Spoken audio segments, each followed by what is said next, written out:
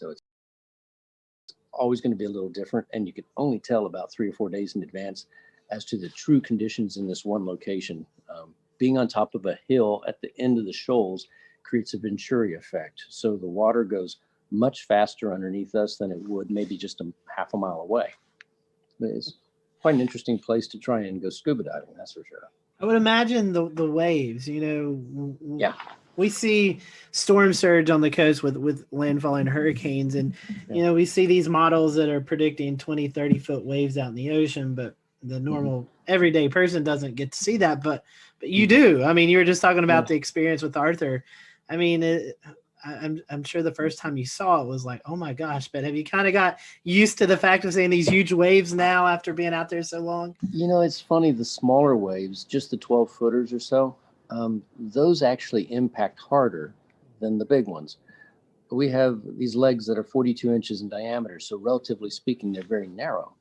But if you catch completely square to the cross pipes at the 12-foot level, a 12-foot wave, you know the weight of water, it's quite a bit per cubic yard. You feel it, just a shudder like that. That was a good one. That hit well. The huge waves, they look strange because they really do look like hills rolling past. And then occasionally one of them will break over like you would see on a small wave on the surf. But then you look across it and you realize that it's breaking over hundreds of feet wide and 7 or 8 feet, the top of it's cresting over. And you're just thinking to yourself, if I had a jet ski, I bet I could ride that all the way to shore. But I don't know. From what you've told us, it sounds like there's not many things that would cause such a concern that you'd have to evacuate. But I am curious what your emergency procedures are like. What things might it take to get you to have to bug out of the tower? And if so, what's the process? That's great. We have about 4 different forms of communication. We have, and that's for knowing what's going on. Of course, we benefit other people out here by having that available for them too. So we shoot our signal around here. So we kind of know what's going to happen weather-wise to some degree. It's really about a decision of, do I need to get back to shore because there's people on shore I might need to help? So when Matthew came through, we left a day after it happened, just simply so we could get back to shore and help reestablish power for several houses that were out, elderly people. But, it's funny. I guess it's kind of the reverse. We got plenty of food, plenty of water. If you have a string and a hook, you can't starve. It's really more a matter of, we stay away from things like COVID virus and monitor the people that come out, that sort of thing out here. People have said that this is probably the best place to survive a end of times or in a zombie apocalypse. I don't know. As long as we have our connection to shore with the marine band radio, with the internet that we have here, with emergency locator beacons, things like that, probably could sit out here and ignore the world for about a year if you had to. Nice. Not that I want to. I got family on shore. Speaking of that and COVID, I know one big thing is folks coming out there and helping you. What was there downtime? I'm assuming there was downtime where you didn't have folks out on the tower. Yeah. What was it like when the world was going crazy and you're already out on this island? I'm sure for you personally it wasn't much of a change, but what was it like? A few years ago, I had finished a job of 11 years and I needed a break. So I came out here and was just here for 6 months straight. Went to shore one time. And I noticed that you don't know what day of the week it is anymore. You don't really know what month it is after a period of time. And you start just living, I'm in this season. Oh, gee, I'm getting into fall now. Okay. But during the time that everyone was really locking down on COVID, I was here for a few weeks by myself and isolating. And it was odd because, I turn on the TV, I get it over the air, I get it over the net, I can see everything that's going on. So, you do always have the ability to communicate, same as we all do while we're still locked down. But I think it just made me really appreciate the fact that out here, I have a mask. I've got one in my pocket right now. And anybody that comes out here is going through a questionnaire. Have you been around anyone? Do you have the temperature taking? All that good stuff. They could still be carrying it, but we're trying our best to be just safe about it. So. Right. Well, speaking of that, we talked about the weather aspect. One thing I also want to mention is I was looking through some of the Twitter mentions for Frying Pan Tower. Water spouts also, I'm sure you get to see your fair share of water spouts out there. Oh, that's amazing, yeah. But any other memorable moments? I know you were talking about the meteors a little bit earlier. I mean, you are out in the middle of nowhere, dark skies, so I'm sure you can see all the meteor showers and International Space Station travel across I mean, any other memorable moments out there? Any sunsets, sunrises? We did a time lapse of what was it, the Neowise comet that was off, and we could see it pretty clearly. And what we didn't realize in our time lapse was that the ISS, International Space Station, came cruising right past. So it's all on the time lapse with there's the comet, there goes the space station, and there's the meteor. It's just, you don't know what you don't know if you're not in a dark enough area to see it. On the same type of thing, you might look down at the water, and I didn't know this, but there's a shrimp variety that when they snap their tail, they make a blue flash. And I'd never heard about that, but I was looking down in the water one evening and all these little blue dots of light of all these shrimp just pop, pop, pop, pop, pop. And it was like incredible. How would you have known? So, the wildlife that you don't see when you just look across the ocean is all abundant underneath there. And it's just increased my desire to help educate people. So we have the above camera, the water level camera, and then the shark camera down on the very bottom that we do for explore.org. And that's in classrooms all around the world with kids watching it. Just kind of fun. So hopefully they'll learn about the ocean and, keep the straws out of the turtles' noses and understand the power that is in our oceans.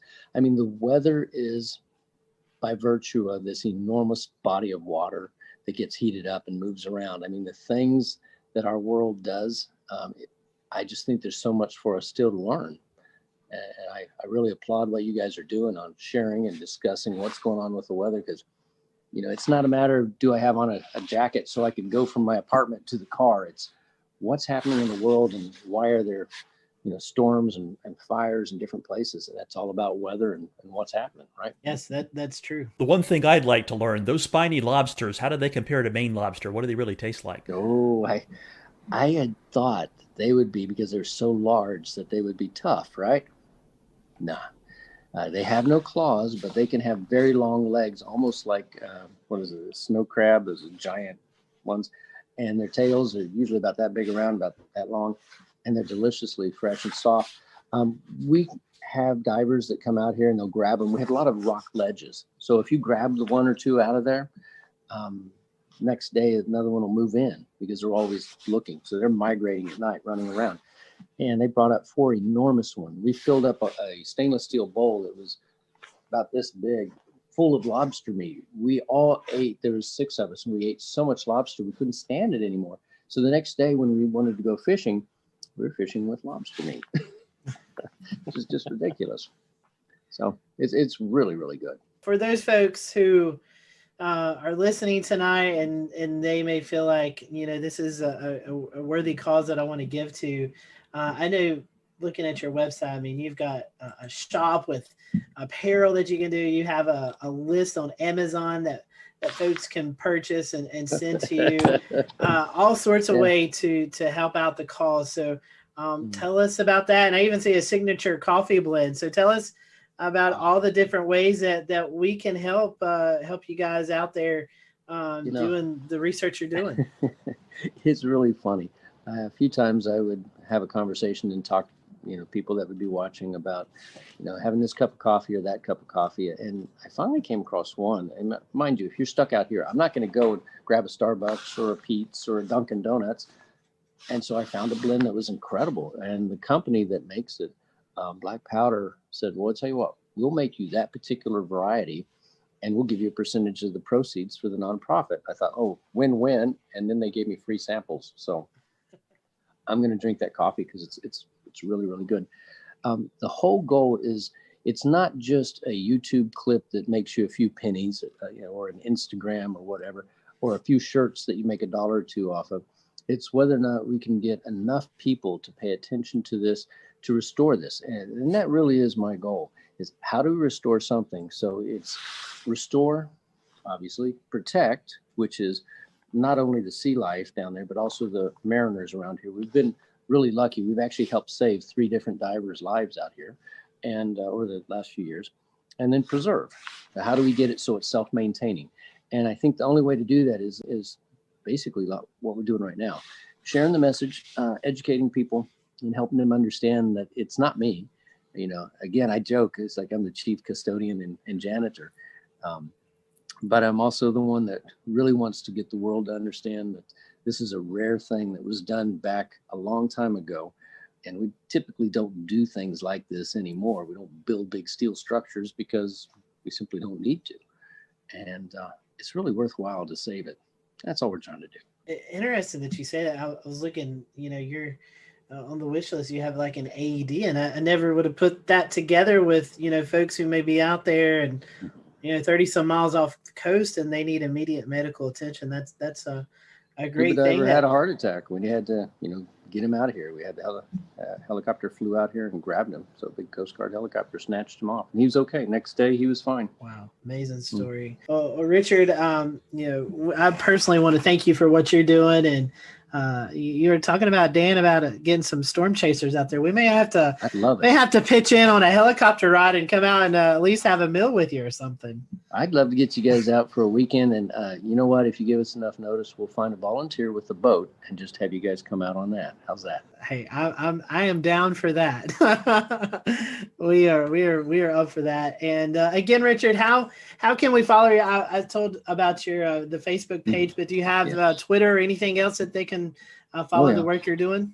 Yeah, we've got we're either Frying Pan Tower. I forget what his original or something. So we have an Instagram. It's easy to find us. You search for Frying Pan Tower, clearly. There is also a in the middle of the woods, a frying pan light tower, not a light tower, but a tree tower for observing for other things. You'll know it when it's us because we have water around us. So we have Twitter, we have YouTube, we have Instagram, we have Facebook, and I don't know what else. Well, you're talking about and our website, of course. Yeah, at the explore.com, which we got permission to air some of the footage during hurricanes. Oh, good. Explore.org. They're good. Yeah, folks. explore.org. Yes. Yeah. They're doing good things. Definitely check that out. That's awesome. Yeah. Good deal. Well, Richard, we thank you for your time. And for those who are watching here on the Carolina Weather Group, we hope you have a great rest of your week, and we'll see you next time here on the show.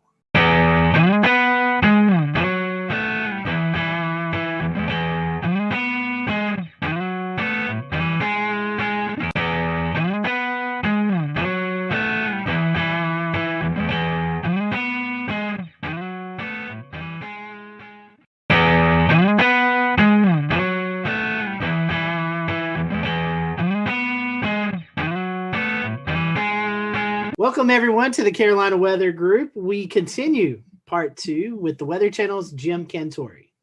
So I think to talk to you, Jim, and not bring up the famous commercial of you going to the beach and playing beach volleyball and going to different places and the crowds run away from you. Right. And you're like, what? I'm just here to go to the beach, which, is an amazing commercial. I think it's a fun kind of that was pretty pastime brilliant for all of us. So kind of in the sense of that commercial and kind of how we know you, how are the actual kind of emotions and reactions of communities when you do show up and they do see you? Is there sometimes some mixed emotions, or is it usually kind of just people are excited to be meeting you and in an area that is going to be on TV, or is it more of a thing where people are kind of sometimes a little bummed? No, to me, it's both, to be honest with you, Dan. And it's really both because, obviously during hurricane season, when I show up, it's not going to be good. I mean, the good news with Sally, I'm like, don't worry, I'm not going to be here. I'm going to be moving after my shots. We've been moving every day, so this is no different. Till we finally wound up in Pensacola. But, some people are still excited to come out. Their town's getting some attention. I've been doing this a while now, so people have kind of grown up, just kind of getting used to, if there's going to be a big weather story, Jim's more than likely going to come to town. So if it like I've always said, if it creates the awareness and it has people react in a way that they protect themselves and their family, then great, mission accomplished. So yeah, I still kind of get both ends of the spectrum. I mean, I told you one time, I can't remember which storm it was, but I think I was going to North Carolina. I mean, this lady literally, she saw me on the plane. She hollered at me. She told me it was my fault in front of everybody on the plane. I was just like, okay. But yeah, so you run the gamut. That was probably the most extreme right there. And there's whole, I'm sure you've probably seen them or heard, ran across them, but there's Facebook groups devoted to where's Jim Cantori. I don't know if you've seen that, but there's a Facebook page, right? That's right. And they post pictures of what they think is you, what certain like storm chaser cars or weather channel cars. And they'll say, he's now been spotted at Sunset Beach. And then, it's got hundreds and thousands of members. So for the record, guys, do you know how many bald, short Italian men exist in this world? A lot. And I'm just one of them. Okay, so yeah, I get spotted a lot in places. I'm like, and I sometimes I read those in my Twitter, and I'm just like, I'm sitting right here at my house looking at this, and who is playing me, or who do they think is me? So it's cool. I mean, in a way, it's kind of cool, because I never in my wildest dreams thought that a guy that just wanted to get the forecast right would be, somebody who developed a Facebook page for. So, I mean, it's kind of fun when I can play along, I will. But, like I said, at the end of the day, if it helps people get ready and creates an awareness, then mission accomplished.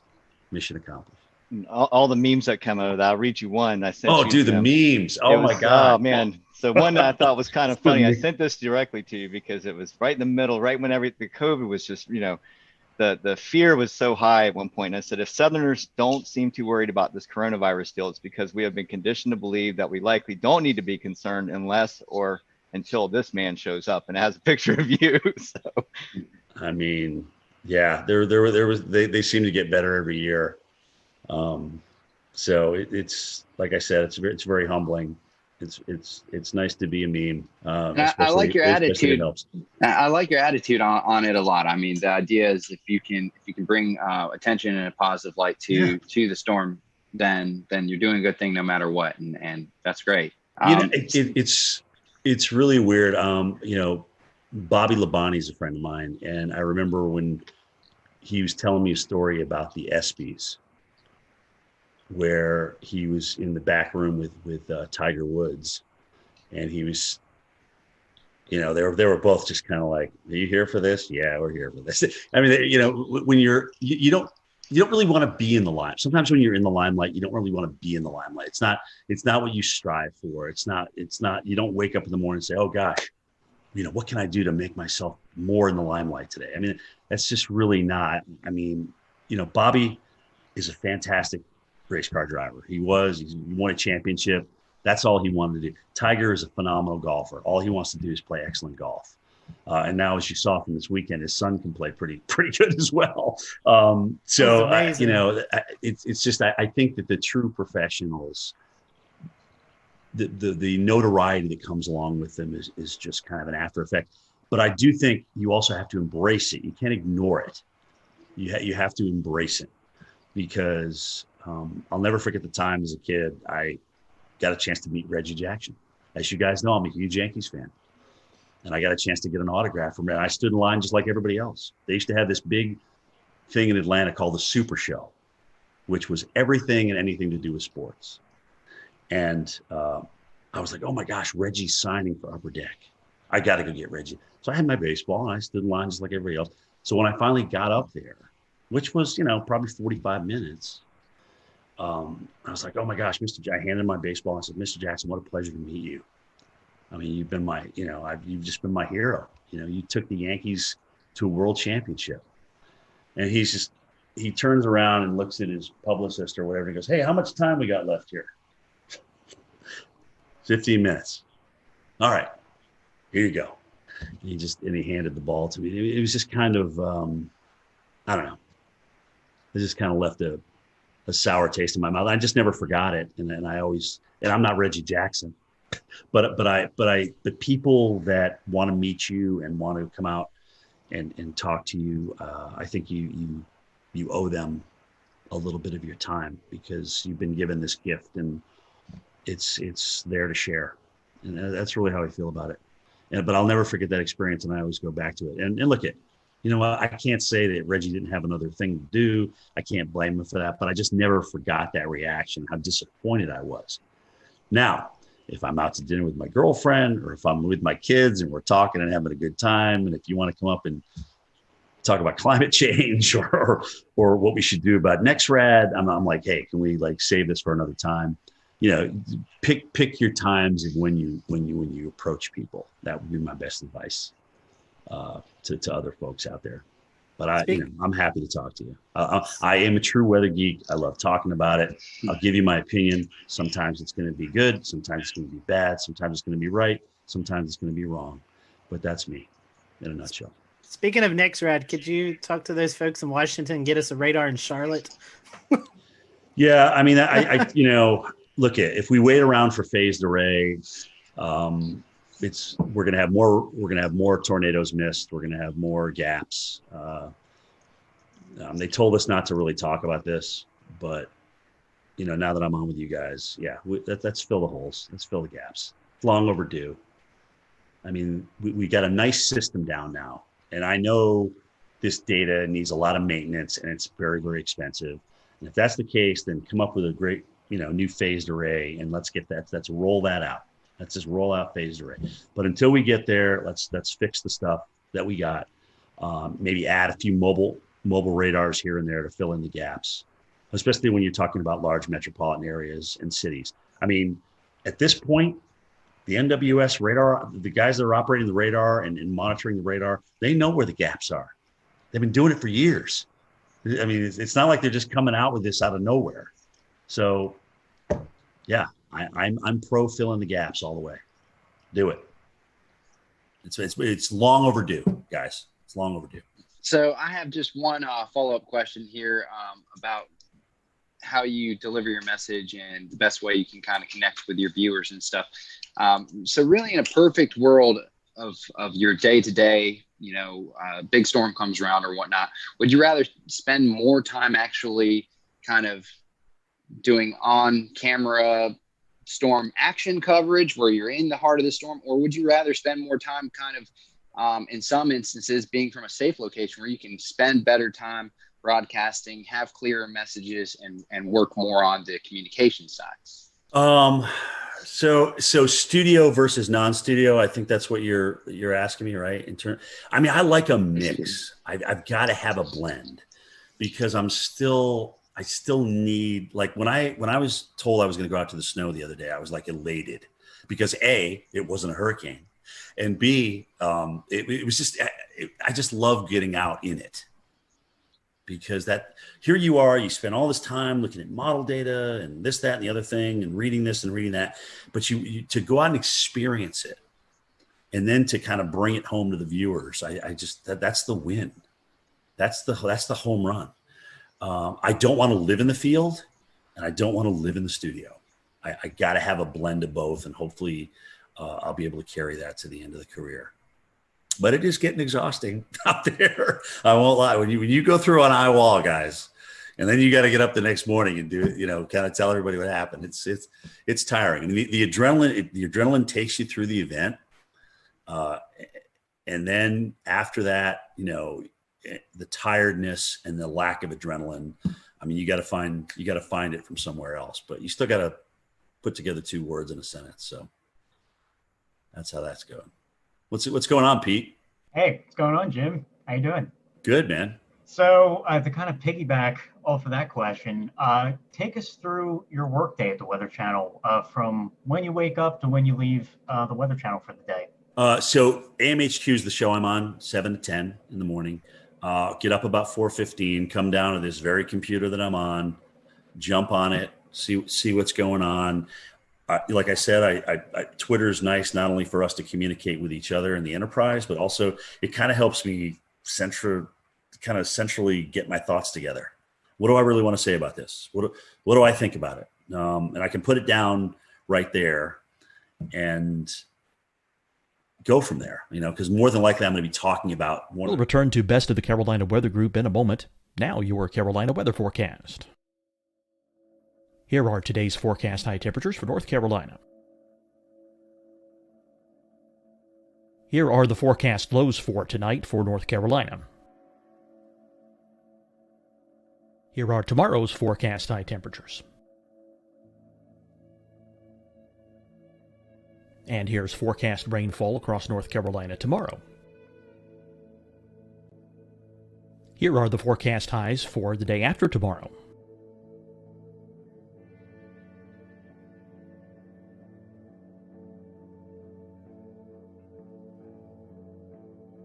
And here's the forecast rainfall across North Carolina for the day after tomorrow. This is the total rainfall forecast across North Carolina for the next 3 days. Here's the severe thunderstorm outlook for today from the Storm Prediction Center.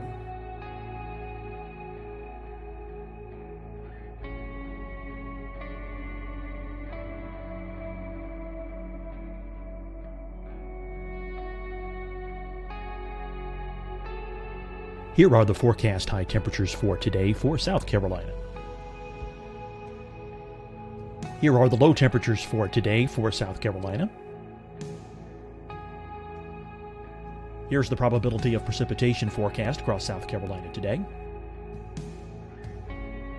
And here are the rain chances across South Carolina tonight. Here are tomorrow's forecast highs across South Carolina.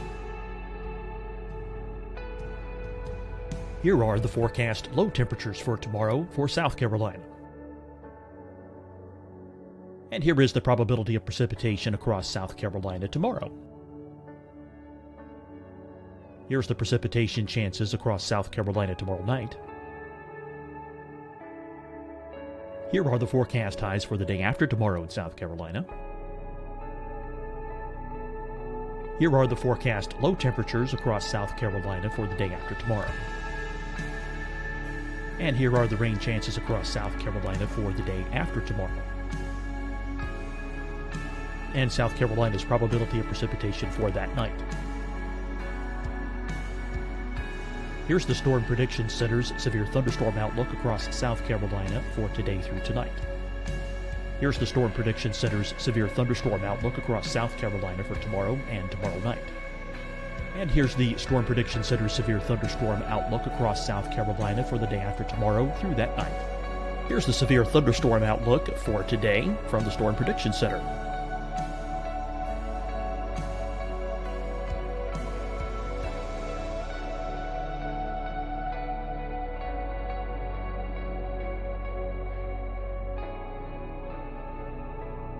And now here's a live look at weather radar across the southeast. Deciding when to wear a mask isn't about who you know or how well you know them.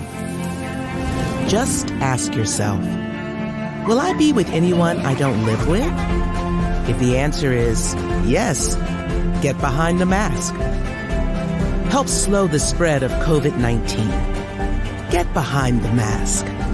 Learn more at covid19.ncdhhs.gov. Hi, everyone. I'm Dr. Mandy Cohen, Secretary of the North Carolina Department of Health and Human Services. And when you follow the 3 W's, you protect your family and your neighbors from COVID-19. When you leave your home, practice your W's. Wear a cloth face covering, wait 6 feet apart, wash your hands often. Wear, wait, wash. We're in this together. Stay strong, North Carolina. Fight the spread and take a stand against coronavirus. Wear a mask in public. Stay at least 6 feet apart from others. And get tested. Join us and fight the spread. Visit scdhec.gov/COVID-19. Getting tested for COVID-19 helps you to take the steps needed to protect yourself, your loved ones, and your community. Find the testing location at scdhec.gov/COVID-19 testing. You'll see your Carolina weather forecast at 25 and 55 past. And now back to the best of the Carolina Weather Group on the all-new Carolina WeatherNet. Get to the Weather Channel. So, I'll get in about an hour before my show. I'll slap a little powder on, put my mic on, go meet with my weather producer, talk about any interviews that are coming up with my show producer, and boom, here we go for 3 hours. Strap in and enjoy the ride, and be ready for whatever Stephanie has to throw at you, because it's usually something you didn't expect. But it's great. She makes it fun. She really does. She makes the whole 3 hours go by. I mean, when her, Jen, and I aren't there together, it's definitely different. And that's not to say other people aren't talented, because Felicia and Tevin and Jordan and Chris, those guys are all incredibly talented. But it's just we've been working together so long now. We kind of got this little routine. We kind of know each other's quirks and things like that. So it's very fun. After the show, we have a meeting at 10:30. A call in, kind of talk about the evening show, Mike's show, Bettis' show, and then what's going to happen the next morning, who we may have as guests and things like that. And that is my day. And tell us, like, behind the scenes, who's in the studio during the show, and how many people are, working on the show every day? So in the studio, it's either 2 or 3 talent. Sometimes they'll have somebody from home. Like if Steph or Jen are on the road and they just get back, they will have them home for a couple of days. Again, this is all about a part of the COVID thing. It's been weird. I've actually been lucky, because when I've come back from the field, it's been a Friday. So I just go into my weekend and I just come back into the studio. I think I'm the only guy who doesn't have a home studio. I said, look, I will come in. I have no problem in coming in. They have me in this area where nobody's around. I have my own desk. It's literally yards and yards away from anybody else. So I'm nowhere near anybody. And it's literally as soon as you walk in the door. There's a couple floor directors, 2 weather producers in the studio, but we're all spread apart. I mean, that studio that we have downstairs that we're doing the immersive reality on is huge. It's kind of like a half a gym, if that gives you an idea of the size. So ceiling wise and width wise. So we just have everybody spaced out perfectly. And, a lot of the cameras are run from inside the production booth, so they can run those from upstairs with the joystick. So we don't need people down there moving cameras, even though sometimes you have to move some of the cameras. It's really the jib operator who's got to move this big jib and this big teleprompter so that we're out on the new augmented reality set. That's got to be there for you. But let me tell you something, guys. As you get older, that prompter doesn't change size. It's still the same old TV, 15-inch TV. So you're trying to, like, why is that thing way far away? Why can't I see that? It doesn't get any easier to read, is my point. So that's really been the biggest change. A lot more reading versus just ad lib, especially with video and stuff like that. And you're kind of bridging different things together. That's what it looks like in the studio. It's cool. It's really cool. I enjoy it. I really do. Guys, it's still a thrill to get up in the morning and go to work every day. It is. I don't even consider it a job. It's still fun. It's still fun to look at the weather and get it right. It really is. That immersive reality technology that you were talking about, I know we discussed it last year, but 12 months later, I'm still fascinated by it, as many others are. Tell us about some of the challenges of working with a piece of technology that's maybe new. Well, so remember, I just said this is like the size of a small basketball court, or half a basketball court. So with prompters way over here and monitors way over there that can't get close to you, some of the data on the graphics is really hard to read. So when we walk along and we see those little candlesticks there with the high and the low and the precip, one of them looks like a little crystal ball. So I can't see those numbers unless I'm looking at a monitor. And sometimes that monitor is just far enough away where I can't quite read that number. So if I don't preview those graphics first, it's definitely an beep moment out there and sometimes I'll turn the wrong way. you're so far away, you forget which side it's actually on in the real world. So it still takes some getting used to, and I'm absolutely not as comfortable as I am with a telestrator and a monitor in front of me or right next to me where I can touch it. So I'm out in no man's land, really. Well, another one of the neat things you've been a part of at the Weather Channel is the local on the 8s. Your voice is on there. Tell us a little bit about that process and how cool it is to be that person. So local on the 8s. Oh my gosh, when did I do that now? Maybe 10 years ago. But it took about 18 hours to record all. I mean, you have to record each number. There's different phrases that are coded. And so they put those codes together based on the forecast, right? And so partly cloudy will come up with winds increasing to 25 miles per hour. Those are two different things that I would record. I don't record all that in one thing. But so I thought, oh my gosh, so I get a chance to do this now. I'm going to be fancy with it. I'm going to like, if it's 108 degrees, I'm going to like really, it's 108 degrees, heat index 108, wind chill minus 55. So I went through and I did all that. And, that was about 3 hours worth of recording. And so then they got back to me and said, Jim, you can't really do that. You need to be kind of monotone here because we're going to marry all these different phrases and words and numbers together based on code. And you can't like be way up here and then but winds will be calm. Winds are 0 to 10 miles an hour. So it just won't sound right. So you need to be so I had to go and record all that again. But so much for trying to be different, right? So that's the story behind your local forecast. Well, and it's crazy, dude, because here I am with my mask going through an airport and somebody will look at me and they'll be like, I know who you are. I know I recognize that voice and I know it's from the local forecast.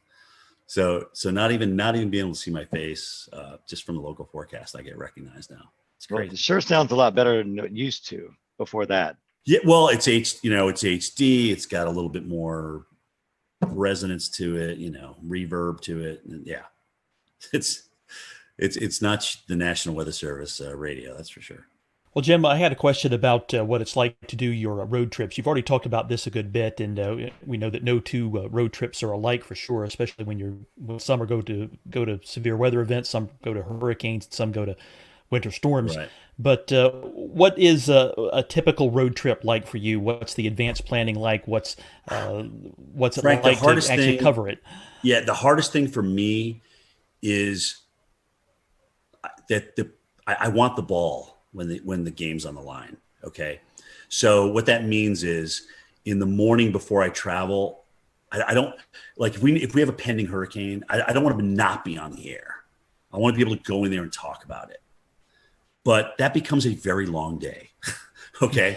Because you're up early, you're in doing your thing, and then you got to go home. You either have to pack if you hadn't the night before, and then, travel to the airport and go through that whole rigmarole, and then get to your location. Like I told you guys earlier about the logistics, you got to make sure all those logistics line up. I mean, if that's going to be your spot that you're going to broadcast from, is your cameraman going to be dry? Are you going to be able to be out in the worst of it without drowning yourself and your vehicles and things like that?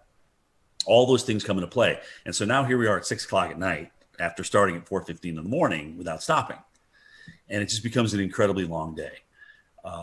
So when it's just a travel day, which is rare, it's like getting ready for the game. You got to pack, you got to have the equipment, you got to execute when you get out there. So you just kind of gradually ramp up and get to your location. And there is kind of between all of our teams out there, like, okay, who's going to get the best location? Who's going to be able to get the best shot? And so there's a little bit of that sportsmanship going on out there between us meteorologists. And I mean, we all want the best shot. We all want, the best TV for people. We don't want to have something happen to anybody or to happen to us. That's not what I'm saying. But we want to have the best looking shot out there. But you just don't show up and that happens. There's a lot of logistics that go involved in that. You got to talk to the hotel managers. You got to make sure that you can actually broadcast here. Can we open this door during the storm? Can we get this AC power plugged in?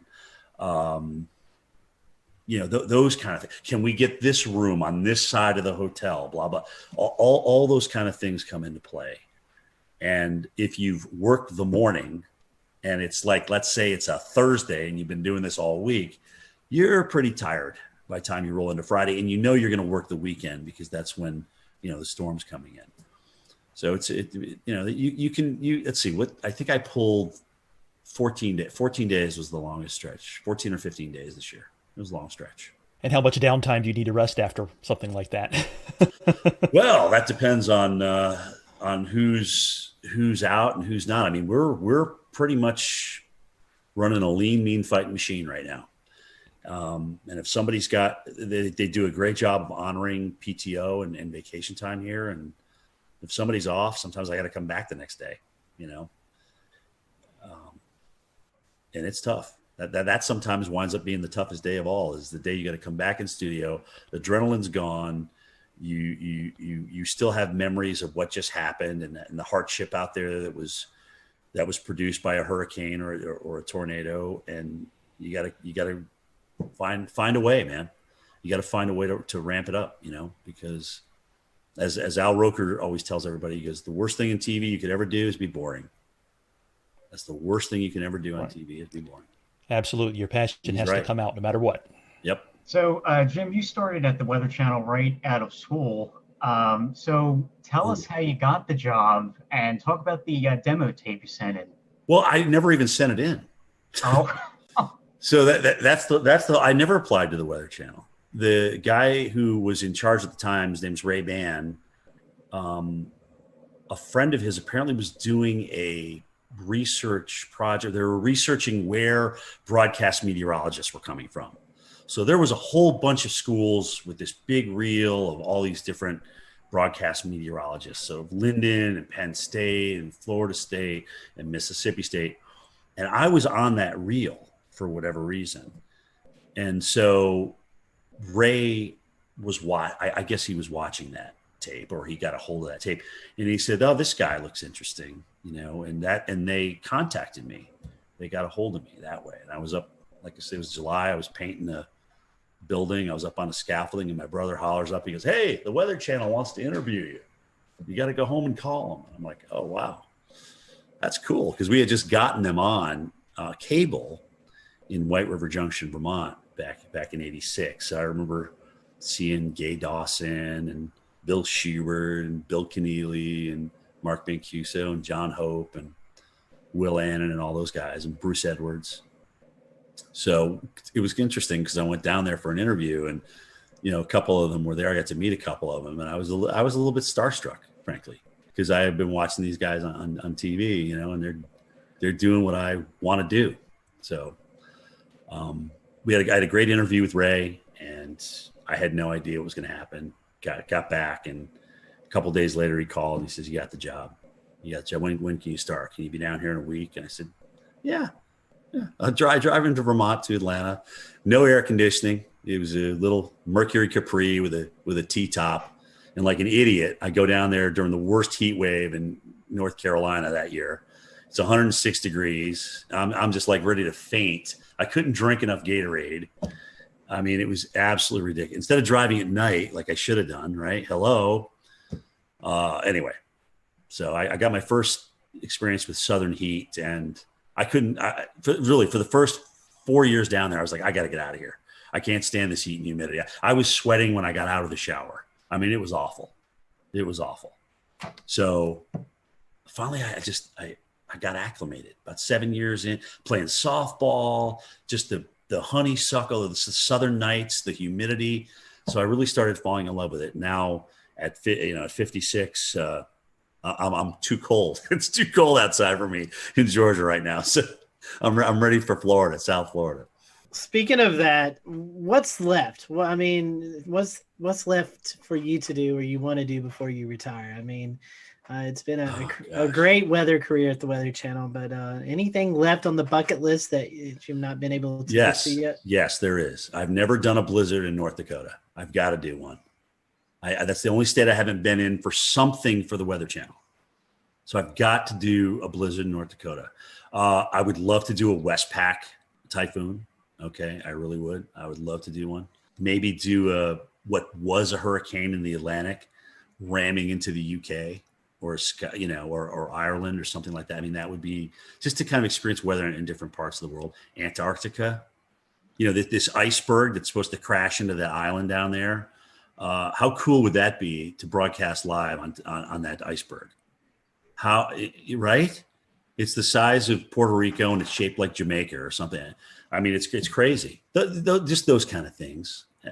I mean, I like voicing over storm stories, but I liked doing Cantori stories better. I mean, this is really I've been blessed, man. I got to see a lot of the world. I got to work with NBC Sports during the Olympics. I mean, I got to work out with Al Michaels, who also always called me Dr. Doom. I mean, it was just really cool. I've just had some really cool experiences, but honestly, I'd like my goal, God willing, is I can get 40 years in broadcasting, and that's okay. Maybe I'll be done after that. So that date would be July 15th, 2026. So approaching that, we're almost 5 years. We had a colleague of yours on, Tom Nizzle. He has a mountain. Yeah, he has a cabin up here on Rome Mountain. So we talked to Tom a lot. So what does retirement look like for you? You going to move into the mountains? You said South Florida just a little bit ago. What's it look like after TV life? Yeah, I mean, I love the lake. I love the mountains. It's really an extension of the area I grew up. Think about, right? It's Southern Appalachia versus Northern Appalachia. So I certainly see myself, and I'm a small town kid, guys. I'm not a big city kid by any stretch of the imagination, but maybe split where I live between Florida and North Georgia. I don't know, maybe open a nursery, maybe open some kind of small business. I love doing landscaping. I really do. I enjoy yard work. Maybe I won't in 5, 6, 10 years from now, but who knows? Honestly, I really don't know where it's going to take me. But getting up at the hours I get up and doing that 5 days a week, and sometimes, going through the weekends and working 13, 14 straight. It takes its toll on you. It really does. I'm blessed with a lot of days off as a broadcaster, more than I would think a local market has. So I'm blessed with that, but it still takes its toll on you, man. It really does. So we'll see. Nothing's in pen right now. Well, as we near the end of this podcast episode, we always kind of want to ask a few little silly questions to finish things up and to keep it light before we call it a night. So first and foremost, we'll pry some information out of you. I know that you guys probably have some fancy weather models and weather model providers at the Weather Channel, but do you have a favorite mainstream weather model site to use? Oh, gosh. I mean, first of all, Maui's a genius, sometimes to his own detriment. I mean, but I love the two websites he's designed. Levi does a fantastic job with Tropical Tidbits.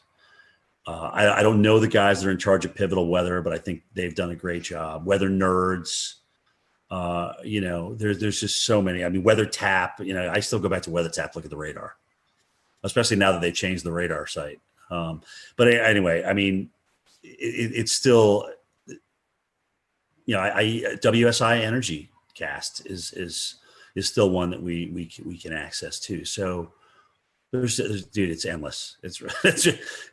I have literally 60 tabs open. 60 tabs. It's ridiculous. It's absolutely ridiculous. I totally get that. I think, I think probably somewhere around there, 60 to 80 bookmarks, just, So I'm not alone here. Good. Oh, thank God. No. And you're not alone by any means. And especially when you have hurricane updates, when we all know the madness of how often those models update. So which site you're going to is really important. So yeah, they're lined up across the top. They're just lined up. Endless. I guess I'll take the second one here. And favorite weather apps. Do you have any favorites? I mean, I know all of us use Radar Scope. Yeah, I mean, that's it. But is that your favorite one? That's my go-to. Yeah. I mean, when everything's on the line, or if you want to see a storm that's gone tornado warned for yourself and make your own opinion on it, it's definitely Radar Scope. I actually wish I bought that company. back when it was for sale, because oh my gosh, they're just doing great things. It's just consistent. It's always there for you. They're always upgrading it, always doing tweaks to it. There's different levels that you can obviously purchase, different subscriptions and things like that. So that is my absolute go-to. I love Storm. That's a good one.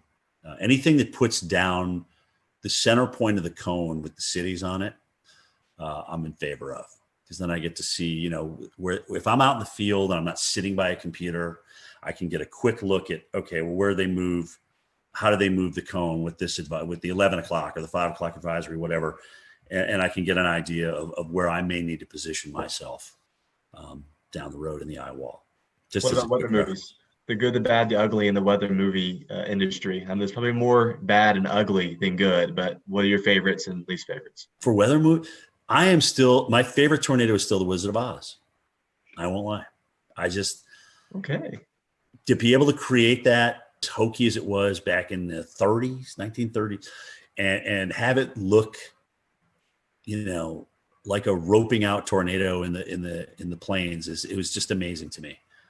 I feel the same way about that. I mean, it seemed like you look back and you're talking 1930s, film industry, and you're like, man, they actually did a pretty good job on that. Right. I mean, if they did one thing really that kind of, gave you some goosebumps, right? When you were a kid watching that, I mean, that was pretty intense. I remember I met Bill Paxton when he did the first Twister, because they premiered it in Atlanta. And I remember seeing him again at a Kentucky Derby that I was doing for NBC Sports. And he was telling me that they were talking about a Twister 2. Now, granted, he's not around to do it, which is incredibly sad. And he was the movie, in my opinion, but that's just me. Would I like to see another Twister out there? Sure. Because when you think of how many young people it influenced to get into our enterprise and maybe have a better understanding for what we do or look into what we do, I don't think you can lose from that. So I'd love to see another Twister. I agree. I don't think Sharknado cuts that. No, I didn't bring that up. I'm always a glass half full kind of guy. I didn't want to bash anybody, but that was a little ridiculous. Well, this last question, and promise it's not loaded. Do you listen to podcasts? I'm not gonna put my career in jeopardy on this answer. Right. Exactly. Good. Do you listen to podcasts? And if you do you have a weather podcast that you enjoy listening to? Marshall does some good stuff with our Weather Geeks podcast, and occasionally I listen to his stuff. Of course, you guys, come on, you're killing it right now. Jennifer Watson, and occasionally she'll podcast as well. Weather Brains has always been great, and I know it's nice when you know the people that you're talking to a little bit, so you kind of know what to expect. Guys, honestly, anytime that we can educate people that are either interested in meteorology or even our own people that people probably didn't know the Reggie Jackson story before I brought it up tonight, and whether that furthers your weather education or not, no, but it's just something, if you've been watching me for a good chunk of my years, you know what is behind me when people come up to me in the field, kind of how I react now. So yeah, I mean, and I think it's good for the enterprise. It's just all good. It's good to talk about things. And you know what? Sometimes subjects aren't great. The radar things is a touchy subject, right? I mean, but we got to talk about it because radar save lives. Early warning save lives. We know that. So it is. It's definitely another fun topic, just because I think I can only speak to Evan and Peter, at least on our panel right here. We are avid TikTok followers, and I've seen you appear in a few TikToks with Stephanie A. That's all Stephanie. That's all Stephanie. Trust me. That's it's funny. She goes, Cantor, just do this with me. Come on, just do it. And Steph just has a way to kind of beg you to do what she asks you, what she wants you to do. So you did, and I'm like, you know what? Why not? I mean, it's just like, what the hell? I don't want to be a total bore. So I'll jump in and usually make a fool out of myself. But you know what? I'm okay with that. Yeah. I'm okay. I can still sleep at night, and it's all good. So. All right. Well, my last question for you, and let's take weather out of it because I know you've made many trips to North and South Carolina. Yeah. Top 5 destinations to visit in the Carolinas. I mean, I know you've been in the Carolinas covering winter weather, tropical weather, but if you're just coming on vacation to North and South Carolina, what'd be your top 5 spots to visit? We'll return to Best of the Carolina Weather Group in a moment. Now your Carolina weather forecast. Here are today's forecast high temperatures for North Carolina. Here are the forecast lows for tonight for North Carolina. Here are tomorrow's forecast high temperatures. And here's forecast rainfall across North Carolina tomorrow.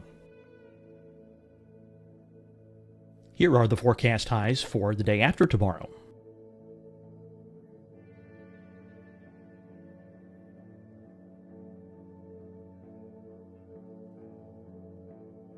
And here's the forecast rainfall across North Carolina for the day after tomorrow.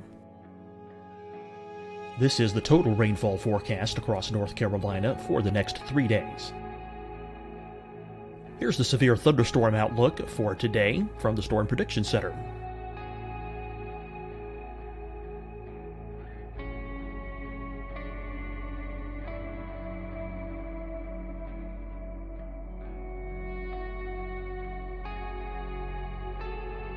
Here are the forecast high temperatures for today for South Carolina. Here are the low temperatures for today for South Carolina. Here's the probability of precipitation forecast across South Carolina today. And here are the rain chances across South Carolina tonight. Here are tomorrow's forecast highs across South Carolina. Here are the forecast low temperatures for tomorrow for South Carolina. And here is the probability of precipitation across South Carolina tomorrow. Here's the precipitation chances across South Carolina tomorrow night. Here are the forecast highs for the day after tomorrow in South Carolina. Here are the forecast low temperatures across South Carolina for the day after tomorrow. And here are the rain chances across South Carolina for the day after tomorrow. And South Carolina's probability of precipitation for that night. Here's the Storm Prediction Center's severe thunderstorm outlook across South Carolina for today through tonight. Here's the Storm Prediction Center's severe thunderstorm outlook across South Carolina for tomorrow and tomorrow night. And here's the Storm Prediction Center's severe thunderstorm outlook across South Carolina for the day after tomorrow through that night. Here's the severe thunderstorm outlook for today from the Storm Prediction Center.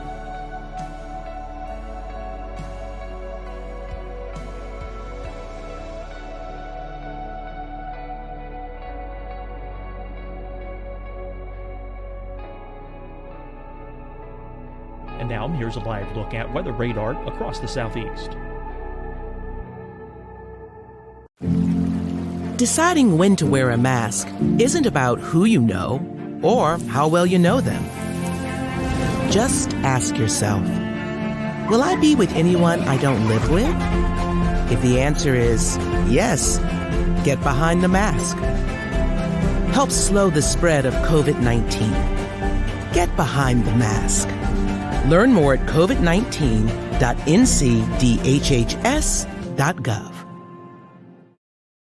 Hi, everyone. I'm Dr. Mandy Cohen, Secretary of the North Carolina Department of Health and Human Services. And when you follow the 3 W's, you protect your family and your neighbors from COVID-19. When you leave your home, practice your W's. Wear a cloth face covering, wait 6 feet apart, wash your hands often. Wear, wait, wash. We're in this together. Stay strong, North Carolina. Fight the spread and take a stand against coronavirus. Wear a mask in public. Stay at least 6 feet apart from others. And get tested. Join us and fight the spread. Visit scdhec.gov/COVID-19. Getting tested for COVID-19 helps you to take the steps needed to protect yourself, your loved ones, and your community. Find the testing location at scdhec.gov/COVID-19 testing. You'll see your Carolina weather forecast at 25 and 55 past. And now back to the best of the Carolina Weather Group on the all-new Carolina WeatherNet. First of all, Greenville. Greenville is my number one. I mean, what they've...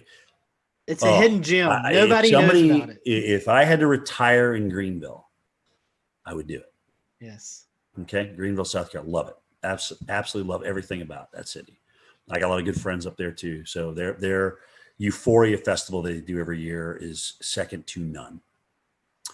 But behind that is Charleston.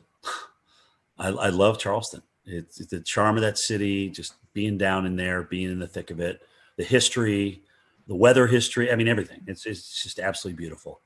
Wilmington, I've seen them get the crap kicked out of them and come back and be this wonderful, wonderful town. I love Asheville.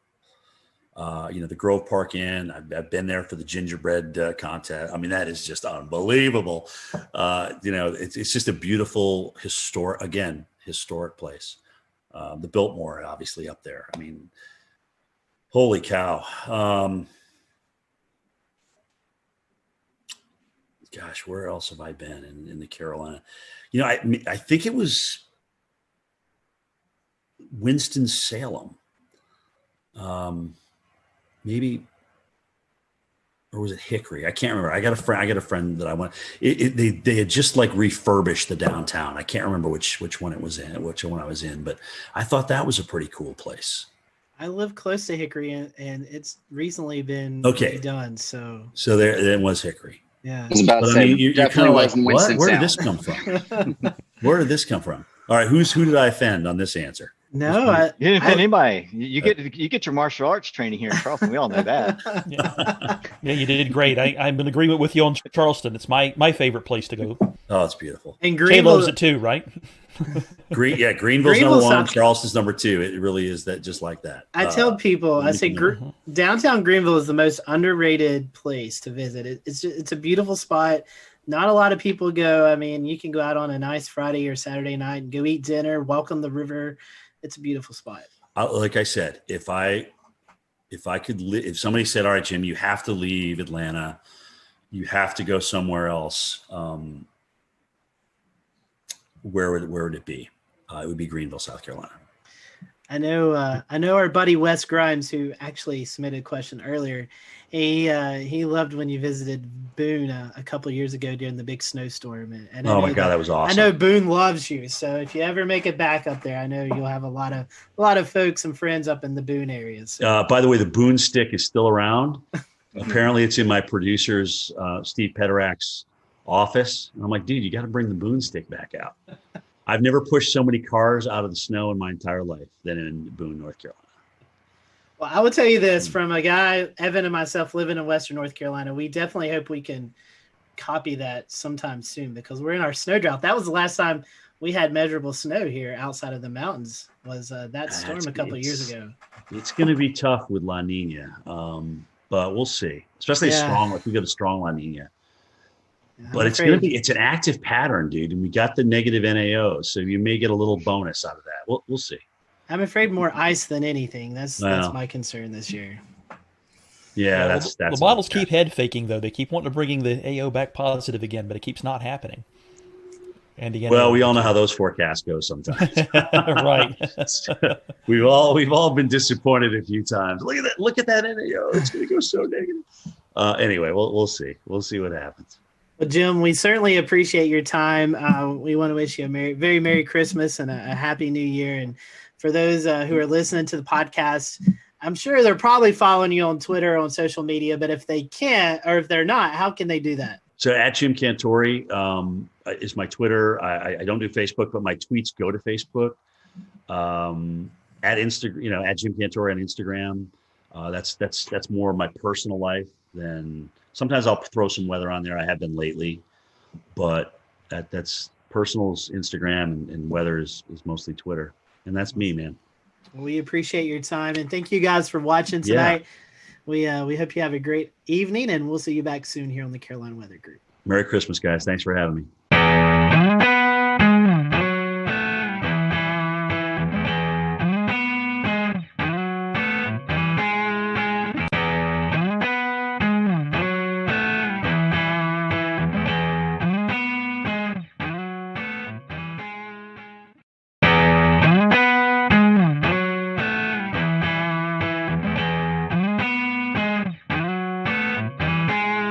Good evening, everyone. Welcome to the Carolina Weather Group. We're happy to have you this evening, and we have joining us tonight Jim Cantori, our good friend Jim Cantori from the Weather Channel, Mr. Storm Tracker, who has been busier than ever, I believe, this year, Jim.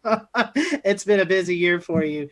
Tonight, we're going to be talking about reviewing 2020 and just all the crazy things that's happened in the weather community with storms and hurricanes and how we battled it with COVID as well. So a really interesting conversation tonight that we're looking forward to. So Jim, we were just talking a little bit before we started tonight.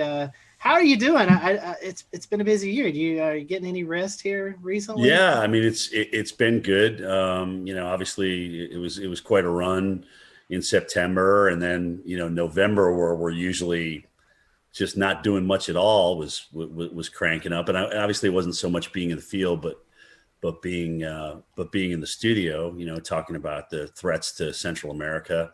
But, then there was Ada, where I went and the system was far enough offshore where it didn't really affect us in Marco. And I said, guys, you sure you don't want me to stay? Because there's a chance this could be coming back toward Florida. No, I'll just come home. So Thursday morning, here we go with the hurricane watches out for Tampa. And it's like, they had to fill in that one spot, right? Because it's the only spot that didn't get filled in for the whole Gulf and the whole East Coast. So yeah, with advisories this year, and so I went back out and got into Tampa, and that was the last landfall I did. There's certainly no rest for the weary in 2020. Jim, we've started a new Patreon since we last talked to you last December, and we've allowed some of our Patreon supporters to send in questions. So tonight, we would love to go ahead and start with a few, I think 3 odds and ends questions. They won't fit in anywhere, so we figured it's best to throw them here at the beginning where they don't match at all. So first and foremost, from an anonymous Patreon supporter, if you could point to a single piece of technology that has changed our field over the past 20 years, what would it be?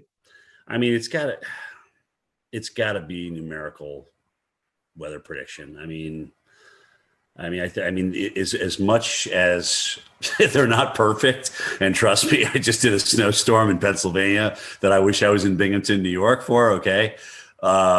Anyway, as much as they're not perfect, I do think that they've helped us, and they've gotten us a much better idea of what we can do with, but the list is close. I mean, you look at the upgrade to NexRad and having radars available to us, and unless they get blown out like Lake Charles did during Laura, they're obviously very, very valuable. I mean, we can see tornado signatures, and we can see the winds.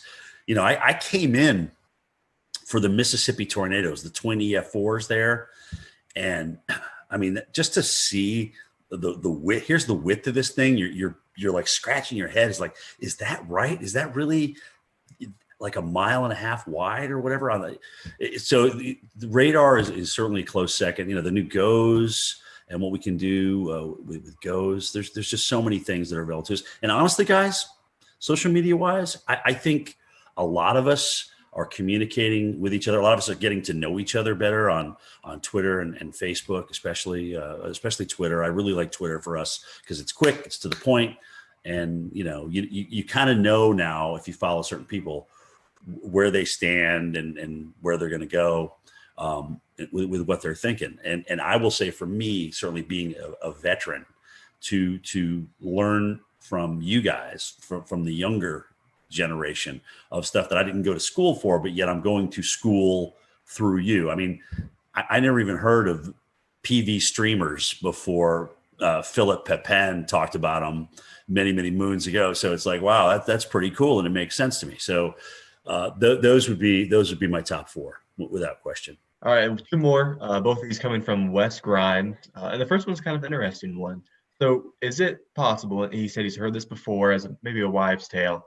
Is it possible to forecast low temperatures overnight using the dew point in the evening if it's relatively tranquil weather? Yeah, that's what I did in college. That's what I did at Linden, because I would get, look at the dew point and what it was going to be like the night before, and I'd be like, okay, well, we're going to kind of settle back down toward that, all things being equal, and it was usually within about 10 degrees of what that dew point was. So it's part of the equation. It's not all of it, but I thought it was part of the equation.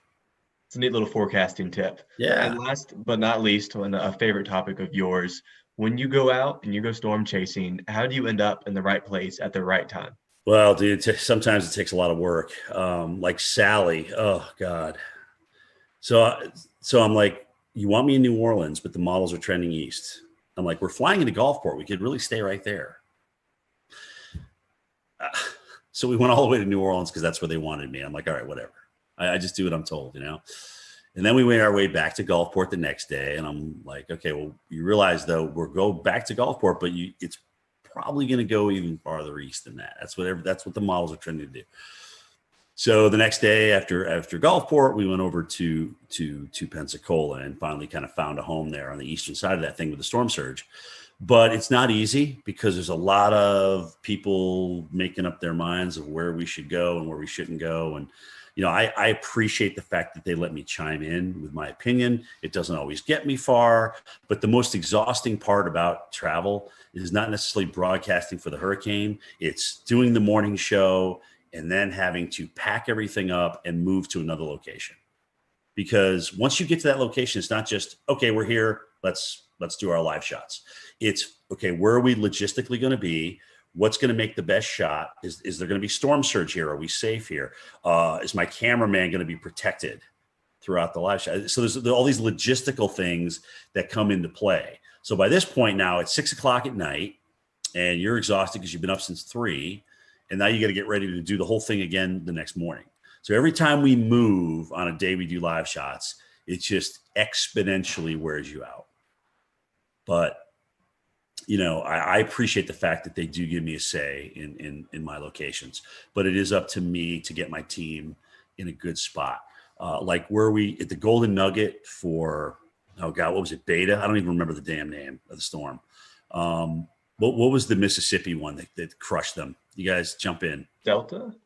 Okay. Delta. I knew it was a Greek name. I just can't remember which one. So Delta, I'm like, this is going to be a great shot, because the water's going to come right in here, and this is just going to be a great shot. So that allows us to get there and really set that up and make sure we had higher ground and get our cars up there and things like that. So it takes a lot of work. What you don't see behind the scenes, I think is just as important, if not more, than what you see on camera. And Jim, this one's coming from me, man. I'll tell you what. This year has been interesting with the tropics. I mean, we've cleared over a third of the Greek alphabet, and it's just been an unreal season. I mean, when we talk about, will we ever see something like this again? Is this going to be the norm going forward? What ingredients come into it? Tell us what your take is on, do you think the strong signal in La Nina was a triggering factor? Do you think our warm pool in the Atlantic has a lot to do with it? I mean, kind of give us some ideas of why you think we had such a hyperactive season. I mean, it was off the charts. If somebody would have told me we were going to have 30 storms this year, I would have been like, no, I mean, we're going to have an above average season, but that's a pretty bold forecast. I think you hit the nail on the head. I mean, La Nina, certainly coming in and when it did, getting into the mid to strong range. So what that tends to do is just, cut the shear, and the whole basin was warm. There was plenty of warm water. But the weirdest thing was all these rapid developers. I mean, we had all these storms that had developed either late before landfall or developed at some point over like Paulette and whatnot, kind of a rapid developer over the ocean and things like that. So a lot of, we just had so many rapid developers this year, and that's kind of the oddity to me. because you can get certainly a strong number of storms if you get a warm basin and light shear. But all of a sudden, what's kicking these things into overdrive? And in some cases, at the last minute, when normally the continental shelf will weaken them, we already had a bona fide cold front come through the Gulf of Mexico and South Florida, and here's Ada. Now, granted, I think that did weaken it as it made its approach toward the west coast of Florida, but still, to even get something, I mean, that John Hope was our tropical expert, way back when, and one of his rules was once you get that cold front through, that's it. That shuts down the Gulf. And we had a couple of storm threats after that. So, I guess in 2020, the 2020 factor kind of applies here. Yeah. But I think it's really interesting how many rapid developers we had, and so many of them close to land. I mean, even look at Iota and Zeta down in Nicaragua. I mean, we had to wait till the last storm of the season to get the Cat 5. I mean, goodness gracious, that's crazy. Yeah, there was definitely a lot of RI this year, and what I felt was interesting is that you didn't see a lot of rapid dissipation over land. I mean, these things stayed strong over land for some time, whether it could be attributed to brown ocean effect or whatnot. But you brought up a good point. When it got wrapped up along cold front, usually when hurricanes enter into a baroclinic environment, they fall apart pretty quickly, or they get pulled up along it and stretched out. And these storms defied odds this year. Some of these just they did. They never got like dry air intrusion. It was like they were like protected from this cocoon. And that's the other thing too. If you get a rapidly developing system that comes ashore and is accelerating onshore, moving onshore, it's going to take a lot longer to wind down. I mean, you should see the mess that Zeta did in northern Georgia. I mean, there's a lot of trees down up here. And it reminded me of Opal back, I think was it 95? Was that Opal? That's right. But it kind of did. It was like one of these storms that actually was a 5, went down to a 3, but it was holding its own, and then it accelerated up in North Georgia. So it takes a while for these things to wind down, but they just cause a whole bunch of tree damage, man. It's a mess. I think I remember seeing the power outages. It was more in Georgia than Florida, than Louisiana per se. It was like over 1 million without power in northern Georgia. So that was. Yeah. And it kept going too. I mean, we had a lot of trees down in western North Carolina and up into Virginia too. That's true. Once we get off hurricane duty, it's kind of hard to lose track sometimes, or it's actually easy to lose track of what actually happens after that. But it's just been amazing to me, these things as they come ashore, especially this year. Like you said, their damage path has been incredible. And even if it's a TS or a depression, I mean, something, it's like they just don't want to die. They don't want to go away. And that's the year it's been. One more for me. I'm going to pass the baton off to Dan. And the question is, you've been to a lot of places this year. I mean, I probably wouldn't be able to remember off your memory, but give us some of the more significant places you went to experience storm chasing, whether it be hurricane or winter storm, even earlier in the year. Well, yeah, actually, Milwaukee was the only winter storm that I did last year, which was kind of mind-boggling because they're so fixated on the Northeast coast. It's like, well, guys, what if Kansas City gets 2 inches at rush hour on a Tuesday morning? That's a big deal. Plus, they were concerned about the COVID thing and everything toward the latter part of the season. I thought that was awesome being in Milwaukee. Great city, seeing the Lake Michigan just go crazy in Milwaukee was pretty awesome. That's kind of started the year. Then we went through all the hurricanes. I went to New Orleans 4 times. And interestingly enough, New Orleans really never got a big threat. Okay. They had the one storm toward the end there that hit them pretty good, but they never really got a big threat that flooded them. And that's really the biggest issue for New Orleans. But flying there 4 times, I thought I'd never done that before. I think they were in the cone like 8 times or something, 7 or 8 times this year. It's just crazy. And then the snowstorm, I just went Bethlehem, Pennsylvania. I knew Philly would change over. I knew they would mix. I knew we'd actually mix with sleet in Bethlehem. I just didn't know we'd get dry. The dry slotted thing is what really killed us. And then to see 4 states with 40 inches plus, I'm like, this is just absolutely nuts. Absolutely nuts. From a low pressure system that I don't even think broke under the 990s. when it was doing its work. I mean, really? That's crazy. I know, non-lake effect too. I mean, that was Right. all just the low. I mean, wow. All-time snow in Binghamton. All-time single day. So they broke their all-time single day by almost twice as much snow. So 18 to like 31 or something. I mean, it's crazy stats, man. Crazy stats. Speaking of, some of the hurricanes this year, we want to, of course, mention Hurricane Isaias is, the Carolinas' kind of biggest hurricane of the year. I was there in Wilmington myself for the storm, and we know you were over in Wrightsville Beach there, Jim. Yep. So we have a video that we want to play, and kind of, the best way to describe, what happened there with you.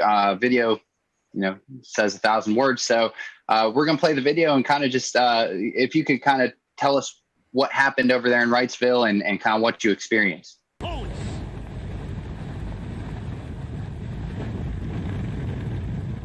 Well, I should remind everybody of kind of the new norm in broadcasting as we're doing this. So we used to come out at the tops and bottoms of the hour, even in a hurricane, and give everybody an update on what's changed.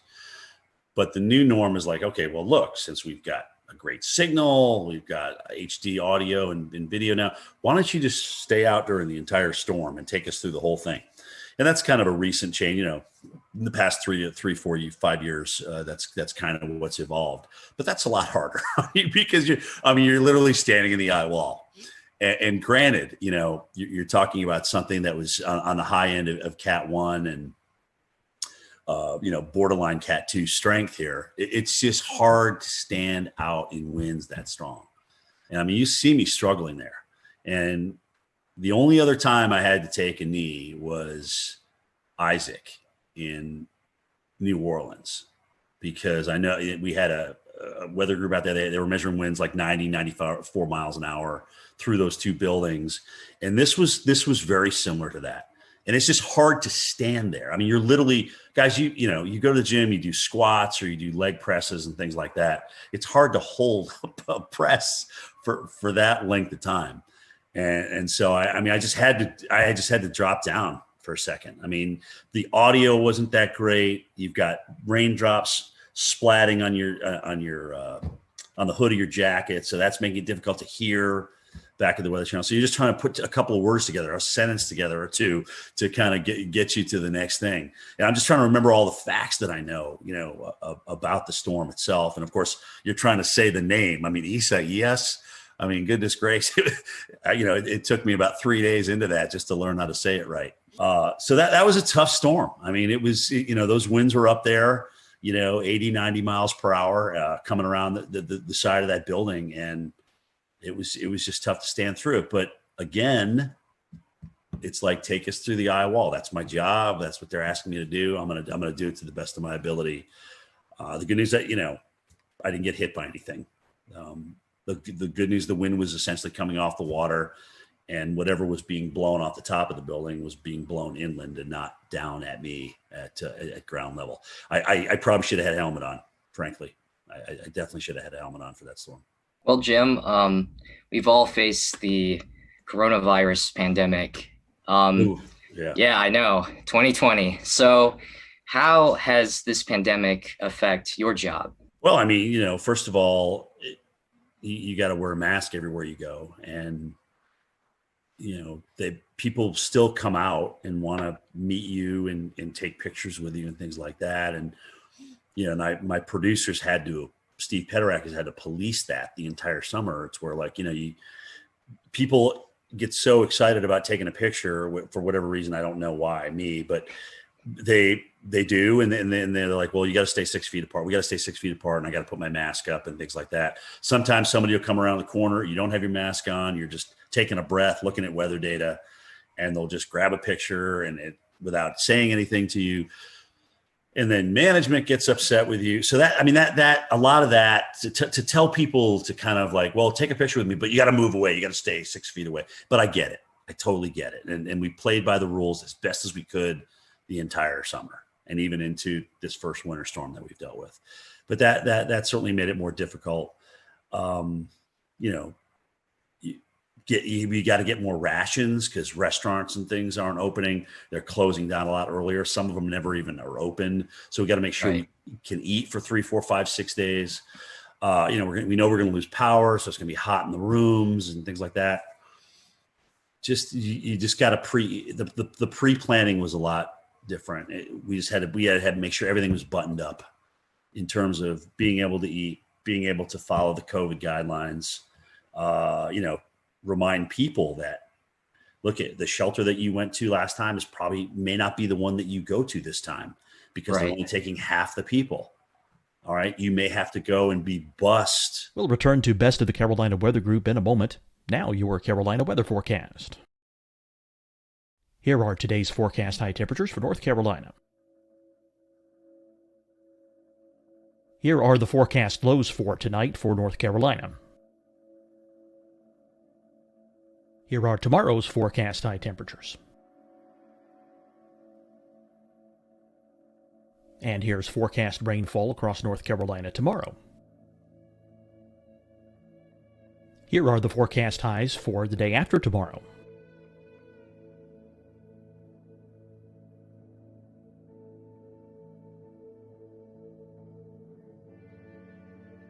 And here's the forecast rainfall across North Carolina for the day after tomorrow. This is the total rainfall forecast across North Carolina for the next 3 days. Here's the severe thunderstorm outlook for today from the Storm Prediction Center.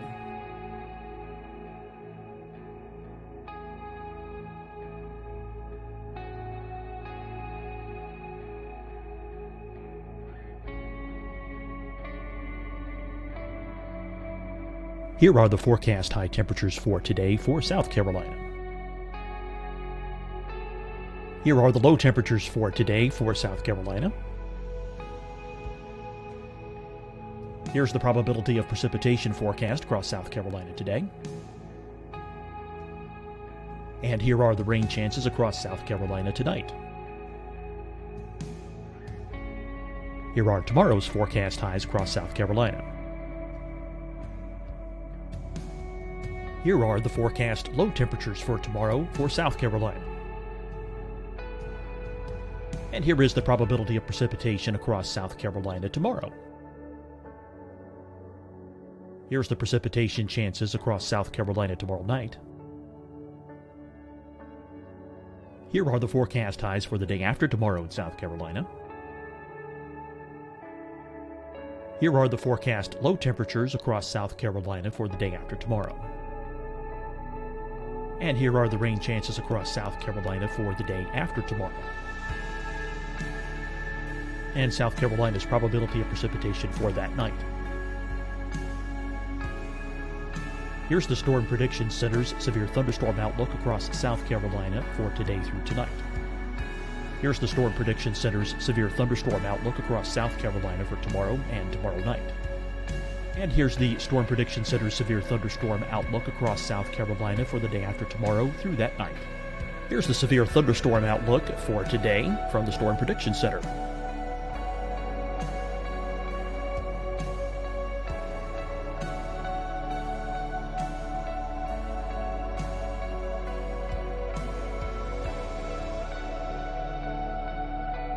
And now here's a live look at weather radar across the southeast. Deciding when to wear a mask isn't about who you know or how well you know them. Just ask yourself, will I be with anyone I don't live with? If the answer is yes, get behind the mask. Help slow the spread of COVID-19. Get behind the mask. Learn more at covid19.ncdhhs.gov. Hi, everyone. I'm Dr. Mandy Cohen, Secretary of the North Carolina Department of Health and Human Services. And when you follow the 3 W's, you protect your family and your neighbors from COVID-19. When you leave your home, practice your W's. Wear a cloth face covering, wait 6 feet apart, wash your hands often. Wear, wait, wash. We're in this together. Stay strong, North Carolina. Fight the spread and take a stand against coronavirus. Wear a mask in public. Stay at least 6 feet apart from others. And get tested. Join us and fight the spread. Visit scdhec.gov/COVID-19. Getting tested for COVID-19 helps you to take the steps needed to protect yourself, your loved ones, and your community. Find the testing location at scdhec.gov/COVID-19 testing. You'll see your Carolina weather forecast at 25 and 55 past. And now back to the best of the Carolina Weather Group on the all-new Carolina WeatherNet.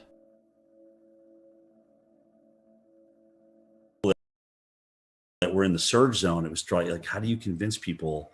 Oh gosh, okay, look, it's one thing asking me to evacuate. I know this shelter, I've been there before, it's okay. But now I don't really feel like going on a bus and being shipped to northern Mississippi or northern Louisiana to get out of harm's way. So that took some convincing for folks. But I think the fact that if there was one good thing, if you can call this good, the fact that Louisiana and Mississippi were kind of in the bullseye and were dealing with this so many times, they kind of had the system down. So they just put it back in motion every time we got a new storm. So we didn't have to test so many different areas. That area dealt with some of the worst storms, but they really had it down. That's a very good point. Yeah. Wow, nice. That's the one silver line. Well, Jim, we're talking about COVID, and I think pre-COVID, this has lost, in my opinion, a lot of attention. And I guess, with as crazy the years has been, but we had a pretty active early spring severe weather season. March 3rd, 4th, as COVID was starting to happen, we had an EF4 tornado that just went right through downtown Nashville. Yep. I mean, it was one of the eeriest video. I mean, it was, I think, one of the most captured videos on Twitter, with that, we also had severe weather here in the Carolinas where downtown Charlotte, EF2, I believe, that went through just south of town. So copied with a month later, the Easter outbreak where we had an EF4 and of all places, South Carolina. I mean, it was a pretty crazy severe weather season. And then I guess you kind of cap that off with the derecho in Iowa. I mean, what was your thoughts on any of those events that kind of stood out to you? I mean, the record for billion-dollar disasters stands at 16, but that's going to be broken this year. Okay. We are going to have more than 20 billion-dollar disasters. I don't know if it's going to be 21, 22, 23. I'm not sure. But that's just, I mean, this was just an off-the-charts year for big weather. And you're right, it was everything. It was the severe, with the tornado outbreaks, especially in metropolitan areas. It was the number of hurricanes that we had. It just the fires. We haven't even touched on the fires out west. I mean, goodness gracious, just again, and there was no stopping it. It literally started at the beginning of the year and just kept on going. And, La Nina, as you guys know, especially in the Southwest, does not favor big rainfall. So, you wonder what next year brings once we get into spring and spring bloom, and that starts to dry out, right? So yeah, it's crazy. And I mean, look at the drought growing right now. If you take a look at the drought monitor, it's almost kind of scary seeing it kind of creep out of the Southwest into the central United States and the northern, Omaha.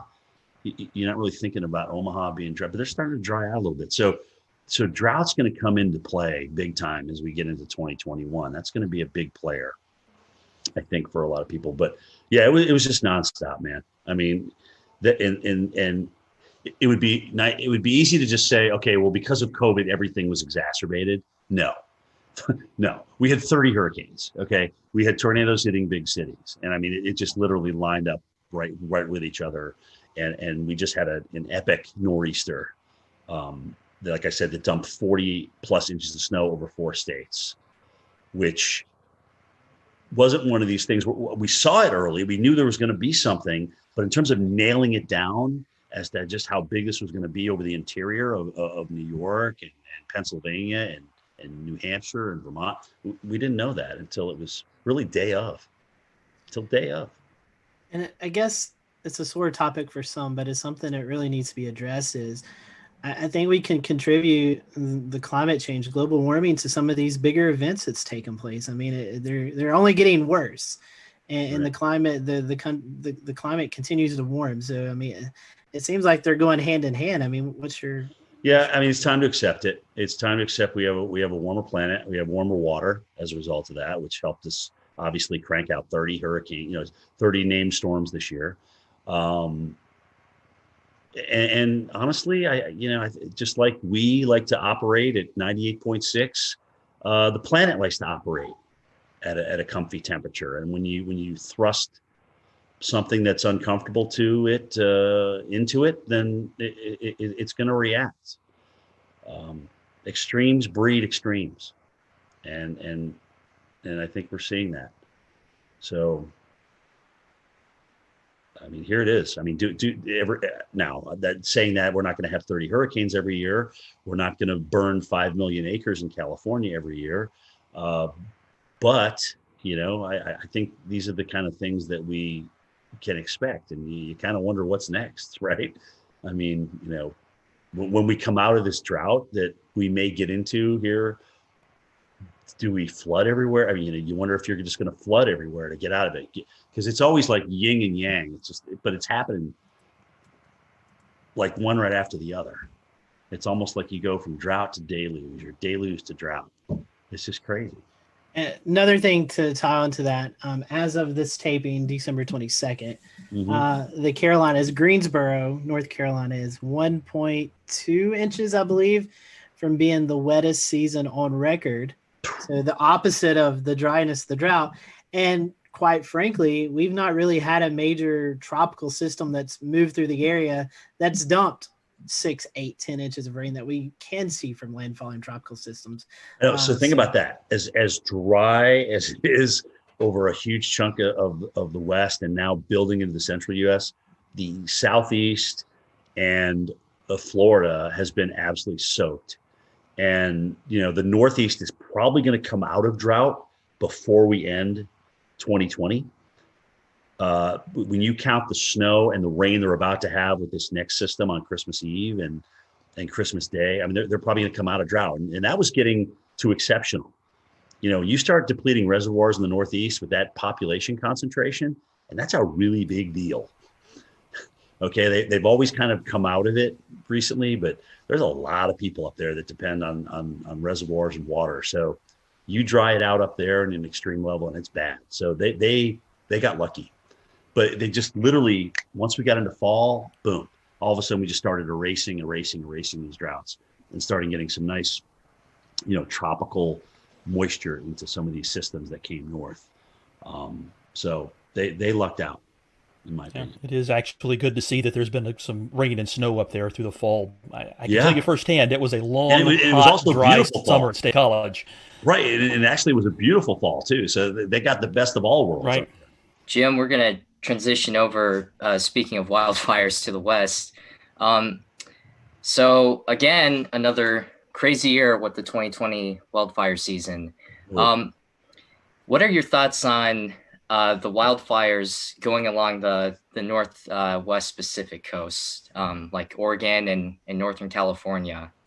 Yeah, I'm glad you actually asked that question, because a lot of times it's easy to just focus on California because they had so many acres burned, right? But it was Oregon. Was it Oregon, Washington, and Colorado had like their biggest fires in each of their states? Yeah, I think you're right. This year, in addition to what happened in California. So yeah, really, really, really severe season. Really dry, really hot. There was, again, monsoon didn't seem to show up in the Southwest at all. So that was certainly a player in that. But yeah, man, it's crazy. I mean, not only do you get dry and hot, but these normal seasonal rains like that, like the monsoon flow that comes in, just didn't even show up again this year. And that's just crazy. A lot of us haven't experienced that. Has it happened before? I don't know. They say that California used to have, really, really long droughts. And you can see that in the tree rings and things like that. But, the fact is a lot of people have moved into the wildland interface. and Right. there's a lot of structures in there, people's livelihoods and things like that. But but here's the deal: knowing that we know that, we have to build to our natural disaster. We have to do a much better job of building to our natural disaster. And frankly, in some places like Barrier Islands and maybe the deep woods of the West, we don't need to move there. Let's just leave that alone. Let's leave that to nature's preserve. There's plenty of other spots to live in. And we've also seen just phenomenal weather with dealing with fires. Like I think there was a fire NATO out in California this season, and it's just yeah, it's another crazy. one. Yeah, Another right. one. Wasn't it Yeah. the campfire that they had the EF3? Do you remember that? I can't remember which fire it was, but they literally had an EF3 tornado. It's the strongest tornado in California history, and it had what would have rated probably EF2, right? Yeah. With this one, yeah. So the strongest, isn't that amazing? The strongest tornadoes in California history have actually come from fire nados. Wow. Yeah. Using the term pyro tornado at a conference I attended. Alex Hoon, one of the incident meteorologists out there, coined that. Are they acknowledging that as the strongest tornado, or are they kind of putting an asterisk by that and just saying? I'm not sure if they're calling that the strongest tornado or whether they're had the asterisk like you said, but it certainly has been recognized as a fire generated tornado. Right. I mean, well, there's video of it. You could see it on the radar signature. I mean, the damage. Right. Signified EF3 damage. I mean, I don't know what else you need, really. I think that was the Loyalton one, right? Is that the Loyalton NATO? Fire NATO? It was the one with the campfire, I'm pretty sure. Yes, Yeah. the camp one was the big one. That was the big one. Right. That was really wild. I'll say one other thing about the fires was seeing the difference in smoke. When you have your Diablo winds, your Santa Anas in California, the sagebrush, right? You have the white smoke that goes up. But further north you went, it was more peaty. So there, just the fact that fires could burn in these wet environments was a feat of itself. But you could see the different, like the greenish colored smoke and the real dark gray. It was really gnarly on satellite. It was wrapping out over the Pacific Ocean, and boy, that was intense to see. Yeah, so you're right. Some of those satellite pictures and the type of pollution that they had in San Francisco for days and days and days. I got a nephew out there. He's just like, you can't even breathe. You don't even want to go outside. It was really bad. Even inside your home, you could smell the smoke. That's how bad it was. So, yeah, man, we need a break. Yeah, that's how I'll remember it. Is just day after day of smoke covering almost the entire western half of the country. Yeah, you remember those pictures? There. Yeah, remember those pictures of San Francisco, like orange? Right. I literally orange. That's all you can see is an orange glow. You didn't really see sunlight. It was just an orange glow. No, exactly. It's felt like you're on another planet. Everyone, thank you for watching this episode of the Carolina Weather Group. Stay tuned for part 2 with Jim Cantori coming soon.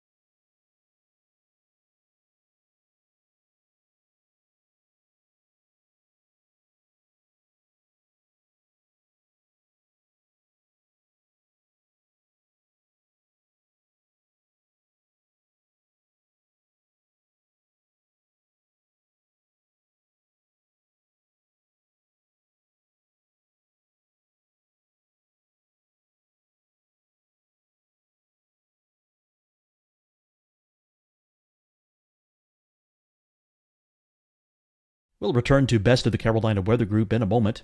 Now your Carolina weather forecast. Here are today's forecast high temperatures for North Carolina. Here are the forecast lows for tonight for North Carolina. Here are tomorrow's forecast high temperatures. And here's forecast rainfall across North Carolina tomorrow. Here are the forecast highs for the day after tomorrow.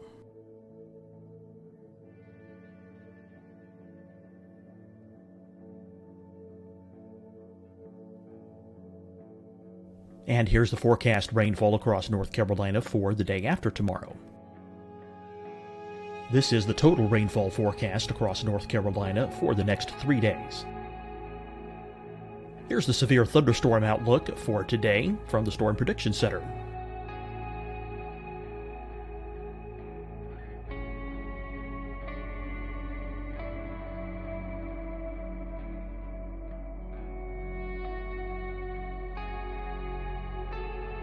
Here are the forecast high temperatures for today for South Carolina. Here are the low temperatures for today for South Carolina. Here's the probability of precipitation forecast across South Carolina today. And here are the rain chances across South Carolina tonight. Here are tomorrow's forecast highs across South Carolina. Here are the forecast low temperatures for tomorrow for South Carolina. And here is the probability of precipitation across South Carolina tomorrow. Here's the precipitation chances across South Carolina tomorrow night. Here are the forecast highs for the day after tomorrow in South Carolina. Here are the forecast low temperatures across South Carolina for the day after tomorrow. And here are the rain chances across South Carolina for the day after tomorrow. And South Carolina's probability of precipitation for that night. Here's the Storm Prediction Center's severe thunderstorm outlook across South Carolina for today through tonight. Here's the Storm Prediction Center's severe thunderstorm outlook across South Carolina for tomorrow and tomorrow night. And here's the Storm Prediction Center's severe thunderstorm outlook across South Carolina for the day after tomorrow through that night. Here's the severe thunderstorm outlook for today from the Storm Prediction Center.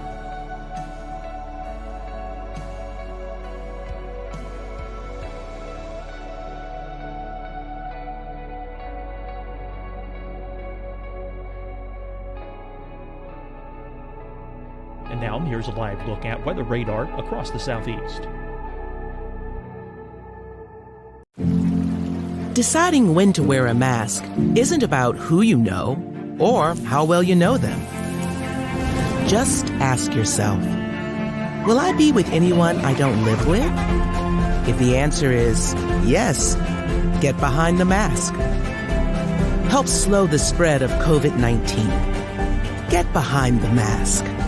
Learn more at covid19.ncdhhs.gov. Hi, everyone. I'm Dr. Mandy Cohen, Secretary of the North Carolina Department of Health and Human Services. And when you follow the 3 W's, you protect your family and your neighbors from COVID-19. When you leave your home, practice your W's. Wear a cloth face covering, wait 6 feet apart, wash your hands often. Wear, wait, wash. We're in this together. Stay strong, North Carolina. Fight the spread and take a stand against coronavirus. Wear a mask in public. Stay at least 6 feet apart from others. And get tested. Join us and fight the spread. Visit scdhec.gov/COVID-19. Getting tested for COVID-19 helps you to take the steps needed to protect yourself, your loved ones, and your community. Find the testing location at scdhec.gov/COVID-19 testing. You'll see your Carolina weather forecast at 25 and 55 past. And now back to the Best of the Carolina Weather Group on the all-new Carolina WeatherNet.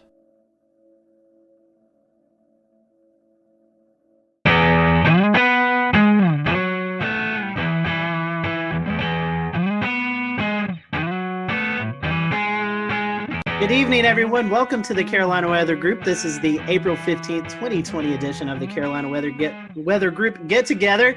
If you're tuning in tonight to watch the April 16th, 2011 severe weather look back, sorry, we have a new one to talk about. As many of you know, we experienced quite a bit of a severe weather event over the Carolinas on Sunday night into Monday. So tonight, we are going to turn our attention to that. We have a whole host of guests on tonight. We have Rob Fowler on from Charleston, Ed Piotrowski on from Myrtle Beach, Shane Hilton on from New Bern, Brad Panovich on from Charlotte, Tim Buckley in Greensboro, Efren Afonte in Columbia, Kendra Kent in Greenville, South Carolina, and Brendan Goldner, a reporter at WCNC Charlotte. So we really want to say our thank you to them publicly because we put this together at the last minute. So we're very happy for everyone to kind of donate a little bit of time tonight to talk about this.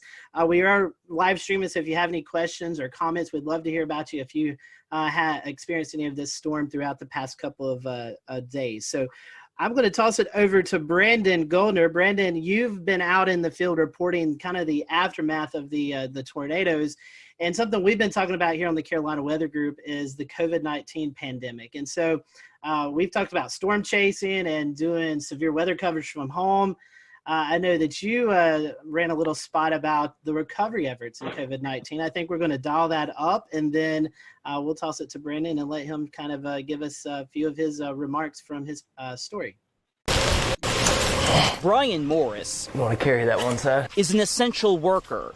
Go out that way. Let's take it to the van.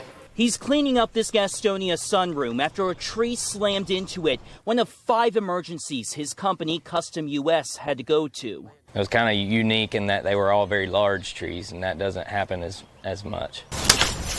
What also doesn't happen as much, cleaning up during a pandemic. Morris and his co-workers have to wear masks when going into people's homes. They also have to ask clients if they've been around anyone who's sick. We've been keeping the pace. Utility crews are also trying to keep the pace and restore power to nearly 39,000 customers. North Carolina Emergency Management Director Mike Sprayberry says the largest outages are in Mecklenburg, Anson, and Richmond counties. For families uprooted from their homes, the Red Cross's Robbie Sofoli says volunteers are helping them virtually, using platforms like FaceTime and Zoom to interview clients. We are an organization that really relies on interpersonal connections with our clients and really trying to provide compassion and care. And it's a little difficult to do that right now, but we're adapting and using some of those different digital platforms. Family and friends helped Robbie Clark's parents clean up a tree that crashed through their Kannapolis home, all while following social distancing rules.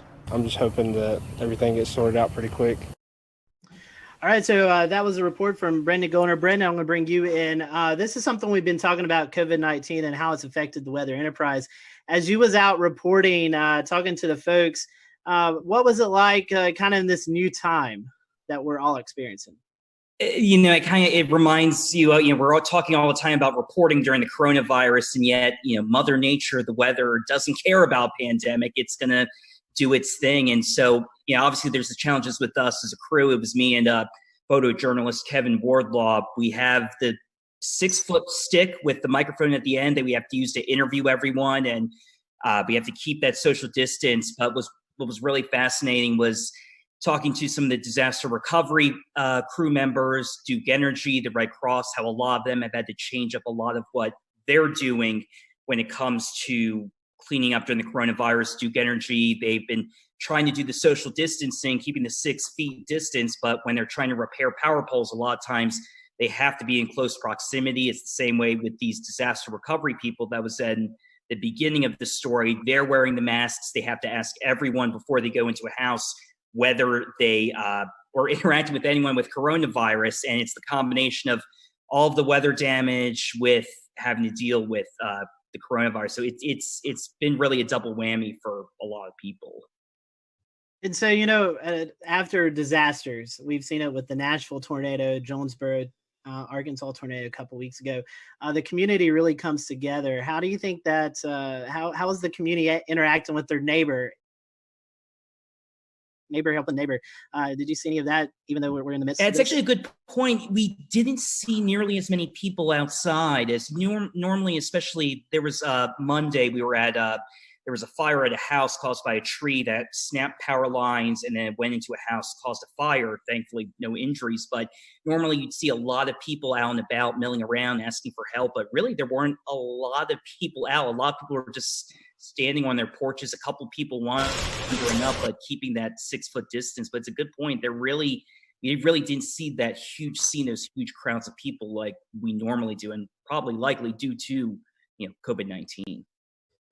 Brendan, we appreciate that. We appreciate you joining us tonight, giving us that perspective. Hang around if you want to.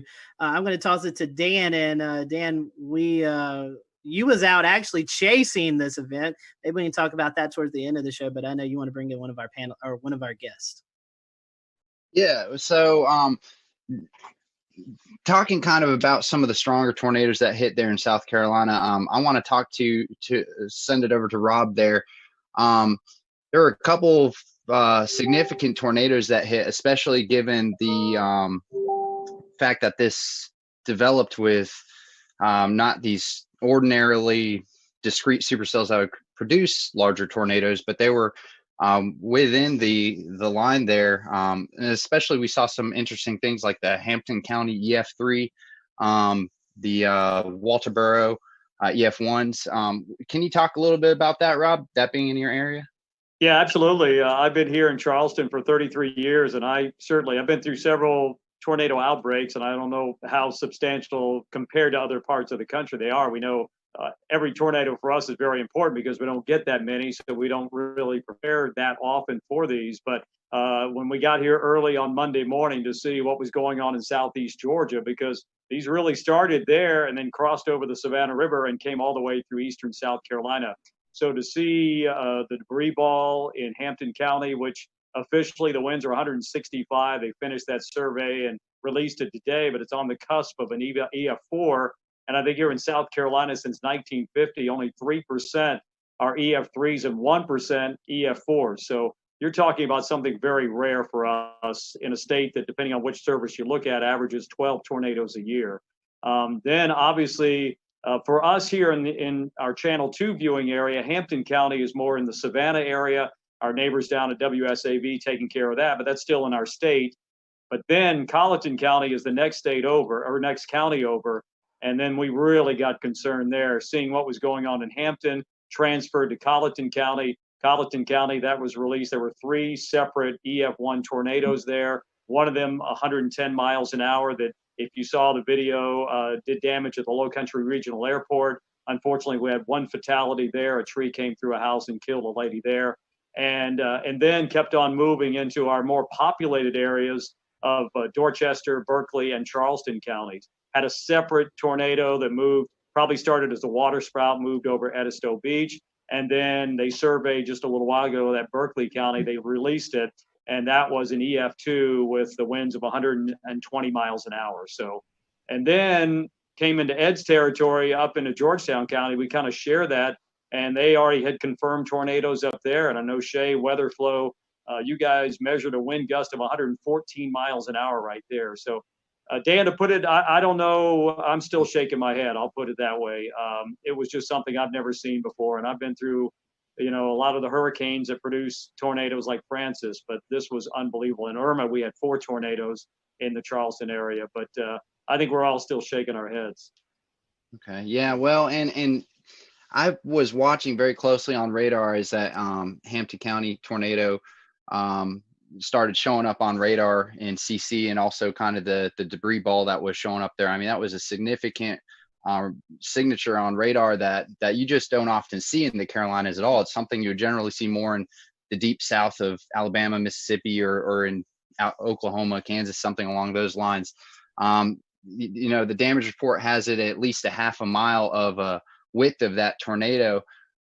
Fortunately, it seems like a lot of that did happen over rural areas, but that being one of the first tornadoes that happened in that early morning, did that kind of set a precedent for how you were responding to the other tornado warnings and potentially trying to get the message out to people who may have been asleep at this point, knowing that how huge these could be? Absolutely, Dan. I think here personally, myself, Josh Marthers, our morning meteorologist, he was on the air on News 2. I was manning Facebook Live for a long period of time. We know that's become a major way to get information out and get information in. But I think we were looking at that couplet, which was, we just don't get to see that on Velocity products very often here, and to see that continue to hold together all the way across the state. Absolutely. We were able to give warnings upstream. And I know it's a cliche, people write in saying, hey, because we watched you, you probably saved our lives. But I think in this situation, it really comes to play, because we could show it, we could tell them, we knew where it was going, we knew who might be impacted. And if we could give them any warning at all, this was the case. Most of our tornadoes that happen could be a water spout. The couplet's not as well defined. It could be very broad in some cases. So this was really fine, that I think it really prepped us for what we had to do for the rest of the morning. But I think probably the saving grace for all of us is the fact that with the crisis going on, schools were not in session, people were not going to work, they were not in the car on the highways going from point A to point B. So if anything, I think we were able to reach a lot of people in their house, and they could just hunker down right there. And Rob, also, I wanted to ask, how was your response with your audience this early in the morning? This is really early, right? So a lot of folks just waking up. There's no commute, but we did get a couple of days of warning out for this event to start happening, right? So we kind of got the word out. But how do you feel folks responded to your? I think the preparation was great. I loved Marshall Shepard's tweet going into this. He said, "I don't want to hear anything about this came out of nowhere, or where did this come from?" Because I think the warnings were there. SBC did a fantastic job, and we tried to disseminate that information here to our viewers, that, we couldn't tell them exactly what was going to happen that Monday morning, but we knew that as time crunched a little bit, we felt more confident that something was going to happen and could potentially be a pretty significant outbreak. So I think our viewers were well prepared, and I haven't heard a single comment like, where did that come from? And I never knew that was coming. So I think they were listening, and hopefully we were getting the information to them as quickly and as succinctly as we possibly could. Efren, I'd love to hear your perspective on the Midlands, because unfortunately you guys saw the highest number of EF3s, as well as an EF2 that passed real close to Orangeburg and even over I-26. How has the community responded to all of these tornadoes, and what kind of steps are y'all taking to recover? Well, the cleanup process right now has been incredible.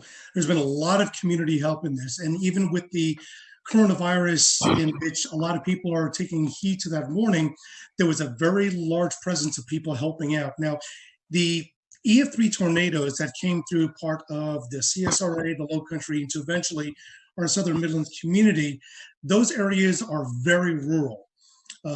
And the fortunate thing was that we were already on the air at 4:30 in the morning. And there were a lot of storms that were crossing over the Savannah River into the upstate, but there was already a knowledge of all of our viewers, since we've been talking about it in earnest since Friday, that we're looking at the possibility of strong thunderstorms. That was the message on Friday. The message on Friday was like, there's very likely going to be a severe weather outbreak of some sort in the lower Mississippi River Valley. That message usually is taken with a grain of salt, because it's not us. It's not even near us. And as we got into Saturday, our morning meteorologist, Danielle Miller, started emphasizing that we're looking at the possibility of strong to severe storms in South Carolina.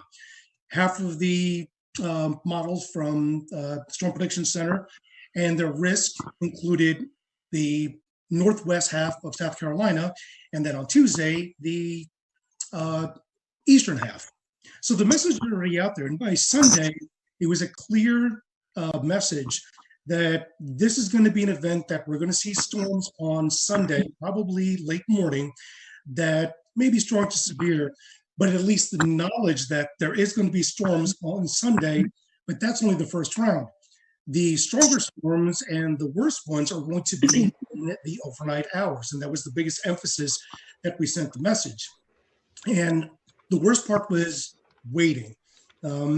As a couple of us were talking about before the show started, the Storm Prediction Center alluded to the fact that there were two significant models. One that was indicating that these storms would very likely start entering portions of the South Carolina upstate and the high country by late morning, and by midday crossing to the areas from northwestern North Carolina into the Piedmont and the PD down to the Midlands into the early afternoon. That would have been the worst case scenario. The evolution of the storms were far greater, and the magnitude of the damage would have been far greater. The other model was one that verified, showed that it came in a lot earlier. The problem is that when you have storms that are that early in the morning, and the first tornado warning actually came out, I believe it was 6:30. That was the tornado warning that was in Richmond and Columbia County in Georgia. And then once it crossed over to South Carolina, it was still warned.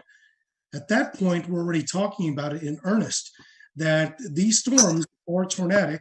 One is already confirmed, and this has got a direction that will be impacting part of our Southwest Midland communities.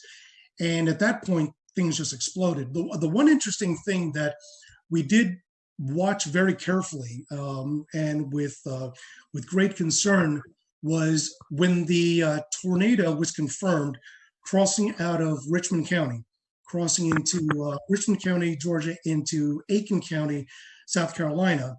Within 3 or 4 scans for about 12 minutes, we noticed that the inflow was pushing at about probably 95 to 100 miles an hour, but there was no debris ball. Once it got right along the county line of Barnwell and Aiken County, there was no doubt a debris ball. Within a span of 5 to 7 minutes, 2 scans later, we now see 2 debris balls. And I mentioned on chat, I was like, guys, do we have twins? And they said, we definitely have a TDS on both storms. So now we got a bigger issue. We now have 2 tornadoes that are heading almost in the same direction, at least parallel. And the message is already out. You have to take your tornado precautions. The craziest part about this is that, and I'm sure a lot of the meteorologists here will say, Rob alluded to it, this is something that does not happen in the Carolinas. We're well known for the Carolinas to have the type of tornadic event that's low cape, high shear, versus when you go out into the central and southern plains is the exact opposite. But we've had our fair share of tornadoes that have been low cape, high shear, but nothing to this magnitude. I'm really hoping that the viewers were prepared. Unfortunately, we had 2 deaths out of the EF3 tornado that went through Western Orangeburg County in the community of Livingston, and as well as 7 injuries. But this happened at least later in the morning. If this happened 2 or 3 hours earlier, the result could have been significantly different. Efren, you were talking about the twins. There's some speculation on Twitter, and after looking at the radar scans, it could have kind of been like a Fujiwara effect, like they were kind of dancing around each other. Any comment on that? That's a good possibility. Keep in mind that the only data that we can go off, since we can't really go off of any visual satellite, is off of the radar, but that is the possibility. However, both of the debris balls were running parallel to each other, probably about 7 to 8 kilometers apart, but they were going unidirectionally. Usually when you see a Fujiwara effect, you see the debris balls that are actually dancing around each other. They really weren't dancing around. They were running parallel. So at the very least, we know that this was 2 confirmed separate tornadoes. Was the debris ball and eventually the second one from the original tornado that came out of Aiken? Because the deadly tornado actually originated in northern Bamberg County, northern Barnwell County, and then eventually moved into southwest Orangeburg County. But just as the initial tornado dissipated, the other one continued going. So I don't believe, in my best experience, that was the Fujiwara effect. It could have been, but I didn't see enough motion between the 2 TDSs to facilitate that idea. Yeah, definitely a busy morning for you guys. I want to bring in Kendra Kent. This is kind of where as the storm system moved in, it kind of hit her area first. Kendra, first of all, we hope we can see you or hear you. Sorry, Scotty. You're fine. We can hear you now. And I just want to ask you, I know you guys kind of started the live coverage first when these storms first moved in. Mm-hmm. Tell us a little bit about your morning and how things went there in the Greenville area. Well, I feel like I learned a lot from this particular outbreak. And can everybody hear me okay?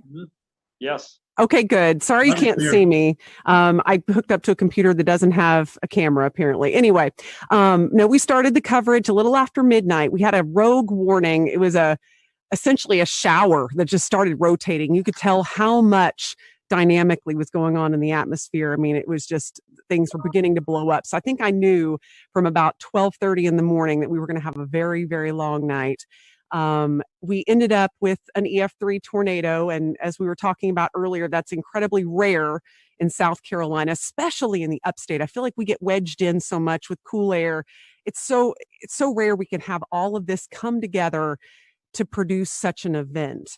And this was the biggest in the upstate, the strongest since 1994. It hit Seneca. We were on air with the storm as it moved into Stevens County, Georgia. And I had a unique experience with it because my parents live in Seneca. And that was probably the first time I had to cover a storm while I was slightly emotionally distraught.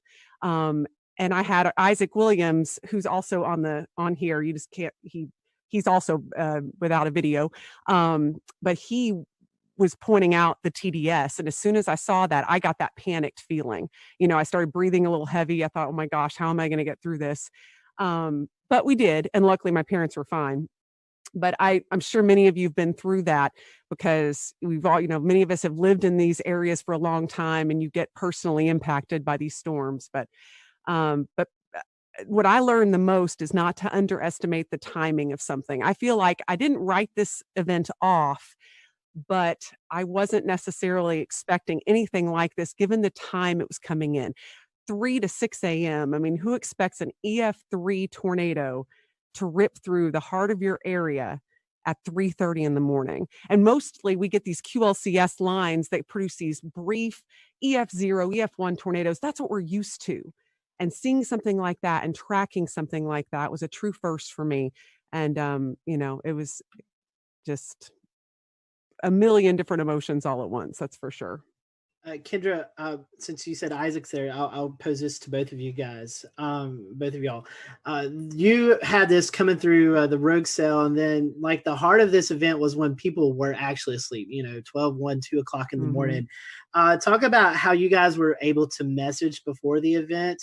And, with this being this late, talk about your schedule too, because I know I was watching the coverage in Chattanooga and hearing of the major damage that happened there. And I'm like, man, I've got to get a little bit of sleep before this comes into our area. So kind of talk about that, because I know a lot of us were watching beforehand to just see what was coming our way. Let's see. Is Isaac's mic up? I think it's muted, but we can. Okay, it's unmuted. It's unmuted. He's good now. Okay. You go ahead, Isaac. Okay. Thanks for having me briefly. I'm one of the morning people, so I'm like almost up past my bedtime here. But so just to kind of with the messaging and any rest. Unfortunately for me, I have plenty of interest in Mississippi and Alabama. That's where I'm from, and for whatever reason, a lot of people still ask me, about the weather there, and they depend on me, and that's great. So I didn't actually sleep going into this event. So that's not uncommon for me because I am a severe weather nut. But that being the case, in terms of messaging, we started talking about it, I think, on Wednesday. Just kind of highlighting the threat for storms. That gave people about 5.5 days, and of course we started ramping up, the wording a little bit more once we got to, Friday and Saturday. And, Kendra always, mentioned, like when I first was hired here, we do get a lot of wedge events, and we started that day in the 50s. And I'm like, back in my head, I thought, what if the wedge holds and, we're going to be seen as like hype people, and that's not what we want, but we don't want severe weather either. I think our message was pretty stern by Sunday morning when we got up and saw they had pulled that enhanced risk over a little bit into the upstate, which I've been here 3 years, not nearly as long as Kendra, but I think that's only my personal third enhanced risk here. So, I knew that I see parameters, and parameters mean nothing unless you have a storm. We'll return to Best of the Carolina Weather Group in a moment. Now your Carolina weather forecast. Here are today's forecast high temperatures for North Carolina. Here are the forecast lows for tonight for North Carolina. Here are tomorrow's forecast high temperatures. And here's forecast rainfall across North Carolina tomorrow. Here are the forecast highs for the day after tomorrow.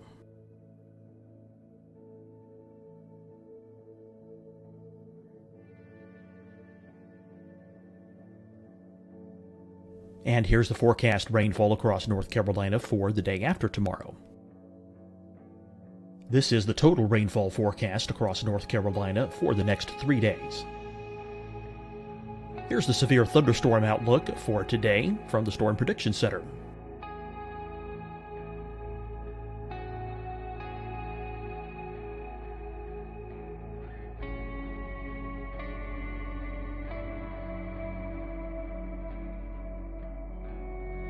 Here are the forecast high temperatures for today for South Carolina.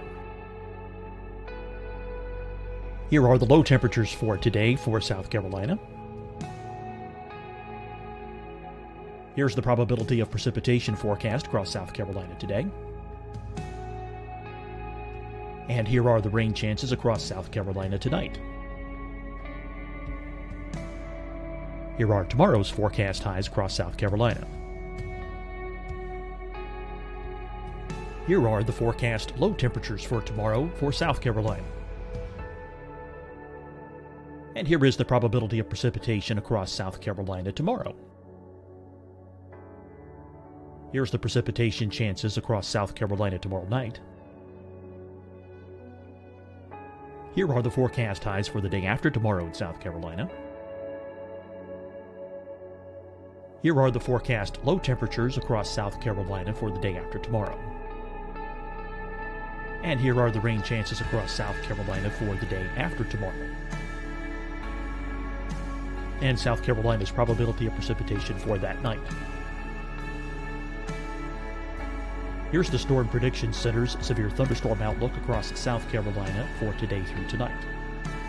Here's the Storm Prediction Center's severe thunderstorm outlook across South Carolina for tomorrow and tomorrow night. And here's the Storm Prediction Center's severe thunderstorm outlook across South Carolina for the day after tomorrow through that night. Here's the severe thunderstorm outlook for today from the Storm Prediction Center.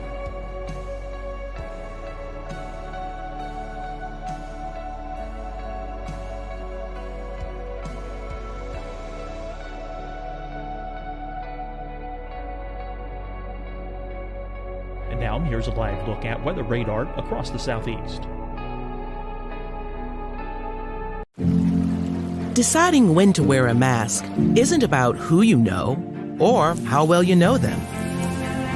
Just ask yourself, will I be with anyone I don't live with? If the answer is yes, get behind the mask. Help slow the spread of COVID-19. Get behind the mask. Learn more at covid19.ncdhhs.gov. Hi, everyone. I'm Dr. Mandy Cohen, Secretary of the North Carolina Department of Health and Human Services. And when you follow the 3 W's, you protect your family and your neighbors from COVID-19.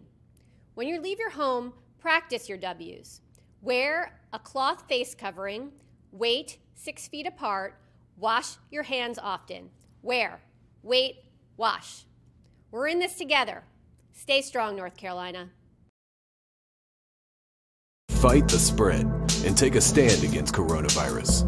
Wear a mask in public. Stay at least 6 feet apart from others. And get tested. Join us and fight the spread. Visit scdhec.gov/COVID-19. Getting tested for COVID-19 helps you to take the steps needed to protect yourself, your loved ones, and your community. Find the testing location at scdhec.gov/COVID-19 testing. You'll see your Carolina weather forecast at 25 and 55 past. And now back to the best of the Carolina Weather Group on the all-new Carolina WeatherNet. Those parameters that we had the potential to have something, fairly unusual happen, but I wouldn't have had I don't work weekends, so I don't even know if I would have said something about a strong tornado even the night before, just because it's just so rare to get them here. Yeah, and I think just given how late it was at night, and we knew this was likely going to be taking at least some linear form. Yeah, I wasn't expecting that either, and it really it caught us off guard. But to see a TDS like that move through our area, and I know the rest of you all saw that too as South Carolina meteorologists. I mean, just something you don't see every day, and it kind of takes your breath away. They're used to that in Alabama, Mississippi. We just don't get that stuff here. Yeah, and then right after that, right after the Seneca one had briefly lifted right over Clemson, we had the EF2, what ended up being an EF2, another TDS outside of Slater, which that's, almost in the 3,000 feet elevation, in the extreme northern part of Greenville County. So that debunks the whole tornadoes can't happen in the mountains thing, Definitely. So we were watching that, Evan and I, because Evan doesn't live too far from the line there. One last question, and we'll come back to you guys later on in the show. But at the time, we didn't know how long the tornadoes were on the ground. But I think one of the tornadoes there in the Greenville, Pickens County area was on the ground for around 8 miles. So these were not also big tornadoes, but they're also long track tornadoes, something that we're not too accustomed to as well. Yeah, again, that was a huge shocker. But when you saw the signatures on radar, there was no doubt that was going to be a large tornado. And they even put that in the wording of the warning, which I was very happy about. I feel like that really brought people's attention up. And the thing you mentioned earlier too, these were happening at 3:30 in the morning, probably the worst time a tornado could hit. I mean, when people are in their deepest sleep, and all you can do as a broadcaster is beg people to wake up their kids, get their dog, whatever they need to do, get to their lowest level. And so I feel like this was one of the scariest nights for our viewers, hands down, and no less scary for the rest of the state, of course, but at least it was more toward daybreak for some of you guys. But yeah, for us, it was just the dead of night, and we were just hoping that people were heeding the warnings. Right. And for sure, with that, with the Seneca one, we were in a situation where the TDS was so strong, so fast, I don't want to say it came out of nowhere, but that TDS appeared and it was violent looking, on the first scan that I saw. And we were dealing with the situation, once it went past Clemson, I think we had debris fallout on CC. So we weren't positive that it actually wasn't still down, because it still looked like, something could be there. You thought it was debris being fanned out or whatever, but you weren't sure, even though the circulation looked a little weaker. But I'm we're not going to take any chances with it. Obviously the tornado warning was still in effect. And, that was another little unique challenge, is that I've never actually dealt with debris fallout before, where we said, okay, well, this signature is debris, and yet something similar was happening down the line. And we're well, this may be actually debris that's still being lofted, but the tornado's not still down. So it was a very unique situation. Again, Kendra keeps bringing this up. It was in the middle of the night at 3:30 in the morning, but I feel like people were wide awake and they were watching and they were prepared, which is good. All through the days, we were Kendra made a graphic, I think on Thursday, that said, what do you need to do? It was just a simple little headline graphic, but it was so informative about charging your batteries, keeping your phone on not silent if you sleep with it on do not disturb. I remember saying Friday morning, what you can do, you can, sleep with it on loud for one night, because it can help save your life. So it was a insane, again, I worked in Mississippi. I've dealt with, plenty of tornadoes in my day, but yet this is still a first for me as well. All right. And I'm going to go ahead and bring Ed Petrowski from WPDE in Myrtle Beach. And Ed, we saw what looked like the tail end of this Hampton County tornado pop out all the way over at Murrells Inlet. Brad Panovich was nice enough to share a link with us. I'm going to pull it up here and share my screen. Let's see if we can get it to work here. And the tornado that you're seeing here in Hampton County, there's some debate of whether or not it started over on the Georgia side of the Savannah River. But if we look at the start of the track and draw it all the way over to where it exited the South Carolina coast here, then we're looking at about 144 to 158 miles, somewhere in that vicinity. And so, we know this continued on, maybe up even into the Oak Island area of North Carolina, but it's just impressive to see the length and track of that storm. It did pop out in Myrtle Beach, where one of our weather sensors for weather flow got a reading of 114 miles an hour. We had a pressure drop of 7 millibars within a 1 minute time span. So that reading went up within 2 to 3 minutes, from 46 to 76 miles an hour to 114. And so talk about that area and how it affected your viewing portion of that area of Myrtle Beach. But for us, considering what happened across the rest of South Carolina, we were relatively unscathed. We had no injuries and no deaths. There was never really any really tight circulation anywhere in our viewing area. We were, of course, watching the ones that were over Orangeburg County and also down near Hampton County in the morning while we were on the air with our regular morning show at 5 o'clock in the morning. And those were the two big storms, the two supercells that we were watching very carefully, knowing that they were heading generally in our direction. The one in Orangeburg County faded away before it ever got to our viewing area. But the one in Hampton County that eventually went over Monk's Corner, eventually got into Georgetown County, and they warned for that one where there was EF1 damage done in Sandpit and Graves. And then you hit a really populated area on the south end of the Grand Strand where Litchfield Beach is located and Pawleys Island as well. And they both took a hit by an EF0, EF1 tornado. There was substantial damage done to trees and even some homes in Litchfield Beach and also in Willbrook. In fact, one of the things about a lot of people being home is a lot of people took video. So we were able to get pretty good video of at least damage and high wind knocking over trees, but not necessarily a tornado touching down. And then, of course, it went out over the ocean, became a water spout, and that's when it rolled over the Murrells Inlet jetties with the recording of 114 mile per hour winds. And, I look back in that and I think, my goodness, if that was just a couple of miles west of there, we would have had substantial damage on the south end of the Grand Strand. And if it had paralleled the Grand Strand coast, it could have buzzsawed the entire Grand Strand, nearly 60 miles with extensive damage. So we were very fortunate that it actually went out over the ocean. And that was really the only set of tornadoes from that particular supercell that we had in our viewing area.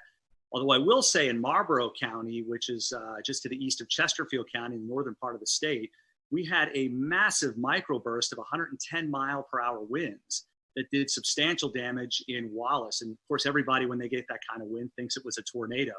But in reality, it was a microburst. Although on radar, it did have some rotation. It wasn't very tight there either. But Steve Paff, who works with the National Weather Service in Wilmington, those guys do a phenomenal job.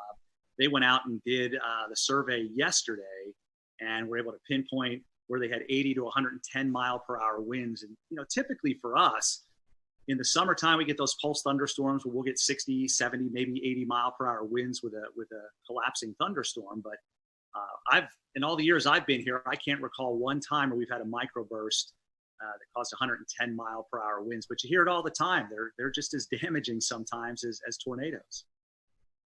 Wow, that's pretty impressive. Yeah, just looking at that, the one at Litchfield, they classified as an EF2. Do you think the Waccamaw River Basin had something to do with reforming of that, or do you think the mechanical features, right, when it came to land, maybe help with strengthening or re-intensifying that system? Yeah, there's a lot of, I don't know if you want to call it debate, but there's a lot of speculation out there that there could have been some sort of a influence of the ocean, the wind coming in off the ocean at that time, perhaps creating some sort of a boundary to help intensify the storm itself. But yeah, it was an EF0 over Litchfield Beach, and then it blew up to an EF2 when it went over the Murrells and the jetty. So it got pretty strong fairly quickly. And again, we were lucky that was over the ocean.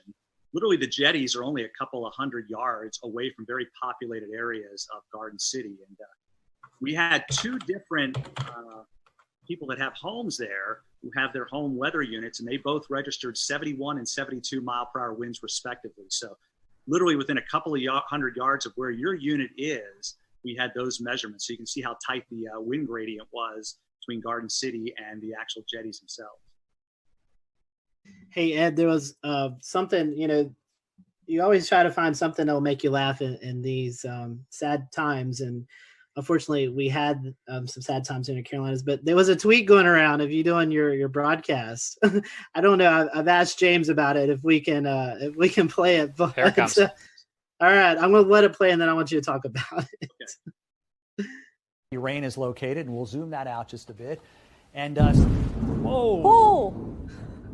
That was a close lightning strike. I don't know if you heard that at home, but I feel like I need to change a short. All right, I'm pulling the audio back down, but Scotty and Ed, the viewers at home heard it, even though we didn't hear it in our headsets. Ed, what's going through your head there? Well, we were in a sense just about ready to wind down. We were getting through this thing for the most part relatively unscathed. Our last severe thunderstorm warning was still in effect, but the storm was moving out of Horry County. And then there must have been a lightning strike within a couple hundred yards to the station, because it was this loud explosion that you knew what it was, but you're a human being. It freaked me out. And as you saw, I kind of ducked thinking something was going on, and then just used one of my classic lines, I need to change the shorts. Just one of those things. And that kind of went around the viewers. A lot of them had recorded it and were sending it to me, letting me know that they thought it was kind of funny. And it's something that, that they needed after a morning like that, being so stressed, and of course being stressed with COVID-19. It was a little light moment toward the end of the severe weather when we knew we didn't have any injuries, which was a good thing. And of course, nobody was killed either. Always good to have a funny moment there. So I want to bring it up to Shane. Shane lives just north of the Myrtle Beach, Wilmington area. Shane, you guys kind of got in on the tail end as well, as the sun was already up. Talk to us about the New Bern, Greenville, North Carolina area and what you guys experienced. Yeah, we were kind of late to the party, I guess, compared to everyone else in regards to receiving the storms, but very much like Ed's situation, very thankful and blessed really to not have any injuries or fatalities with any of our systems. We did end up having 6 confirmed tornadoes, and thankfully for us, the strongest was the EF1 that we had in the Hawes Run area. I believe I've been taking notes here just to make sure it was anywhere from roughly 100 to 110 mile per hour sustained winds. So for us, it was basically like that waiting game where you see the line coming. I was actually filling in for our morning meteorologist. He had a vacation day, but he got reeled back in right towards the end of it. So I was basically tracking it all the way since it was in the mountains, and just waiting, just holding our breath. Our morning broadcast finished up. We had declared it a severe weather alert day for our station, so we were cutting in. We would normally cut in every hour, but our morning meteorologist says, you know what, let's just go ahead and do every half hour. And it was actually very fortunate and wise that we did that, because during the half hour cut in at 9:30, with about maybe 1 minute left in my cut in, our weather radio starts going off in the weather center. And then I said, okay, well, we're starting now. And we were on for an hour and a half with all of the tornado warnings. There just came a point where when we were swapping off, he would just say, we have 4 tornado warnings. And I'd have to interrupt and say, I'm sorry, no, we're at 5 now. I was like, it just keeps on going back and forth. And it was just like a straight line. So when we're trying to describe it for our viewers, it was almost like a complicated mess. And honestly, that's what I started describing it whenever we would switch off and I would be on the screen. I would just say, I know it is very difficult to kind of pin everything out because every warning was overlapping. And I think with my experience with tornadoes, with coverage I've had, which naturally have had many, especially with our hurricane coverage that we've seen over the years, I've never seen that many warnings stacked back to back to back in a straight line. It was fascinating, but also terrifying at the same time, because you feel like you need to give equal coverage to each warning in each area in your viewing area. Even though we knew the strongest one at the time was the one we were seeing to the south simply because it had held for the longest amount of time. It seemed like it had the strongest signature. Looking back on social media after everything kind of died down a bit, I was able to see what other meteorologists from around the country had done and taken screenshots and seeing all the feedback and all the scans of it that we weren't even able to see at the time, because we were having to bounce in between 6 different tornado warnings all at the same time. But looking back on it, it was very clear seeing everyone's screen grabs of the tornado warning to the south, that was the strongest one. It had the strongest sustained winds. It had the longest track out of all the tornadoes that we were tracking that morning. And Shane, one thing we were noticing because we were watching that storm is it was going through a fairly populated area, Jacksonville. You know, that's probably one of the bigger cities out eastern North Carolina. So I'm sure that was kind of pressing to want to get that information out to one of the bigger population areas. Absolutely. What was really interesting, something I've never been able to do before while we are doing severe weather coverage, is to be able to pick up anything too crazy on our web cameras. And we did have a webcam situated in the Jacksonville area near the Freedom Fountains. And while we did not see the feature at all, you could see it looked like the flags about to be ripped off of the top of the flagpoles. I've never seen that before, and never been able to capture anything during the height of a storm or during a warning before until this particular system. So naturally, yes, we did have all that concern, because even for our specific station, Jacksonville is a very heavy populated area into which they tune into us. They know that we are the closest station to them, so they rely on us heavily. But thankfully, I believe the heaviest damage that was sustained in that area was at a hog farm. So we might have a few pigs that won't be tuning into our broadcast next time. But like I said, just very thankful and blessed that we had 0 fatalities, 0 injuries throughout the entire morning. Shane, I got a good chuckle out of that. Thank you. Tim, we still have 2 areas to cover, Charlotte and Greensboro. So Tim, I want to start off with you. I know you're just dying to talk. We've had you waiting for 40 some odd minutes now, but you guys did have 1 tornado in Alamance County. Can you kind of tell us a little bit about that, and maybe some of the relief that you felt that there was only 1 and things weren't quite as bad as they could have been? Yeah, sure. Thanks, guys. So, this kind of thing that we were tracking for days, all of us were tracking it for days. It was pretty much all anyone could talk about for the Easter weekend. So one of the things leading up to it, I kind of sensed I was kind of trying to read the room and on my Facebook page and just see where people's heads are at. It really seemed like people were dreading this, and they were very freaked out, and they really were spooked, just in the sense of maybe they were stressed out already. I am not a psychologist, but there was just a lot of stress building up. And I think whenever something is coming in the middle of the night, people are really worried, and justifiably so. So one of the things we decided to do is just let them know, we're going to be there the whole night, because even with, we had the warm front coming through in the afternoon. I'm always worried about those little warm fronts too. You can kind of get little spin ups. So I was there starting at 8, 9 o'clock, and I just stayed till the morning. We had the rest of the morning Mets come in as well to help out. And good thing that we did, because, one of the things, we just kind of walked people through the night. We would just do Facebook Lives, and they would chime in, and we would say, everything's still okay. You can go to bed, but make sure you have the phone.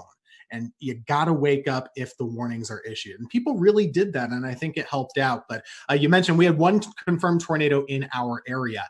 We had 9 tornado warnings, and I had no problem with any of the tornado warnings. And a lot of times I'm complaining in the back of my head about some of them, right? None of them were light tornado warnings at all. There was so much rotation in almost every storm that was pushing across our area.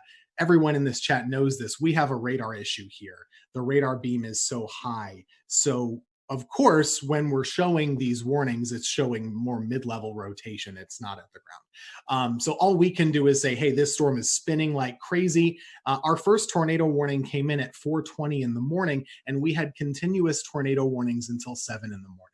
So we were on for a while with all of those different storms. And it turned out that the last one in Alamance was the one that, in fact, was confirmed. And we confirmed it on air, too. You know, we were watching it, Taran Kirksey and myself, and there was a clear as day debris ball just a few scans after the first couplet showed up. So I believe they talked about this in South Carolina too. Some of these, they formed, they came right down, and they did the damage right away. And it was very quick. And thank goodness, you know, the Weather Service did a bang up job. They had a warning on it right away. And we were just bouncing around. It was a very busy morning. But I think people were very appreciative that we were there the whole time with them, just kind of holding their hand. You know, there's this storm, here's what you do. Grab the kids, grab the dog, put a helmet on, put shoes on, and get ready to go. And, you know, we made through it. Thankfully, there weren't there were no injuries or fatalities in that one tornado. On the same token, in the squall line itself, we did have a tree, unfortunately, kill somebody in their home. And one of the things with this line that we also tried to do, you have to give the highlight coverage to the tornado warnings, but this whole squall line, we knew it was capable of putting down 80 plus mile per hour gusts just with all the wind fields. So we did try and bounce around and say, hey, you're not in a tornado warning in Guilford here right now, but this line is nasty, so you should probably be in your safe spot too. So it was a very busy morning, but we anticipated it.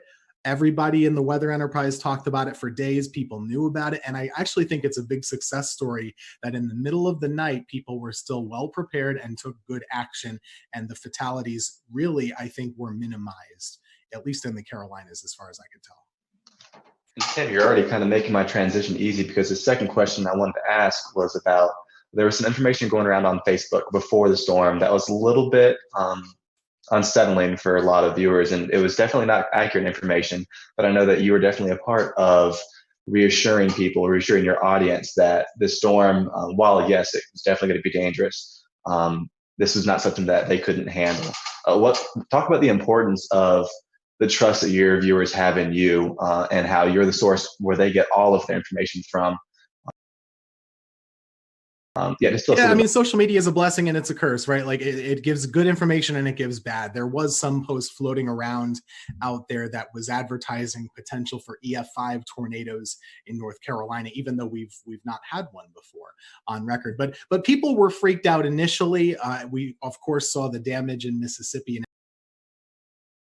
Alabama. That can freak people out here when they know it's coming our way. So, you know, one of the things I tried to do in the days up leading to the event is, you know, everyone's freaked out right now just in life. I don't get freaked out by weather. I'd get freaked out a little bit about this pandemic, if I'm being honest. So one of the things I told them was just saying, hey, you know, we're living in crazy times. We don't know exactly what's going to happen with daily life with this virus and stuff, but we know how to handle severe weather. We have the technology. We do this every year. We got this. It could be bad, but we know what to do. And if it is bad, we're going to let you know about it. We're not going to go crazy. We're just going to let you know where the storm is, where it's going, what you should do, and what to do next time, because there's always a next time with weather. This is not abnormal, really. We had a lot of tornadoes, but you know, 1 year ago, basically in April, North Carolina had 12 tornadoes also. So this is not really that different. We do know what to do. And I think that was reassuring to folks, just to let them know, hey, okay, well, they're used to this. They're going to keep us covered. And that's really the whole reason why we're here. We're not here for the sunny days like today. I could not show up and it would be fine. But, you know, Monday, we're pretty important to keep folks calm and hopefully encourage them to make the right choices. And I think a lot of people did. Absolutely. Yeah, Scotty. And so, Tim, talking about radar coverage, that brings me to Mr. Brad Panovich. And Brad, unfortunately, we had a tornado kind of go under the radar, like that little pun there, in the Charlotte area. So we had one in Anson County, but you know, you've been on the show several times talking about our radar gaps, and this one kind of bit us in the behind because we didn't catch this one. Yeah, and I'll give a little bit of a pass to the Weather Service on this one, because I think Tim brought up a good point. Something we were doing on the air Monday morning was we were telling everybody to treat the severe thunderstorm warnings like tornado warnings on Monday morning, because every severe thunderstorm warning had a tornado tag in it, and we knew the environment that these storms had. I didn't want people near a window or near the outside walls with straight line winds on Monday morning. So we actually, for the first time in a long time, I basically treated every severe thunderstorm warning like a tornado warning. But you're right, there was no warning with the 2 tornadoes we had touched down in Anson County. Even though in hindsight, looking back even at the Raleigh radar, there were signs of rotation. But I mean, we were all looking at radar Monday. I could have issued 100 different tornado warnings on some of these. It was just, you knew there was. We'll return to Best of the Carolina Weather Group in a moment. Now your Carolina weather forecast. Here are today's forecast high temperatures for North Carolina. Here are the forecast lows for tonight for North Carolina. Here are tomorrow's forecast high temperatures. And here's forecast rainfall across North Carolina tomorrow. Here are the forecast highs for the day after tomorrow.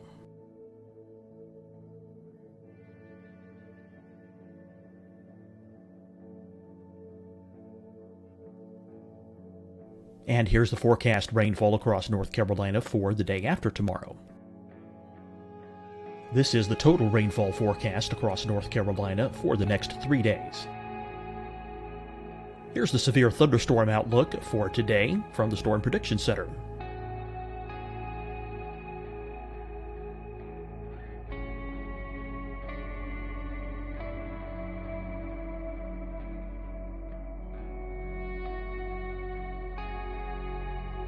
Here are the forecast high temperatures for today for South Carolina.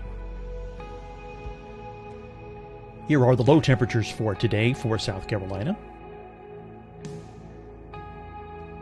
Here's the probability of precipitation forecast across South Carolina today.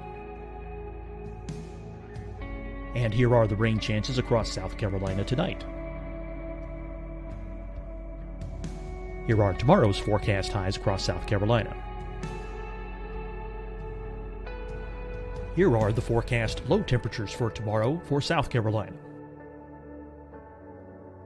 And here is the probability of precipitation across South Carolina tomorrow. Here's the precipitation chances across South Carolina tomorrow night.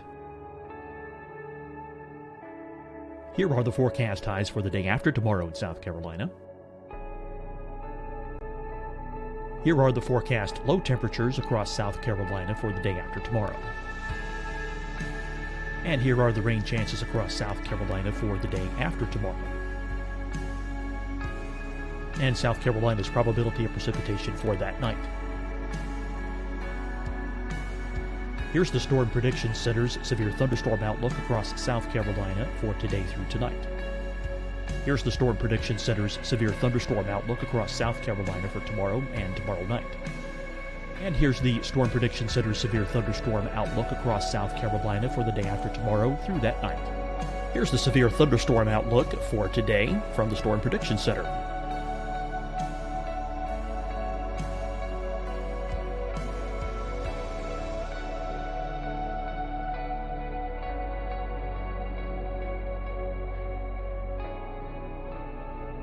And now here's a live look at weather radar across the southeast. Deciding when to wear a mask isn't about who you know or how well you know them. Just ask yourself, will I be with anyone I don't live with? If the answer is yes, get behind the mask. Help slow the spread of COVID-19. Get behind the mask. Learn more at covid19.ncdhhs.gov. Hi, everyone. I'm Dr. Mandy Cohen, Secretary of the North Carolina Department of Health and Human Services. And when you follow the 3 W's, you protect your family and your neighbors from COVID-19. When you leave your home, practice your W's. Wear a cloth face covering, wait 6 feet apart, wash your hands often. Wear, wait, wash. We're in this together. Stay strong, North Carolina. Fight the spread and take a stand against coronavirus. Wear a mask in public. Stay at least 6 feet apart from others. And get tested. Join us and fight the spread. Visit scdhec.gov/COVID-19. Getting tested for COVID-19 helps you to take the steps needed to protect yourself, your loved ones, and your community. Find the testing location at scdhec.gov/COVID-19 testing. You'll see your Carolina weather forecast at 25 and 55 past. And now back to the best of the Carolina Weather Group on the all-new Carolina WeatherNet. Saw little couplets trying to spin up where you saw that inflow notch starting to increase, and you're waiting for the outflow to kind of kick in, and it never did. So, there probably was numerous small spin ups in there that we never recognized, but it does highlight the same issue, right? We've had this huge radar hole over the Charlotte metro area that goes up into the Greensboro metro and really out towards the Fayetteville area. It's kind of that triangle of just horrible radar coverage. So the Raleigh office, they're trying to issue a warning in Anson County, which is basically closer to Charlotte than it is Raleigh. And the two radars they're looking at is Raleigh, Greer, and a terminal Doppler at Charlotte Douglas, which doesn't actually have the range to make it into Anson County. So it's a tough situation in a morning like that. Unfortunately, that tornado did damage about 10 homes. It was an EF2, and we had several farms damaged. So it did quite a bit of damage, actually picked up a couple mobile homes, but it does highlight the issue. I just hope that at some point, I think this COVID-19 thing has kind of set back our North Carolina radar project to do some private-public partnerships. But this problem's not going to go away. And hopefully in the very near future, we'll have the goal is to have 3 C-band 1,000,000-watt dual pole radars spaced out over that radar gap to enhance radar coverage going forward. But man, that was, every time this happens, I'm like, I wish I had a better look. I wish I had it, especially that time of the morning when no one's spotting these things. You need that radar coverage. And it really makes it difficult. And I'll just say one of the things about the coverage that morning, everybody knew this was coming. The only messaging issue that I had with this whole event was because of the timing being between day 1 and day 2 outlooks from SPC, there was a lot of disconnect about this thing like skipping over us. And the one thing I tried to do Sunday night and Monday morning was like, hey, you got to understand the day 1 outlook goes from 8 a.m. Sunday to 8 a.m. Monday. And then the new one comes out for Tuesday. It's 8 a.m. Tuesday to 8. And so it looked like it was going to jump over the Piedmont, but it really was just an artifact of it being right at that time of day between the two outlooks. So that was the only issue I had communicating. A lot of people thought this was going to happen on Sunday, and it really was a Monday morning event. So from that standpoint, I'm glad a lot of people paid attention, but the timing was a real problem because of the way the outlooks are issued from SPC. Ideally, we'd like to have had it from midnight to midnight. I think that would have had a much better perspective of what's going on. For the viewers, a few asking about radar. For those who may not be familiar with radar, tell us why the Charlotte area, the Greensboro area, Fayetteville area is kind of in that hole. Why does the radar miss those areas? Oh man, it's a lot of politics. I'm not going to lie to you. When the Weather Service was reorganized, for whatever reason, Charlotte, which is, I'm biased, I live here, but it is the biggest city between Atlanta and Washington, D.C., all right? It does not have a radar within 50 miles of the biggest population center in this part of the country. And that doesn't just affect us. It affects Tim up in Greensboro and Winston-Salem. It affects Hickory, Boone. It affects a large area. And so there's some little stopgaps. And I hear this all the time from people, well, you got a terminal Doppler radar. I'm like, all right, terminal Doppler is a Band-Aid. It's like a little tiny Band-Aid that helps fix a little bit of the issue. But, if I had to tell another meteorologist, hey, I'll take your 88D out and put a C-band, non-dual pole radar there to take you out, they would never want that, right? They would want an 88D dual band radar. And so it's just a Band-Aid approach. And we just have a huge issue with it. And it's unique to Charlotte. We are the biggest city in the country that does not have a radar within 50 miles of the city. So luckily, local governments are recognizing this problem. We've brought it to their attention. I think everyone brings up their phone app and goes, oh, we've got radar coverage. A lot of people don't understand that radar are like cell phone towers. The farther away you are from the dish, the worse your reception is. And so in Charlotte, we got this big population center, and our closest radar or cell phone tower is in Greer, South Carolina.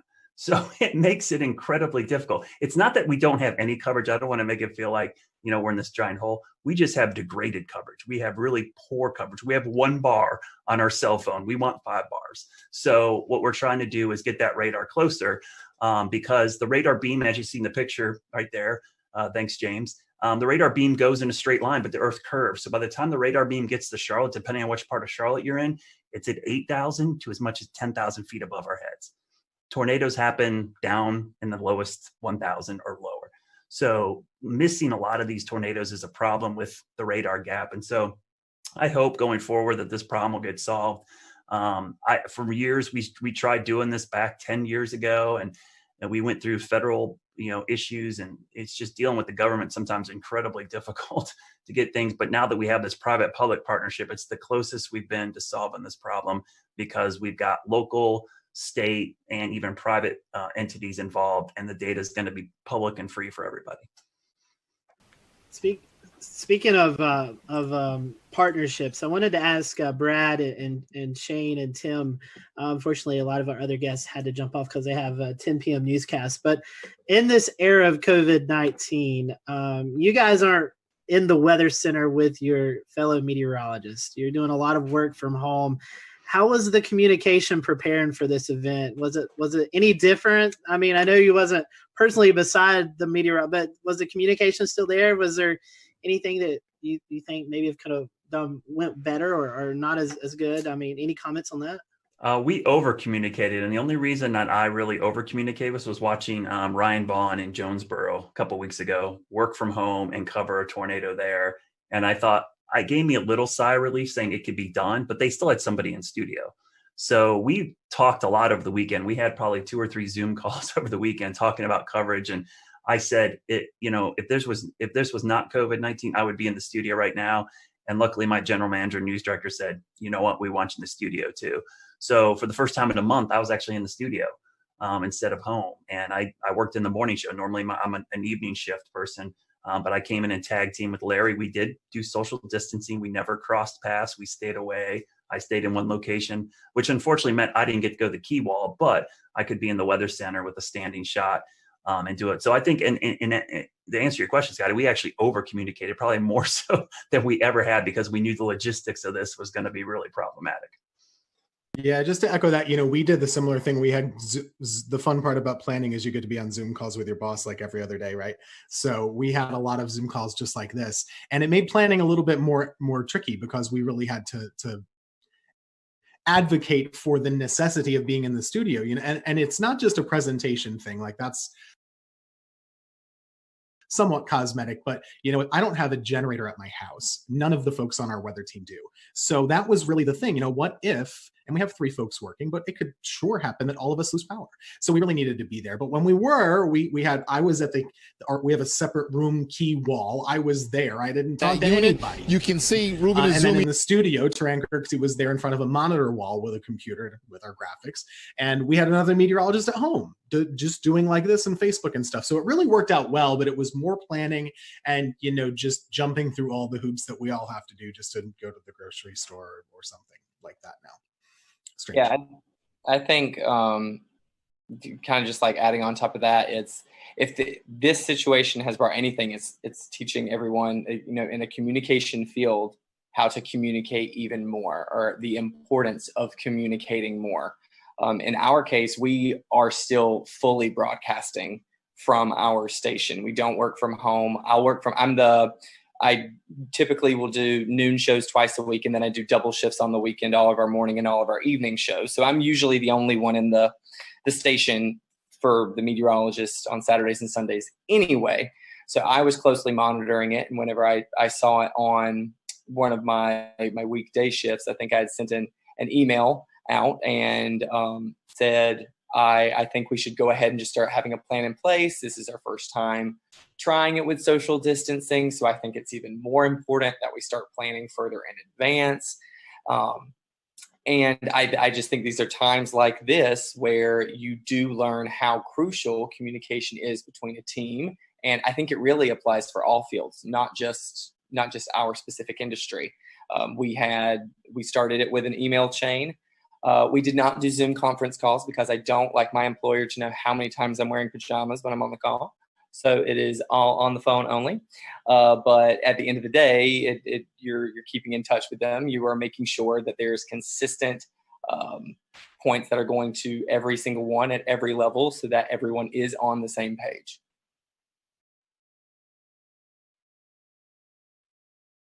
Yeah, I was gonna say real quick, Tim, we had that same issue. That was our biggest concern, was the generator issue.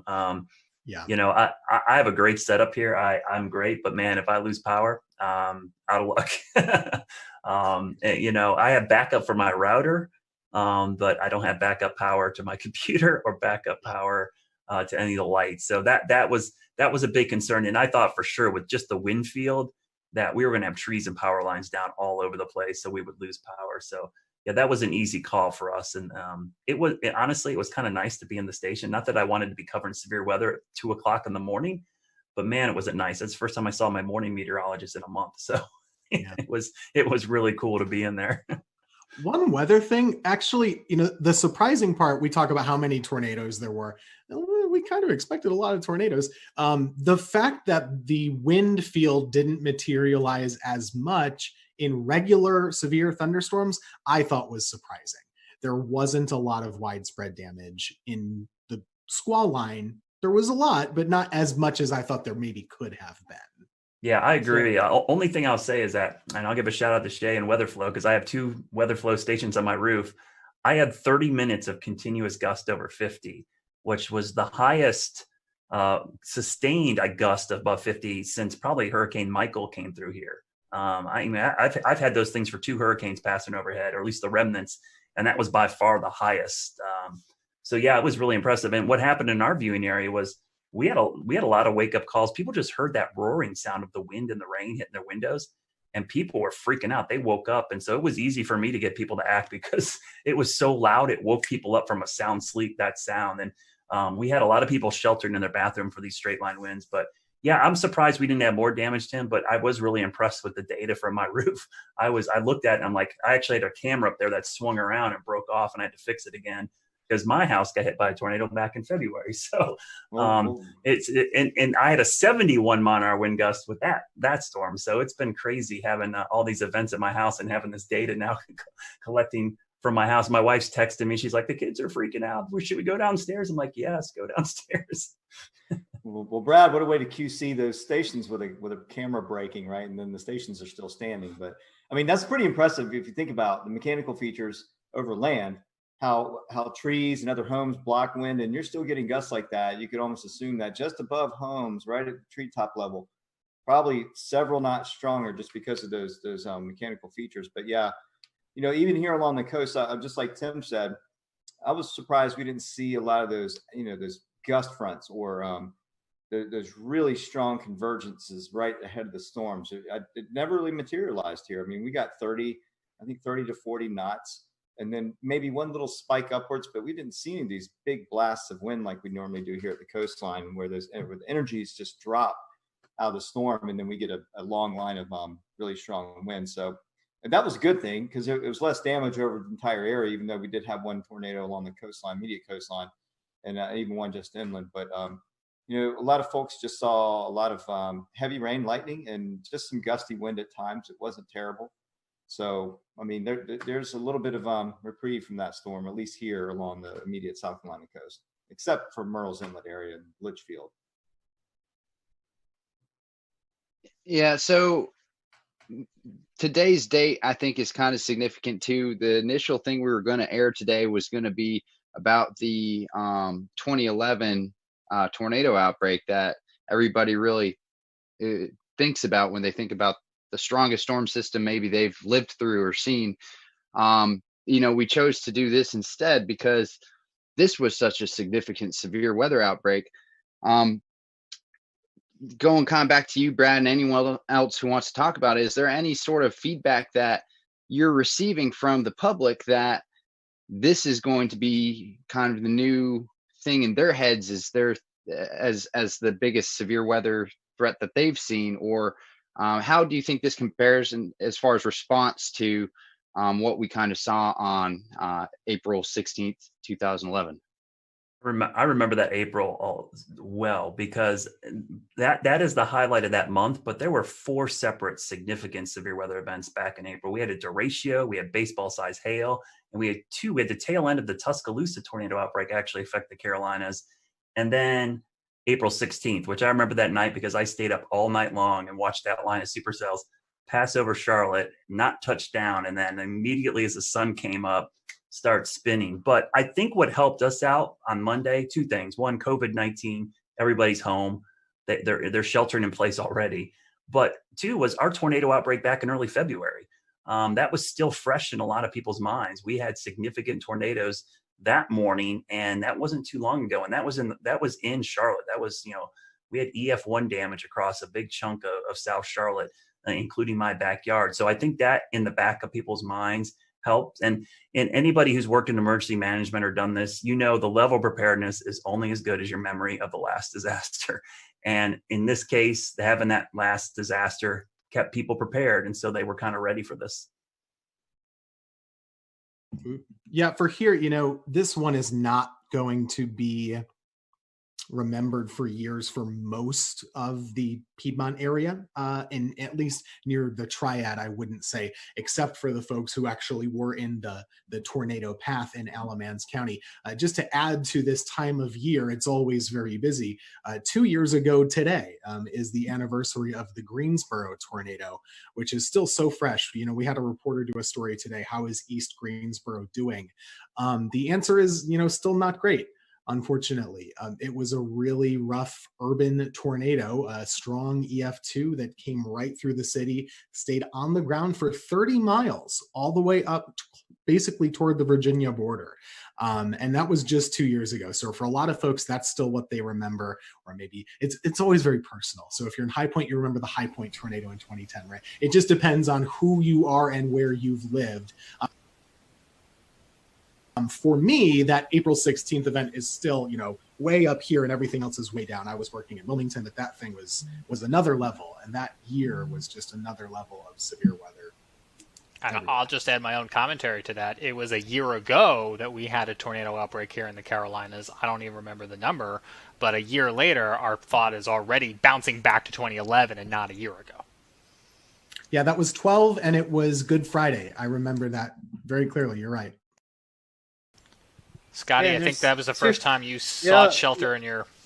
I remember doing that, but I couldn't remember what date it was. Like, I forgot 2 years ago. I knew the Greensboro tornado, but I didn't know it was today's date. That's Monday the 13th is my son's birthday. And I remember on his first birthday, we were doing severe weather coverage, and on his second birthday, we were doing severe weather coverage.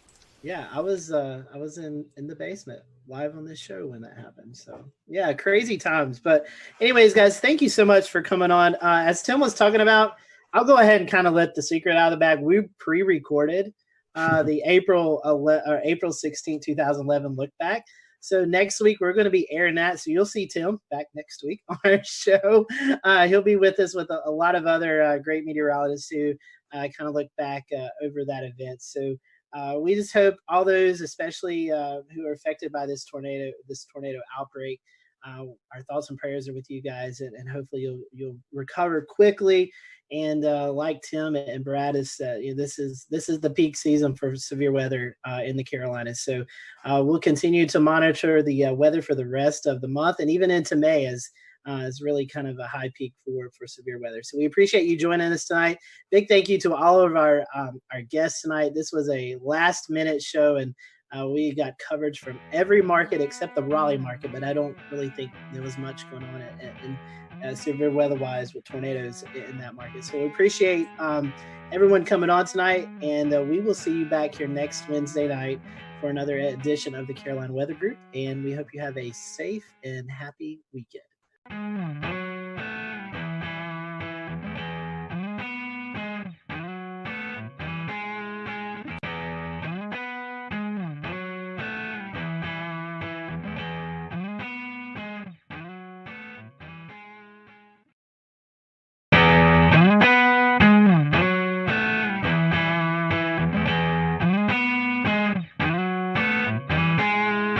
Everyone, welcome to the Carolina Weather Group. We're happy to have you this evening.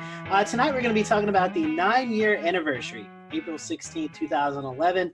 you live in North Carolina, anywhere around that time period, or even now, you remember the major tornado outbreak that occurred. And tonight we're going to be looking back at that event. We have with us tonight Mike Mays, Chief Meteorologist at WRAL. We also have with us Dan Whitaker and Jeremy Gilchrist. They were out in the field chasing these tornadoes, and so we're going to get their perspectives. Also with us, we have Tim Buckley, who is the Chief Meteorologist at WFMY, but at the time was working in Wilmington, North Carolina at WWAY. And we have Gannon Medwick on with us, who is Chief Meteorologist at WECT in Wilmington, but at the time was working at WNCT in New Bern, North Carolina. And we have with us Jeff Orrock, and he is the meteorologist in charge at the NWS office in Wakefield, Virginia. But at the time, he was also working at the NWS in Raleigh. So we have a big group of guests with us tonight. So looking forward to each and everyone's perspective of this event. I do want to hand it off to Mike first, kind of let him give a brief background of his recall of this event, because he has to run and get some things done. So Mike, I want to kick it off to you first, and tell us a little bit about your perspective. I know you was on the air during the event, so kind of talk to us about the lead up to the event and any memories during covering the tornado that you remember. First off, I'll apologize. We got our cleaning crew coming into the studio, so it's probably going to get loud because he's pushing his garbage can around.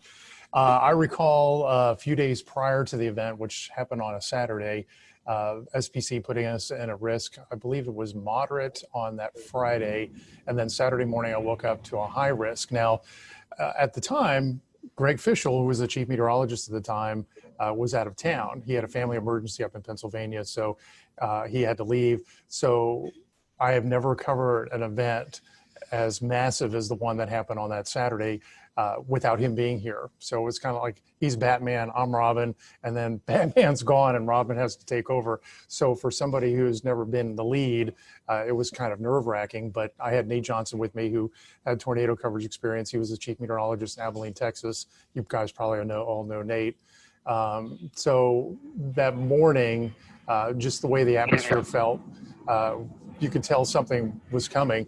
And around lunchtime, 1 o'clock, we started having the tornadoes develop over the Sandhills.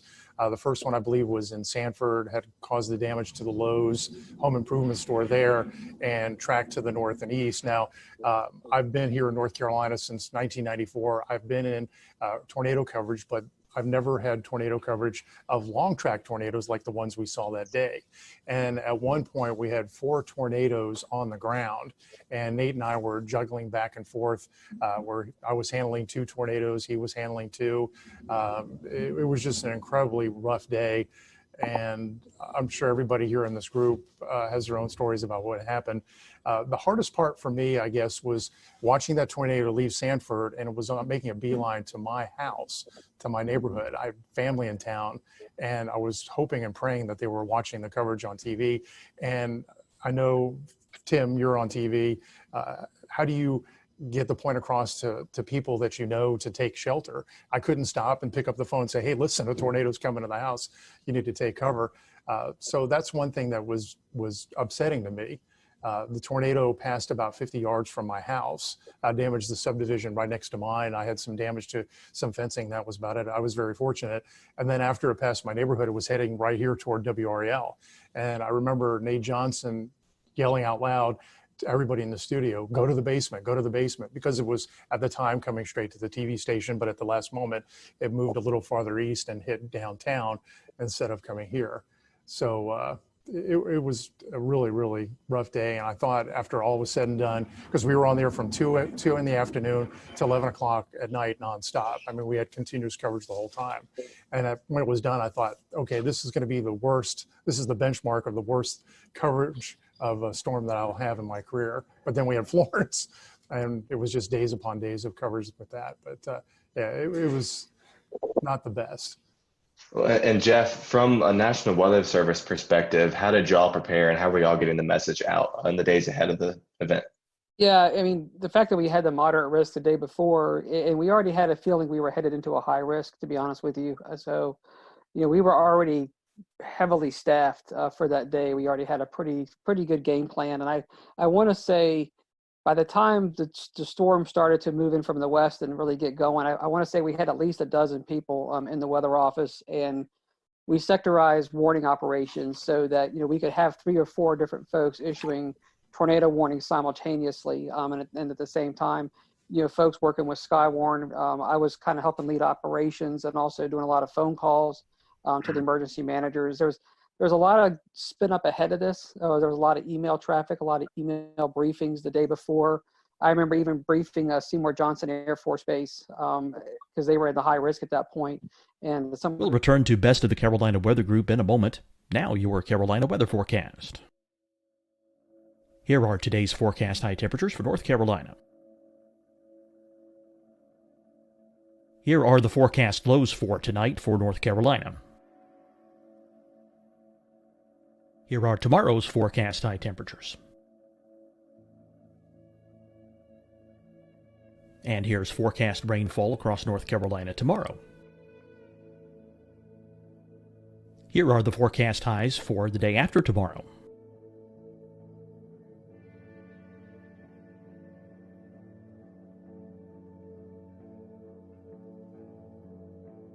And here's the forecast rainfall across North Carolina for the day after tomorrow. This is the total rainfall forecast across North Carolina for the next 3 days. Here's the severe thunderstorm outlook for today from the Storm Prediction Center.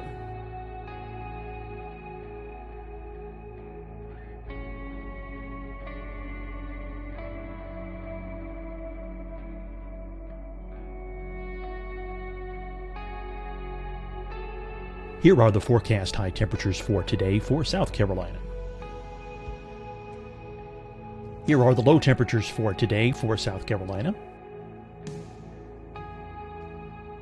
Here's the probability of precipitation forecast across South Carolina today. And here are the rain chances across South Carolina tonight. Here are tomorrow's forecast highs across South Carolina.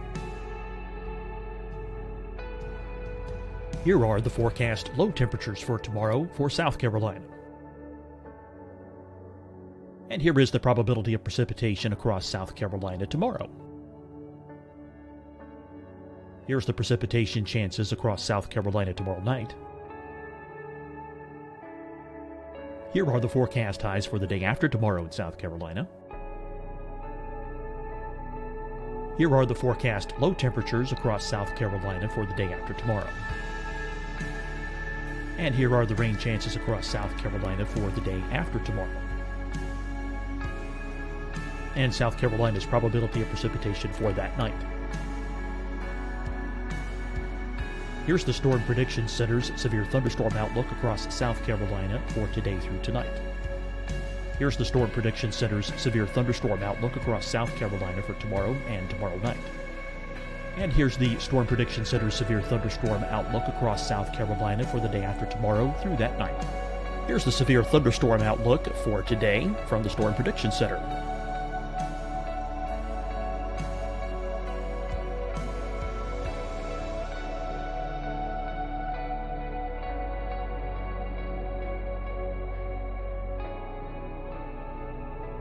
And now here's a live look at weather radar across the southeast. Deciding when to wear a mask isn't about who you know or how well you know them. Just ask yourself, will I be with anyone I don't live with? If the answer is yes, get behind the mask. Help slow the spread of COVID-19. Get behind the mask. Learn more at covid19.ncdhhs.gov. Hi, everyone. I'm Dr. Mandy Cohen, Secretary of the North Carolina Department of Health and Human Services. And when you follow the 3 W's, you protect your family and your neighbors from COVID-19. When you leave your home, practice your W's. Wear a cloth face covering, wait 6 feet apart, wash your hands often. Wear, wait, wash. We're in this together. Stay strong, North Carolina.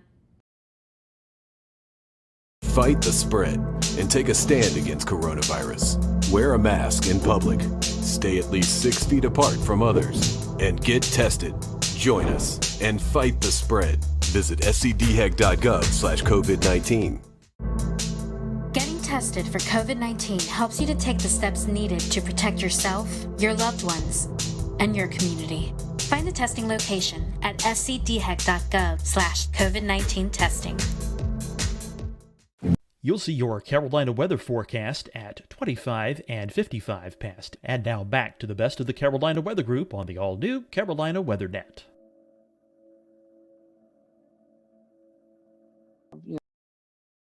In the east, so there was a lot of preparation for it. It's kind of one of those things where, like Mike was saying, everybody knew something bad was about to unfold. And I had been through Gerald, Texas, the tornadoes out there, and so going into this event, that was kind of in the back of my mind that we're headed into something pretty big. And I do remember talking with Wake County and trying to explain what does a high risk day mean. I mean, and the way we taught this in Texas was that someone's going to die today. I mean, these are going to be big, long track tornadoes. And this is going to be some serious stuff. Jeff, you're talking about Skywarn, the Storm Spotter group, and Jeremy and Dan, I want to bring you in here in just a second. But I imagine, like we were talking about, social media, not really that big of a thing at the time, with tweeting in reports, giving Facebook reports of the storm. How key were the Skywarn Storm Spotters for you that day?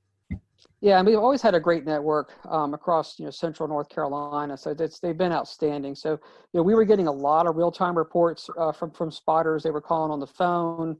We actually had ham radio operators. I want to say we had 2 or 3 in the office ready for this. So the network was just lighting up. We were getting a lot of reports, almost to the point where as it approached Holly Springs, I mean, you couldn't keep up with them all. So that was a huge asset, and just a lot of people just calling in on the phone. It wasn't. We didn't have the social media like we do today, but we really pretty much knew what was going on. We had heard the Lowe's had been destroyed. About the time it was getting into Wake County, we'd already heard that the Lowe's hardware had been severely damaged or destroyed down there. And of course, you could see the debris ball on radar. So you kind of had a sense that this was really serious stuff going on. But there was a lot of great real-time reports, not only across the Raleigh area and down towards Sanford, but also with the Fayetteville up to a Wilson tornado. I mean, we had a lot of great reports with that as well. Mike, one question for you made me think. You're saying that before Florence, this was the biggest event you covered. Do you see any storm fatigue, even from 9 years from now, people kind of comparing severe weather events to April 16th? There was a lot of anxiety every time a risk would come up. You'd feel that. You'd feel what happened on April 16th. I would worry every time we had like an SPC 3-day outlook, and on the 3-day outlook there was like an enhanced risk or maybe just a slight risk, and what it would be when we finally got to that day. And I got to the point where I was dreading severe weather coverage because of what happened that day. I'd get anxiety, I'd get scared, but I've gotten past that, and that's a good thing. I remember that day when we had the 4 tornadoes on the ground at one time. I was worried about, okay, how are we going to cover this? You can't show everything at one time. And we had to make sure, Nate and I had to make sure that we spent enough time on each storm to let people know that, it was coming to their communities, that they had to remain safe. But how do you juggle 4 tornadoes, inform everybody in their paths, and make sure you allot enough time so they know what's going on? We tended to hang with the one that went through Raleigh more and Fayetteville more because it was affecting larger populations, but that was the hard part and the worrisome part, that we weren't giving enough, coverage to one tornado and giving too much to another one. Tossing over to Tim and Gannon as well real quick. This was a career-defining event, one of the biggest, or definitely the biggest in North Carolina. Are there any specific memories or stories that you remember hearing about that day from viewers? So I was in the Wilmington area, and if you look at the map, the kind of the final one with all the red lines, it confirms where all the tornadoes were. Oftentimes the worst stuff doesn't quite get to Wilmington, right? And in this case, it didn't either. So city of Wilmington was fine. A lot of the populated coastal centers were fine, but on the periphery in the rural areas, most of the tornadoes that we were covering for about 8 hours that day, Robeson County, Columbus County, Duplin County, Onslow County, those counties inland were the ones we were talking about the most. Bladen County had I think a 4 fatality storm. We, as always we do, actually got a lot of angry phone calls that day because most of the people in our area, they weren't seeing much other than blue sky. It was a really nice April morning. It was close to 80 degrees, I remember, breezy.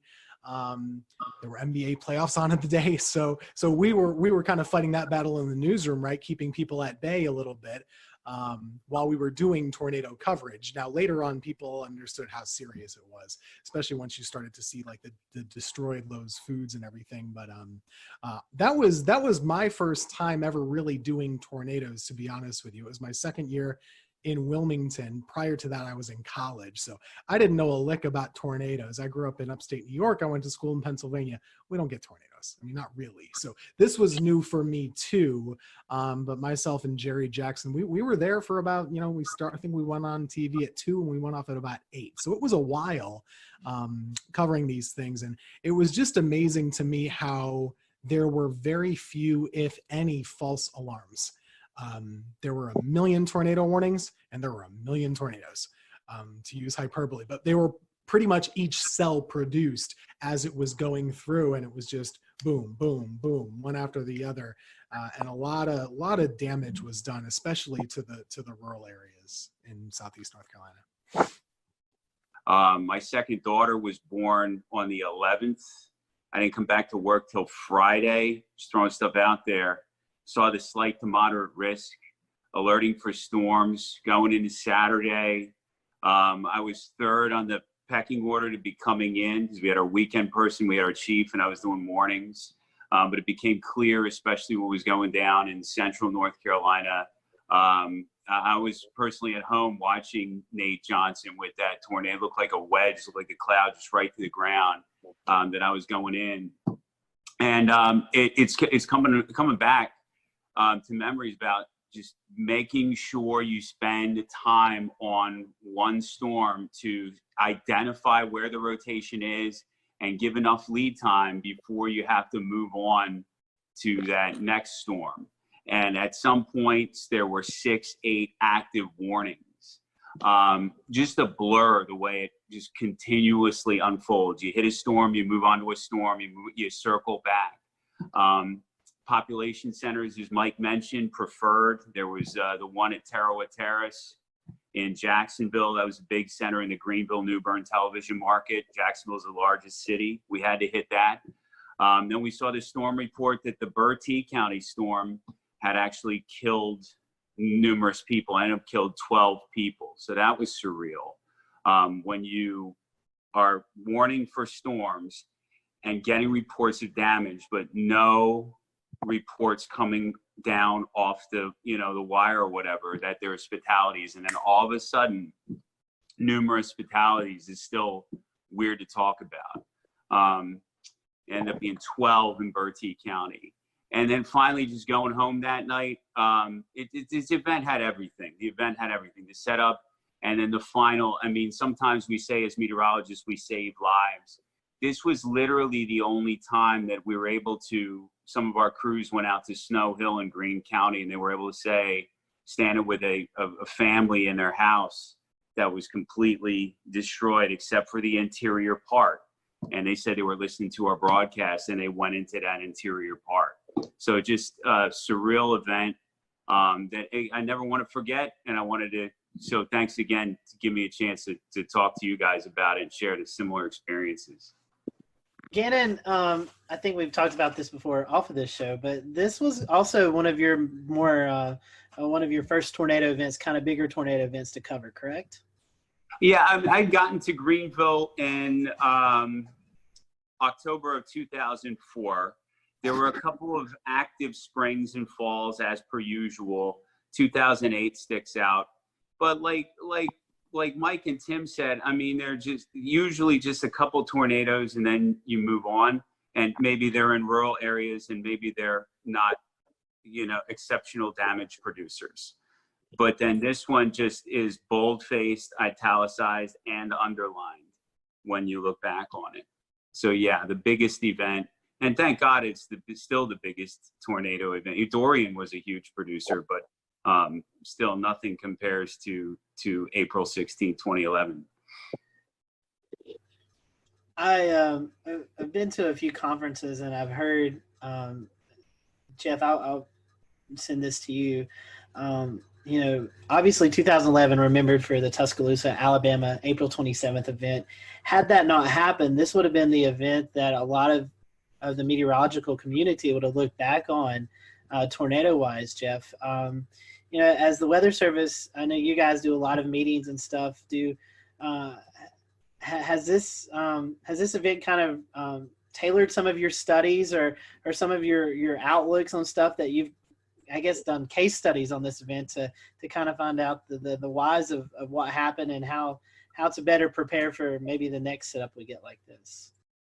Yeah, I mean, there's no doubt this event, I mean, it still stands out, even though, like you're saying, the later event was even larger than this one. For our region, this is still, what our benchmark, storm. And, it even went up, not even just the Carolinas, eventually went up into Virginia and did a lot of damage up there too. So, it's been widely studied. It was before some of the newer technology came out on the radar, even some of the new impact-based warnings. So we've actually gone back in and rerun cases like this with what we call the impact-based warnings. And we did use tornado emergency, but nowadays we even have more tags we can put into the warnings to kind of say, okay, it's radar confirmed on the ground before we even have, spotter reports of anything on the ground. We can confirm it just using radar data. And so we've actually used cases like this and kind of run back through them with some of the new products and new ways that we issue tornado warnings, as well as some of the different dual pole products. So, we do go back in and kind of practice and relive some of these events like this, putting them more into, I'd say, the current time. So this is definitely a benchmark event. We also look at it from a standpoint of, staffing and how do you handle events like this, because they don't come around often. So you kind of go back and look at how does operations run in the Weather Service office when you have an event like this, making sure that you're dotting your I's or crossing your T's. Every storm is being interrogated simultaneously, and that you've got warning operations going for each individual storm, and you're doing your coordination with 911 centers and working with emergency management, and then keeping the damage reports, as they're coming in, also sending them out. So, looking at how an office should run, and how we should be running our operations to keep things, being pushed out so folks know what's happening. I mean, we use events like this to kind of go back and revisit and relive, what we did right, and also sometimes where we can improve. But it's important to kind of take these events in context, realizing we'll have an event, something like this again at some point in the future. We hope not, but we've got to be ready for it. And Jeff, one more question, then I want to get to Dan and Jeremy and let them talk about what they experienced out in the field. We were talking before this show. You guys at a point in time, I think it was 5, 6, 7 minutes, were backed up by the National Weather Service in Blacksburg. Can you talk to our viewers tonight who may not realize in these situations when the Weather Service is actually in danger of getting hit by a tornado, you actually pass the coverage off to a neighboring office?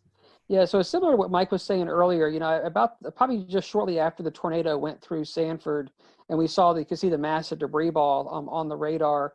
Before it got to Holly Springs, we realized that this thing was coming into most likely southern Wake and eventually the south side of Raleigh, where the Weather Service office was. So I remember I picked up the phone and talked to the Blacksburg office. So we're paired so that a neighboring Weather Service office can really kind of basically restart their computer system, and they can come up as if they're, the Raleigh Weather Service office. So we called them probably almost half an hour out and just said, hey, look, we may get to the point where we've got to be backed up if this thing gets too close, so be ready to go, giving them a chance to get the radar up and running, the warning system up and running, things that they would need. And I think we called them back, I want to say about probably 15 to 20 minutes later, and we basically said, okay, this thing may really come get us now. So I remember saying, if you hear from us again, you've got it. And so then what we started doing is we had 12 people in operation. So as it got closer, we started funneling some folks downstairs into the lower part of the building.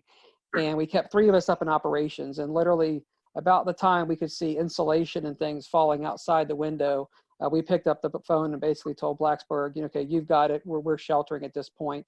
And we had already issued the tornado emergency for Raleigh. So the warnings were already out for Raleigh. And then we sheltered downstairs, like you're saying, for probably about 7 minutes, and then came up. And the tornado passed just to our east, going up South Saunders Street.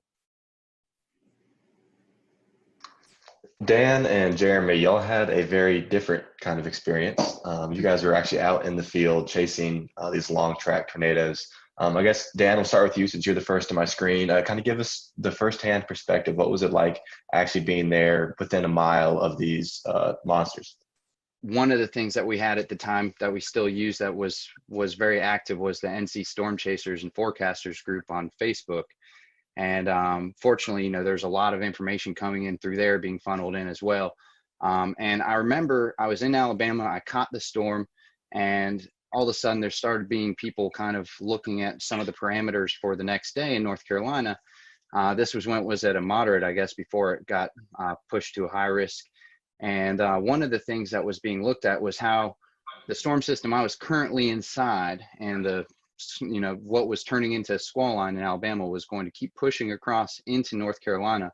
And they were seeing on the HRR runs how basically that squall line eventually was going to break apart into supercells. And that's when really the tornado potential would strengthen. And so when that started coming into play, I just hauled it right straight back towards North Carolina, drove all night long, and made it into Greensboro, Burlington area for the start of where the tornado warnings really kind of got going. Followed the storm in front of it. I actually was able to bust through it because I was inside of it / behind it until about Charlotte to Greensboro, somewhere in there. I busted through the front of it and got in front of the squall line, and then was in front of it near Burlington to Raleigh, somewhere in between there, maybe kind of close to Durham. And that's kind of when it went tornado warned, and it started to kind of quickly overwhelm my vehicle and me and my ability to keep chasing it. There's a couple things that were very clear about this storm system and about these storms, which is one, they were very fast moving. I remember they were going about 60 to 80 miles an hour. Was what I was trying to keep up with and stay in front of, and position myself in hook echoes so that I could try and get a good visual of these, for the most part, pretty rain-wrapped, low nature storms that were just hard to spot. I had great luck in Alabama the day before. I actually found myself up on a hill is kind of how I was able to see that tornado so well for such a long period of time. But this day it seemed, in North Carolina, a lot more heavy rain, a lot more heavy wind. I basically ended up inside of some severe winds going, just at a guesstimate, 50 to 70 miles an hour at the very least, sideways blowing rain. Once I got out of that, I tried to get back in position, ended up in that again. Eventually just kind of the whole storm inside of that tornado warning just overwhelmed me and got in front of me right as it got into Raleigh. And just waiting for this line, and we're sitting there going, oh man, this thing is not breaking up. There's no supercells, what's happening. All of a sudden, obviously within a few frames it started to go. And so we're in Newton Grove still, and which was the right area to be. We just got a little impatient and saw the first one. By then it was already hitting Sanford and the lows, and we decided to speed on towards Raleigh to try to get it there. And I do remember, as Mike May said earlier, the broadcast, Kevin had his ham radio with us. He had a ham radio in the car because he was doing the storm spotting. But I do remember that specific broadcast said, do not approach Raleigh, stop where you are, and all this stuff. And one thing I do remember about that whole day is just a surreal feeling that I can't even describe of the atmosphere. And the winds, even outside, the thunderstorms are blowing 40 to 50 miles an hour. lots of inflow into these supercells from a long distance away, blowing dust and all of that. But when we got to Raleigh, it was said it went up South Saunders Street. We were not far from there, coming onto the Beltline. And it was, I remember specifically seeing the power flashes just to my left as we were coming in. And we stopped right there because we knew it was rain wrapped. We couldn't see it. And we looked for an exit after that. And then we were trying to decide, for about a couple of minutes, do we try to keep up with this one? We all knew that the storms, as Dan said, were doing, forward speeds of 60 to 80 miles an hour. We're already behind it. We're in a metro area. We're like, no, let's get out of here. Let's go for the next one down the line. That was the Wilson storm. And interestingly enough, that storm hit Fayetteville first, that next cell down the line. And I have a friend there who was in contact with me pretty much before we were chasing the Raleigh one, saying, do I need to take shelter? Is this the real deal? And I looked and the couplet was almost on top of them. And I'm like, yes, get in, And they got into a closet, and the tornado did hit their house. Fortunately, at that point, it was the start of that tornado's path. So it was weaker. They had a few shingles gone, but up the road from them, it turned into EF3 damage. So, but they were, they did take precautions and they were fine. I didn't find that out till later, but so then I had to beat the forward flank of that next cell. So coming out of Raleigh, so I was speeding definitely to beat that forward flank to get. I didn't want to get cored and then stuck and missed it, knowing how fast these storms were moving. So I was driving a Volkswagen Beetle at the time, and finally made it to 795 area. I got just a little bit south of it, and because I did want to get a clear view if there was a tornado. And then we were going up 795 northbound, so we get a straight on look at it, and I looked to my left, and I saw the rotation. I looked to my left, and like, is that what I think it is? Because it was there wasn't that much contrast at that point, and it was an open field, and so we just decided to stop there. And then it came out from some trees, and sure enough, that's the tornado, which many of you have probably seen the video of. Now marker 5.5, looking north-northeast. Large tornado on the ground, all the way to the ground. Multiple times. Kevin called it in. I think the tornado was about 100 yards wide at that point. We were about a mile and a half away. I could have gotten a lot closer to it, but I did not know the area that well, so I didn't know if I was going to pull up. That's the only reason I didn't. I didn't want to lose the view we had, and I knew how fast it was moving. I knew we had one shot to get a look at it, and that was going to be it, and then it was going to be gone. And so we decided, all right, we got a good view here. Yeah, no, we're not super close, but we'll just stay where we are, and we're safe here. So we watched it, and then kind of faded into the rain from where we were as the rear flank downdraft came around. And we got hit by that a little bit. And then after that point, we took off for the next cell down the line, which we ended up in Farmville outside of Greenville. And we just missed it. We weren't fast enough. These storms were moving way too quickly. So we just had to find we actually had to use an escape route and go into the rain and hail so we get away from the couplet and let it pass, because we weren't going to be able to see it from where we were. And then so we did, and then we went into Farmville, and we saw the damage there. It just happened, but immediately, amazingly, the emergency crews were there. They were probably there within a minute or two after the storm passed. And so we took a look for a minute, and I remember letting, again, cell phone. I mean, smartphones were relatively new, but I did have one, Pickle 3. And I remember just letting a guy whose house got damaged use it to call his family. And then we wanted to get out of the way of the emergency services as quickly as we could. So then that was it. And then there was a squall line behind that. But that was it. And then we went home after that. And then the last thing I remember is going to the NC State Library to upload my footage to YouTube, since I had the super fast connection, as quickly as I could. And I think I remember emailing Mike Mays and sending him the link or something like that right away. And then Ariel, I know, put it up. And then it actually ended up in a few things, like a National Geographic did a special on that whole spring, because as Dan said, there were a number of outbreaks that spring. Everybody remembers Tuscaloosa and all that. This was one of 3, I think, major outbreaks that they covered in that series. And so it ended up kind of spreading from there. And I think it is still my most viewed video to this date. But and that was about it. That was about the general summary of my day right there. Were you guys able to, after this event, in the days to come, to go out and survey some of the damage? If so, what kind of stuck out to you guys? Our biggest storm was in Bladen County, in Elizabethtown specifically. There were 4 fatalities there between, I believe, Elizabethtown and closer to Bladenboro. Also, a couple tornadoes up there in Bladen. And our reporters, I'll say they... We'll return to Best of the Carolina Weather Group in a moment. Now your Carolina weather forecast. Here are today's forecast high temperatures for North Carolina. Here are the forecast lows for tonight for North Carolina. Here are tomorrow's forecast high temperatures.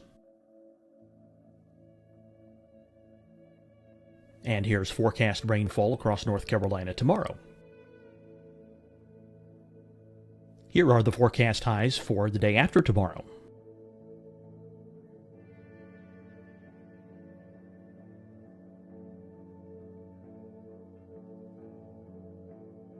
And here's the forecast rainfall across North Carolina for the day after tomorrow. This is the total rainfall forecast across North Carolina for the next 3 days. Here's the severe thunderstorm outlook for today from the Storm Prediction Center.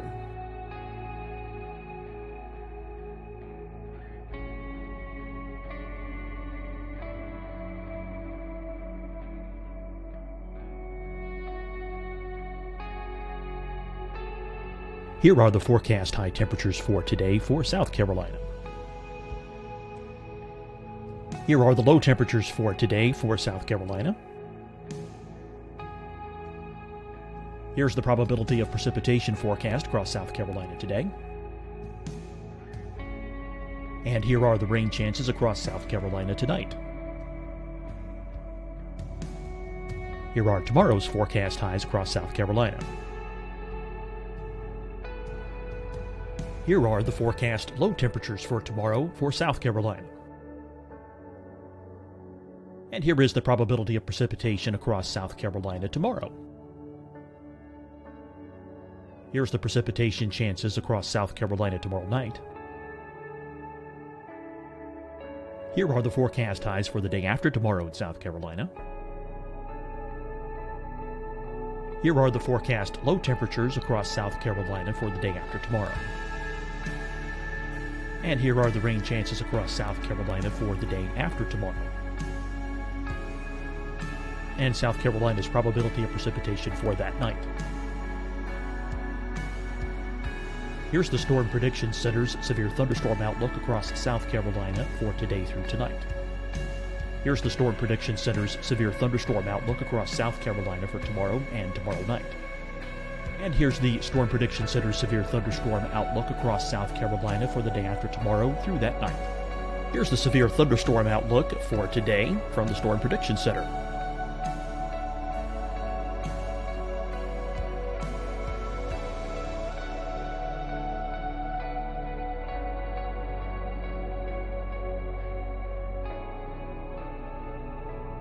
And now here's a live look at weather radar across the southeast.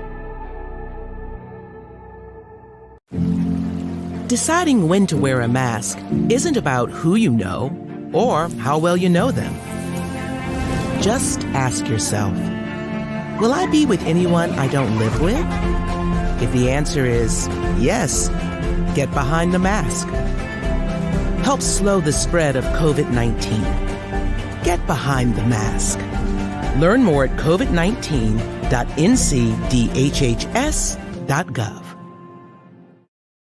Hi, everyone. I'm Dr. Mandy Cohen, Secretary of the North Carolina Department of Health and Human Services. And when you follow the 3 W's, you protect your family and your neighbors from COVID-19. When you leave your home, practice your W's. Wear a cloth face covering, wait 6 feet apart, wash your hands often. Wear, wait, wash. We're in this together. Stay strong, North Carolina. Fight the spread and take a stand against coronavirus. Wear a mask in public. Stay at least 6 feet apart from others. And get tested. Join us and fight the spread. Visit scdhec.gov/COVID-19. Getting tested for COVID-19 helps you to take the steps needed to protect yourself, your loved ones, and your community. Find the testing location at scdhec.gov/COVID-19 testing. You'll see your Carolina weather forecast at 25 and 55 past. And now back to the best of the Carolina Weather Group on the all-new Carolina Weather Net. Because a lot of the structures really were just torn apart. It was EF2 damage, but a lot of mobile homes, a lot of weakly built structures there didn't stand a chance at all. Based on the strength of the storms that day. So like we usually see in North Carolina, a lot of times the tornadoes are short-lived and on the grand scale rather weak. This was just, there were a ton of tornadoes and most of them were really strong ones by our measure, at least too. So the damage was much worse than we usually see in a tornado outbreak. It was tough to watch. I remember a lot of people really, if they weren't personally affected by it, emotionally they certainly were, and there was a big outreach to try and help folks in the weeks following. So I have a question, Tim, coming back to you. How do you think the public responded as these warnings were going off and folks were being warned, hey, look, stay inside. These tornadoes are canvassing a wide area. There's no exacts, but do you feel like a majority of the public really responded well to that, or do you think maybe it was a learning lesson for a lot of folks? Well, I think it is difficult. Every event is different, right? And I think after this event, probably people took warnings more seriously because this was such a significant one and really a generational one. On that day, I can't really speak to how individual folks reacted. I think it was hard for them to understand.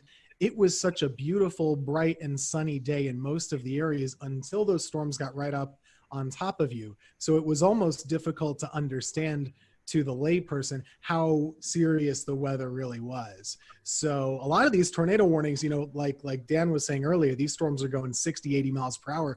The polygons were pretty big to account for that size, and you might have the warning going off and you're still in the sunshine, right?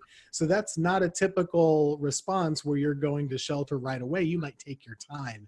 So I do think that there was, number one, a challenge with it being a midday on a Saturday, a little harder for folks to maybe be paying attention normally. I guess it was always a case-by-case basis, but you look at the fatalities, there were a lot. There were just a lot. So I do think it was a learning lesson for a lot of folks after. After all these storms had passed and the days following the event, you guys had to go out and conduct storm surveys. What did that look like, and how busy were y'all? Because that was a lot of tornadoes to cover. And so within the first day, we knew we needed to get the fatal tornadoes that were long track. We needed to get those really well defined. And so we got those done. And then there were still some additional surveys on those two, but then really you spent the rest of the week going out into different areas. It took about a week to survey the entire area to get all the tornadoes in. But we focused on the ones that we knew were the worst, that there was the most attention on, just to get the EF rating, the tracks, the intensity, really identifying how the people died. When we lost people, that's a tough thing to have to do, to go out there and work with families that have lost everything. And a lot of times they're out there picking over their stuff. You want to learn what they've gone through a little bit, but you've also got to be very careful. But most people really do want to talk to you and tell you their story. So we get out there and interact with them. The Lowe's was just an incredible story where they had heard the warning. And then somebody came in to the front of the Lowe's and basically said the tornado's coming. And I remember we talked to the manager. He got on the loudspeaker in the store and just told everybody to go to the back where the bathrooms were. There's more infrastructure in the back. And of course, the tornado hit. It blew in those big sliding glass doors. It blew those in. The whole front wall of the Lowe's hardware blows in, and the front roof collapsed. And so the manager in that Lowe's, I mean, who knows how many lives he saved? But there was a lot of good stories like that. But there was a lot of tough stories with a lot of loss through the day. That makes it tough. But it took us a week to get our hands around all of the damage across central North Carolina. What's your lasting memory from this event? If you could share it with the folks who are watching, what's your lasting memory from the event? I'll start with you first, Jeremy. Well, with me, I think it was just even more than the tornado itself was just a surreal feeling that entire day, and the surreal feel of the atmosphere, those winds, like I said, that were inflow into the storms themselves.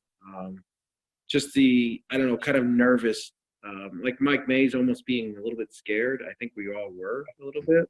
I mean, at least I was at the same time as being, excited to possibly see a tornado. Of course, I don't want to see anyone get hurt. Nothing quite compares to what that system did. Everything from the speed to the tops of the storms being, in a lot of cases, kind of lower topped, and especially the moment where it went from the squall line into breaking up into those individual supercells. And seeing that, like Jeremy said, happen in a couple of frames on radar, aka 10 minutes in time, all of a sudden it went from a messy situation to you have 8 of the most textbook supercells in a line sweeping across the state at a high speed. Being in the middle of that and seeing the actual sun break through the squall line as those storms separated was just a surreal moment, something that I haven't seen happen in North Carolina since. Or anywhere really for that matter. I mean, every now and then a strong storm system will separate from a squall line to supercells, but I've never seen anything to that degree. This was a long week event for us because it took a long time to get all the surveys done. But I mean, going back to that day, things I remember, obviously being in the office, but just how well everything did work. We did lose, more people than obviously you never want to lose anybody. We saved a lot of lives that day, and so going out there and seeing how much devastation there was and how many people were doing the right thing and seeing how well things went in the weather office. I remember watching WRAL like Mike was talking earlier, and they had tornado emergency just in big bold red across the bottom of the TV set. They were on wall-to-wall coverage. We were getting great spotter reports. It was one of those days where everybody was intensely worried. We were all had a heightened awareness, but everything really worked the way it was supposed to work. I mean, everything we had practiced, all the work we've done with the media and Skywarn and the training inside the office, it just all came together. And so, while we lost people that day, and that's always a tragic thing, there was a lot of things that did work, and a lot of people came together and I'd say performed at a top level. And at the end of the day, it saved lives. For me, I was definitely still a kid at the moment. I think I was 23 years old or 24 years old or something like that. And thankfully, Jerry Jackson, who I was working with at the time, he had drilled with us very basic severe weather coverage do's and don'ts. Like 3 simple things. Tell folks where the storm is, where it's going, what they should do, and then tell them again. And if you have more than one storm, do 1, 2, 3, however many you have, then go back to the first one. So we really boiled it down to basics. I think we did a pretty good job that day. And I think, this event really prepared me for further events down the road, to not get too amped up, too nervous or whatever. Just kind of keep it simple, tell folks what they need to know and what they need to do. And that's really the whole reason why we're here, right? So this is a big moment for North Carolina, and just personally for me, and kind of seeing what the weather can do and why we're here. I do remember one point. I couldn't tell you what time it was, but it was just we had a little Viper radar system from Barron in the office. That was our primary drive thing. And I remember we would go out and expand and zoom into like Kansas or Oklahoma when they would be having their events, and we would see what the radar would look like. And I remember just thinking to myself at some point, I should be seeing I-35. I should be seeing like OKC and Wichita as delineators here. Instead, I'm seeing Kinston and Goldsboro, and it was just really crazy to see those kind of returns. Everything classic supercells all lined up in a row. Gentlemen, we definitely appreciate your time tonight. Thank you for going over this with us. Thank you guys who are watching tonight. Thank you for allowing us to step back in Carolina weather history and talk about this event. Be sure to check out this week. We'll be posting some more updates about this event throughout our social media pages, so be sure to check that as well. So for everyone here at the Carolina Weather Group, we hope you have a great evening, and we'll talk to you next time.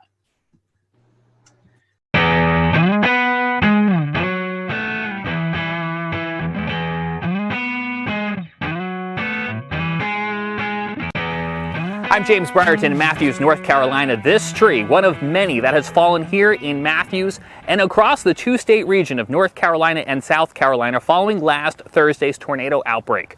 10 tornadoes in all confirmed by the National Weather Service, who then spent Friday going out and surveying damage like this here at the playground of Matthews Elementary School. The school closed on Friday with power still out and trees like this still down. School was closed in Charlotte, Mecklenburg. Now, the National Weather Service happened to be celebrating its 150th anniversary this week. We're going to be talking about that coming up. The important life-saving mission they played today was all created over a century and a half ago. But first, let's talk more about the recovery efforts here in Matthews and across the region. This tree, the EF1 tornado coming through here on Thursday, caused damage across the region. 95-mile-per-hour winds knocking down trees like this, and also unfortunately taking down some homes where the roofs were damaged when big trees like this fell. All in all, we had about 2 storm deaths across the region, and that's too many. But it could have been a lot worse, and that's why we're going to spend some time in this episode talking about the very important life-saving role the National Weather Service played, because none of those deaths came inside of tornado polygons, and I think that has a lot to do with the role that the National Weather Service plays, getting those warnings out on TV, on radio, to NOAA weather radios, and now to our cell phones, wireless emergency alerts, alerting people like myself that they were in the path of danger. On Thursday, I was trying to make my way to the day job at the TV station when I received one of those wireless emergency alerts on my phone. I happened to be streaming on Periscope at the time. I'm driving here on Interstate 45. As that message comes in, take a look what happens. Just now receiving an emergency wireless alert on my phone for a new tornado warning issued until 12:45. Severe thunderstorm capable of producing a tornado was located 9 miles northwest of Indian Land or over Carrollton. Impact. Flying debris will be dangerous to those. All right, so this actually might be a problem for me. All right, ladies and gents, we might be seeking shelter here in the next little bit because I'm going to be coming right into this, and that is not my intention. As soon as this lets up a little bit, I'm going to go and look for some damage in that area. Right now, I am not moving. I am just to the south of that warning. That is where I want to stay. I do not want to be in the thick of it, but I want to be able to move quickly afterwards to take a look at what might be going on around there. Because of that alert sent by the National Weather Service and relayed to my phone, I was able to safely pull off the road, get out of the way, let that storm pass, and then I turned north, directly into where the storm had just been, continuing towards Park Road, where the storm had crossed through a neighborhood called Park Crossing. Here's a look at what I saw moments after that tornado came through and as that tornado was continuing east into Matthews. You can see we've got numerous trees down. This one, as it fell, took down a fence. We see several instances of this as we make our way through this Park Crossing neighborhood. Now, all of this damage occurred during the midday hour when a tornado-warned cell came through the neighborhood and it brought down several large pines, just like the one you're seeing right here behind me. To give you a sense of what the aftermath of storm damage smells like, it smells very heavily of pine and also sounds like chainsaws. We have another tree down here. This one just barely missing this brick home as it did kind of fall here and then continue to land, if you take another look, right across their front yard. So a very close call here for the family that lives right at the entrance of Chatham Oaks. This is inside again that Park Crossing Drive neighborhood. Now we are just to the west of Park Road. I was onto the east side of Park Road where the Cameron Woods neighborhood was not too long ago. Whatever came through here then immediately went through there, brought down several trees as well too. neighbors out there trying to clear the way with chainsaws. About 10 minutes before the trees started falling, so I was able to be here to help out. How many trees are down besides what's behind us? I'm not one for hyperbole, but it's countless at this point. There's trees on houses, there's a lot of roads that are blocked. We're just trying to get cleaned up so people can get through. And also clear those storm drains, because as you can see, the rain is continuing to fall here at this hour, and so all of this water is going to need a place to run off. So you can see neighbors trying to also clear those drains as well. Back out here in the Park Crossing neighborhood, you can see this fence was no match for whatever came rolling through here a little bit earlier on, knocking down not only the wood sections of the fence, but also tearing it right from the brick pillar. The National Weather Service will be looking at damage like this and like the tree laying across the road to determine what exactly rolled through here during the height of the severe weather. The EF1 tornado that came through Mecklenburg County, not even the strongest of the storms we saw. This EF2 tornado caused damage in Gaston County near Kings Mountain, where it toppled 4 of those huge metal transmission towers that Duke Energy runs to bring power into the region. It took 150 workers this past weekend to get all of that cleaned up and back up and running. And when they twisted and laid on the ground, I mean, it's just the structures were twisted. If you go look at the footing of that, you'll see where it was a twist. It wasn't a break, it wasn't a bend, it just twisted the structures and they came down together. So it was a very severe wind that caused these structures. From Gaston County to back here in Mecklenburg County, those were just 2 of the tornado warnings that were issued here for the greater Charlotte area. Numerous storms across the region, a lot of them in that greater Charlotte area. Joining us now from his home in Morganton, North Carolina is Scotty Powell with a look at some of the other storms. Scotty. One of the first tornado warnings to be issued was for Cleveland and Lincoln County. The National Weather Service was able to confirm an EF1 tornado touchdown 1 mile west of Lawndale in northern Cleveland County. The end location was 3 miles northeast of Fallston, right near the Cleveland and Lincoln County line. One of the stronger tornadoes that we saw occur on Thursday was an EF2 tornado that occurred just outside of the city of Kannapolis, North Carolina, in Cabarrus County. The tornado began just west of Interstate 85 near Lane Street. The awning of a service station was damaged. The strongest damage was found just east along Pless Road, where several homes were damaged from this tornado.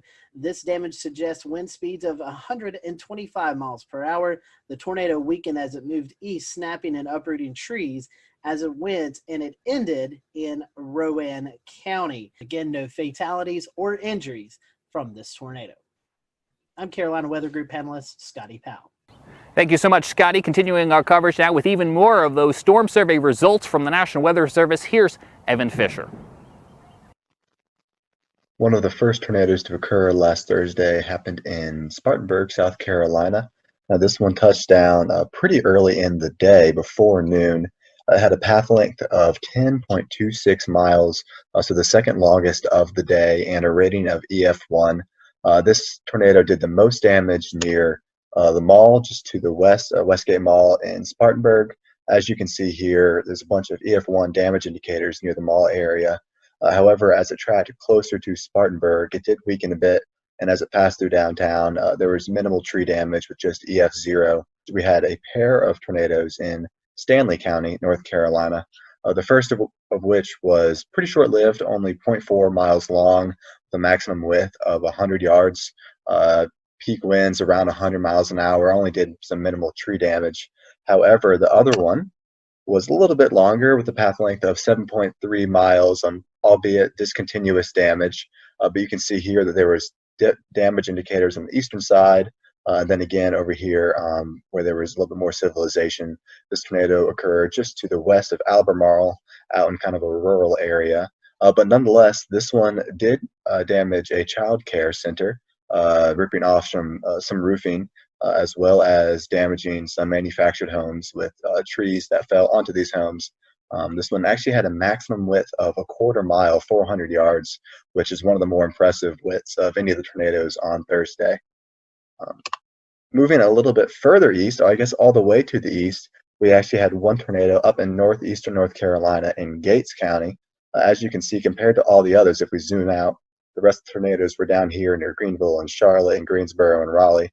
However, there was one up here in Gates County, rated an EF0. We kind of flip over to the damage survey here. Tracked for about 3 miles with peak winds of 85 miles an hour. Touched down near Taylor Mill Road and Askew Road and crossed Turner before doing some tree damage, as well as a few homes suffered damage, mainly from falling branches. From Evan Fisher now to Tim Pounds, who joins us with a look outside a storm that crossed from Georgia into South Carolina. Well, thanks, James. The storm team out of the Columbia, South Carolina office of the National Weather Service confirmed that an EF1 tornado touched down in southwestern Aiken County. This occurred near Vaucluse in the Springfield Church Road area near Stableview Farm. Luckily, there were no injuries or fatalities indicated with this storm. And it was a pretty short-lived storm with maximum wind speeds of 105 mile an hour. The tornado only had a path length of about 1.15 miles and a maximum width of 75 yards. Another area of concern in the Augusta area was the Savannah River. The U.S. Army Corps of Engineers indicated that there was going to be a lot of extra flow from all the rain that occurred in the area, and they had opened the floodgates on the Strom-Thurmond Dam, releasing almost 30,000 cubic feet of water per second. So it was going to be a lot of water going down below the dam in the next few days. But other than that, that's about the extent of the storm report here in Augusta. James? Also had a lot of water that fell. A lot of water that fell from the sky, making it possible for big trees like this to fall in very spongy soil, but also challenging the water systems, the watersheds, the rivers, the creeks that now have to take all of that water that fell and eventually funnel it out to the Atlantic Ocean. We're watching rising waters along rivers and creeks and waterways that are now having to try to cope with all of that water. When you take a look at the debris that remains days after the tornado outbreak of last week, you have to pause and think for a moment and realize that it could have been a lot worse. But if it wasn't for the folks who tirelessly put in long hours at the National Weather Service, not only forecasting and warning about storms like this, but then spending hours and days afterwards going out into the field and looking at debris and conducting their storm surveys, well, frankly, if we didn't have the National Weather Service, we'd be in a lot of trouble. Now, the National Weather Service celebrated 150 years on Sunday. We, of course, wish them a very happy birthday. Now, we had Tom Nizzle on our program a couple weeks back. Now, Tom spent years at the National Weather Service in Buffalo, New York, before coming south to work at the Weather Channel. He now resides just across the border in Tennessee, and he's a bit of a National Weather Service buff, you could say. And he was very happy to spend some time with us to enlighten us on the history and the important role that the National Weather Service has played in its first 150 years and counting. Tom, you got to know the National Weather Service from the inside. What does this 150th anniversary mean? Well, I'm old. I'm not quite that old, but man, I look back. I have 32 years in the National Weather Service. They're celebrating their 150th anniversary. So do the math, man. I've been there for 1/5 of their entire history. I am old. But I'll tell you, I love going back and look at the history of a National Weather Service for the United States. And a lot of it has its roots back to my hometown, Buffalo, New York, which was one of the original 24 forecast offices in the U.S. when the National Weather Service, under a different name, began back in 1870. It's amazing when you think about the United States and think about the roots of weather and weather observations. My gosh, when our forefathers came here to the U.S., think about the fact that everything they did in their lives had some connection to the weather. I mean, they spent most of their time outside. It was an agrarian society. So two of our most famous weather observers and our most famous original weather people in the United States were two of my favorites, a guy by the name of Ben Franklin and Thomas Jefferson, right? Franklin was amazing. He was one of these Renaissance men that was interested in everything, and he was a great scientist. Franklin, by the way, was the first person to really study and chart something that's right offshore of the Carolinas, known as the Gulf Stream. That really was actually discovered in a way in a scientific basis by Ben Franklin. Franklin also took weather observations every day. How about Tom Jefferson, another Renaissance man? This guy took weather observations on a regular basis, and he shared those observations and developed a network with people that were around him. In fact, the cooperative weather observers in the United States today, their top honor that they can get is the Jeffersonian Award for them taking weather observations. So those are two of the guys that really started things off. We get into the 1800s, and as the country began to expand out to the west, all right, now the beginning of the 1800s, Weather Service actually went into a national operation in 1870. So 70 years before that, the U.S. was moving out and expanding to the west, and based on Thomas Jefferson's suggestions, the Lewis and Clark expeditions, they wanted to take science observations. Most of the Army surgeons who were trained as scientists would take weather observations on a daily basis, and they would mail them back in. They would, arrive months later into places like the Smithsonian, where they would gather this information and bring all this information together, begin to plot it onto maps and try to understand this array of data that we were gathering across the country. But my gosh, none of it was timely. It took months to get that information. So you come across to about the mid 1840s, and we had this amazing invention that takes the science of meteorology and rockets it forward. And it was called the telegraph. Because once you got the telegraph, you could get this data from around. We'll return to Best of the Carolina Weather Group in a moment. Now your Carolina weather forecast. Here are today's forecast high temperatures for North Carolina.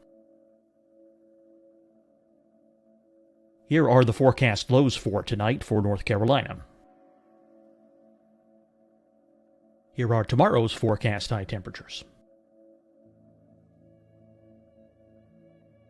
And here's forecast rainfall across North Carolina tomorrow. Here are the forecast highs for the day after tomorrow.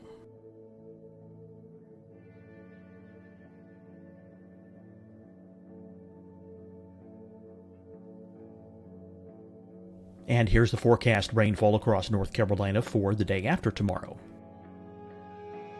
This is the total rainfall forecast across North Carolina for the next 3 days. Here's the severe thunderstorm outlook for today from the Storm Prediction Center.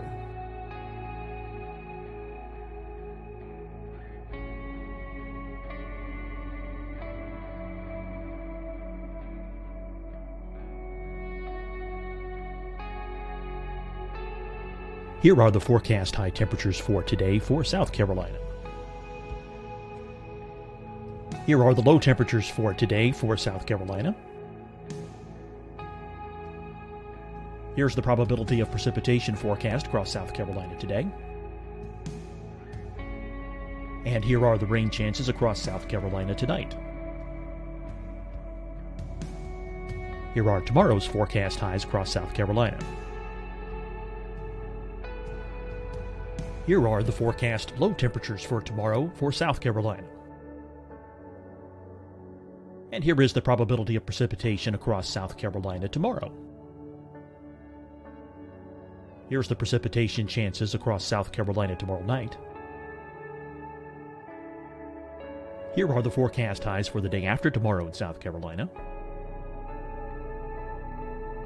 Here are the forecast low temperatures across South Carolina for the day after tomorrow. And here are the rain chances across South Carolina for the day after tomorrow.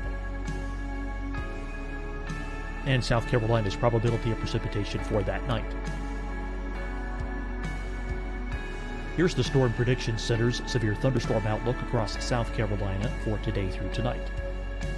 Here's the Storm Prediction Center's severe thunderstorm outlook across South Carolina for tomorrow and tomorrow night. And here's the Storm Prediction Center's severe thunderstorm outlook across South Carolina for the day after tomorrow through that night. Here's the severe thunderstorm outlook for today from the Storm Prediction Center.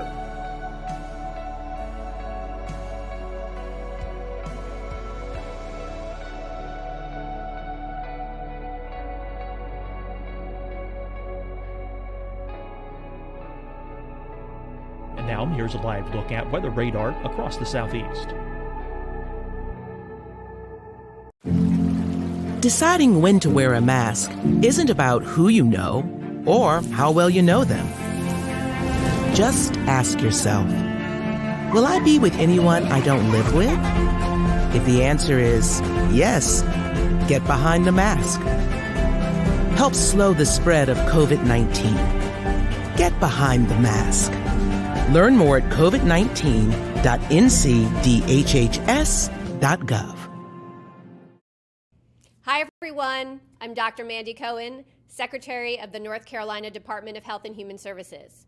And when you follow the 3 W's, you protect your family and your neighbors from COVID-19. When you leave your home, practice your W's. Wear a cloth face covering, wait 6 feet apart, wash your hands often. Wear, wait, wash. We're in this together. Stay strong, North Carolina. Fight the spread and take a stand against coronavirus. Wear a mask in public. Stay at least 6 feet apart from others. And get tested. Join us and fight the spread. Visit scdhec.gov/COVID-19. Getting tested for COVID-19 helps you to take the steps needed to protect yourself, your loved ones, and your community. Find the testing location at scdhec.gov/COVID-19 testing. You'll see your Carolina weather forecast at 25 and 55 past. And now back to the best of the Carolina Weather Group on the all-new Carolina WeatherNet.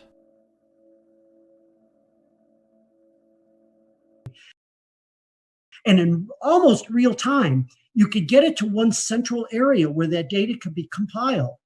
You'd have the data quickly, you could analyze it, and then understand what was going on a more real-time basis. And this was all done at a place called the Smithsonian Institution. And Joseph Priestley was the guy that was there that was gathering all this information and beginning to plot weather maps.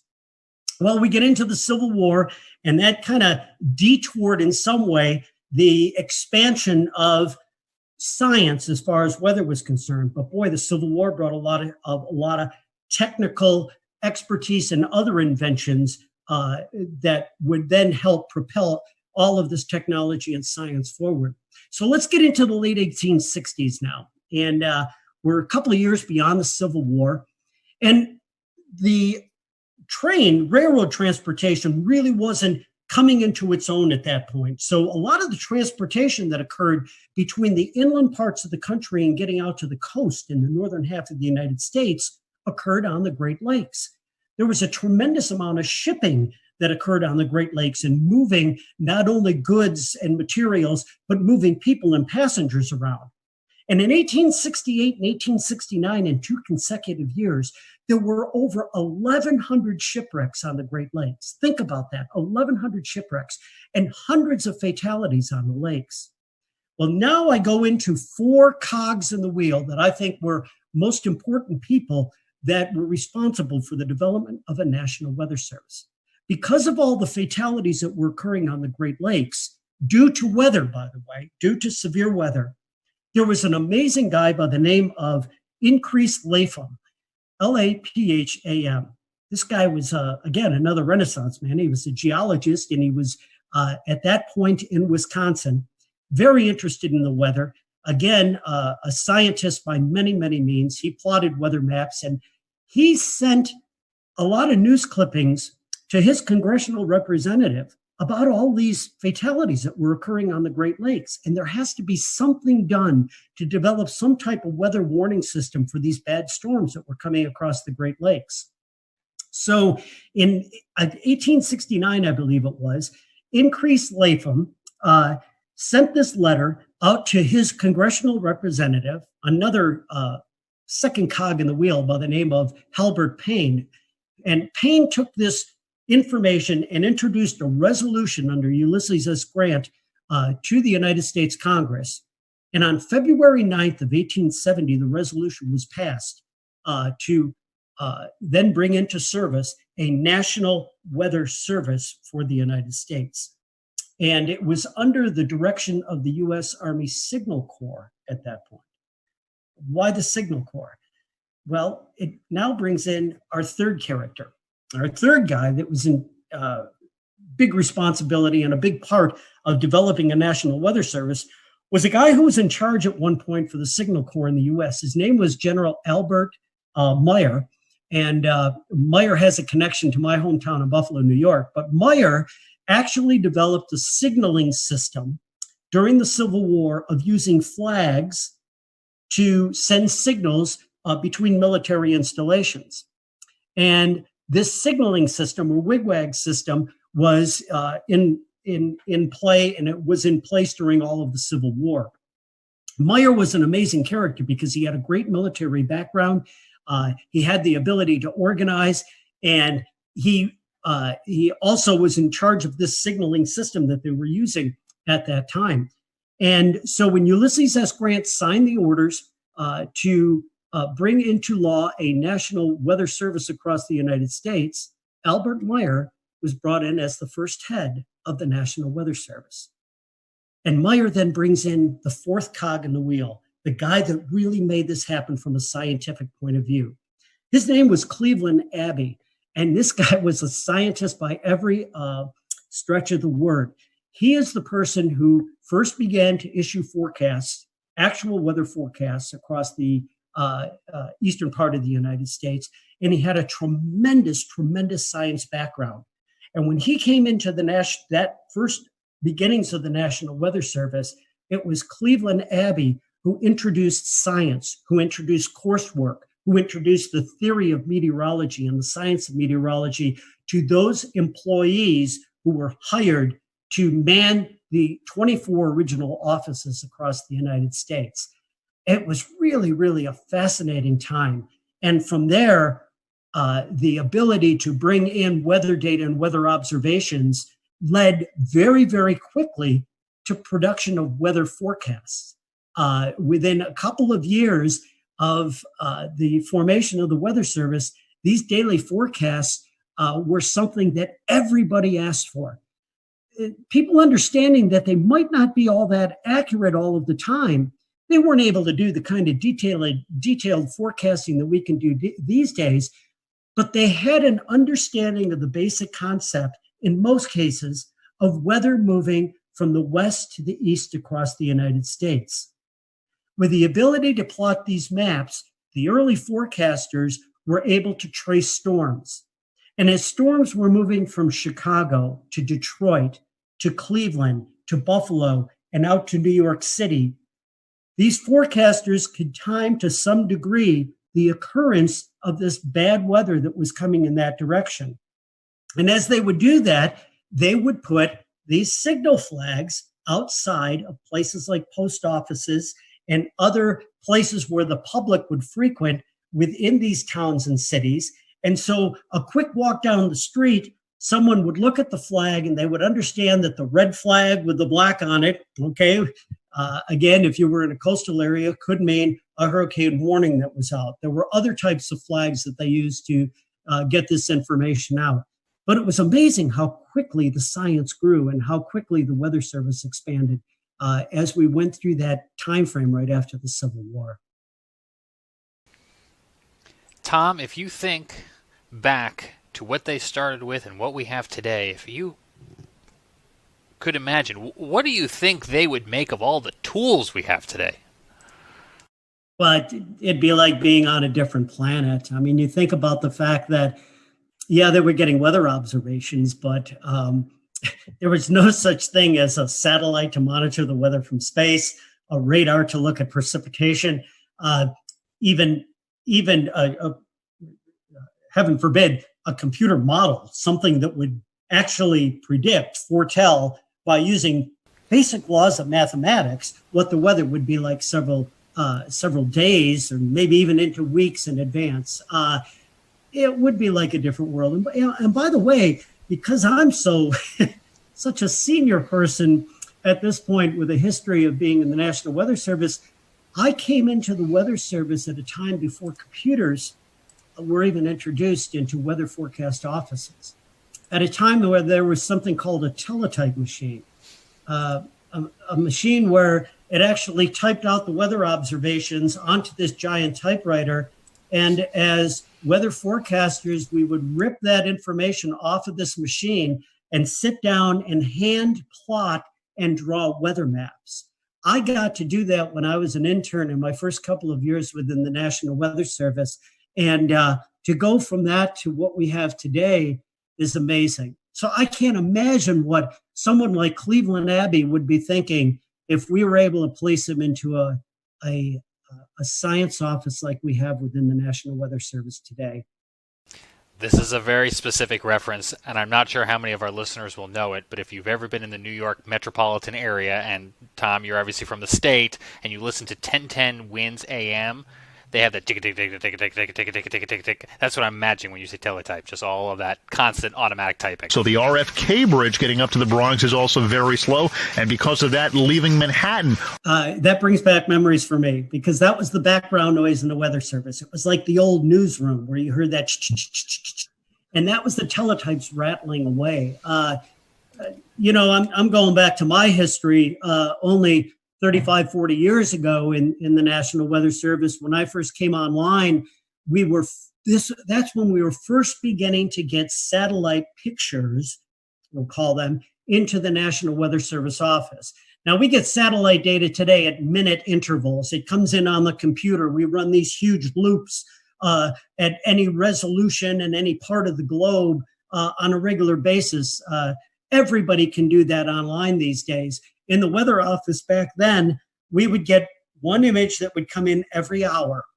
And if you wanted to do an animation of what was going on, all those images were placed on a clipboard. And you literally would take your fingers and take the pictures and let them go, and you could see the clouds moving across the eastern part of the United States. That was our animation back then. And that was after a tremendous increase in science and technology. It's fascinating because, as we all know, wars are terrible. War is hell. But wars also bring out tremendous advances in technology. And, World War II pilots, they were responsible for discovering the jet stream. As we got into World War II and immediately after, we developed the first large-scale upper air network across the United States with the launching of radiosonde balloons twice a day to get that information from the upper atmosphere, because weather occurs on 3 dimensions, right, throughout that depth of the atmosphere. The advance of weather radar. My gosh, you took military radar, again, developed in World War II, and then after that war, they not only saw airplanes when they were looking at the radar, but they saw these features that kept getting in the way of them looking at airplanes. It was precipitation from storms. And, we turned that into the ability to monitor weather systems and then get into the tremendous science of severe weather and understanding tornado genesis and tropical storm formation from all of that technology. So it's just been amazing to watch the history. And it all began back there in 1870 when there was concern for the loss of life on the Great Lakes and of course, along the coastal areas from shipping as well. Tommy, you're talking about the advances in technology. One thing that kind of comes to mind is the advances in the warning process. Trying to explain to the younger generations that we didn't have things like cell phones, right? Just a generation or two ago, with these text messages and alerts that came across at any time of the day or night, the ability to communicate that information has saved countless lives and will continue to do so. And the ability now to be able to put out 911 messages to a huge area, an entire community, to get that information out, has been married with the technology that allows us to be more confident to get those warnings out by being able to use something like a Doppler radar to understand what we should be warning on and what we should not be warning on.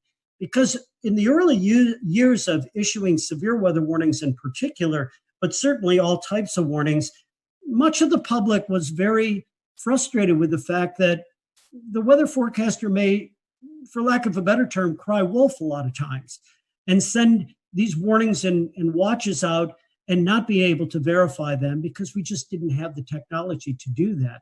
But we've got that technology now.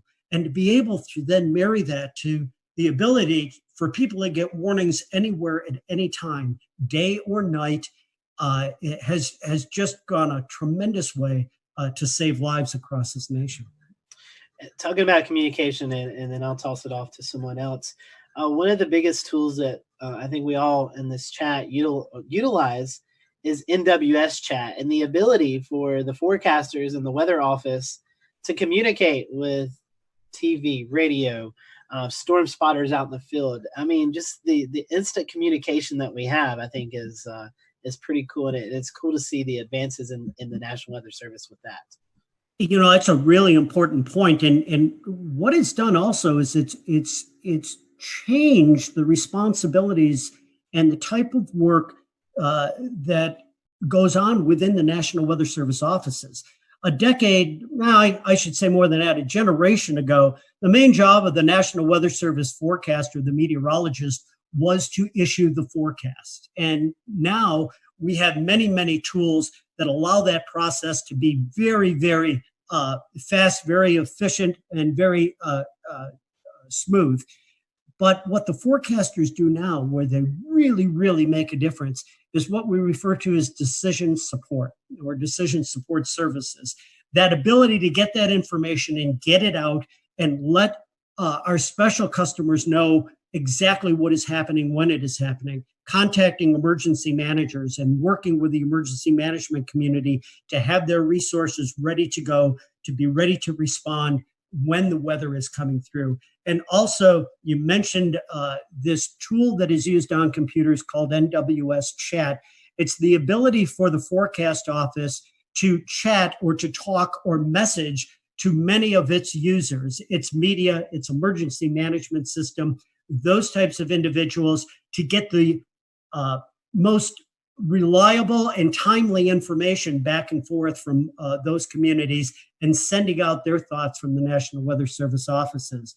I found it fascinating when I worked at the Weather Channel that we, within a matter, and I mean this, within a matter of less than a minute in many instances, a damage report, say somebody had a half-inch hail that came down in their neighborhood outside of Charleston, South Carolina. And they sent a report in on their phone to the National Weather Service saying, we got hail here. Within a matter of a minute or so, the Weather Service gets the report, pops it into a computer that goes into this system. And at the Weather Channel, our graphics meteorologists were watching that data coming in. And when they picked that data up with the click of two buttons, it ended up on air. I was amazed to see how quickly that process took. And it's the ability to get that information and communicate it out to the public, because time is of the essence, especially with severe weather. So it's another huge increase in technology that, once again, is helping to save lives. Tom, I don't know if there's any telling what this world would be like without the National Weather Service. So let me try to phrase this closing question to you this way. What would day-to-day life here in the United States be if tomorrow morning we woke up and there was no National Weather Service? I think it would be chaos. If you think about how much of our economy and daily life is tied directly to the weather, and the way you see that most succinctly is being in the checkout line at the grocery store, because everybody's talking about it. You have to know what's going on with the weather if you're going to react with the real world. Everything from our transportation to our agriculture to daily life in general revolves around the ability to understand how nature, how the atmosphere is going to impact us over the next several days. Without the National Weather Service, I think we would be way, way behind in where we are right now. We again thank Tom for his time, and to all of the folks at the National Weather Service who continue to keep us safe each and every day. We can't thank you enough. And to you at home, thanks for joining us for this special edition of the Carolina Weather Group. For all of us, I'm James Brierton in Matthews, North Carolina. We'll see you again real soon.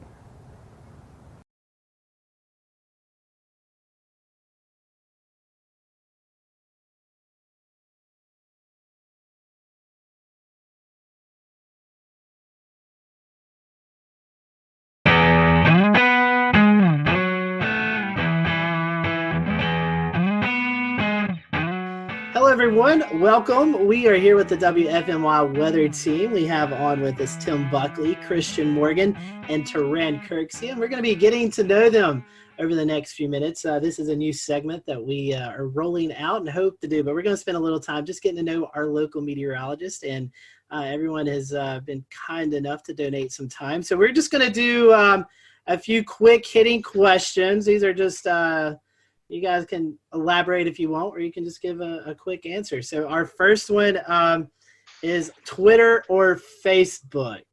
Which do you prefer more, Twitter or Facebook? I'll start with Tim. Twitter, as long as it's not bad Twitter. But I like weather Twitter. Okay. Christian? Definitely Twitter. Facebook has the ability to take something you posted 3 days ago and highlight it 3 days later, which makes the information very much out of date. So I feel like Twitter, if you can't say it in 140 characters, then you're saying too much. All right, here's one. I don't know if you guys have dabbled in these as much. TikTok or Snapchat? Oh boy.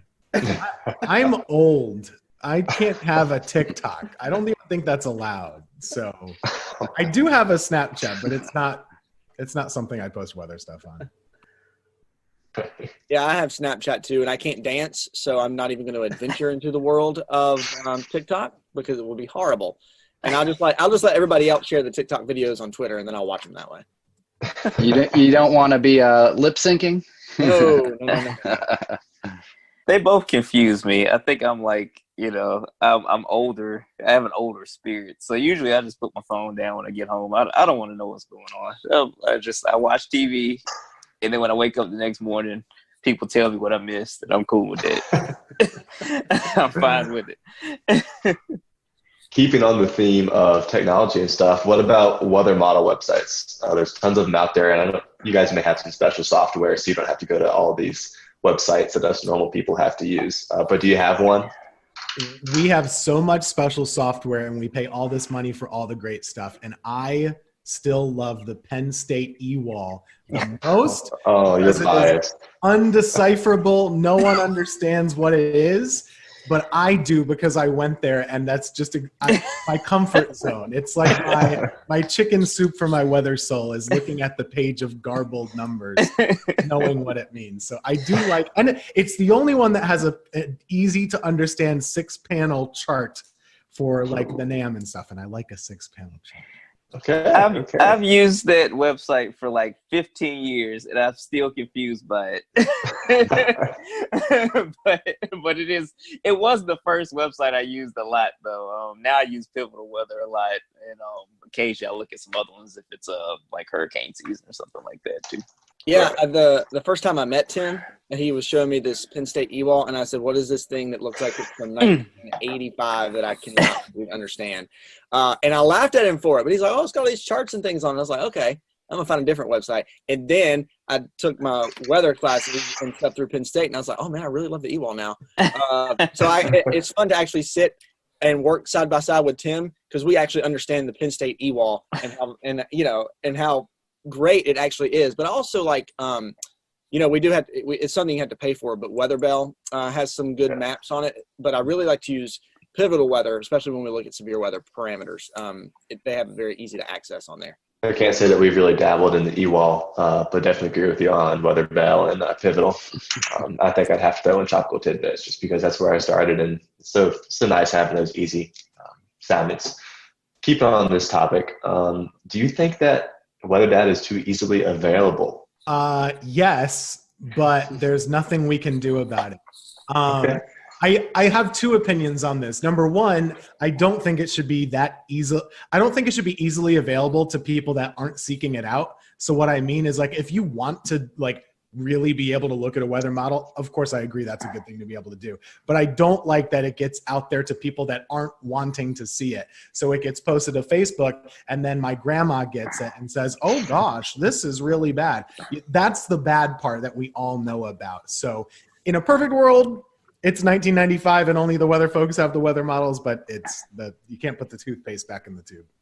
I think with it being so accessible, yes, it's public knowledge. it's out there, so why can't you access it? But at the same time, you get a lot of these hype weather sites and, people who think they're weather gurus and don't really understand it. And they like to, screenshot things and then post hype weather stories based on looking at one model. People don't really take the time to actually dive into the models and try to find the consistencies in them. And a lot of people don't even know like the biases of the models and typically how they run. So having it so accessible is kind of doing, the weather folks a disservice. So we actually kind of have to take a step back and say, what you're seeing is not really accurate, but here's what we're looking at. So we almost have to kind of be careful where we step to make sure we cover the bases of what people are really seeing on Facebook and Twitter and what they're, sharing out at a mass rate. Yeah, because 90% of the time when something looks bad 5 or 7 days out, it doesn't happen. So I know my forecasting philosophy is usually like, okay, that looks like 10 days out. Oh, it looks horrible, but I'm not going to say anything. We'll just kind of pay attention to it. And then once we get in the, okay, it's 4 days out to 5 days out. If it looks really bad, okay, let me start kind of sprinkling this in. And then 3 days or less is when I'm more so like, okay, this is probably going to happen. But since it is out there and, the way that the models are visualized, some of the websites where it looks really, the color tables are really good, but you see something that looks terrible and then somebody would just like, Christian and Tim were saying. We'll return to Best of the Carolina Weather Group in a moment. Now your Carolina weather forecast. Here are today's forecast high temperatures for North Carolina. Here are the forecast lows for tonight for North Carolina. Here are tomorrow's forecast high temperatures. And here's forecast rainfall across North Carolina tomorrow. Here are the forecast highs for the day after tomorrow.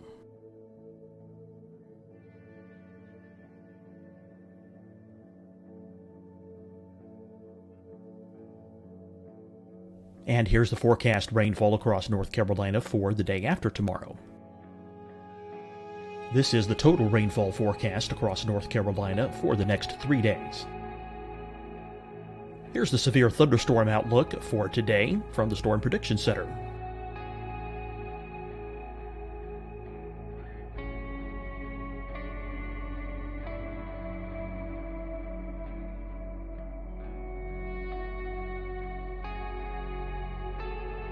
Here are the forecast high temperatures for today for South Carolina. Here are the low temperatures for today for South Carolina. Here's the probability of precipitation forecast across South Carolina today.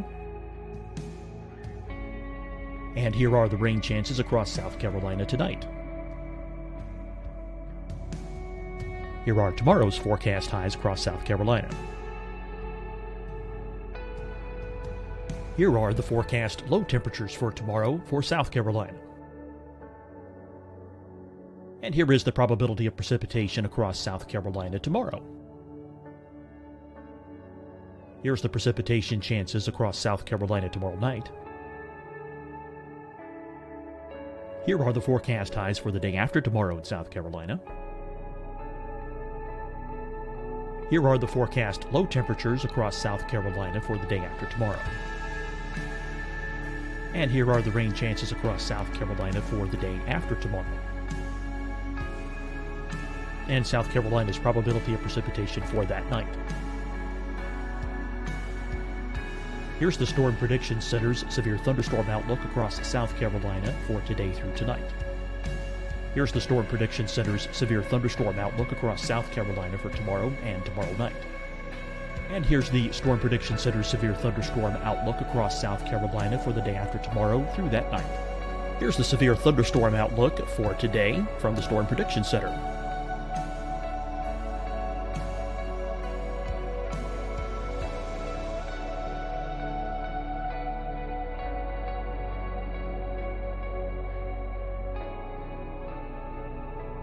And now here's a live look at weather radar across the southeast.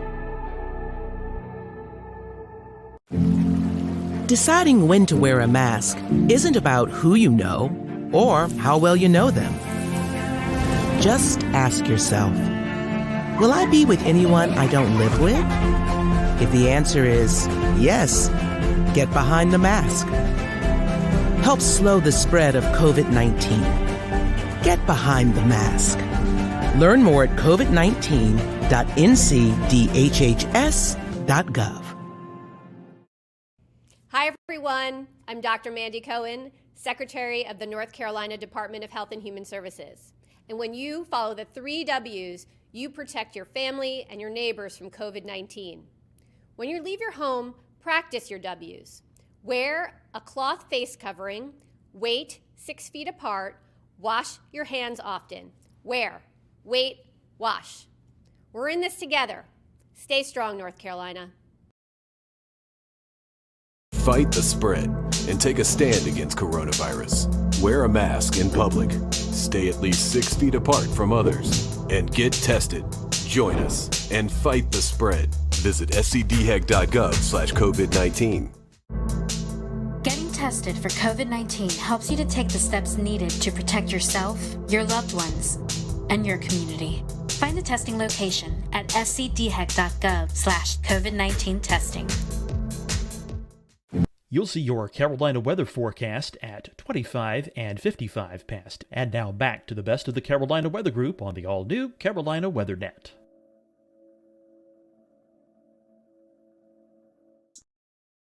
It explodes and you have to do damage control the whole time. And then when it doesn't happen, people say, well, you guys didn't know what you were doing. So that's the way it goes. Yeah, exactly. Coran has lobbied for us to change our 7-day forecast to a 3-day forecast. All my career, I've been like 7-day forecasts. I don't like 7-day deterministic forecasts because most of the time the temperature 7 days out is going to be at least 5 or 8 degrees different, than what I said a week before. But that's just, again, my old man grumpiness. I've been complaining about that for my entire career, and it has not changed anywhere I've worked. So it's not gonna happen. I did a little personal case study not long ago. I was like, okay, I'm going to take, my forecast sheet and I'm going to keep it. And here's what I put for day 7. And when I get to day 7, I want to see how much it's changed. And I mean, over those 7 days, the conditions change, the temperature changes. It's an evolving thing, especially once you get past, 3 and 4 days. Yeah, I even tell kids when I do school talks, like, okay, days like 5 through 7, don't worry about those. It's more of a here's what we're looking at down the road. This is kind of a suggestion of where things may go. Exactly. Yep. And heavens forbid you put a snowflake in day 5 or 6 and it doesn't happen. Never do that. That's the rule of thumb. Never do that. I could think it could be a blizzard. I'm not putting a snowflake on day 7. Dig your own grave. Mm-hmm. Kind of bringing it back around for your viewers here. What was it that kind of jump started y'all to want to become weather people? Was there a defining moment, or was it something you kind of always knew you wanted to do? Most people have like one weather moment that they saw or they lived through or they experienced. For me, I don't really have one of those, but I did grow up in probably the snowiest part of the country that people live in, which is upstate New York, right along Lake Ontario. We got like 200 inches of snow a year. And so weather was just hugely controlling of your life for about 4 to 5 to 6 months every winter. So I always wanted to know what the weather was going to be. I always watched the Weather Channel and told my mom what they were saying, even if she didn't care. And that's just what I was interested in. And the TV thing just kind of followed suit. I didn't know that was exactly what I wanted, but that kind of just worked itself out. So that was my spark, were snowflakes. And I hate snow, by the way. So it's just, maybe that's why. Yeah, I'm going to catch heat for this from Tim and Taran, but I really like snow. And see, look.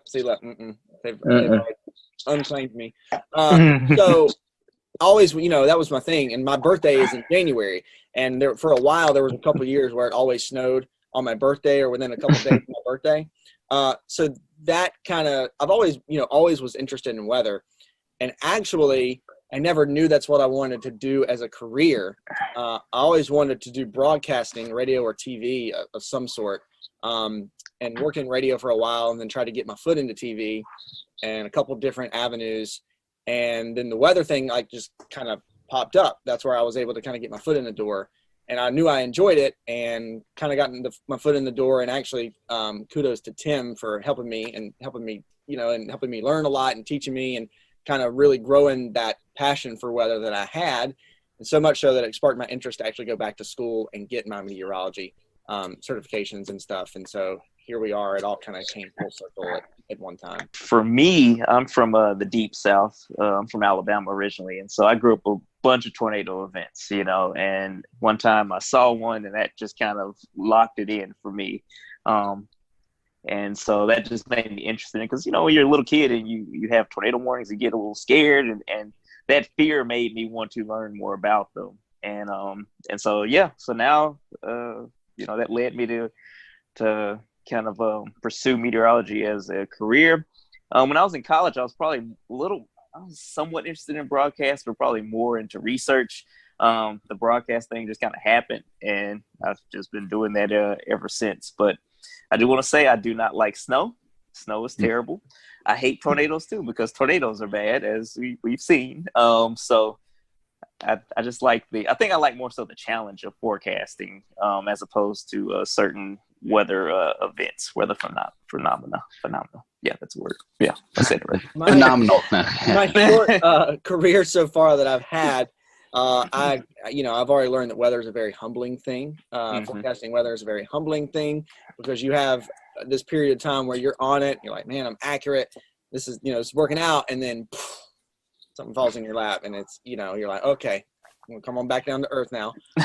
But yeah, so the challenge is fun. And also, weather is one of those things, like, you think about it now, we've got everything going on with the coronavirus, but weather doesn't stop. Like, it's something that never changes, and it's something that's always happening, no matter what's going on. And people always, no matter what they're doing, whether they're staying at home, or whether this is a normal period in time where people are going to work and kind of coming and going as they please, weather affects everybody in some way, shape, or form.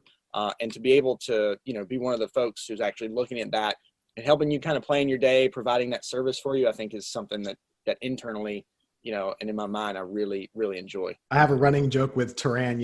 I guess you've been here about 3 years or so, man, like that. Mm-hmm. And when he was on his interview, he's asking, what's the weather really like in the Carolinas? And, he's been in Oklahoma and Mississippi. And I say, you know what, man, we don't get that much severe weather. Every now and then we get a tornado. Every now and then we get some hurricanes, but they're mainly at the coast, and we're in the Piedmont. And every once a year or so we get some snow, and sometimes it's big, but it's not much. And then weather just happened all the time, and we had lots of tornadoes. We had a Greensboro tornado. We had all these hurricanes that came right into the Piedmont, all this crazy snow. So it's Turan's fault. So it is. Is it following you, Turan? Clearly, it must be.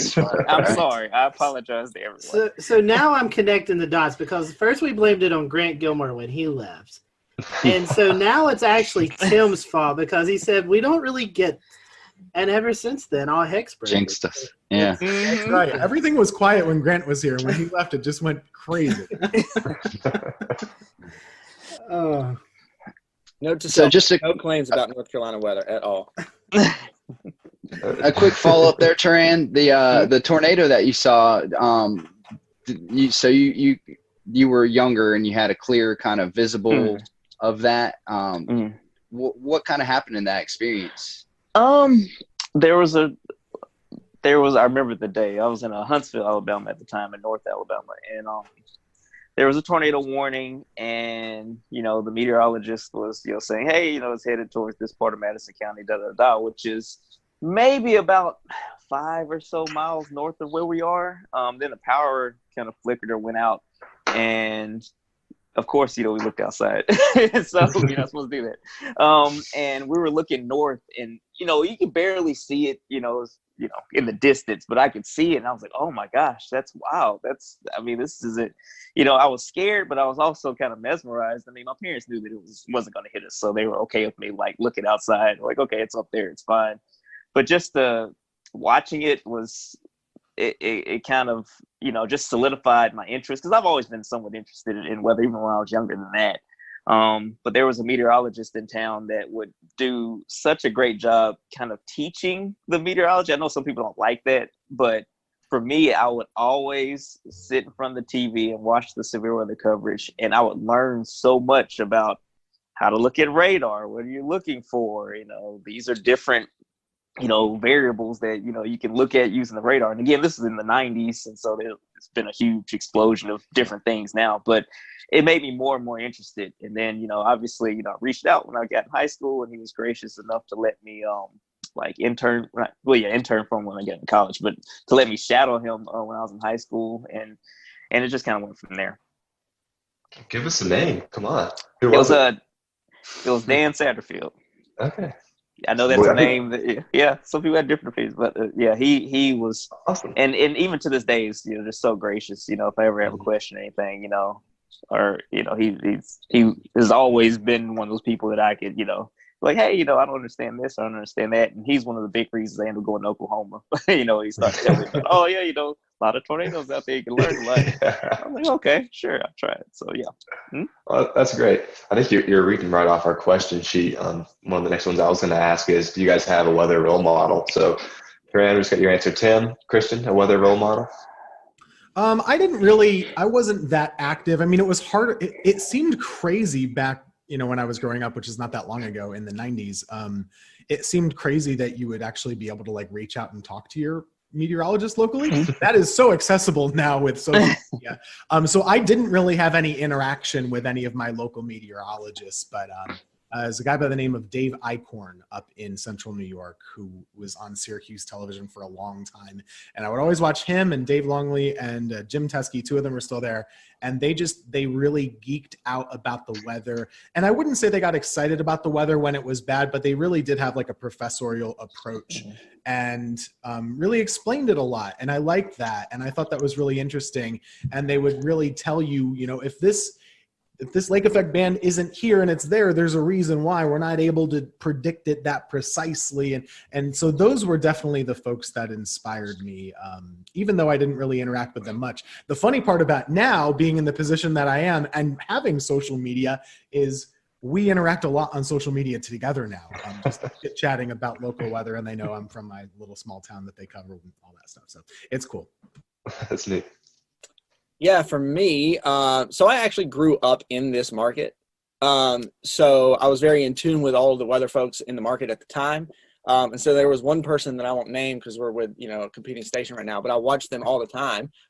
And that's just kind of, I would always, that would always be the thing. And when they were calling for snow, that's what I wanted to know about. That's who I wanted to see. And I wanted to learn, why it was happening. And also more so to know how much we were going to get. But at that point, Tim, like Tim said, I never really thought that, when I was in middle school, that you could actually reach out to those folks and actually, have a conversation with them. And, some folks, that I've learned over the years, some folks are more gracious of giving their time than others are. But I will say, and again, Taran and Tim can probably speak to this because they've been in it longer than I have, of course, but maybe the way that social media and has kind of groomed us over the last, in this age that we're in, I think that the connectivity, being able, whether you're competing stations or not, but kind of the network of meteorologists and kind of being able to toss ideas back and forth and discuss those things. There's a more of an open line of communication, I think, than there used to be, which is definitely a good thing for not only the folks who are in it now, but the people who are aspiring to be meteorologists as well. We're here right now. That's a testament to having more access to your local meteorologists than perhaps there was back in the 90s, like you said, Tim. Everything has changed so much. I didn't even know what a computer model was or that they existed until I got to college. I didn't know any of that really. And I don't know that I was unique in that either. Once you got to school, you're like, oh, there were these tools that I didn't know that existed. Here's how we use them. And then I kind of, learned it very quickly. But before that, I mean, the amount of information that 12-year-olds know now that are weather enthusiasts is about the same as what I had as a sophomore in college. It's amazing. It really is. Oh yeah, same for me. I mean, the first time I saw a forecast model was when I shadowed that time, and they had the DIFAX maps or whatever. It's like, oh, okay, this is printing out. So this is how you all figure out the forecast weather. Oh, okay, cool. Before that, I had no idea. I actually have some of those DIFAX. Eric Thomas. I went to visit Eric Thomas in Charlotte, and I have them somewhere in the basement. I need to pull them out, see if I can find them. But I have a question. It's going to kind of tie 3 or 4 questions that we have together. It's kind of the future of meteorology, working from home, and the role of social media, which we all 3 are experiencing right now in the COVID-19 pandemic. So what are your thoughts on the future? Do you see working at home maybe more of a thing to come and doing a lot more via social media? I think that, I mean, obviously, kind of hate the reasons why, we've gotten to this point, well, where a lot of people are working from home, hate that there's, the virus is kind of causing all this disruption. But with that said, a lot of friends I've been talking to over the past, well, somewhat talking to, I'm kind of introverted. Occasionally I'll ask them a question. I got to have one conversation a week with friends. But basically we were talking about, hey, it's 2020. The idea of going into an office every day in many industries is antiquated. If you're in sales or something like that, why do you have to go into an office building when you could just make your calls from home, or you can go and drive to your different sales spots from home and work out of your home office and maybe go to the office once a week.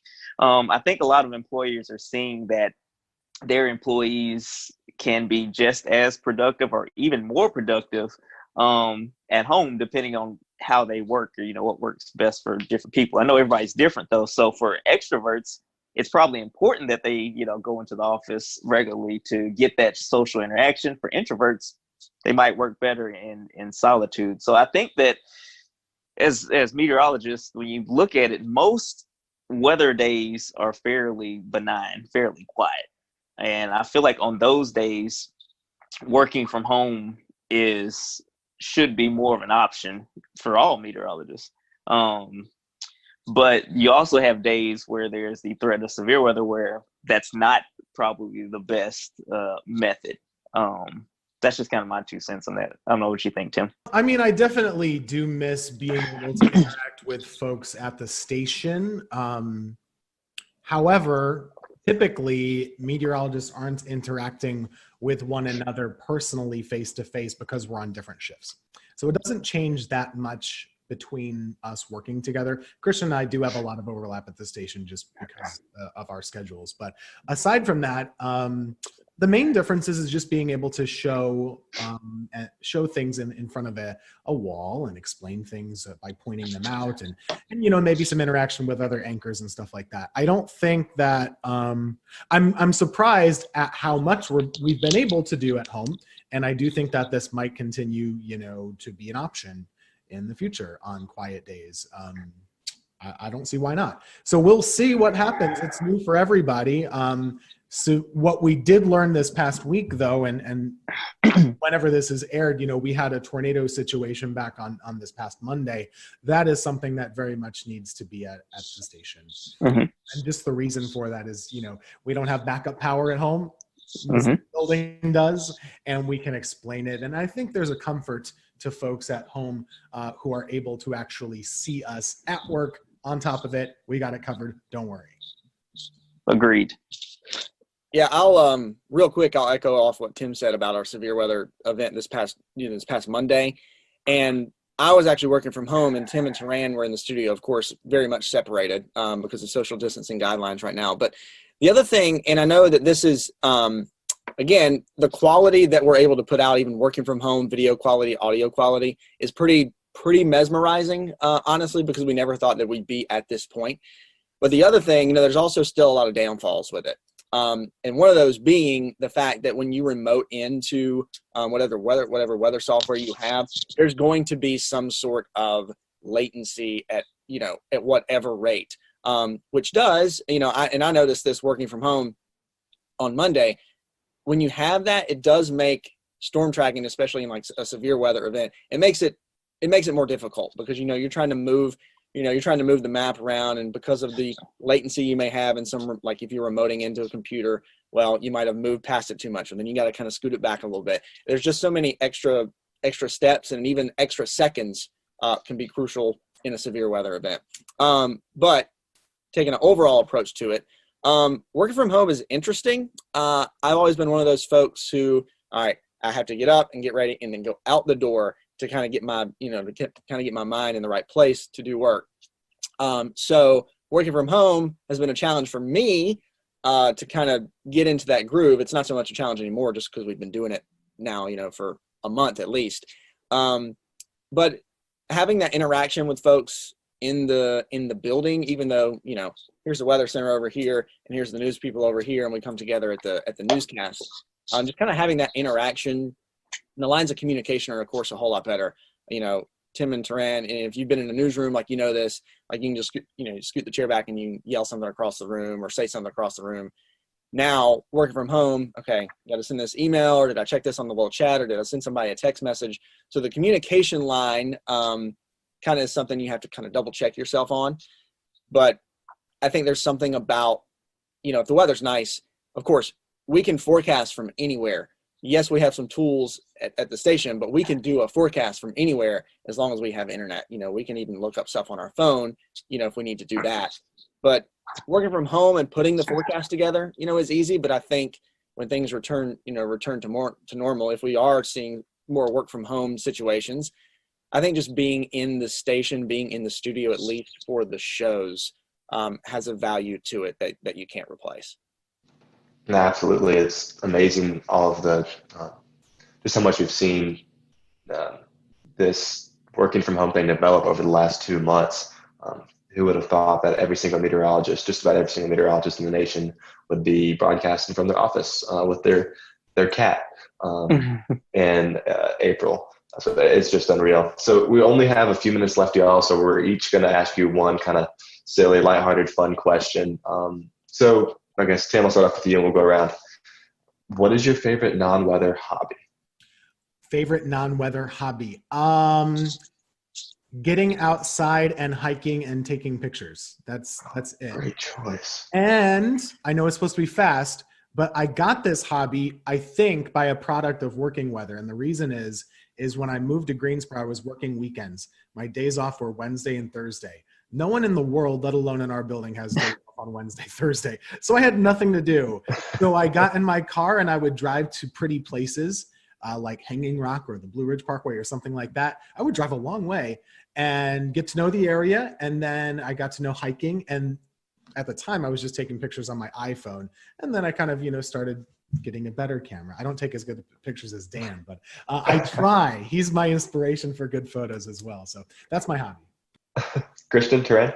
Music for me. I'm a drummer in a 10-piece party and dance band that plays across the Southeast quite a bit. So music is my outlet. And then I love being outdoors. So even though I'm not that great at it, I love going golfing. And that's the nice thing from working from home. Like, even on these days, if I don't go in until the afternoon, the days working from home, I can just, walk out or go to the golf course and walk a couple holes and kind of get my fresh air for the day. And so, yeah, but music is my main hobby. Golf would be the second one.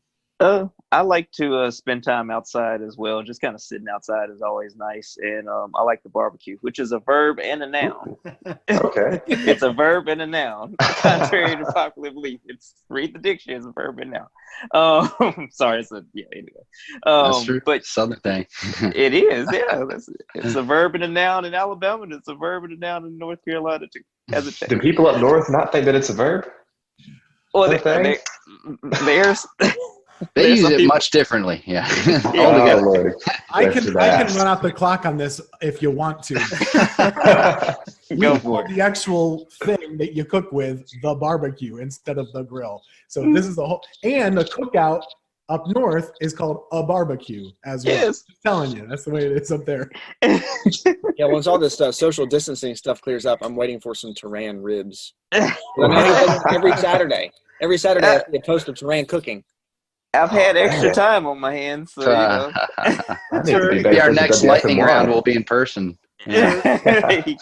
Taran, I gotta ask you, vinegar or tomato-based sauce? Well, I mean, that's the big debate here in North Carolina. Man, you about to get me in trouble, man. All right, so again, I'm from Alabama, but I spent most of my life in North Alabama. So Memphis style barbecue is what I'm used to. And then when I lived in Oklahoma, Texas style barbecue is kind of, one of my big things too.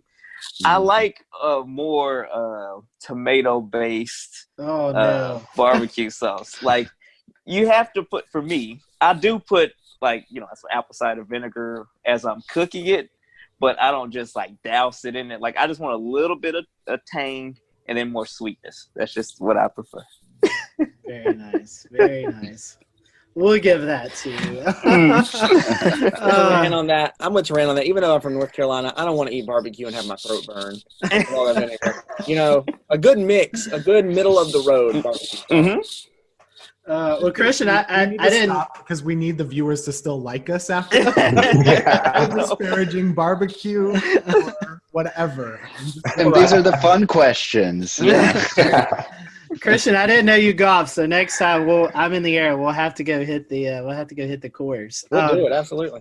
All right, so one last, question before we wrap. Do you have a favorite weather or disaster themed movie? And if you all three say Twister, Yahtzee.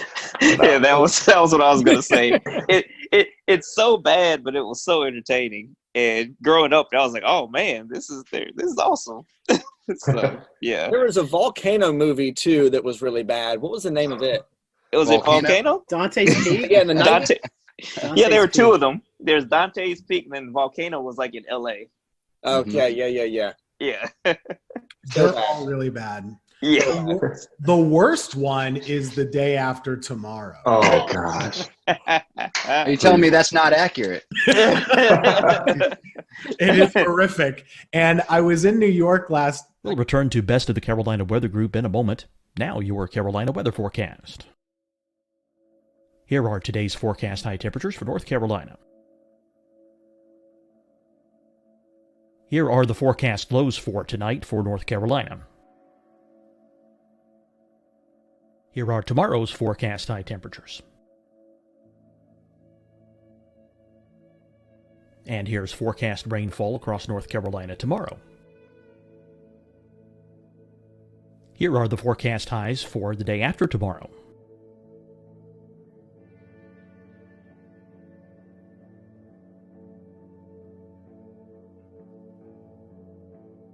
And here's the forecast rainfall across North Carolina for the day after tomorrow. This is the total rainfall forecast across North Carolina for the next 3 days. Here's the severe thunderstorm outlook for today from the Storm Prediction Center.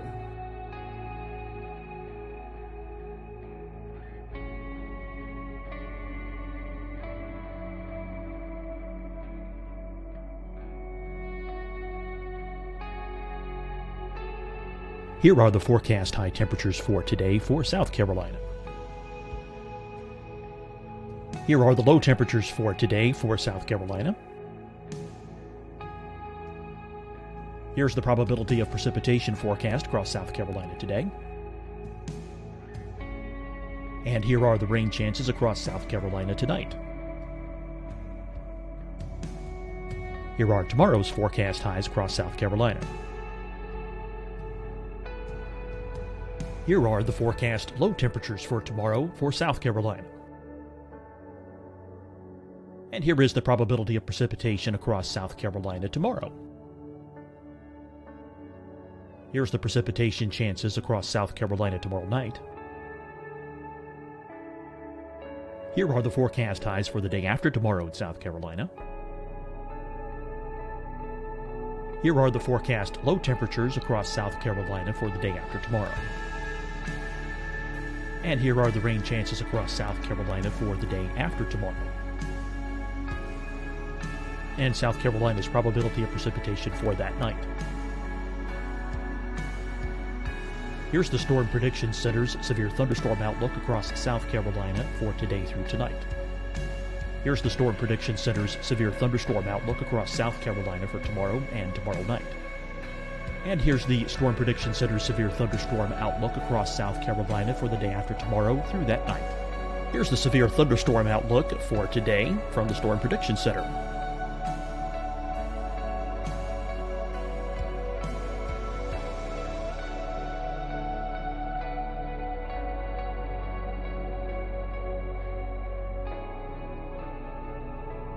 And now here's a live look at weather radar across the southeast. Deciding when to wear a mask isn't about who you know or how well you know them. Just ask yourself, will I be with anyone I don't live with?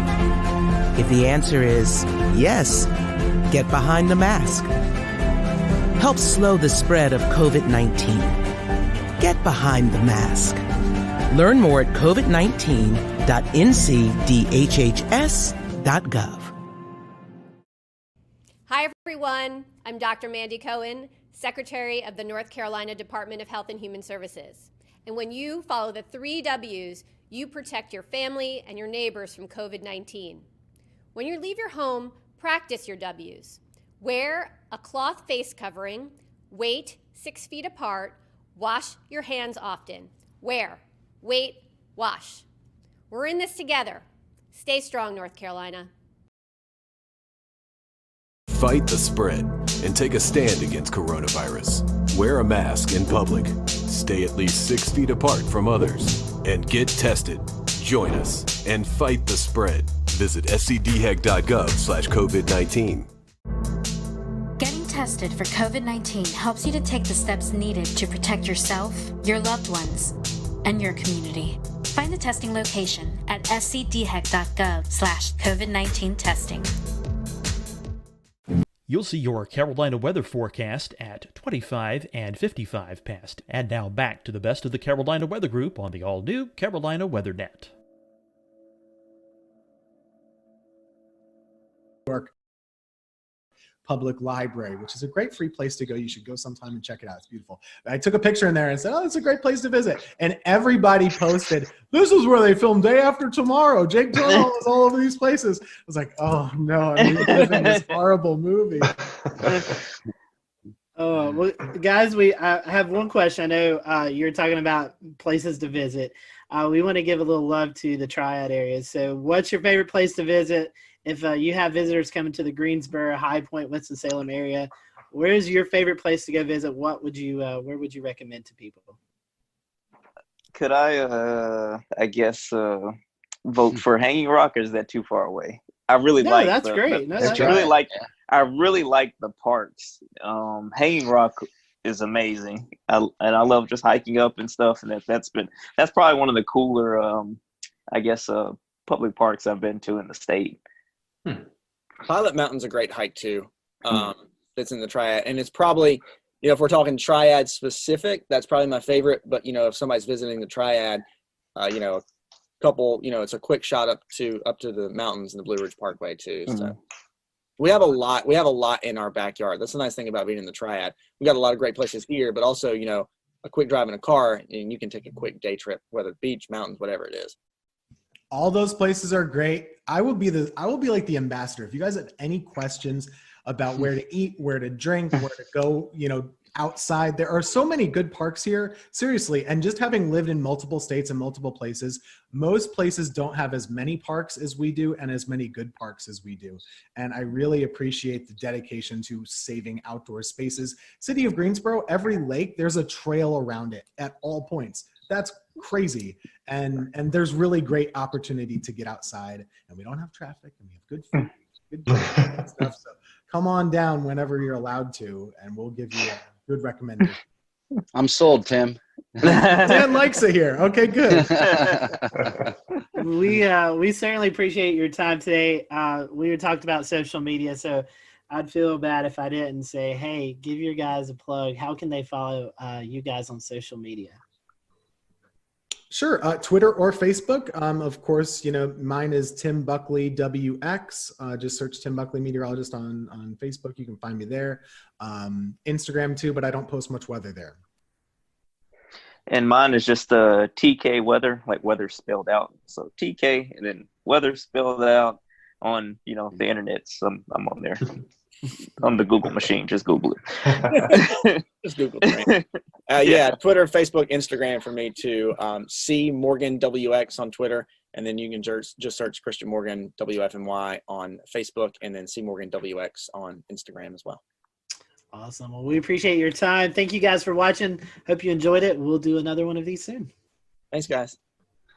Yeah, thanks, y'all.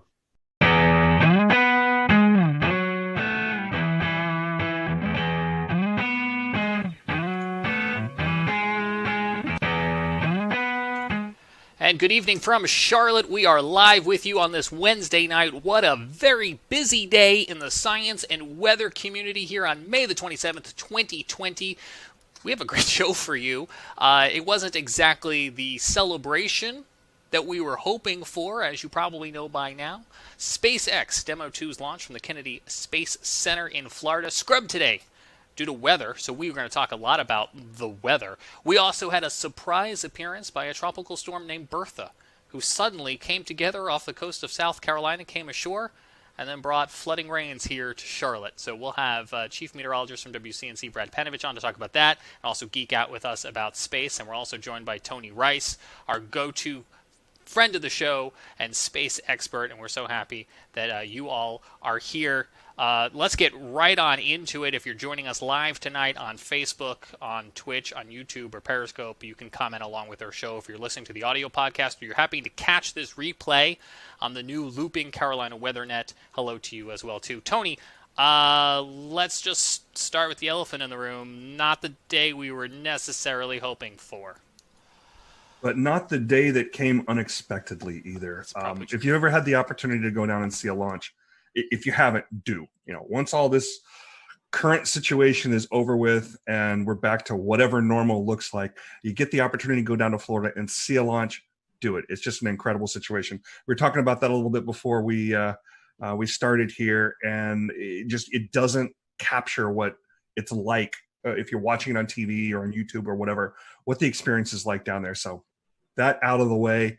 If you have ever been down there, you know that Florida weather is Florida weather, and we kind of expect these things to happen. I think there's one or two other places on the planet where there is more lightning activity. So we scrubbed today because of weather, but we scrubbed today mostly because of the potential of lightning. And that's something that we learned back during Apollo 12, even when the Saturn V was hit by lightning on ascent and basically rebooted the rocket several hundred feet above the pad. We learned more about that through subsequent launches. So there's some very specific weather launch criteria. And we can get into that. But basically what happened today is we violated one, maybe more, and definitely know of one of those launch weather criteria that has to be met before we're going to go fly. I just did. I just pulled a Scotty. I forgot to unmute myself. We're certainly going to get into some of that weather criteria, and we're going to break it all down because we got some really interesting information. I don't want to get too far into the program for anyone who doesn't know. Tony, let me have you explain it. What is the significance of this mission? So this is the first time in basically 9 years that we attempted to launch astronauts from U.S. soil. So at the end of basically construction of the International Space Station, we retired the space shuttle. Space shuttle, the best way to compare it, and the reason that we didn't continue flying the space shuttle to take astronauts back and forth, astronauts stay about 6 months on board station before they come on back home. So we're continually rotating people through there. The best way to compare it is you wouldn't take a tractor trailer to go get groceries. And that's about the volume of space that was in the back of the shuttle's payload bay. If you're just taking supplies, well, we can send an uncrewed mission up there. SpaceX has been doing that for a while. We've got some other ways of getting cargo up there. But to take people back and forth, we've been buying seats on the Soyuz, launching them from Baikonur Cosmodrome out in Russia, actually in Kazakhstan. But we really wanted to get that capability back onto U.S. soil. So several years ago, NASA, as a part of the commercial program that includes cargo as well, we want to hand over basically low Earth orbit to commercial agencies. SpaceX is one of them. Boeing's also working on getting some capability there. So it was really important to get this capability back on U.S. soil. And Administrator Bredenstein talked about it today. One of the main reasons we want to do that is we have one American up there right now. We want to have more. The more Americans we have up there, the more they can focus on specifically U.S. science. So the Dragon capsule that we attempted to launch today, we're going to give it another shot on Saturday, weather willing. Has the capability of taking 4 up at once. That's even a better option than using the Soyuz, because the Soyuz can only take up 3, and those are at most going to be 2 Americans, and it's generally only 1. The Soyuz as well, and I don't know if others feel this way, but when I watch it, I feel like it's something straight out of a James Bond Soviet Union era technology, and that is like the complete opposite of what SpaceX has developed here, because they not only did hopefully a very efficient rocket based on what we've seen with the uncrewed missions, but also, and Brad, you were touching on this before the show, there's a little bit of style that they incorporated into not only the spacecraft but also the suits we're seeing here. Yeah, they're very interesting. I love the helmets. The rest of it, I don't know. It almost looks like some kind of weird like leisure suit, and then they've got like shrimping boots on or something. Those were actually designed by a Hollywood costume designer. Elon Musk went out and specifically got one of the costume designers that was working on Marvel films and said, you go sketch us up something. You tell us what these are supposed to look like. Then they handed it over to the geeks who actually made it work and made it functional so it can protect the astronauts when it needs to protect them. But yeah, the helmets are cool. Those cool helmets, I love. They do look pretty cool, don't they? I will say one thing about the Soyuz, though. If you've ever seen pictures of the outside of the space station, you can pick those Russian elements out really, really easy. They're bulbous. And the reason they're bulbous is because a sphere is a very strong thing and can hold pressure really well. But the thing about Soyuz and the thing about those older rockets and those older capsules is the thing that you really want to have underneath of you and around you when you're in space is something that is well tested. And those rockets have been around a long, long time and are very well worn and have had the bugs worked out of them. We had an incident a couple of years ago where one of the solid rocket motors that come off during ascent bumped into the capsule, and they ended up having to going into abort mode that they hadn't done in I don't know for how long. But previous to that, we really hadn't had any incidents with the Soyuz. The Soyuz is old-fashioned, and it doesn't look that great. It certainly isn't as sexy as what SpaceX is doing out there with their nice, clean cockpit and reverse lighting, much like you have over your shoulder there, Brad. You've got some style there as well. But it's very functional and it's very reliable. Can you talk to us? We know you've been following this SpaceX progress probably a lot closer than most. Can you talk to us about what SpaceX has had to overcome to get to be the first commercial operator to take astronauts back, and what are some of the challenges that they may still face as somebody who's not as well seasoned? Yeah, well, they're still going to have to face some challenges there, simply because you got to have the first flight sometime. And it's kind of a first flight and it kind of isn't. It's on a well-proven rocket. The Falcon 9 has a pretty good safety record. We've only lost a couple of them. But what they really have going for them is iterations. They've flown these things over and over and over. So they had an opportunity to perfect it. Does that mean that it's perfect? Certainly not. But it is sufficient to the point where not only SpaceX is comfortable with it, but if you listen to the NASA administrator and the folks that are involved in these kind of decisions, particularly during flight readiness reviews that have been going on for the last couple of weeks, they're confident. They have enough confidence to put those 2 astronauts on top of them. So what they have ahead of them is they'll learn something on this flight. Hopefully it'll go off without a hitch on Saturday. Hopefully the weather will cooperate, but they're going to learn some things. There's going to be something that didn't go quite right. There'll be something that can be improved upon. When you listen to the call during the launch, one of the last people you hear from is a flight test director. And that may seem a little odd that, we got 2 people on top of this rocket and we're about to send it off into orbit and we're still testing. But this is absolutely a test. The name of this mission is Demo 2. It's a follow-on Demo 1. Demo 1 was pretty much what you're going to see on Saturday, but without the astronauts. Every one of these things is a test, and it's a way to gather more data and to improve on things. The setback that SpaceX had I don't even remember how long ago. It was sometime last year or maybe even the year before that, where they lost one of the Crew Dragon capsules on the pad because of some of the hypergolic fuels that that are used on orbit. They're fuels that basically, if you put part A and part B together, you create an explosion. You point that explosion in the right direction, you got thrust. There was, I believe it was a leak that they basically lost that capsule. That capsule was all but pulverized. So that was a bit of a setback to them because they didn't get as much data as they would have hoped from something like that. You learn more from your failures than you do from your successes. So this is some of the most instrumented spacecraft ever. They're gathering tons and tons of data from it. So once we do get this launch off, they're going to be gathering lots of information and improving things. So Tony, what's the relationship between NASA and SpaceX? Who's kind of responsible for what? NASA is the customer. They put out the requirements, and SpaceX is the contractor fulfilling those requirements. It's kind of a similar relationship as the DoD would have with any of their contractors, if you're familiar with that world at all. That being said, though, there's a fair amount of oversight that NASA still has in this, particularly because of the human spaceflight aspect here. There are people on board this thing. There are former astronauts that are involved in all of those reviews. And somebody asked during one of the press conferences this week, who in NASA, if anybody, can raise their hand and say, no, something's not right, something's not safe.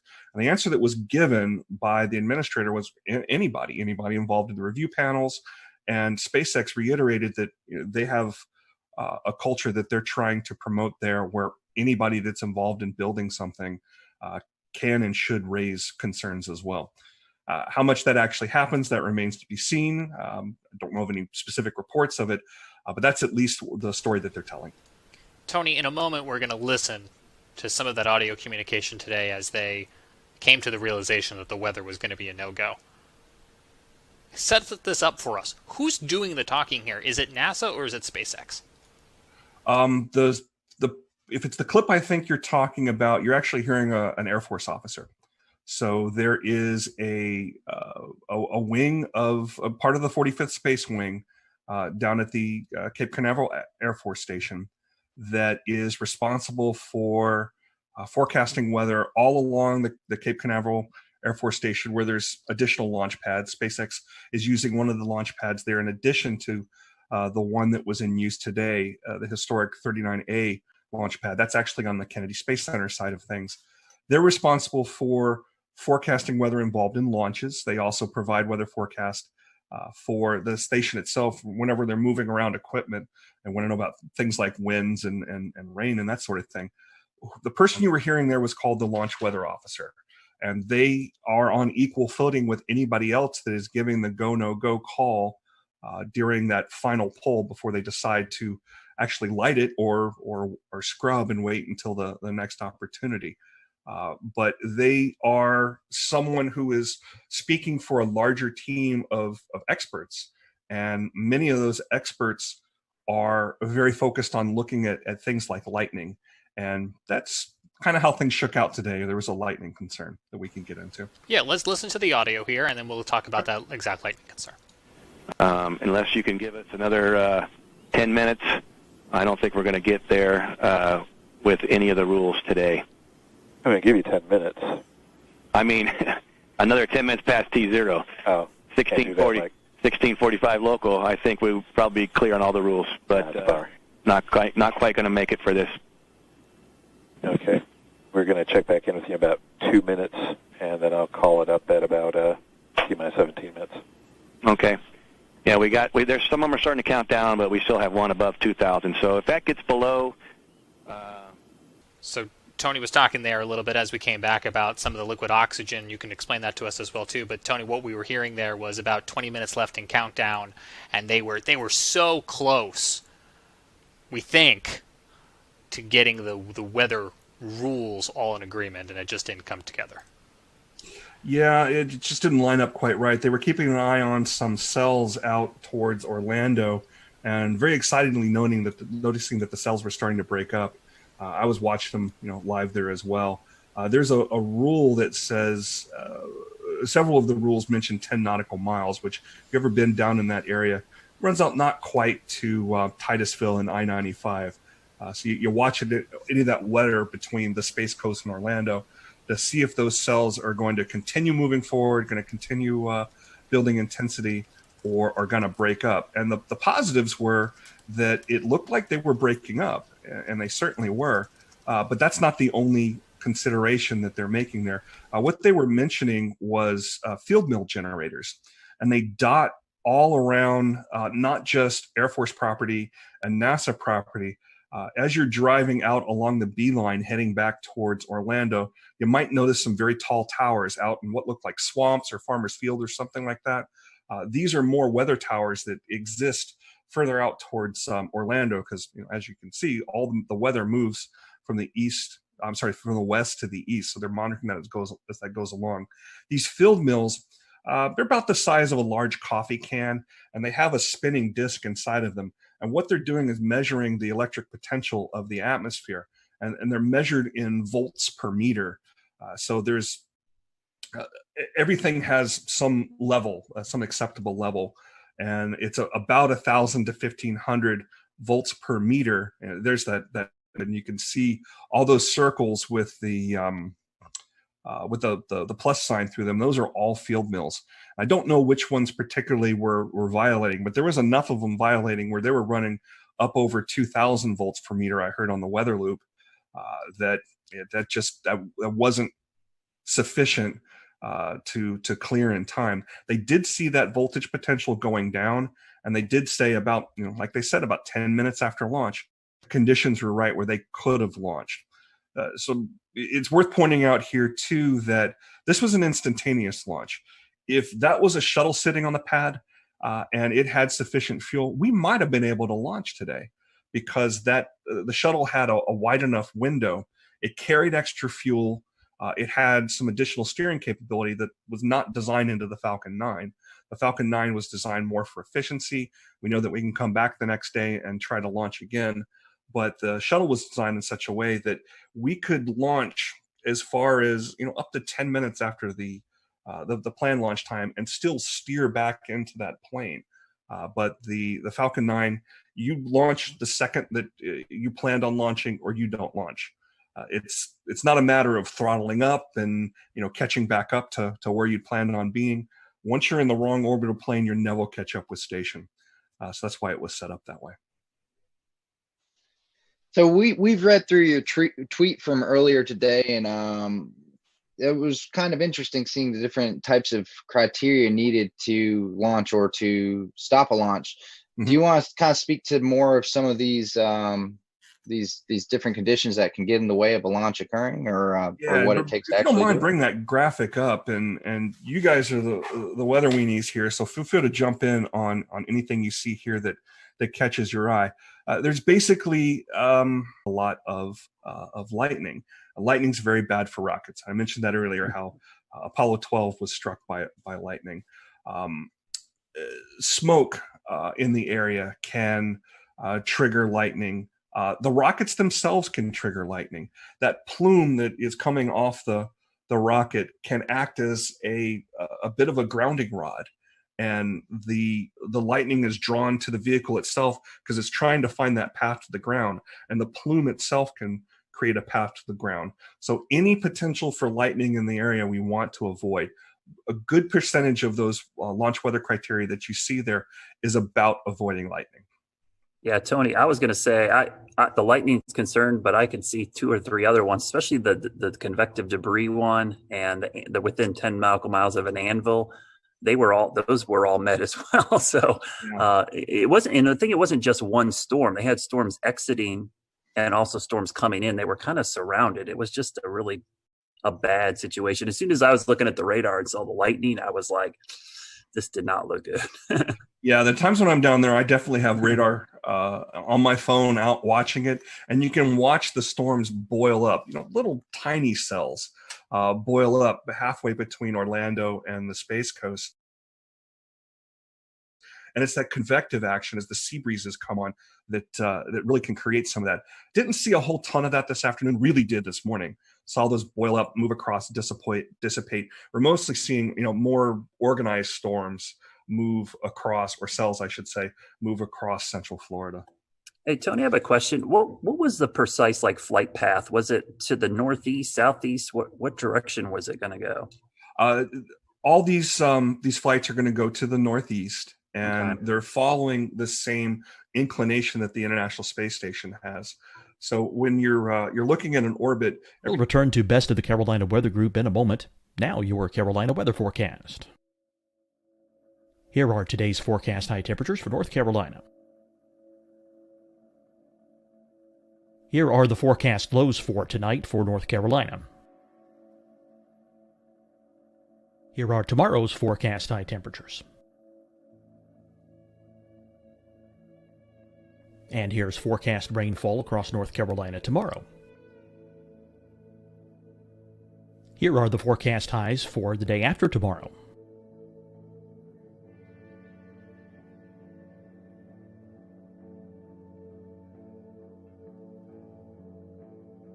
And here's the forecast rainfall across North Carolina for the day after tomorrow. This is the total rainfall forecast across North Carolina for the next 3 days. Here's the severe thunderstorm outlook for today from the Storm Prediction Center.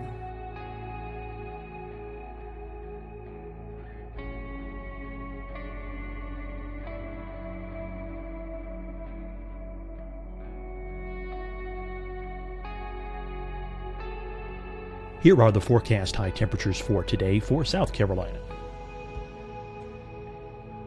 Here are the low temperatures for today for South Carolina. Here's the probability of precipitation forecast across South Carolina today. And here are the rain chances across South Carolina tonight. Here are tomorrow's forecast highs across South Carolina. Here are the forecast low temperatures for tomorrow for South Carolina. And here is the probability of precipitation across South Carolina tomorrow. Here's the precipitation chances across South Carolina tomorrow night. Here are the forecast highs for the day after tomorrow in South Carolina. Here are the forecast low temperatures across South Carolina for the day after tomorrow. And here are the rain chances across South Carolina for the day after tomorrow. And South Carolina's probability of precipitation for that night. Here's the Storm Prediction Center's severe thunderstorm outlook across South Carolina for today through tonight. Here's the Storm Prediction Center's severe thunderstorm outlook across South Carolina for tomorrow and tomorrow night. And here's the Storm Prediction Center's severe thunderstorm outlook across South Carolina for the day after tomorrow through that night. Here's the severe thunderstorm outlook for today from the Storm Prediction Center.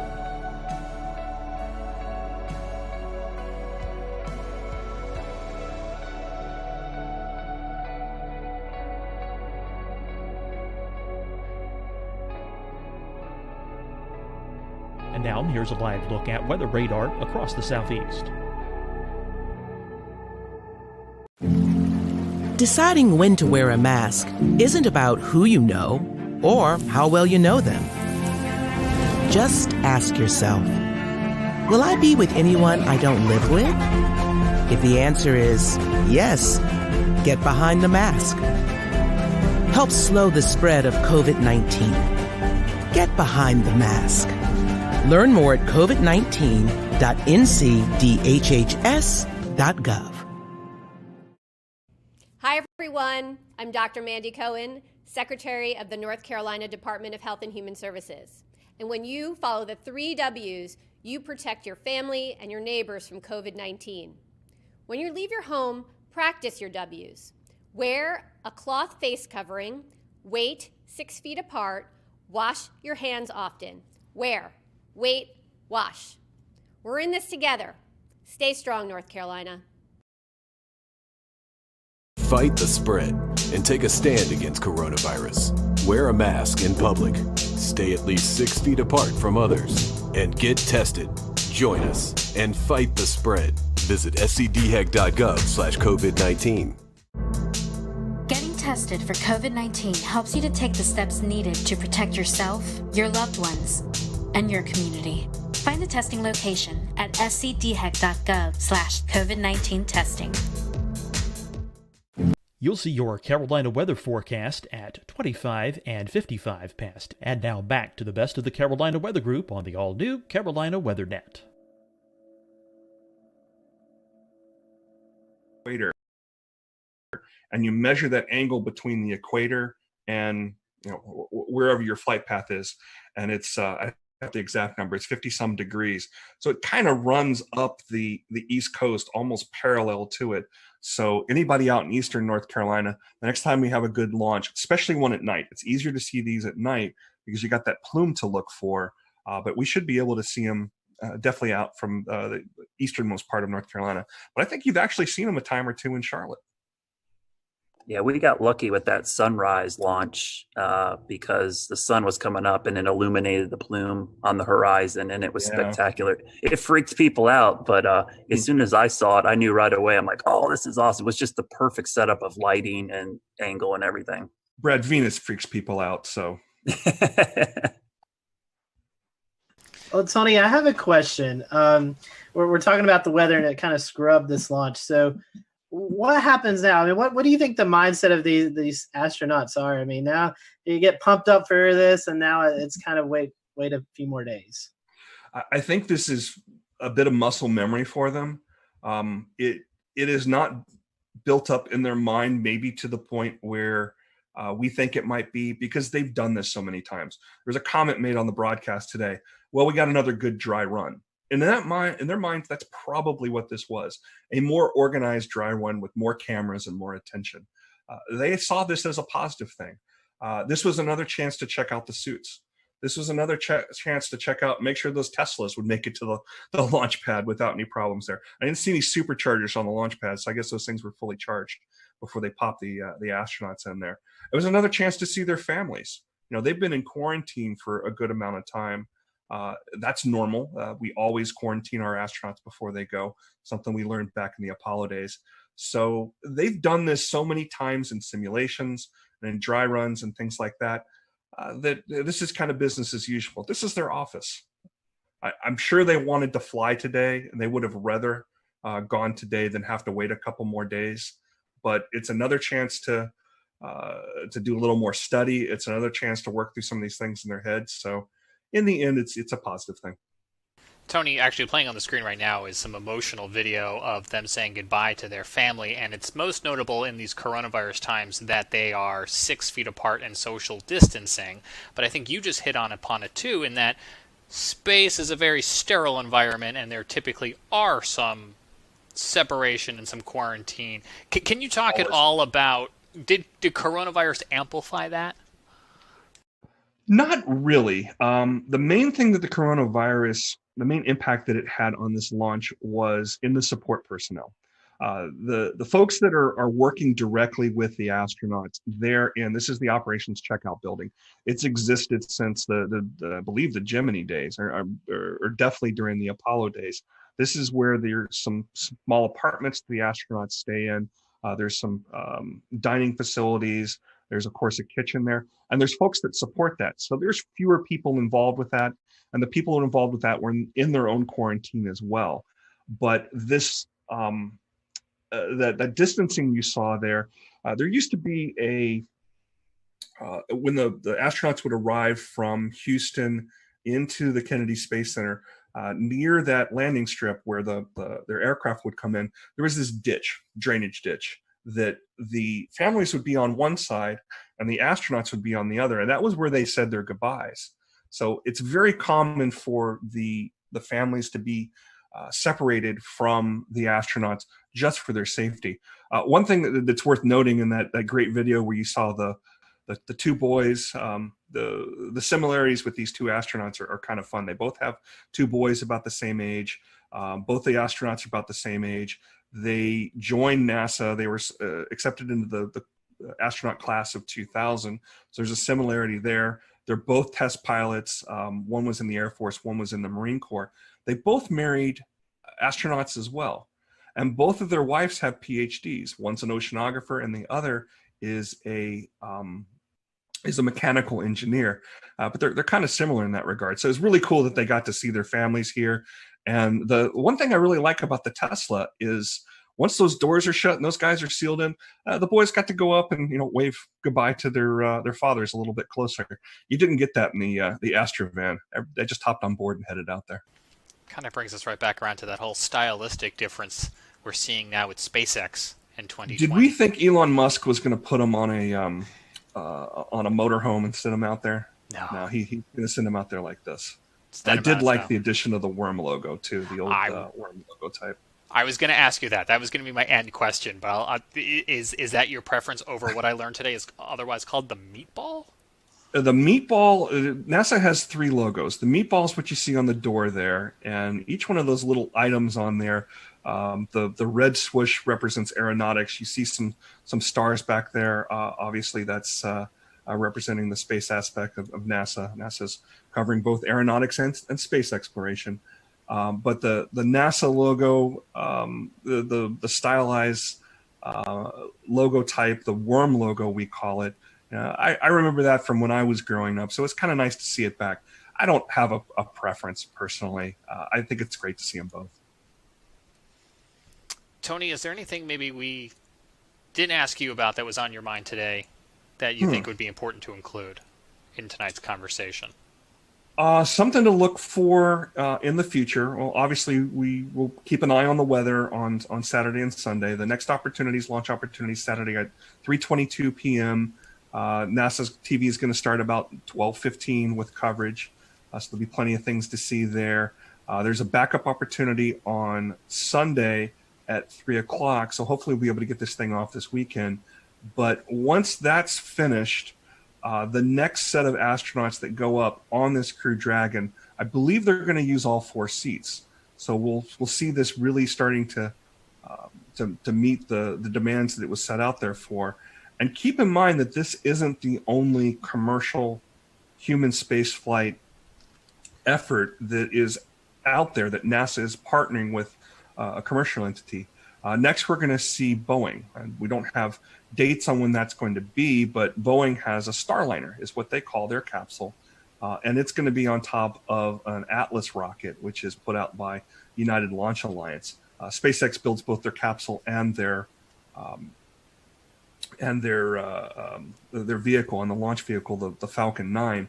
But there's an additional partnership with United Launch Alliance, which NASA has a long, long history with. Just about every uncrewed mission, all the robotic missions through the Jet Propulsion Laboratory that are out there studying the sun, studying Mars. We're going to have a launch of the Curiosity rover's twin, Perseverance, here in July. That's going to be on a United Launch Alliance rocket as well. That's a very well-proven rocket, too. It's actually the rocket I've seen launch the most. The times I've gone down there, mostly to see uncrewed launches. So keep an eye out for that as well. Is the plan here to get some commercialized versions of the International Space Station up there orbiting? That's one of the things that's being discussed, and it's certainly not going to be the last station up there. It is the most expensive, most complicated things humans have ever built. So I don't think SpaceX is going to be putting up their own version of this anytime soon. Are there commercial benefits to having an ability to do science and do manufacturing in low Earth orbit and taking advantage of the microgravity? Absolutely. We're doing things like we're even 3D printing human organs on station. Something that you just can't do in the normal gravitational environment of Earth. You have to be up there in microgravity to do it. So there's applications. That's something that's going to happen. Is it going to happen in short order? Probably not. But there's definitely applications in space, and that's the direction things are going. Tony, we appreciate your time. Our fingers are crossed that we can get this off the ground this weekend and return United States astronauts to the space station from U.S. soil. Hopefully the weather cooperates. And I think you've got some TV obligations coming up there in the Raleigh area. And so we'll let folks in that area know they can catch you here in a little bit on TV. And we appreciate you squeezing us into your very busy day. Does anybody want to go on record and make weather predictions for Saturday? Are we gonna launch on Saturday? It's Florida, like you said, Tony. Someone asked me, "What's it look like?" Hey, if you, especially that time of day, mid-afternoon in Florida, basically at the end of May, early June, it's a 30-40% chance you can pretty much write it down. I think it'll be a lot like today. I think they just got to get lucky that they'll be in between storms right at that time. And the weather's very different in Florida than it is here in the Carolinas, in that stuff will spin up and it'll move through. Florida's not a very wide state, so it can move through in just 2 hours time from coast to coast, and it'll be a bright sunny day. It's the same reason I always cringe when people have trips to Florida and they look at their app and go, "Oh, it looks like it's gonna rain every day," and I'm that's every single day during the summer. And like you said, Tony, it'll pop up. Yeah, it'll pop up and be gone. You just got a 30-minute shower. Our challenge again with these instantaneous launches is the weather's got to be right at that time. So what I tell folks, there's going to be another launch weather forecast that comes out here. The 45th Weather Squadron will put another one out probably on Friday. We'll definitely see one on Saturday. And when you see that go, no go percentage, follow me at RTP Hokie on Twitter. I always tweet these things out because they're a great source of information about what to look for. Don't get too wound up if the no-go percentage, is too high. I've seen things be canceled for weather, again, because of what you described with Florida weather, in the high 90s for go. And I've seen things be canceled for exactly have the ability to launch with absolutely horrid looking conditions a day before or even the morning before. There is truly a 50-50 chance that we will launch on any given day, and it's either we go or we don't, and it's based on what the conditions are right then and there. Tony mentioned during our broadcast tonight the Air Force 45th Weather Squadron, who was watching the weather very carefully down there and providing not only real-time conditions but forecasts for this and many other launches. We had the opportunity to have them on this show in January of 2018. There's a whole episode where we talked to them about all sorts of things, but we pulled the soundbite about lightning, and Tony showed it earlier, all those different lightning detectors. Let's just roll a little bit of that clip so we can hear straight from some members of the 45th, at least at the time here when this was recorded, about how they go about tracking some of those weather conditions. And with the lightning, tell us about the threats that lightning would pose to a vehicle being struck on the pad. And then this may be something more for the active duty members, but tell us about the new lightning defense systems that are on the pads now. So one of the major threats, again, for the range is lightning. And the reason why this is a threat is it poses a risk to the electrical system of the rocket. And it can actually cause a threat to the steering system. And so we want to make sure, and every time there's a lightning strike close to a pad where there's a rocket exposed, they have to kind of take it back into the hangar and run several tests to make sure that none of the circuits of the rocket got closed circuit or there was any damage to the steering system. Because again, and we have a sensor of 10 or a network of 10 sensors, very, very strategically positioned, and they are using the radio frequencies to be able to localize the different lining step leaders. And so each step leader is sending out a signal, and via triangulation, we are locating that step leader. So with those sensors, we can start pinpointing cloud to cloud or cloud to ground lightning strikes. Right now, the resolution that we have is 50 meters. So we can localize, or we can pinpoint a lightning strike within 50 meters of the actual location where it struck. Some very interesting stuff. You can find that show in the Carolina Weather Group archive. We also have it looping this week if you're checking out our new nonstop Carolina Weather Net channel on YouTube and on Twitch. We want to switch gears now and talk a little bit about the surprise that was Tropical Storm Bertha today. We'll bring in Brad in a minute to talk about some of the lingering flooding concerns. It looks like we still have one of the 2 flash flood warnings right now at this 9 o'clock hour here in Charlotte, but I know Jared Smith in Charleston is on a tight time crunch as well too. And Jared, you guys woke up in the bullseye of this thing this morning. Yeah, it started as we knew that something was going to happen. So I think that's the most important thing to note, is that the surprise was the naming. It wasn't necessarily the fact that we were going to have heavy rain, that we were going to have gusty winds, that we were going to have a marginal tornado threat. All of those things, we went into this knowing that was a possibility. And we went into this knowing that there was a 20 to 30% chance that this thing could turn tropical. The Gulf Stream, much like you two, moves in mysterious ways. And so it was again this time. It just absolutely took off like a rocket. It started as a very strong velocity cup with the Weather Service in Charleston. It actually put out a special marine warning that ended up acting like a cone of uncertainty.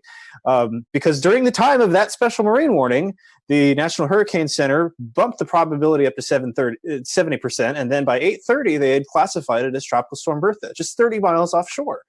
And so we're like, oh, okay. So this is happening, and yeah, it came ashore. It was had some pretty good wind gusts. The buoy at the Edisto buoy went to 59 miles an hour, which was pretty good. 30, 40 mile an hour wind gusts, some scattered power outages, especially as you got into Myrtle Beach. Wasn't that bad. We've had way worse. We had tornadoes last week, right? And we had even heavier rain. Of course, we had flooding downtown, as we often do, but we had that even worse last week. So. Again, we kind of knew that there was going to be something here. The fact that it got named when it did, was kind of like, okay, but you could see it. I mean, you could see it coming together on the radar, and that guy, it started developing a little eyes. Like, wait a second. You start to see that it's expanding out from being this water spout producing supercell to something a little bit more, a little bit broader. So. It was caught us by surprise a little bit as far as that development. But again, we knew that this was going to kind of be how it went. There was nothing really surprising about that part. No major problems here in Charleston aside from the flooding that we're used to. But now it's just going to go up the gut and send a bunch of rain up there. We did set a rainfall record at the airport today, 2.08 inches, new record. Breaks a record set in 1977 of 2 inches straight on the dot. So we got another pretty good deluge of rain after the bone dry start to May. So yeah, it was an interesting day. I'm still getting comments tonight on Twitter and Facebook saying, "Is like, oh wait, there was a tropical storm? What?" It's like I was too busy. My favorite one right here is I was too busy disinfecting everything to know that there was a tropical storm. So. To give you a general idea of what kind of event Bertha was here, really wasn't that big. But did you say that we're up the gut? Because that's what I took away from what you just said. Yeah. Well, it's running. You do a little football analogy here. We're just going right up. It's doing the old Hugo. God, the track parallels to Hugo were kind of fascinating, actually, and yeah. Fortunately, there were no parallels as far as intensity, so that was good. So that got some locals, buzzing a little bit as far as like, ooh, that looks familiar. We've seen that before. But yeah, at landfall, the Hurricane Center said it had 50 mile an hour winds. Now, Shay Gibson, our panelist, he helps maintain a pretty dense mesonet of weather stations here, and really along the southeast and. With weather flow, and they didn't see anything like that. So it'll be interesting to see kind of what the postmortem looks like on this. I'm going to be very interested to see how this goes. I know that, and I'll tell you what, it's like the local weather service had everything, nailed down and ready to go. And so to switch to tropical mode just on the fly like that, usually they have some time to prepare for that. Today, they had to just flip-flop into tropical operations, and kudos to the Weather Service in Charleston for making that just so seamless. They did such a wonderful job keeping everything flowing, keeping everybody informed. So not an easy day for anybody in weather, to put it mildly. Well, Brad, your colleague to the south, Chief Meteorologist Efron Afante at WLTX, had a graphic. I was just looking to see if he tweeted it. I saw it on the air earlier that kind of just did a timeline, and I'm going to paraphrase because I don't have it in front of me, but it was essentially 5:30 advisory, 20% chance, 7:30 advisory, 70% chance, and then somewhere at like 9:30 it was like landfall.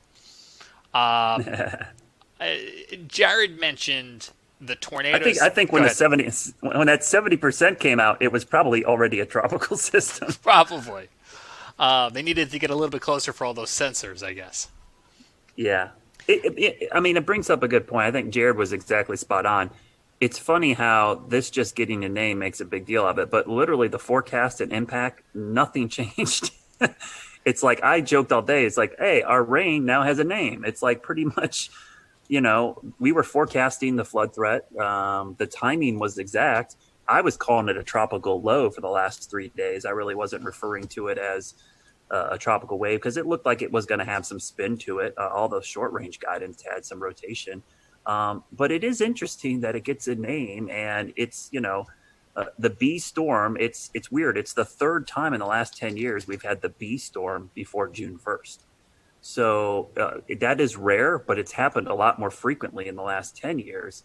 And I looked it up today, and I'm pretty sure, I think it tied for the third or fourth earliest B storm on record, at least formation-wise. But it's probably going to set a record for the shortest duration tropical system because I think it was last year we had the A storm. Was it Andrea? Only like 3/4 of a day did it maintain tropical characteristics. So this will be interesting to see what kind of longevity stats it's going to come up with. But the thing to remember about these is, I think as a communicator with the public, is the name really isn't important. It's the impacts. And I think if people focus on the impacts more, the name is not that big of a deal. For instance, everybody was freaking out about this today, but it honestly did less damage and issues to us than a cutoff no-name low last week, which plagued us with flooding for 4 days, tornadoes, straight line winds. So it's a really good wake-up call about how we communicate weather impacts. I know for insurance purposes, especially on the coast, that the naming is a big deal for deductibles and stuff. But in the grand scheme of things, the overall impacts did not change at all just because we gave it a name today. Can you talk about how last week's weather, and I don't mean to make any assumptions in the question, set us up for the flooding risk today, how it all kind of came together? I've been fascinated by watching the flooding. We had a lot of flooding in Charlotte, a lot of creeks, and I saw a couple creeks come up with only 1.25 inches of rain.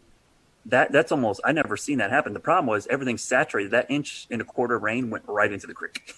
Nothing soaked in. So we had several creeks flood almost instantaneously because of the 4 to 6 inches of rain we had last week. It's like a wet sponge, trying to clean up a wet table with a wet sponge. You just spreading the water around. You're not really soaking anything up. And so today we actually set a rainfall record as well. I'm glad Jared brought that up because I had to check. In Charlotte, we did set a rainfall record for today as well. 1.55 broke, or 1.64 broke the old record of 1.55 in 1981. So I think that's the 9th or 10th 1 inch or more rainfall in a day this year. I think that's a record for this early in the year as well. So yeah, last week's rain really set the table for the flooding issues today. And we're going to see a lot of the creeks and streams continue to rise in the next 24 hours because this is all running off back into the Catawba, the Rocky River. It's flowing into the PD. I bet you're going to see some pretty substantial and surprising crest on some of these rivers because people don't expect the little bit of rain we got today to cause a quick jump in water levels. And just watch any of the storms that pop up the next 2 days. They'll be more scattered, but any one of those is probably going to produce flash flooding pretty quickly. I've been doing a lot of talking in this episode. I want to just pause for a moment and see if anyone else wants to hop in so I don't steal all the questions. I'll just say, normally with these tropical systems, the foothills really, we really wring out the moisture, but it's not been too bad up this way. It's more, like Brad said, along the 77 corridor onto the east where most of the flooding has been. Last week, it was a lot of rain as well, but we didn't see as much flooding because of the breaks and things that happened. We didn't see a lot of flash flooding. So we've got lucky, but like Brad said, I think it's time to dry out for a few days. It's been awful The saturated. good news too is this thing was moving. If it was 6 miles per hour slower, I think we would have major issues in the Charlotte area, because we started seeing the water come up real quickly right at the tail end of that last rain band. If it stuck over us a little bit longer, I think we would have a lot of water rescues and a lot of issues in Charlotte. So I think we got pretty lucky with that forward speed, almost moving 25, 30 miles an hour by the time it got up our way. I think what's interesting is one of the comments I've been getting a lot today, and I think this is always one that's kind of the public sees these early storms and they go, uh-oh, looks like a bad season. And honestly, it doesn't really mean a whole lot for the season. I mean, we might go 2 months now without seeing another tropical system, though. I don't know. Next week in the Gulf looks kind of interesting. But it just, I think it's one of those things, these homegrown systems early in the season. We'll return to Best of the Carolina Weather Group in a moment. Now your Carolina weather forecast. Here are today's forecast high temperatures for North Carolina. Here are the forecast lows for tonight for North Carolina. Here are tomorrow's forecast high temperatures. And here's forecast rainfall across North Carolina tomorrow. Here are the forecast highs for the day after tomorrow.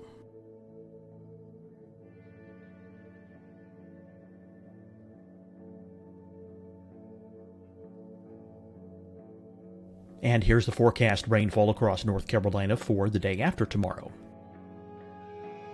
This is the total rainfall forecast across North Carolina for the next 3 days.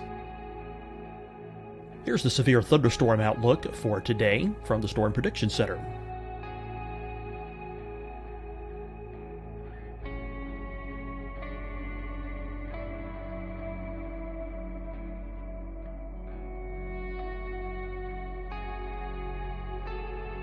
Here are the forecast high temperatures for today for South Carolina. Here are the low temperatures for today for South Carolina. Here's the probability of precipitation forecast across South Carolina today. And here are the rain chances across South Carolina tonight. Here are tomorrow's forecast highs across South Carolina. Here are the forecast low temperatures for tomorrow for South Carolina. And here is the probability of precipitation across South Carolina tomorrow. Here's the precipitation chances across South Carolina tomorrow night. Here are the forecast highs for the day after tomorrow in South Carolina. Here are the forecast low temperatures across South Carolina for the day after tomorrow. And here are the rain chances across South Carolina for the day after tomorrow. And South Carolina's probability of precipitation for that night. Here's the Storm Prediction Center's severe thunderstorm outlook across South Carolina for today through tonight. Here's the Storm Prediction Center's severe thunderstorm outlook across South Carolina for tomorrow and tomorrow night. And here's the Storm Prediction Center's severe thunderstorm outlook across South Carolina for the day after tomorrow through that night. Here's the severe thunderstorm outlook for today from the Storm Prediction Center.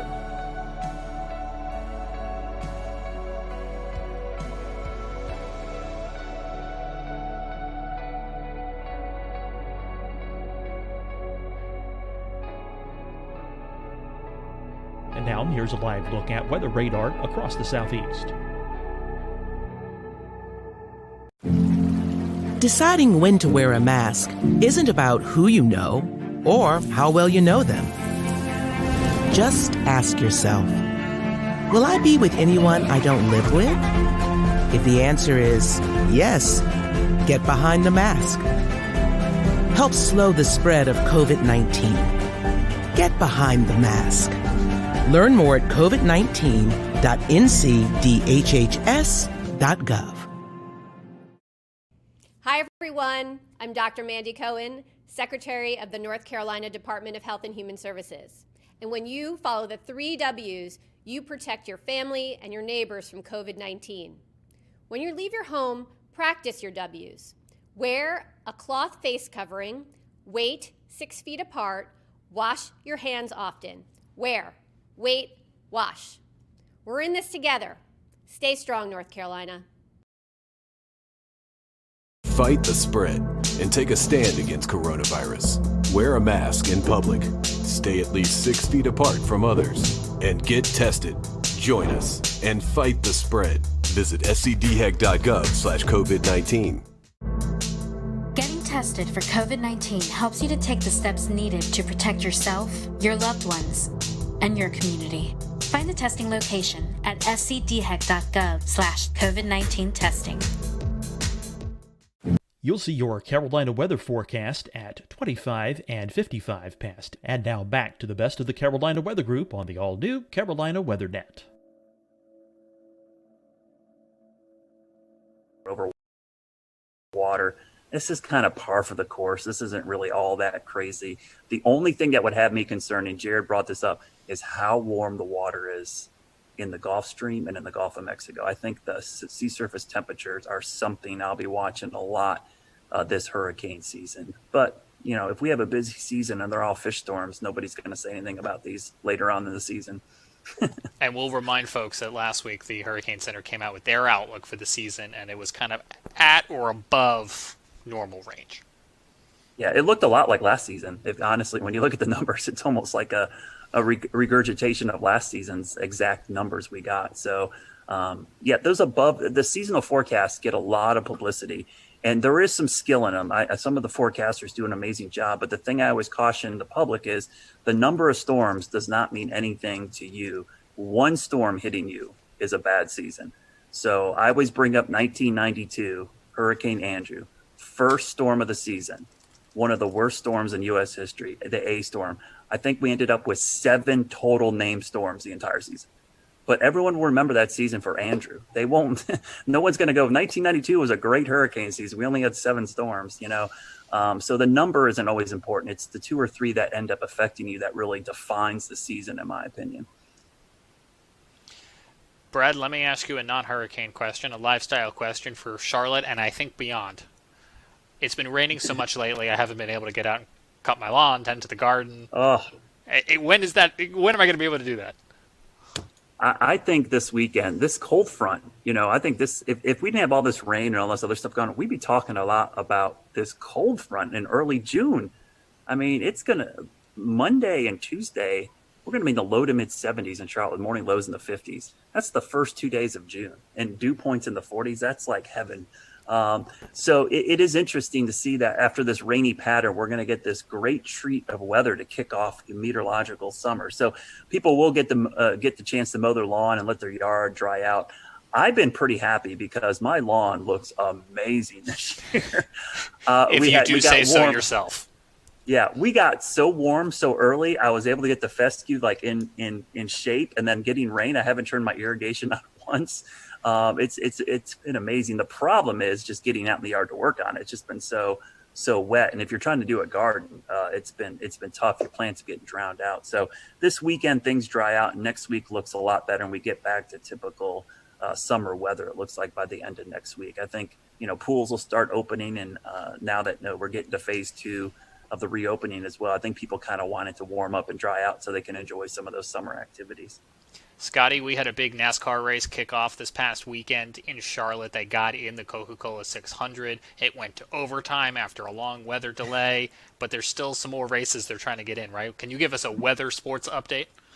Can you see the bags under my eyes? I mean, it's been a long couple of days. Yeah, we had rain for the Coca-Cola 600, made it the longest race, 607 miles. I think it was almost a 6-hour race with that hour and about 15-minute rain delay. Tuesday and Wednesday, we got off without a hitch. Tonight, tonight we had rain ending around the 8 o'clock start time, but the problem was it's going to take about 2.5-3 hours to dry the track with all the humidity around. So that would be a start time of about 11:30, and that's just not the best for folks who are wanting to watch on TV. So we're going to try again tomorrow evening at 7 p.m. out at Charlotte Motor Speedway. weather looks good unless we get one of those pop-up thunderstorms around the area. So I'll be watching for some storms in the vicinity. Hopefully they all stay away from the track and we can get this race in, because they turn around in their shops on Friday and they head to Bristol, Tennessee on Sunday and Monday for this very condensed every other day, it seems like, racing right now for NASCAR to get called back up from all the missed races. It's like the baseball schedule, but for NASCAR. It is. I mean, and I was on a chat with the team out at Charlotte Motor Speedway, and they were all just dragging because it's long days. Teams come in early in the morning. They have to go through all the COVID screenings, and it just makes for a very long day out the track, and then you have to deal with the rain. So I know they are ready for it to clear out and get the racing back underway. So, yeah, we'll try again tomorrow night. Scotty, I think I was cracking up. We do a lot with NASCAR, and it's just so funny. We're going to cram all these races in the Carolinas in a 2-week period, and the 2 weeks we have it's like the wettest 2 weeks of the entire spring. It's funny. One of the folks we work with at the track, Brad, they said, maybe this is God telling us we shouldn't have started this early. I mean, it all made sense to have all these races regionally, but it's like, what a horrible time. It's like we've been just getting soaked and washed out. I did want to tell you one thing about Bertha, guys. I was just looking something up real quickly because I was thinking about it. The accumulated cyclone energy for Bertha. Look at this chart. The name Storm Day for Bertha was only half a day. I believe that is going to be a record for the shortest duration name, and 0.4 accumulated cyclone energy. So if you look at the chart here, it shows observed versus climatology. Even though we've had 2 early season storms, it's barely above climatology. So I've always liked looking at this metric, because if you're not familiar with this metric, it basically shows intensity of storm and duration of storm. It comes up with a calculation called accumulated cyclone, or ACE. And I think it's a really good metric for trying to see how active a hurricane season is. So even though we've had 2 storms, you can see it's kind of accumulated cyclone energy of almost nothing. I was just looking because I had lost track of it, and I was like, is it still a depression? It is still a depression right now, because I was like, I wonder how long it's going to actually hold on to this Bertha name. But I guess one of the naming regimes for the Hurricane Center, once a storm is downgraded to a depression, it keeps the name even as a depression until it becomes a remnant low. So it will be Tropical Depression Bertha, and probably till at 2 a.m. I bet the 2 a.m. advisory tonight it'll get dumped, if not earlier, maybe 11. It's still in there. Let's see. Yeah, 2 a.m. Thursday, it's still a tropical cyclone as a depression, and then 2 p.m. Thursday, if we're just looking at the cone mile markers, it's post-tropical depression Bertha somewhere over Pennsylvania, just to keep us on our toes. So we'll see. Brad, thank you for your time. I know your day's been very busy. Your week's been very busy. One last plug for Weather School. You got a couple more days of that left, right? Yeah, 2 more days of Weather School. We will have, I believe if my numbers are correct, without our glitches, I think exactly 60 episodes of Weather School DVD since box the beginning of March. That's pretty impressive that we've been able to do that every single day at 1 o'clock. We've done a weather segment online live and on YouTube. So 2 more days of the school year. I will be happy. I love doing them, but I'll be honest with you, it's made for some long days, especially when you have to get up and start at 11 o'clock producing this thing and get your day rolling, and then try to teach 2 kids in your house their homeschooling as well. So it's been an interesting process. I love it, but I love the fact that it's all online, James. That's the great thing about it, is that archive is there now, and people can go back and use these. They're evergreen. They're going to be able to go back, and that playlist is on the WCNC's YouTube channel, and you can go watch them and use them for lessons in the fall, next spring, whenever. They're always going to be there. So that's the cool thing about it.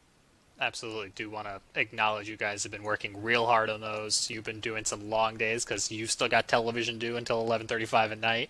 But yeah, WCNC.com/weather school will take you over to that playlist, and they'll live there forever. And so a lot of hard work, and now you've got this great archive that folks can utilize at any point. We'll let folks know that, as always, you can check out the Carolina Weather Group podcast, the audio version of the podcast on Spotify or on Apple Podcasts. If you're on Apple Podcasts, we'd love for you to leave us a rating and a review. It certainly does help. You can always watch the show live when we do these roundtable discussions by joining into the conversation on YouTube, Facebook, Periscope, Twitch, and as I mentioned earlier, we're experimenting with a new non-stop channel called the Carolina Weather Net on YouTube, so you may see episodes just like this one repeating at a future time in a wheel. We will be back on all of our streaming platforms this weekend for the launch of SpaceX Demo 2, and we leave you tonight with some sound from astronaut Christina Cook. She spent almost a year aboard that International Space Station starting in 2019, and she is a graduate of NC State, and she had this to say about the mission, and she spoke earlier today with NASA TV. Thank you, Marina. I now have the distinct pleasure of being joined by one of NASA's record-setting astronauts and a recent resident aboard the International Space Station, Christina Cook. Christina, thanks for joining us. Great to be with you, Dan. Christina, we're coming up on 20 years of continuous human presence on the space station, and you were one of those humans. What's it like to see a new milestone like this launch unfold after so much history already? So much history indeed. It is really just such a testament to NASA. Not only are we pushing the boundaries of knowledge and discovery and exploration, but we're pushing the boundaries on how we accomplish that mission. We're bringing in commercial partners. We're fostering a space economy. So we're making sure that we're always pushing forward, always taking that next step. I think it's such a privilege to be part of an organization that recognizes if we're not actually making steps and innovating every single time we do this, then we're not truly answering humanity's call to explore and to push those boundaries. Christina, I know Bob and Doug are veterans themselves, but what advice do you have for Bob and Doug, given your experience as a long-duration station crew member? Well, being able to live on board the International Space Station and work there is just such a privilege. You know, you're a steward of this amazing laboratory that's bringing so many benefits down to Earth and also learning how we can push farther into the universe. So it is quite an honor, and I think that's the main thing about how it feels to be up there for a long duration. You know, in terms of advice, Bob and Doug have been great mentors for me. They've given me advice for so many years. It's strange to be the one who could be in a position to offer them anything. But I would say that as, you know, shuttle flyers, they used to participate in missions that were really, really intense, go, go, go all the time. Long duration space flight is more of a marathon than a sprint. So I would tell them to take that moment, enjoy it, and, you know, really welcome the opportunity to have part of your mission be taking it all in and sharing that with the people that got you there. Thanks again, Christina. Always a pleasure to hear from you and fantastic words. Thank you for sharing. Thank you. My pleasure.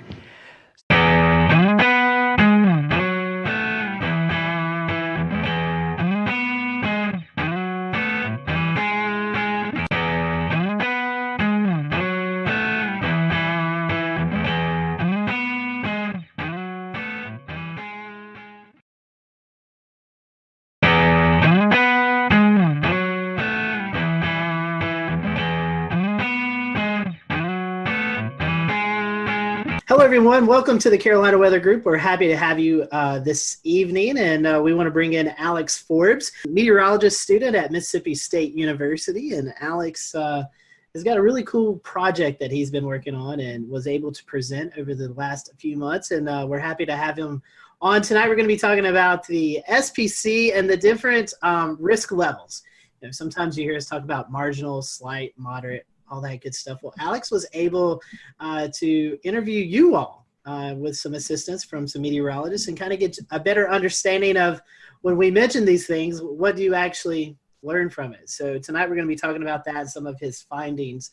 We'll let Alex promote his social media towards the end of the show. So if you do have any questions that you'd like to tweet towards him, you can send them his way, and he can maybe help you out a little bit more with some of his research. So Evan, I know you and I, we're excited to talk about this. We saw this project a couple of weeks ago presented, and we're ecstatic to have Alex on with us tonight. So Alex, before we kind of get into the meat of the subject, first time guest with us. So we want to thank you for that. And we always ask the first time guest question.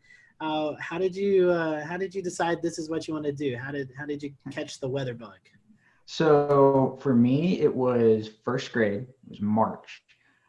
There was a line of severe storms that came through Metro Atlanta, and I still don't know to this day whether or not it was a tornado or straight line winds. We were never surveyed, so I don't know. but a tree fell on the corner of my house, right over there. And it fell on the house and it fell on the ground, woke me up at 4 a.m. And that was what planted the seed. But I didn't really start to get into weather and meteorology until about 4th or 5th grade. And it just evolved over time. It started off with, or it continued with me doing the weather for the elementary news. And then, in middle school and high school and so forth, it just kept building and building and building. And lo and behold, I'm a senior now at Mississippi State. So something worked out. So in Georgia, I know Georgia has a meteorology program. What made you decide to go to Mississippi State? Yeah, so I want to do TV. Georgia has a fantastic geography program of which meteorology is a part of. They just recently added the meteorology degree, but Mississippi State is known for broadcasting, and that makes a difference. Plus, it's not exactly far from me. Mississippi State's, or Starkville is about 4.5 hours. It's close enough, and their scholarships they offer for out-of-state students is fantastic. So it really became a no-brainer.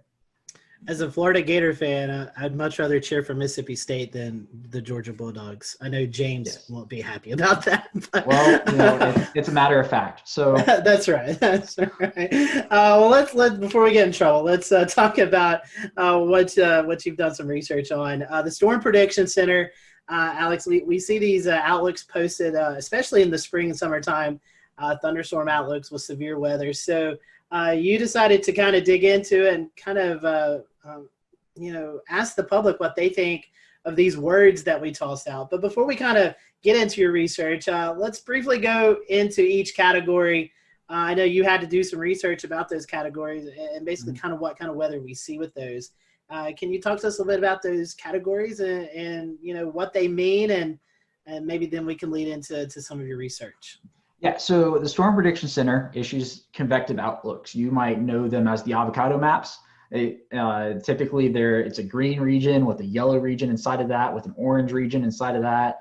Sometimes you get the moderate, which is the red, and the high, which is the pinkish purple color.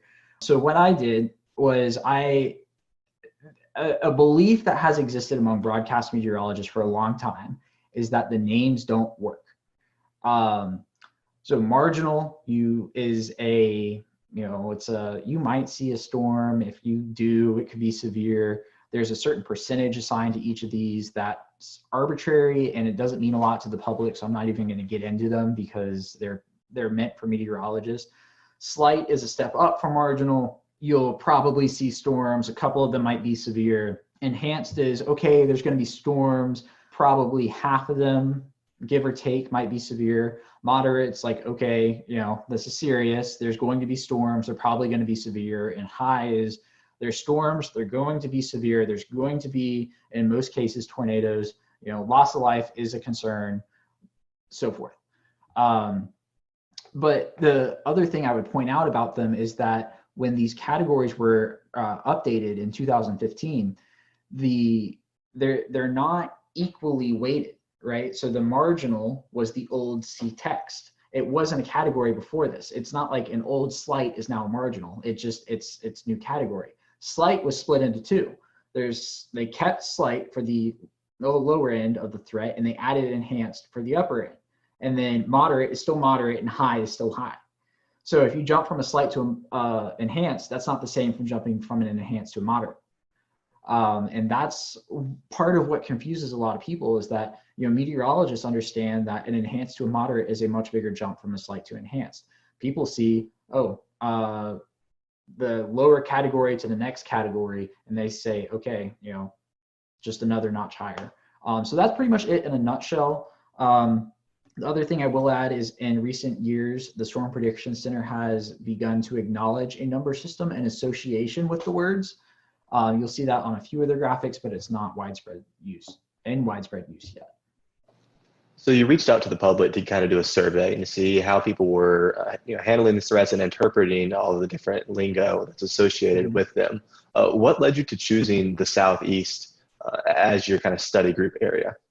Yeah, so there's been studies in the past that show the Southeast United States is emerging as the new tornado hotspot within the United States. A lot of severe weather studies are based out of the traditional tornado alley, Oklahoma, Kansas, Nebraska, Arkansas. Also, I live in the Southeast. I want to know what people around me think. I want to work in the Southeast. I want to know what my potential viewers one day think right now. I think there's a tremendous value added about knowing that the data is from a specific region. So such that, I am not conflating people's understanding of the outlook terminology in Georgia versus New York, because we get convective outlooks almost every day in the spring and summer. In New York, they get them 5-10 times a year, maybe. That's, an estimate. I don't know for sure. So I think there's tremendous value added in having a specific area and understanding that and what those people think in that spot. So what'd you find? I know that's kind of a big question with a big answer, but tell us about it. 4,000 responses culminated into this. And the headline is that what meteorologists, the hierarchy of the words that the Storm Prediction Center uses, that the meteorologists understand, is not understood by the public. Now, I will throw this caveat in there in that the convective outlooks technically are not designed for the public. They never were. They still aren't. They are designed for meteorologists to take and then interpret and relate to the public. But that does not negate the fact that they are used on TV channels, social media, everything that the public sees almost in terms of weather on a regular basis. So what the biggest thing is that the current hierarchy, the marginal, slight, enhanced, moderate, high, is what the SPC uses, and what the public perceives as the hierarchy of those words with no context is slight as the first level, marginal, which is the second, moderate, the third, enhanced, which is the fourth, and the fifth being high. So the high is the only category that translates from one to the other. So it's a problem. The results even surprised me to an extent. I expected the moderate and enhanced flip, but I did not expect the slight and marginal flip. It's something that needs to be taken into account, because whether we like it or not, the public has become the primary consumers of the convective outlooks. And if there's a disparity in what people believe, especially when it's conveying life-threatening information, perhaps days in advance, it matters. So that's the SPC part in a nutshell. There were some other pieces of the puzzle that was good news. Over 95% of people correctly identified alerts like a tornado watch, tornado warning, severe thunderstorm watch, severe thunderstorm warning. 82% either agreed or strongly agreed that a severe thunderstorm, the term severe thunderstorm, means that the storm is capable of causing as much damage as a tornado. So, something's getting through to these people with those terms. So that just brings up another conclusion that I had, that people should use the term severe thunderstorm, warning watch, as opposed to thunderstorm warning or watch, which I see on occasion. It's not widespread use, but I just thought I'd throw that in there. And how people receive alerts was also measured in this. Close to 70% of people received an alert through their mobile weather app. So, that is more than 2/3 of the respondents to this survey, who, keep in mind, are weather savvy because they most likely found this on a social media channel through a meteorologist. But still, we are at 70% of people now. Now, I will include that I did not specify the wireless emergency alerts as a different option, because I don't think people know the difference. But still, 70% of people are dependent on their phones for an alert, and that's where they receive it first.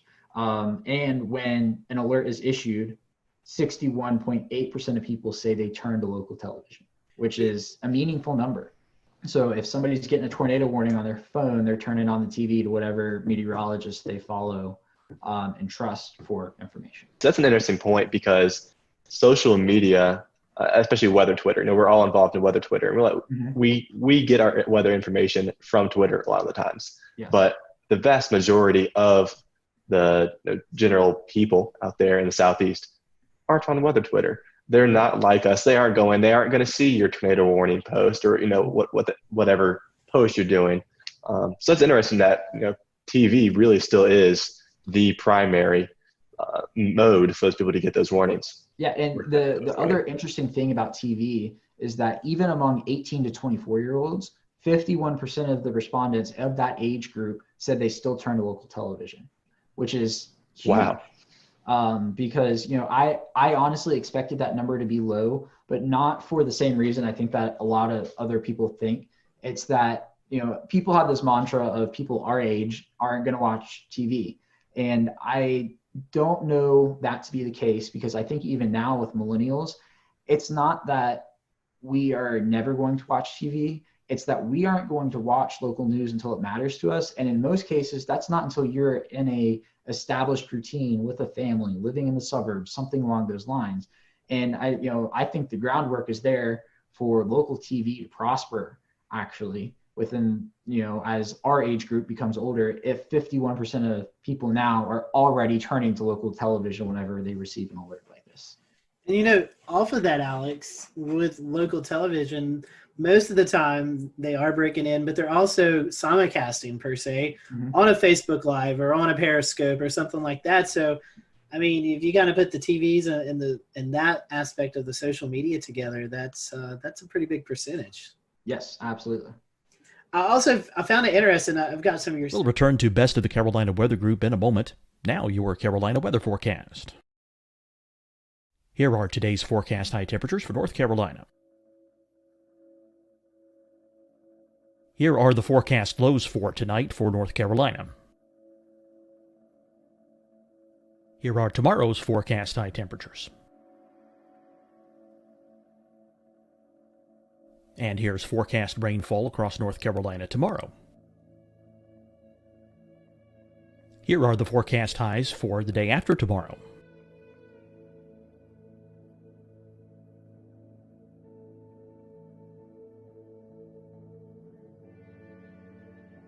And here's the forecast rainfall across North Carolina for the day after tomorrow. This is the total rainfall forecast across North Carolina for the next 3 days.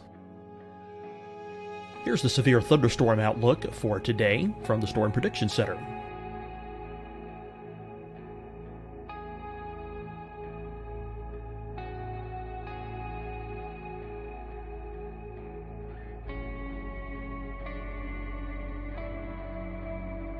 Here are the forecast high temperatures for today for South Carolina.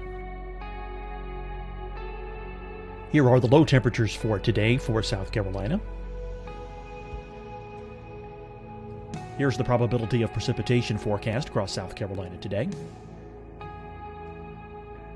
And here are the rain chances across South Carolina tonight. Here are tomorrow's forecast highs across South Carolina. Here are the forecast low temperatures for tomorrow for South Carolina. And here is the probability of precipitation across South Carolina tomorrow. Here's the precipitation chances across South Carolina tomorrow night. Here are the forecast highs for the day after tomorrow in South Carolina. Here are the forecast low temperatures across South Carolina for the day after tomorrow. And here are the rain chances across South Carolina for the day after tomorrow. And South Carolina's probability of precipitation for that night. Here's the Storm Prediction Center's severe thunderstorm outlook across South Carolina for today through tonight. Here's the Storm Prediction Center's severe thunderstorm outlook across South Carolina for tomorrow and tomorrow night. And here's the Storm Prediction Center's severe thunderstorm outlook across South Carolina for the day after tomorrow through that night. Here's the severe thunderstorm outlook for today from the Storm Prediction Center.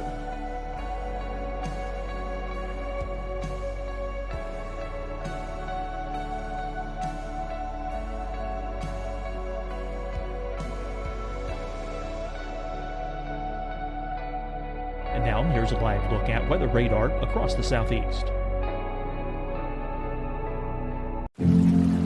Deciding when to wear a mask isn't about who you know or how well you know them. Just ask yourself, will I be with anyone I don't live with? If the answer is yes, get behind the mask. Help slow the spread of COVID-19. Get behind the mask.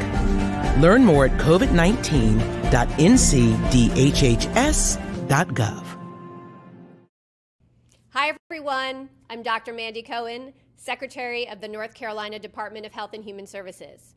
And when you follow the 3 W's, you protect your family and your neighbors from COVID-19.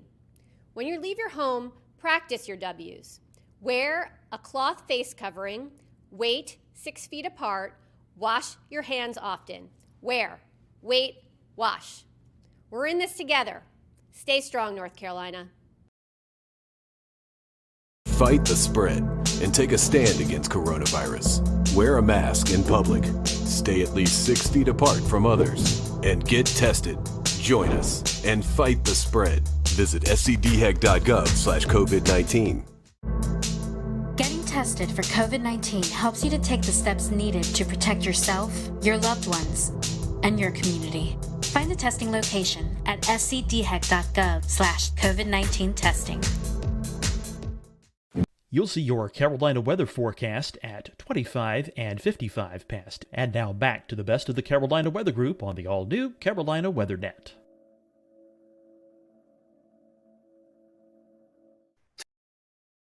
.3% of folks receive their warning first by NOAA Weather Radio. That's something that I guess I'm a little shocked by that, because I wouldn't think 12% of the people would even have a NOAA Weather Radio. Yeah, so keep in mind the people who took the survey are weather savvy, because they probably found it through a meteorologist on social media. I would point out, though, is I don't remember exactly who did the study, what year it was. I just remember it was 10 plus years ago that the NOAA Weather Radio number was at like 60%, and it's down to 12. And, you know, I do not see a path forward for NOAA Weather Radio being the predominant way of people receiving information, simply because it's a cost barrier. Why am I going to go buy a $29 weather radio when this thing right here is going to give me the same information? So I think we're asking the wrong questions when it comes to NOAA Weather Radio. Not why aren't people buying NOAA Weather Radios, but rather why is the Federal Communications Commission not just sending you alerts and you can't turn them off like they do on TV? You know, if you are in a tornado warning and you are watching a broadcast channel, you are going to get an EAS alert. You can't turn them off. So there's precedent to do it. And I seriously think, you know, close to 70% of people are already relying on these. Why not just make it mandatory? And have that be the de facto NOAA Weather Radio. Now, I don't think they're ever going to go away. I think there's still a use for them. You know, what happens when your phone dies? What happens when there's a hurricane and you run out of power, your generator's out of gas, and you know, you can crank a weather radio? That's the most extreme case, but I don't think they're going to be the main. In fact, they're already not the mainstream way of receiving alerts, and I don't think they're ever going to be again. I know you're doing some of these questions also about when they hear these warnings issued, about taking shelter or alerting friends and stuff. Can you kind of go in some of those details, what you found out? Yeah. So I asked about 4 alert types in particular: the severe thunderstorm watch, the tornado watch, severe thunderstorm warning, and tornado warning. And I asked when a blank is issued, I blank. So the other part of the blank is take shelter, alert friends and neighbors, monitor weather conditions, check social media, watch local television, and watch national television. Of those 4 questions, there's nothing I really found surprising. For each one, you know, social media was between 80 and 90% with combined degree. For the troubling, I guess a troubling aspect is for a severe thunderstorm watch. 22% of people said that they take shelter. But, keep in mind, these are the same people who accurately picked out a severe thunderstorm watch definition. 97.2% of these respondents correctly identified a severe thunderstorm watch. So, it comes down to people's interpretation of what take shelter means. Does that mean you just stay inside all day? Does it mean you go to the lowest level, most interior room? I don't know. But I mean, there wasn't anything that, is a red flag in the results specifically for those 4 questions. You were talking about wanting to go broadcast TV in the Southeast. So keeping that in mind, there's a lot of different styles of severe weather coverage. I think you have some folks who just kind of present the radar. And then you have folks like James Spann who really gets down into the specifics, like it's going to affect the Dollar General in town X or town Y. I know you may have not surveyed the folks on that, but what is your opinion on that? What do you think is most useful for those folks who are turning into TV watching this coverage? Yeah, no, absolutely. The most precise you can be, the better. One of the reasons why James Spann has the following he does is because people see him as one of them. The fact that he knows where the Dollar Tree is in Gordo, Alabama, which I happen to know where it is too, because I drive past there to get to Mississippi State, and he uses that example all the time. So I feel good about it. It matters because, like I said, people feel like he's one of them, but also he knows the area. It adds validity to his call to action of, okay, I know where this is and I know where it's going. And if he can tell somebody, I know where it's going and I'm telling you now in, Coleman, Alabama, if you are on Main Street, people trust him. And that's what it comes down to, is who do you trust? And one of the reasons why people trust him is because they know he knows what he's doing. And the more information you can provide, the better it is. What does the future look like? Is this something that you're going to be able to advise the SPC on, and they're going to look at your findings? They're going to be able to maybe make some adjustments, hopefully, in the future? Yeah. So an interesting thing about my findings is that there is a similar study that is working on being completed now. I don't think it's published just yet. They're working on it out of University of Oklahoma, Sean Ernst. He found the exact same hierarchy issue with respondents out there. So the Storm Prediction Center knows about it. They can't just flip a switch and change it. Nor would I say I'm calling on them to do that, because at the end of the day, even though we all use the convective outlook, we have to remind ourselves that it is not designed for the public. It is distributed to the public because it has to be under federal law because they're a federal agency. But at the end of the day, my main goal in publishing this was providing the groundwork to broadcasters and using a 1 through 5 scale to describe those terms, because a number scale is a universally identified language. 1, 2, 3, 4, 5 means the same thing in English as it does in Spanish, as in French, as in German, and it's already used for things like the Saffir-Simpson scale, the enhanced Fujita scale. People understand that the higher the number is, the worse the threat is. And, just eliminating the words off the screen provides much more clarity for the general public. And, I would encourage that to this day. Some folks are trying to go down the color line and trying to make colors represent the different severity. What's your thoughts on that? So I might get in trouble for this. A lot of meteorologists don't like the color scale. And I do. I think the green, yellow, orange, red, pink works. So within that, you have the built-in green, yellow, red, good, moderate, bad. And people are smart enough to derive that, okay, the orange between the yellow and the red is the intermediary. And if there's something after the red, it means it's probably worse. It doesn't matter what color it is, it's probably going to be that.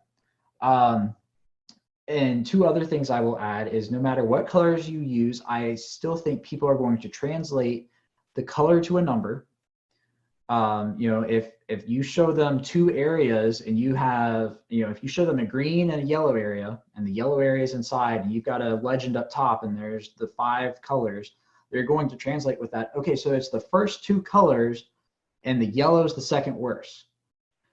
So, and there's the whole principle of a region within a region, right? You're not going to get a moderate area that is surrounded by a marginal area directly. You're always going to have a leveled marginal, slight, enhanced, moderate, high, as it stands now, with that area. And I think people are smart enough to be able to derive that if there's a region within another region, the higher threat is in that smaller region that is entirely contained.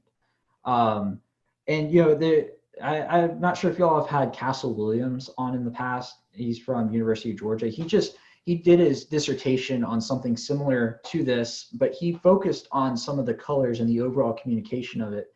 And the recommendations that ended up coming out of his project is that meteorologists should always use the same region, and so you're not adjusting the SPC map, and the same colors as the SPC. You can change the wording, you can make it your own, you can give it a different feel, but as long as you keep that consistency, people are going to understand it. So, I mean, that's my 2 cents on it. I'm a senior meteorology student at Mississippi State. I am in no position to be making that type of decision whether or not to change something, but I think it works. And I think a lot of the confusion comes from the words and not the colors. So, Alex, was there anything in the research that we kind of haven't covered or that surprised you that you still want to go over before we kind of start to wind the show down? Yeah, so there's an interesting idea that was everybody's gut reaction to my findings was, okay, we need to change the word order. And I don't think you can do that because there is already an existing order. And if you change it, you're just going to confuse more people. Because what happens when, Sally down the road doesn't know that it changed, and all of a sudden a moderate is now at level 3 and she's freaking out because it used to be a level 4, and that's a noticeable difference. The other piece of data I would put to back that up is that, sure, even though 50.4% of people, a majority of people saw slight as number 1, 49.6% of people did not. The biggest disparity was that was the biggest disparity. That 61.9% of people saw moderate as a level 3. 38.1% of people did not see moderate as a level 3. So even if you reconfigure the words, you're still going to have a problem. And I think those numbers would go up because you would just cause more confusion with a change. So that's why I advocate for an entirely number-based scale. I think it works. Just dump the words completely. You will confuse far less people. I think it's a very interesting topic because, as you were saying, I think it's hard to change the names. But I love the idea of the numbers, and I hope, I know SPC is looking at some stuff, and hopefully, with your research and the research that's going on out of Oklahoma, hopefully we can start to incorporate these number skills, because I do believe people relate well, or maybe even more better with numbers than compared to these words, because, in my mind, enhanced and moderate automatically should be switched. That doesn't make sense to me. But I really do hope we can latch onto the number aspect, because I do think it conveys a more simple message. And when you're talking to people who are not weather savvy, they just want to know the information. Mm-hmm. And I think that helps get them the information they need to know. Yeah, and it helps them understand the threats better. Mm-hmm. You probably noticed in the beginning, I had a little trouble describing the words, and I think everybody does, because the definition of them is percentage based. It's not based off of a certain type of storm that is expected, or a certain setup, or something along those lines. It's entirely arbitrary that people aren't going to understand. I mean, think about this. People don't understand chance of rain. All they do is formulate 50% is the halfway mark, and if it's below 50%, it's not going to rain. If it's above 50%, it's going to rain. That's literally what they do. I have asked people who are not meteorologists this question, and I have gotten that answer more often than not. So, that's part of the issue, in that the groundwork for this is percentage based. But I would just circle back to one other thing, is that, while the SPC cannot change their outlook with the flip of the switch, a chief meteorologist at a station can, as long as their news director is on board.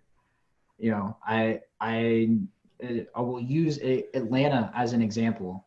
Even though I was an intern at Fox 5, what they do is they show the numbers and the words, which is most common for now. We're working on that. Channel 2, WSB here in Atlanta, has dropped words completely. All they do is show the colors. They use a slightly different color scale.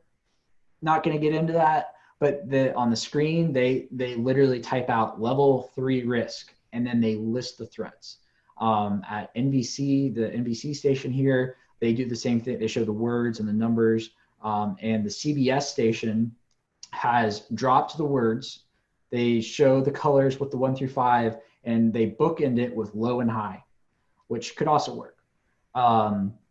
But it just goes to show that there should be a consistent message. I think the consistent message should be the colors, and I think everybody's or the numbers, not the colors. Well, I mean, yes, the colors, but for my perspective, the numbers. I think everybody's on board with it. They were just afraid to drop the names. And I am saying drop the names. Well, Alex, we definitely appreciate your time and this research that you've put in. I know it's getting some attention, and we're happy to have you on the show tonight.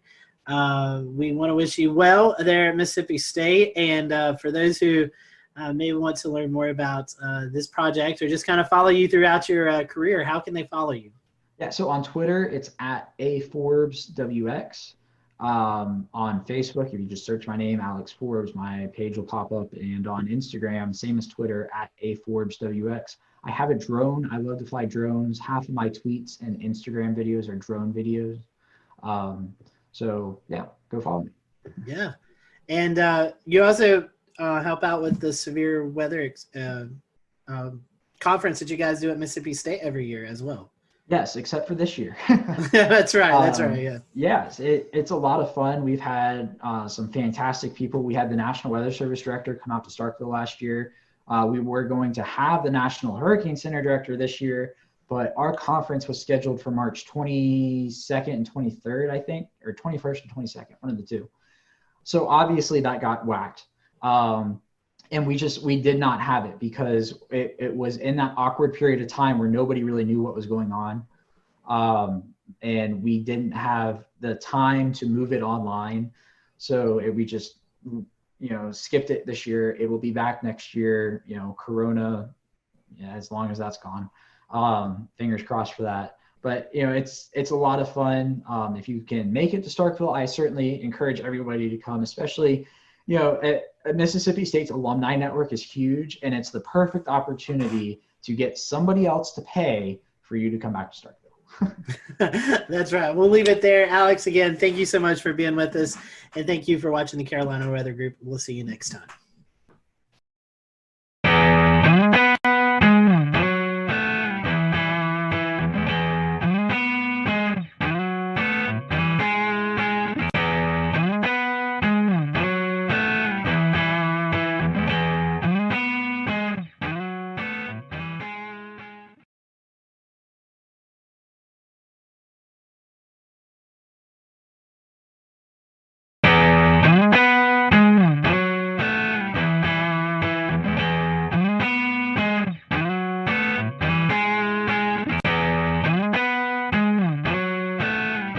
Hello, everyone. Welcome to the Carolina Weather Group, show number 304. We all hope you've had a great start to the new year. Tonight, we have on with us Aubrey Urbanowitz. She is the chief meteorologist at WHSV in Harrisonburg, Virginia. And so you may know Aubrey if you listen to a lot of weather podcasts. Aubrey is a panelist on the Weather Brains, and we're going to definitely dig into that. But tonight, we're just going to get to know Aubrey and what got her hooked. She's got an interesting story about joining the meteorology field. So we appreciate you watching tonight. If you have any comments, just send them to us on our Twitter page at Carolina WX Group, or you can comment on the stream that's going on right now. So Aubrey, welcome to the show. Thanks so much for having me, guys. I appreciate it. It's nice to, kind of cross podcast. That's right. That's right. Normally we do that on National Weather Podcast Month, but we're doing it a couple months early. So Aubrey, we was kind of a little bit talking about your foray into meteorology. You didn't start off your college path didn't really take you into broadcast meteorology. You actually started with a restaurant chain. So tell us about that little interesting story that kind of got you into weather. So I had zero aspiration to be on television. I was, when I kind of went through high school and started college, I really wasn't sure what I wanted to do. So I had a great job at Chili's restaurant. I kind of worked my way up and I started to become a corporate trainer. So as a corporate trainer, if you're not familiar, you would basically become part of a team. You would travel around and do new store openings as a corporate trainer, train new employees. And you kind of got to see a lot of the country. In fact, I got to do several international openings. And, I just kind of got to meet a lot of people. And it was on a lot of these new openings where I kind of discovered my passion for weather. So I started doing openings in 2003. In 2004 and 2005, Chili's had this goal of opening 100 plus restaurants. And if you think back meteorologically, in 2004, 2005, what happened? Hurricane season. 2004, that's when Florida was almost wiped off the map by all 4 hurricanes. I was in 2 of those, 2 of the 4. Hurricane Katrina was kind of a turning point for me, really. I was sent back to Louisiana to help rebuild some stores after I had been there and evacuated. For Katrina, I was there during Rita, and I ended up being there for 3 months. I was in Louisiana so long, they ended up starting to take state taxes out of my checks. So after that, I went back I was living in Johnson City, Tennessee at the time, and I went and saw Mark Reynolds at WJHL, who responded to an email that I had sent and brought me into the TV studio, and I asked him questions, and I wanted to be behind the scenes. I thought maybe, producing, I can make graphics, I was good with computers, and he said, there's no jobs in that, you need to be in front of the camera. And I said, oh, that's not me, that's not what I want to do. And he said, you can do it. I think you can do this. And he said, I want you to take a look at this program. And he pointed me in the direction of Mississippi State. And somehow blindly, I agreed to it and kind of followed his advice. And within maybe a couple weeks, I was enrolled or accepted into the Mississippi State distance program. And I was able to not only take classes and finish my degree, but also I was still able to travel with Chili's for at least 2 years and still able to do corporate openings. And so I got an internship and yada, yada, yada. I got my first job at WHSV in Harrisonburg, Virginia, and fell in love with this place. Absolutely never intended to be here past my 2-year contract, and re-signed, got promoted. Here's the thing. I got promoted to a Monday through Friday position from weekends after I think 7 or 8 months. After working in a restaurant for 12 years, meaning weekends and nights for 12 years, I thought, wow, I have weekends off. The rest is history. And I could not have asked for a more amazing place, a beautiful area. And now my brother moved here 4 years ago. My parents just moved here in May. So now I've got family here, which a lot of meteorologists, unless you move to your home market, you can't say that. So I just feel very blessed and kind of lucky.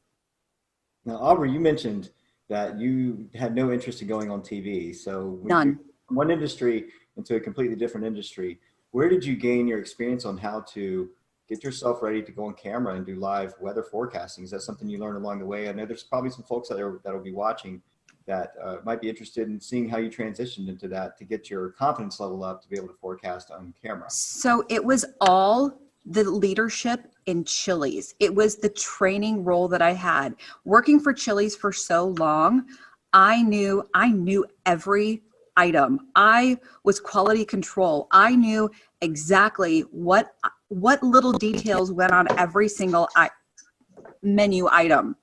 I could recite that menu backwards and forwards. I could teach.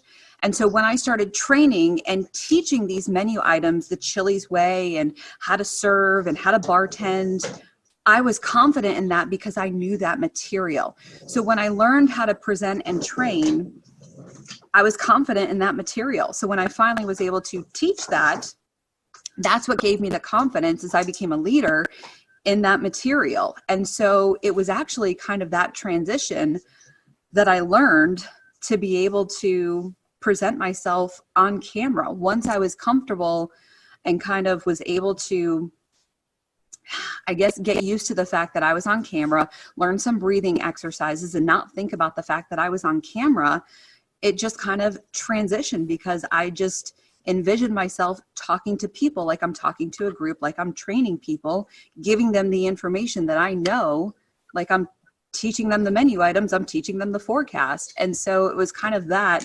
You think it's two completely different worlds, but it's actually kind of very similar.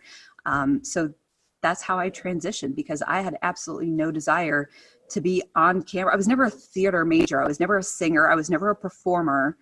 I was a dancer, but that was when I was a kid. So, I never ever would have imagined I would have been on television, and now I can't see myself doing anything else. I love that history. I love how you put yourself on the fast track through that whole process. I can see. So going through the program, getting your meteorology degree, getting a job, it's something you became passionate about very quickly. So I'm assuming you probably have some favorite areas of study, maybe some research or favorite topics of meteorology. Would you like to share some of those with us? Yeah, so I've really developed a love for weather history. And I think a lot of that has stemmed from me learning this area and really kind of diving into Shenandoah Valley weather history. I'm not in a... We'll return to Best of the Carolina Weather Group in a moment. Now your Carolina weather forecast. Here are today's forecast high temperatures for North Carolina. Here are the forecast lows for tonight for North Carolina. Here are tomorrow's forecast high temperatures. And here's forecast rainfall across North Carolina tomorrow. Here are the forecast highs for the day after tomorrow.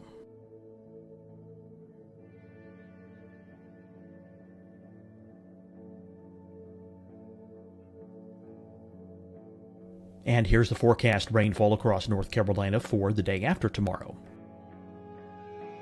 This is the total rainfall forecast across North Carolina for the next 3 days. Here's the severe thunderstorm outlook for today from the Storm Prediction Center.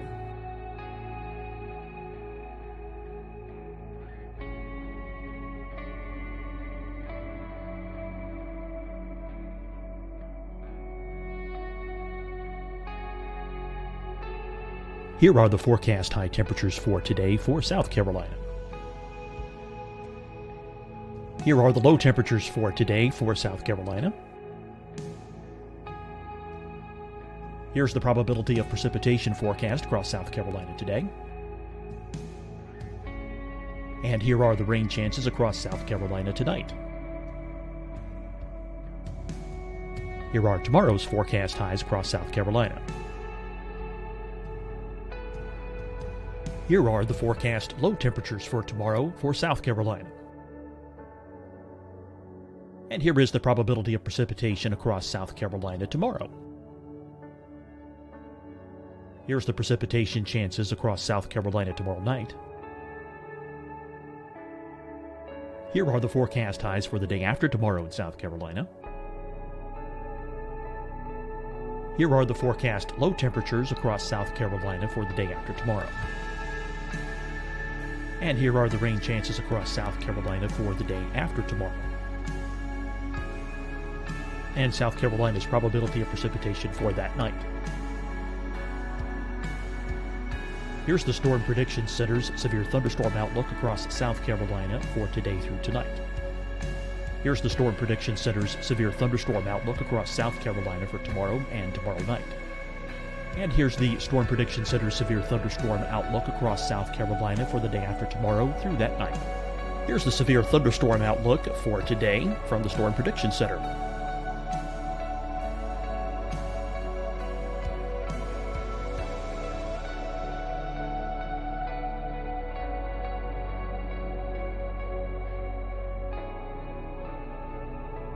And now here's a live look at weather radar across the southeast.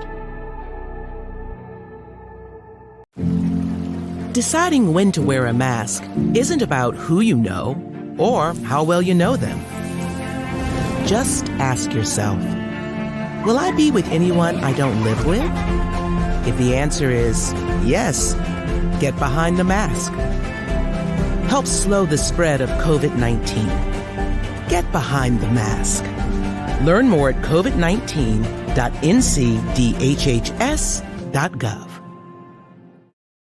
Hi, everyone. I'm Dr. Mandy Cohen, Secretary of the North Carolina Department of Health and Human Services. And when you follow the 3 W's, you protect your family and your neighbors from COVID-19. When you leave your home, practice your W's. Wear a cloth face covering, wait 6 feet apart, wash your hands often. Wear, wait, wash. We're in this together. Stay strong, North Carolina. Fight the spread and take a stand against coronavirus. Wear a mask in public. Stay at least 6 feet apart from others. And get tested. Join us and fight the spread. Visit scdhec.gov/COVID-19. Getting tested for COVID-19 helps you to take the steps needed to protect yourself, your loved ones, and your community. Find the testing location at scdhec.gov/COVID-19 testing. You'll see your Carolina weather forecast at 25 and 55 past. And now back to the best of the Carolina Weather Group on the all-new Carolina WeatherNet.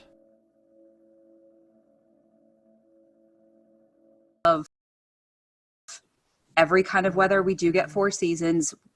We don't get super big storms often. When we do, we can get big storms. It's just not maybe as frequent as some other markets, but we do have a good storm history. And so I think when I was diving into that is when I kind of developed my passion for weather history and really showcasing. And I did kind of a keynote address at the Mississippi State Severe Storm Symposium last year on learning the weather history in your market. When you go to a new TV station, you'll make that bond with your viewers when you do learn that weather history. And it'll also make you become a better forecaster when you learn a lot of that weather history in your market. And I think it was kind of during that process that I really developed that. And now, you know, hurricanes are how I got into meteorology. So that I always have a soft spot for that, but I haven't really had much of an opportunity to forecast them. So I think I'm turning more into a severe weather nerd. And I'm really loving the structure of thunderstorms more and more. So I'm hoping to storm chase this spring. That's my goal. You know, as I become chief, you know, you're stuck in the studio more and more. So you don't get an opportunity to see the sky as much, even though we all love to watch the sky. So I think I'm going to try and do that, but also try to, you know, watch the sky more and more. So yeah, thunderstorms are definitely the sweet spot. Well, you sure get your fair share in the Shenandoah Valley area. The Mid-Atlantic's a pretty volatile area of the country where fronts sweep through and crisscross and meander and cause all kinds of interesting weather up that way. What is cold air damming and how does it occur and how long does it last? So the cold air damming is kind of a special feature that happens in between the mountains. You can get kind of a stronger event, which can go all the way down from the mid-Atlantic, all the way down the mountains into Georgia and the Carolinas. You can get kind of a weaker event that maybe will affect part of Virginia, part of northern Virginia, and then you kind of end up with a really big temperature gradient in between a couple of areas. And a lot of that comes from high pressure.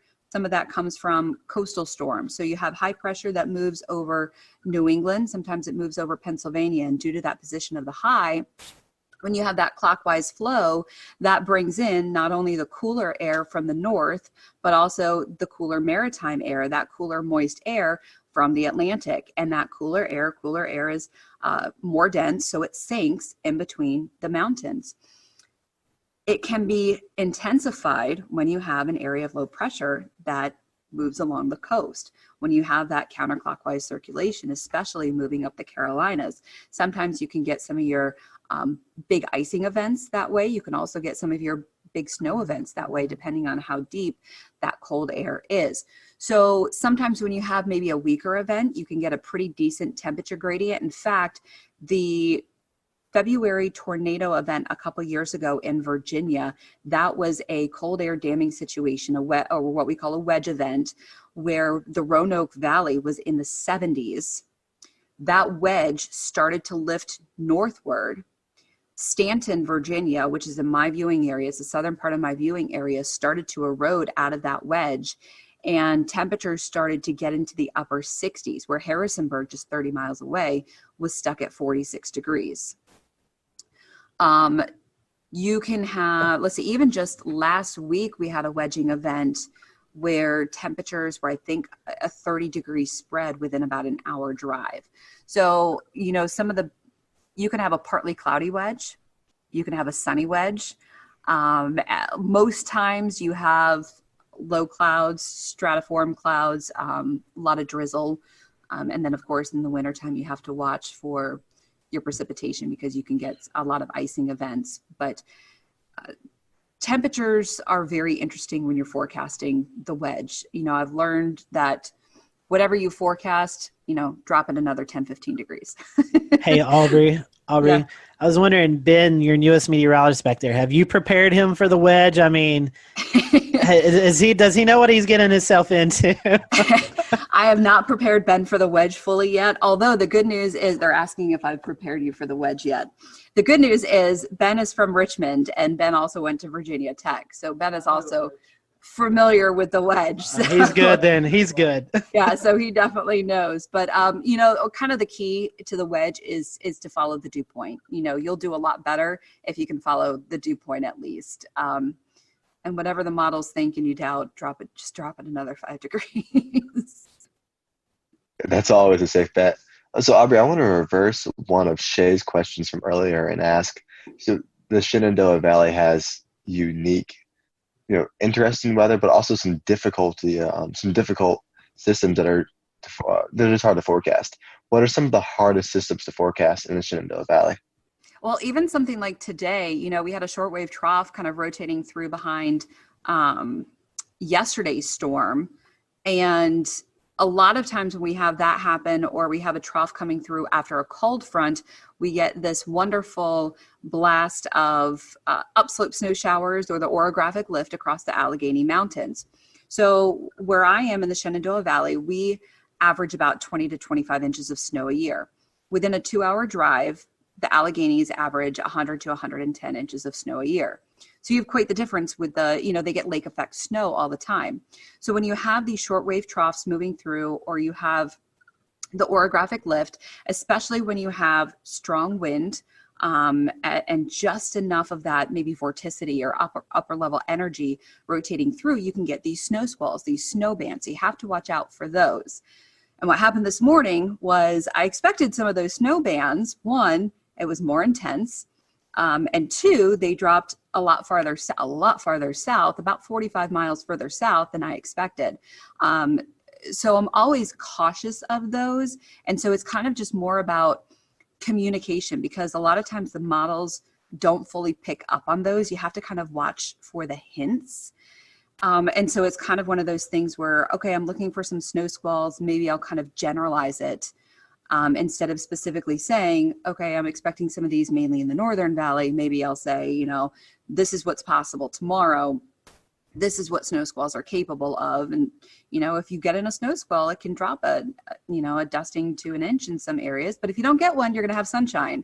So I think the snow squalls are definitely a little bit challenging. The other thing is precipitation, because a lot of surface fronts don't give us anything. You know, if there's not that upper level oomph, if we don't get, shortwave energy, if we don't get a jet streak, if we don't get any sort of vorticity or any sort of upper level support, the front just fizzles and we just don't get any precipitation. So because of downsloping can really kill a lot of our precipitation. So that's always challenging unless you have a derecho coming through like in 2012. So that's always a challenge, is precipitation. The one great thing here is that we're usually not we are not as humid as east of the Blue Ridge. The Blue Ridge Mountains are not that tall, but what they do is they block a lot of that Atlantic moisture. So we don't get as severe storms. If you ever watch the radar in the summertime, we'll get some storms, but watch them light up like a Christmas tree as they move east of the Blue Ridge. If you watch the heat advisories come out in the summertime, 99% of the time, they're all east of the Blue Ridge because of that humidity. You know, we get a dew point of 66. That is a bad day here. So that's always kind of interesting. Well, that's interesting because I'm from Asheville originally. So a lot of the things that you're mentioning right now are exactly what we deal with. The downsloping, making Asheville the driest place in North Carolina. As well as we call it, our northwest flow, snow showers and the snow squalls. So that's interesting how it connects to Virginia weather and North Carolina weather. They're so similar the characteristics. Aubrey, we were talking earlier about you being on the panelist of Weather Brains. How did you get incorporated with James Spann and the crew down there? So what's really funny is apparently one of my viewers is a listener of Weather Brains, and several years ago he wrote in, somehow heard my story and said, hey, this girl has an interesting story of how she got into weather. You guys might want to talk to her. So Bill emailed me, and I was so intimidated. I was like, oh my God, I don't have anything to offer. You guys are amazing. Like, what? I don't have anything. So he had to kind of convince me to go on. And so I went on, and James was a little bit impressed of how I actually, I guess, spoke. And I guess a few weeks after that, Kevin had a little bit of a tizzy and kind of quit the show temporarily, which he's done in the past. Imagine that. The accelerant. And Bill kind of had me on again, and then he asked me if I'd be interested in being a panelist. And I was like, wow. Okay, and it kind of fit into my schedule. I was doing the 5 and 10 o'clock show. I was doing the 5. Was I doing the 5 and 10? I think I was doing the 5 and 10. It ended up working with my schedule, and I agreed to it. And I'm so thankful I did, because the amount of people that I've met is just, it's just great, and it's just the weather community. And of course, you guys know Weather Twitter is amazing. And the amount of things that I've learned, and with my schedule now, I don't always get the opportunity to complete the show. So I have to kind of go back later, but it's just the coolest. And that's pretty cool. That's a cool story. That's something. I have a Kevin Seeley story for you. You'll enjoy this. This was back in the Google Hangout days. Google Hangout has since went away, but we always copy and paste in an email, send it to our guests, say, hey, here's the link to join in. Well, evidently Kevin didn't get that part, and he actually tweeted out, hey, here's the link to watch me tonight. So we had all these people bombarding our Google Hangout, and we actually had to shut it down and redo a new link and everything. And so that's our Kevin Seeley stories. We were talking, and all of a sudden these people just started popping in. We're like, who's that? And it was hilarious. But I think we can all echo it's pretty cool doing a weather podcast, and you get to meet so many people in the weather industry that you follow on Twitter, and you may have a brief conversation on Twitter, but you actually get to sit down and have a conversation with them. And we get to geek out over these people too, and normal people don't get it. And it's just the weather enterprise is just so amazing, and you're geeking out over these rock stars, and we get to geek out too. So yeah, you mentioned earlier that you get to meet a lot of people, and even here in the Carolina Weather Group, everyone has their own sort of opinions about, hey, my favorite guests. What are some of your most memorable guests that you've been a part of the panel for? Oh man, the Greg Carbon shows are always a treat. Those are always good. Mike Bettis came on and talked to us about his chase situation that happened in was that 2013? I think it was either 13 or 14. Yeah. It would Yeah. be, When they El rolled Reno. over. Yeah, it was El Reno. And that was a pretty powerful show. That was, hearing his story. That was always a powerful one. Let's see. You don't have to go into details. You don't say anything. Were you on show 404? Yes. That was interesting. That was an interesting, and you know what? I don't know that I even spoke during that show. But I do have the shirt from Helicity Weather that's plus minus F3. And I think I'm the only one that actually has that because I just think it's hilarious. We internally will just joke around. We'll just show at 404, and we automatically know. That's just that was an interesting show for sure. We have a couple more minutes with Aubrey. I know she has to get ready for the news tonight. Talking about weather brains and shows and guests you had. A lot of us have mentors in the weather world. Do you have any weather mentors? I would assume maybe James Spann might be one. I mean, any others that my biggest mentor is Mark Reynolds. I would not be where I am without him. Not only did he kind of blow my mind, he answered my email. I mean, I was just asking to come in and view a studio to see if this was even a field that I might even want to pursue. And he brought me in as someone who is curious, told me after only meeting me for 20 minutes, told me he thought I had the voice for this and I could do this, and talked me into the Mississippi State program. I mean, that's the kind of person he is, and then fought to get me an internship and worked with me, and then still let me come in the studio when I needed to practice on the green wall, on the chroma key. I would not be where I am without Mark Reynolds, and I still keep in touch with him. And he's given me advice over the years, and I absolutely would not be where I am without him. I wish I had a lot of other weather mentors. I've had to do a lot of learning on my own, which is not ideal, but someone who's determined, who really wants to succeed at this industry, sometimes you do what you have to do. So, but I would not be where I am without Mark Reynolds from WJHL, and he's amazing. And I know a lot of other people at NWA this year, Tom Watts, who used to work with Mark and who was on air when I was living in Johnson City before I got into meteorology. I actually got to meet him. And then Ken Weathers, who also used to work with Mark, I think was one of his interns also. We were all there at NWA. And so we were kind of Mark's little proteges. And it was just cool to kind of be a part of that group. So Mark is it. That's very, very cool. I love that stories and all those people too. I do want to change topics a little bit, but feed off of your comment about, learning things as you go.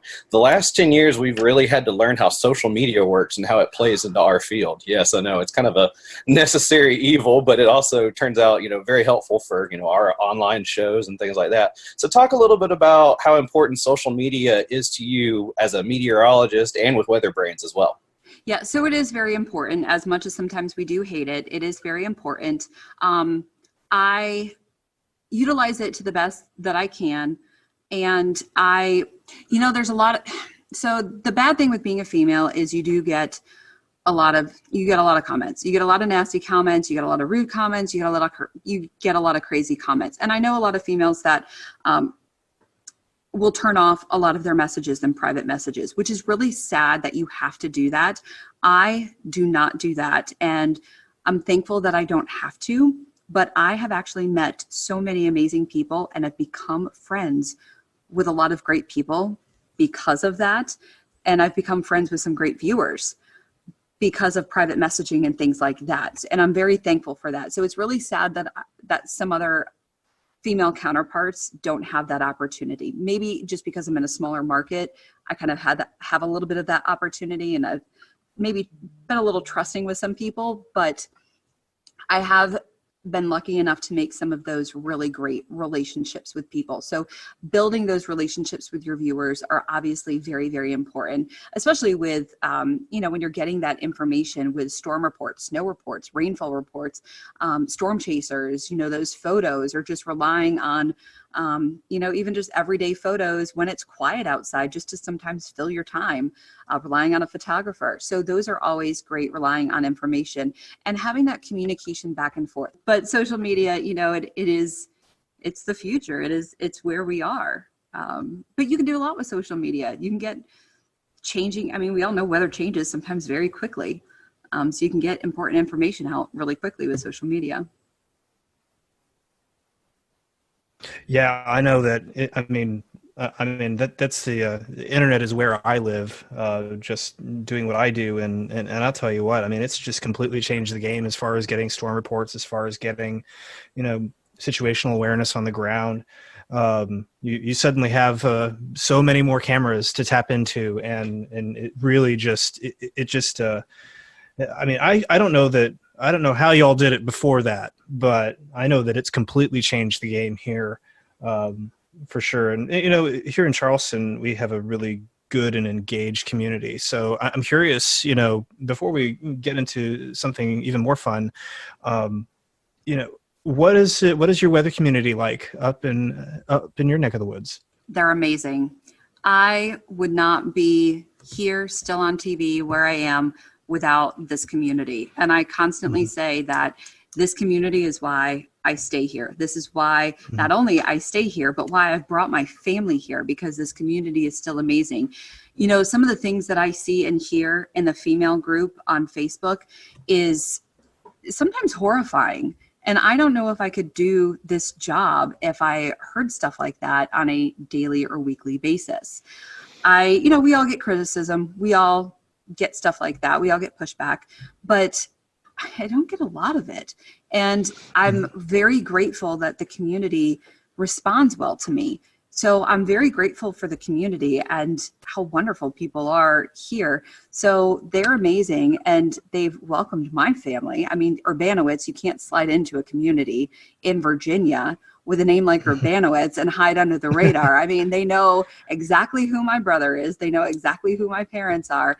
And my parents all the time, people talk, once they hear their last name, people talk to them, and they get such, they get feedback, but people are just so nice to them. So the community here is incredible, and it's one of the reasons I've stayed. That's wonderful. That's wonderful. Well, Aubrey, we've certainly enjoyed getting to know you tonight, and we appreciate you donating some time to us.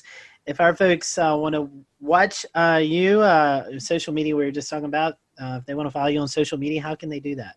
So on Twitter, I'm very active on Twitter. So it's at WHSV OBS, AUBS. OBS is kind of my little nickname.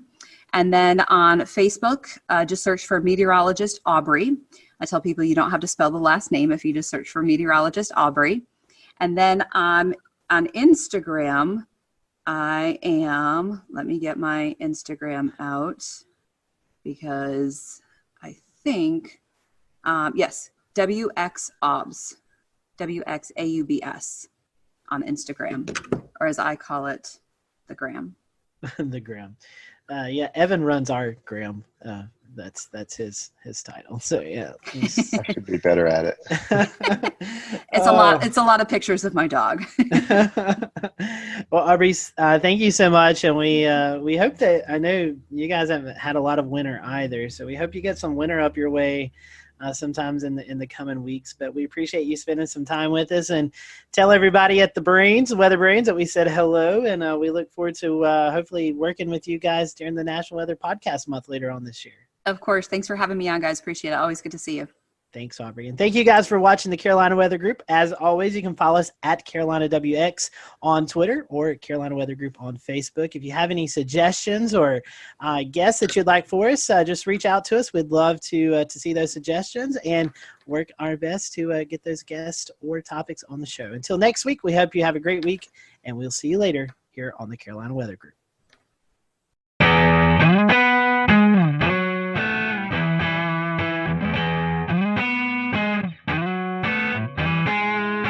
Hello, Hello, everyone. Welcome to the Carolina Weather Group. I'm Scotty Powell. We're happy to have you this evening. We have with us Stephen Paff. He is the warning coordinator meteorologist at the National Weather Service in Wilmington, North Carolina. And tonight we're going to be talking about ocean hazards. The Coastal Weather Service offices issue several advisories and hazards and programs like that other weather offices don't. So when you find yourself on vacation or visiting the beach or something like that, you may hear something that's not familiar with you. So tonight we're going to kind of dive into that and kind of go through all of these unique and different advisories and program and hazard programs that we see along the coast. And Stephen, working in the Wilmington office, is the perfect person to go to that. He does a lot of outreach events. So happy to have Stephen on with us tonight. As always, if you are watching and you have any questions, feel free to drop them in the comment section. We'll be monitoring those throughout the show, and we'll direct you. If we don't know the answer, we'll direct you in a place that hopefully you can get the answer. So we, again, appreciate you watching tonight. We're going to be focusing on ocean hazards and the different programs that the Coastal Weather Service offices use throughout this vacation season that's coming up. So, Stephen, welcome to the show. It's been a long time since we've seen you, so I hope that you've been doing well. First question I want to ask to you before we kind of get into the meat of the interview tonight is, when I say warning coordinating meteorologist, for those who may not be familiar with the Weather Service terms, what is exactly your job there at the National Weather Service in Wilmington? Yeah, great question to start off with. We love these long titles, but good evening, and I appreciate the opportunity to talk with the group, and some of these hazards that we're going to be talking about, mean a lot to me, and you never know with the information that we share who we can impact with our lives. We might be able to save someone's life based on the information we share tonight. So thanks, but thanks for having me. But warning coordination meteorologist, I am like the public liaison. I'll work with civic groups. I'll work with the academic community. I'll work with emergency managers and also internal operations too, making sure our warning program has. We'll return to Best of the Carolina Weather Group in a moment. Now your Carolina weather forecast. Here are today's forecast high temperatures for North Carolina. Here are the forecast lows for tonight for North Carolina. Here are tomorrow's forecast high temperatures. And here's forecast rainfall across North Carolina tomorrow. Here are the forecast highs for the day after tomorrow.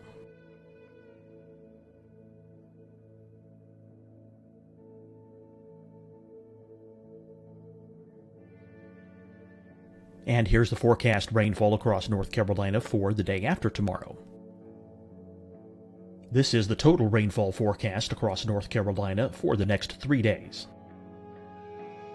Here's the severe thunderstorm outlook for today from the Storm Prediction Center.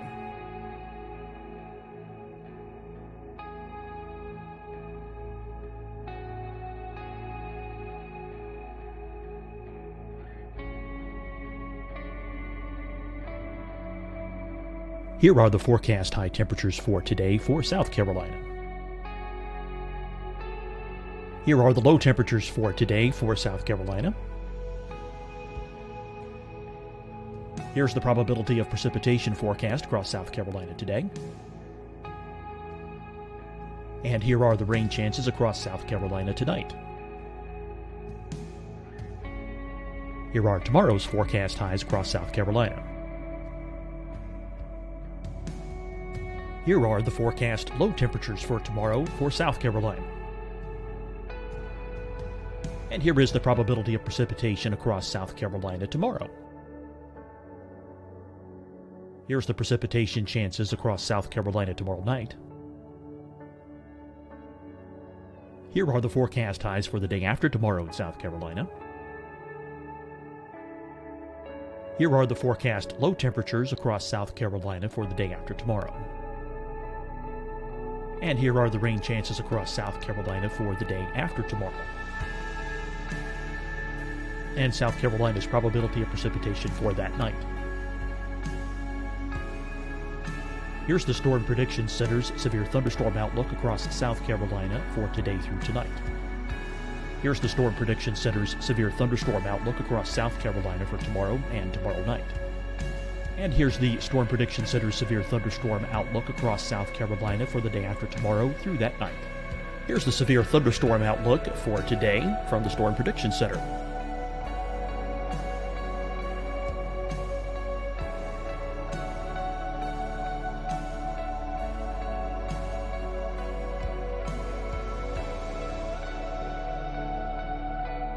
And now here's a live look at weather radar across the southeast. Deciding when to wear a mask isn't about who you know or how well you know them. Just ask yourself, will I be with anyone I don't live with? If the answer is yes, get behind the mask. Help slow the spread of COVID-19. Get behind the mask. Learn more at covid19.ncdhhs.gov. Hi, everyone. I'm Dr. Mandy Cohen, Secretary of the North Carolina Department of Health and Human Services. And when you follow the 3 W's, you protect your family and your neighbors from COVID-19. When you leave your home, practice your W's. Wear a cloth face covering, wait 6 feet apart, wash your hands often. Wear, wait, wash. We're in this together. Stay strong, North Carolina. Fight the spread and take a stand against coronavirus. Wear a mask in public. Stay at least 6 feet apart from others. And get tested. Join us and fight the spread. Visit scdhec.gov/COVID-19. Getting tested for COVID-19 helps you to take the steps needed to protect yourself, your loved ones, and your community. Find the testing location at scdhec.gov/COVID-19 testing. You'll see your Carolina weather forecast at 25 and 55 past. And now back to the best of the Carolina Weather Group on the all-new Carolina WeatherNet. The information needed, provide training. So it's absolutely amazing to me because one day I can be working with a group of second graders. The next day I can be giving a stand-up briefing at an annual hurricane exercise, to working with the power squadron, working with the nuclear industry. It's absolutely amazing how many people that are impacted by weather in unique and specific ways and have unique needs that we can learn about and be able to help them as best we can. And I guess I'll go ahead and start off with our topics tonight. We look at ocean hazards, ocean and coastal hazards for what you do. And so we start breaking down into different categories as what is relayed to the public as far as warnings go, as far as safety concerns. And usually one of the things that sticks out the most is rip currents, because that one claims sort of the most lives on the beaches every year with rip currents and drowning. So I guess we'll start out with rip currents. Give us a little bit of explanation about what those are and what to look for. Yeah, what a great one to start out with, because when you look at the data and look at all the weather-related fatalities in the Carolinas, rip currents lead the way for us. We have a lot of coastline. We have a lot of people that visit our beaches that aren't taught anything about rip currents, and the first day they go to the beach, they might get caught in one. So that's a challenge in itself. And in addition to that public awareness type of thing that we have to do, forecasting them is often a challenge too. So, rip currents, again, more than tornado fatalities, more than lightning fatalities, more than flooding fatalities. That's the number one weather issue for us, not to discount any of the other ones. Another interesting stat too, nationally, people often, when you ask them what is the biggest weather related hazard, they miss it because you can't see it. You can feel it. It's heat. And, now we're heading into summertime too, and the beach season, and we need to be mindful of the heat issues as well. But rip currents, can be quite frightening to people, and they don't understand the process. I guess the analogy would be is, an electrician works with electricity, which is dangerous, but they know what they're dealing with. They've had the training. They know what to do and what pitfalls to look out for. Someone coming to the beach, like a lifeguard, knows where to find the rips, knows how to use the rips and how to keep people away from them. But the average person has no clue. And some of the statistics that we have are quite frightening. Right. I understand the lifeguards sometimes they have a direct line to NOAA service accounts across the WFOs around the coast of the United States. So they call in a lot of times when they see rip current just to verify that it's happened. But that's very sporadic. It depends on where parks are and where some of these swim zones are. So where can the public get this information?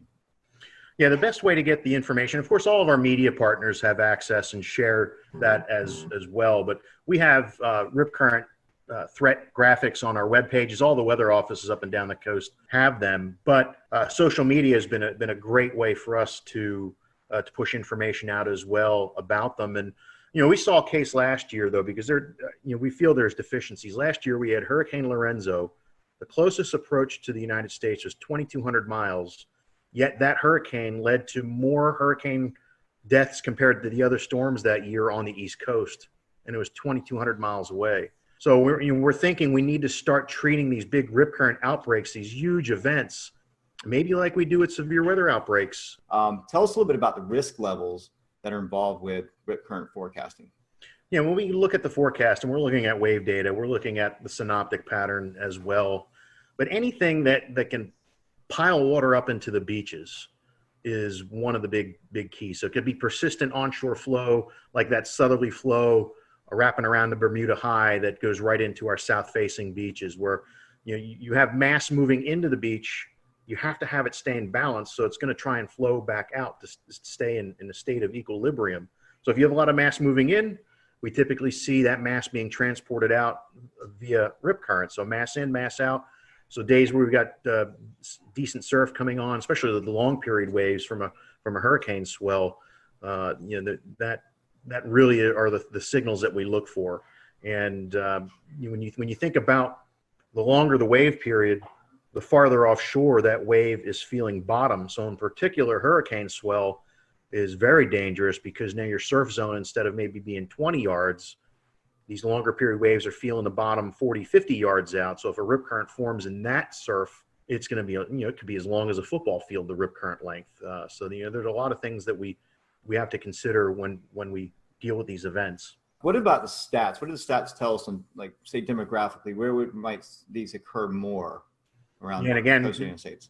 The Weather Service maintains statistics like you wouldn't believe about tornadoes and the EF rating and microbursts and all sorts of different things, because it's so important what you can learn from them. And with rip currents in the Carolinas, we've kept statistics since 2000. So we've got a pretty healthy database, unfortunately, a healthy database.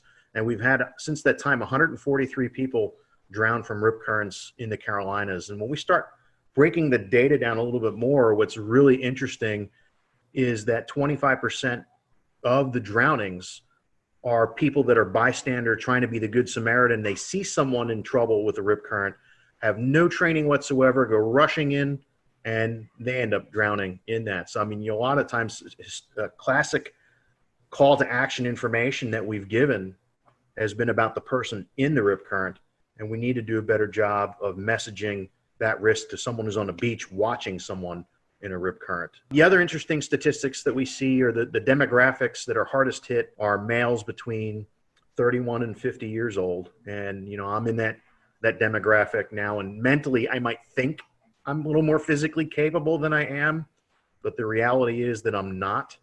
And 31 to 50-year-old males have kids, some have grandkids, so there's a better chance they're going to be at the beach with a kid who gets into trouble and has to go and make a rescue too. Females, it's a little bit younger.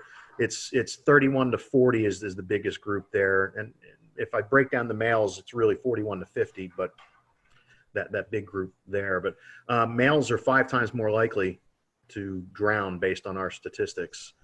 And when you look at where people are coming from, about 84% of the drownings are people from inland areas. That's exactly right. A lot of folks come here, they have no idea that there's several factors in play. In fact, another topic to bring up is longshore currents. We know that we have tidal swings here in the Carolinas up to 6 feet for South Carolina, even 8 feet down into Jekyll Island, Georgia. So that's about the highest tidal swing on the southeast coast, but it makes for some pretty nasty currents along the beaches, along with waves and the potential for the riptides. We talk about currents, right? And how strong these currents are. Yeah. And how does that factor into what your Well, I mean, forecasts go? that's a great point too, because every year it seems, especially when there's more of a lunar influence, the higher high tides, lower low tides, a lot of our inlets, you can walk across them during low tide during these more of these lunar astronomical ranges. So you got people walk across to an island and they're having a great time, not paying attention. The tide's coming in, it's going to come in quick in that type of situation.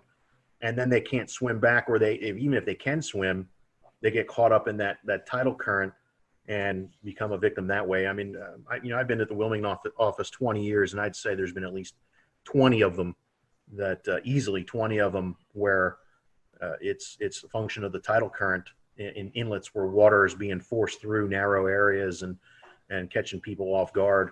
Couple more topics for me, and I'll pass it on to Dan. And we talk about some of the other factors on beaches, like sneaker waves or even meteor tsunamis from release of energy from storms that would cause some tidal event, right? So start with sneaker waves. That's usually like more northwestern United States specific to the Oregon or Puget Sound area. We do get them. We have records of them, and even video of some sneaker waves. I think when Hurricane Irene, with off Daytona Beach with the pier getting swamped, the phasing of different wave energy or the spectral distribution of waves, and when they have constructive interference, if you can get a couple of them where they phase up just right, you might get an anomalously higher wave, the 1 in 1,000 wave, based on wave distribution versus what your average wave that's out there. And if the timing of these sneaker waves is just right, you might, if it happens on 4th of July versus December, the impacts are, it doesn't matter. It's like the F5 tornado going through open field versus an F0 going through a city. You have different results, even though it's the same impact, but different magnitude. But we've had fatalities from sneaker waves. In Myrtle, I think it was Myrtle Beach several years ago, guy caught off guard. Wave knocked him down and actually gave him a spinal injury as he was hit by that. It was just very powerful, sudden wave.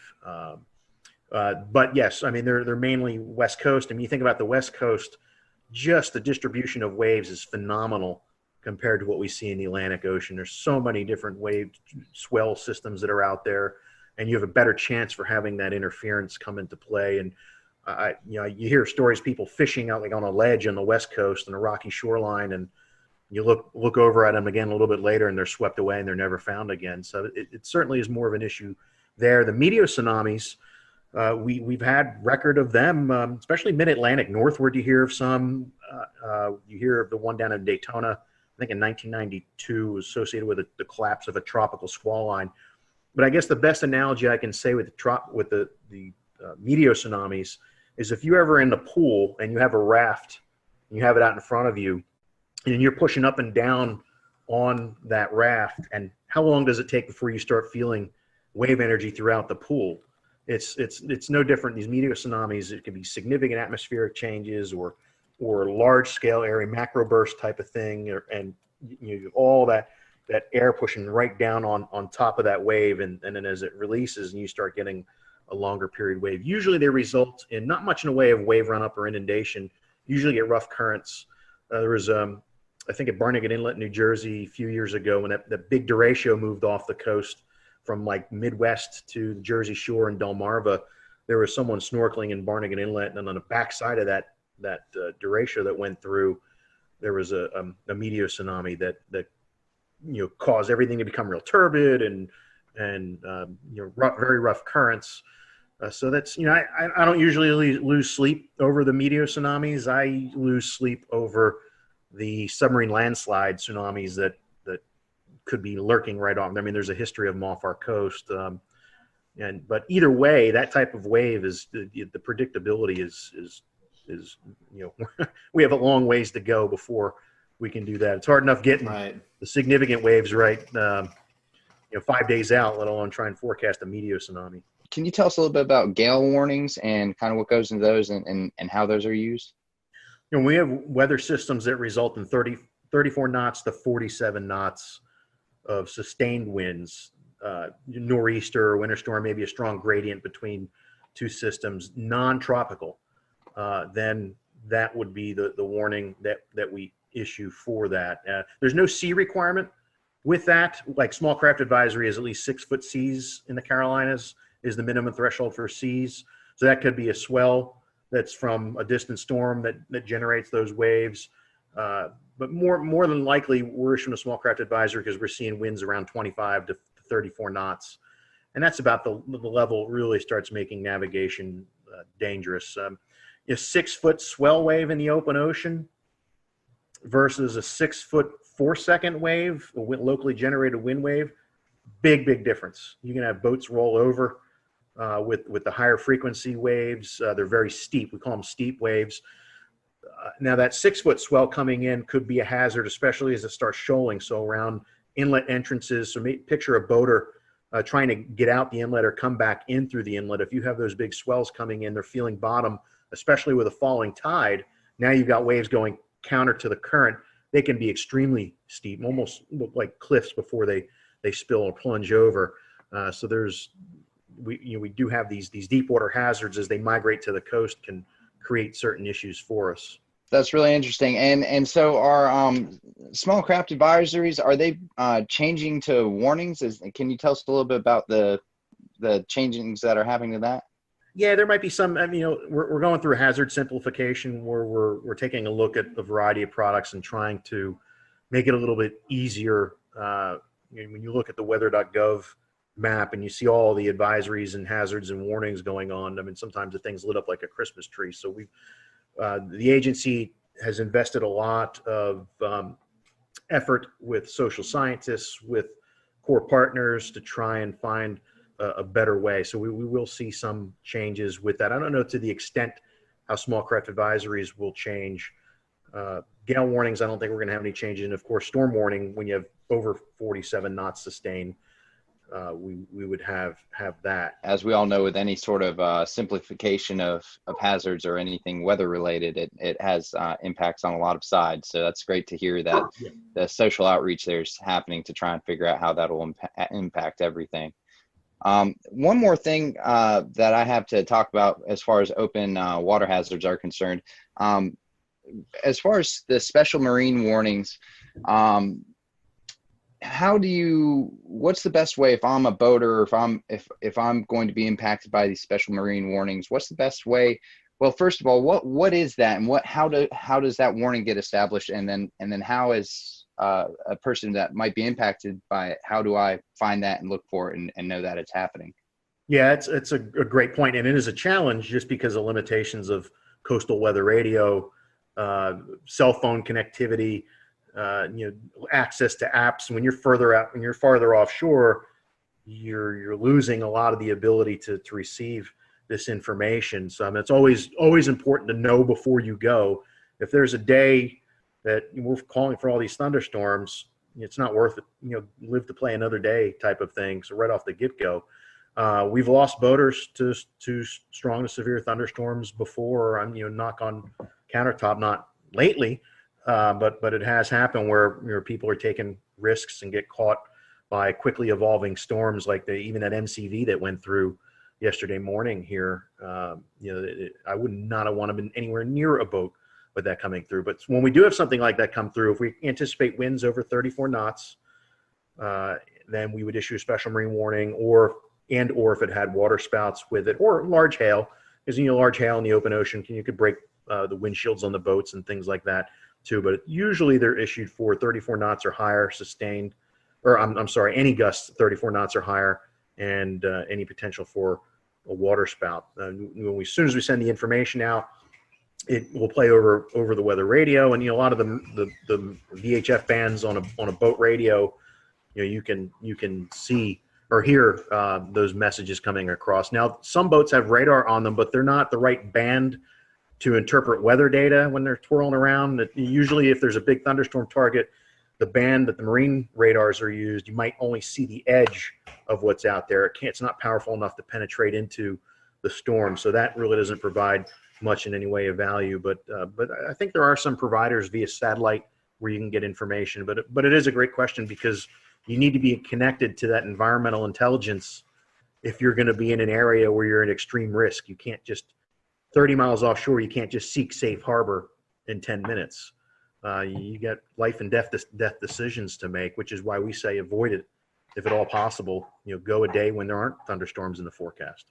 Stephen, a couple more advisories to cover with you, and one of them is one that we see almost monthly pretty much in the Carolinas with the lunar cycles and onshore winds and other factors. So the first one we'll talk about is coastal flood advisories. What exactly are they, and what should the public be looking for when they're issued? Yeah, that advisory, unfortunately, we're issuing more and more frequently, and there's a couple reasons for that. With sea level rise is one issue, but there are also parts along the Carolinas where there's actually subsidence going on. So the land is sinking. There's parts where the land is rising a little bit, and there's parts where it's sinking too.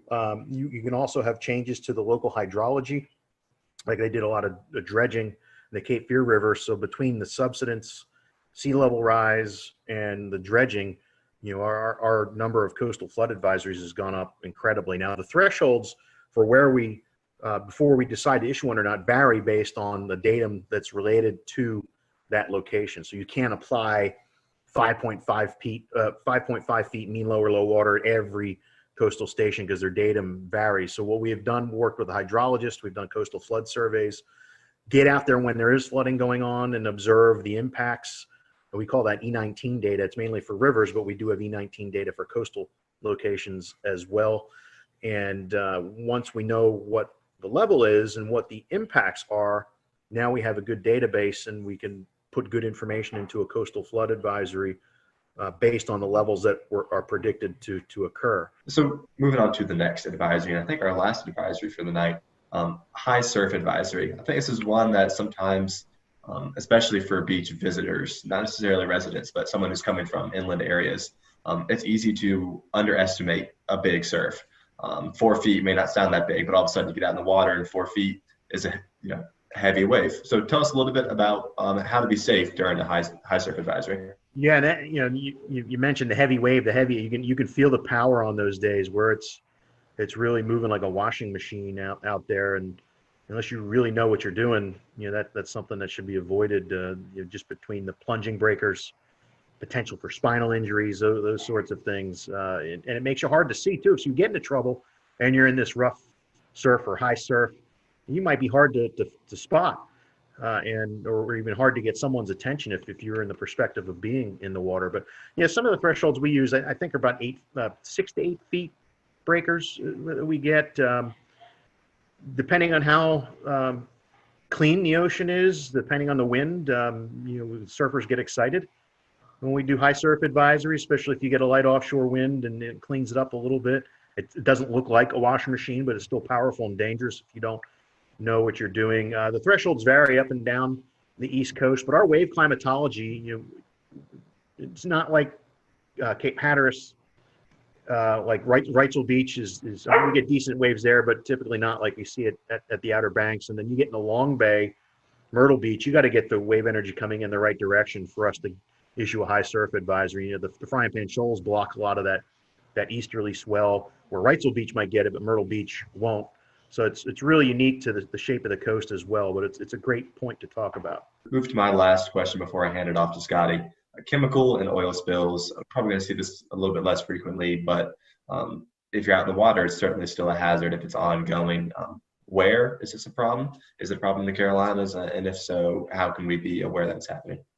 Well, it's frightening how many tankers bring all sorts of scary things just off the coast. And the 21 years I've been in Wilmington, there have been a couple close calls, especially I think one time a barge with maybe number 6 broke loose off of Cape Fear, and luckily in a storm, and luckily they were able to get a hold of it and make sure it didn't cause any problems. But with oil rigs, it isn't a big issue for us because we don't deal with any. I mean, more for the Gulf Coast. I mean, I'm more concerned with maybe a ship with hitting a shoal or a collision, sea fog event, and you got ships carrying xylene or some other terrible chemical that collides with another one, and now we have to deal with the decision support thing, working with emergency managers. And that's why, I mean, it doesn't matter. It could be severe clear weather. We always have to be ready.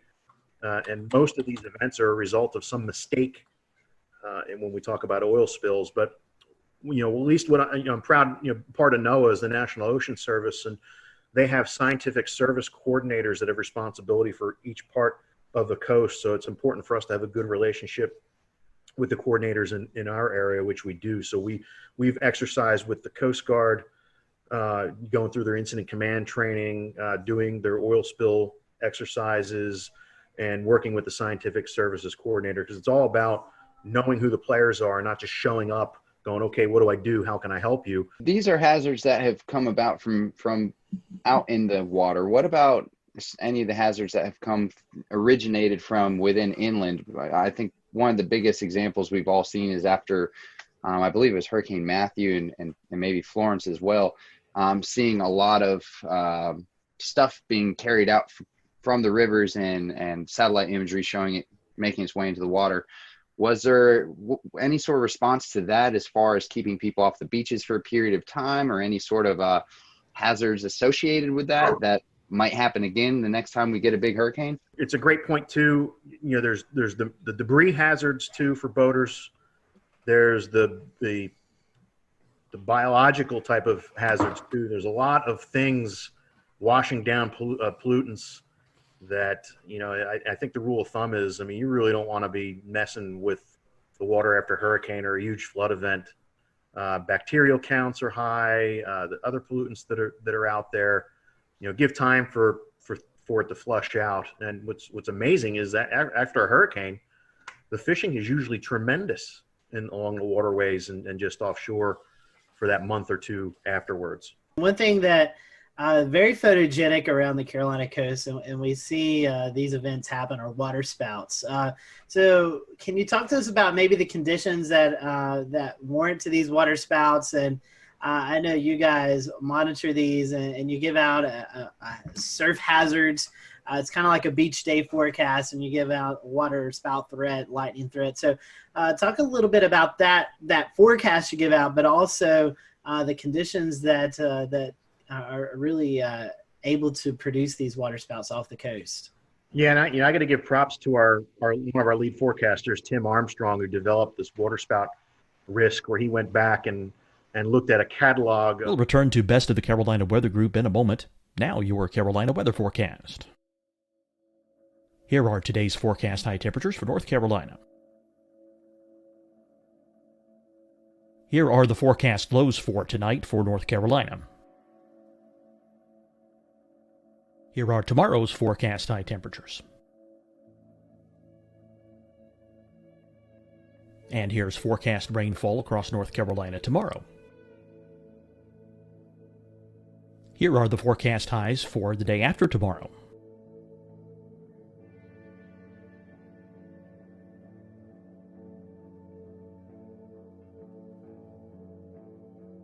And here's the forecast rainfall across North Carolina for the day after tomorrow. This is the total rainfall forecast across North Carolina for the next 3 days. Here's the severe thunderstorm outlook for today from the Storm Prediction Center.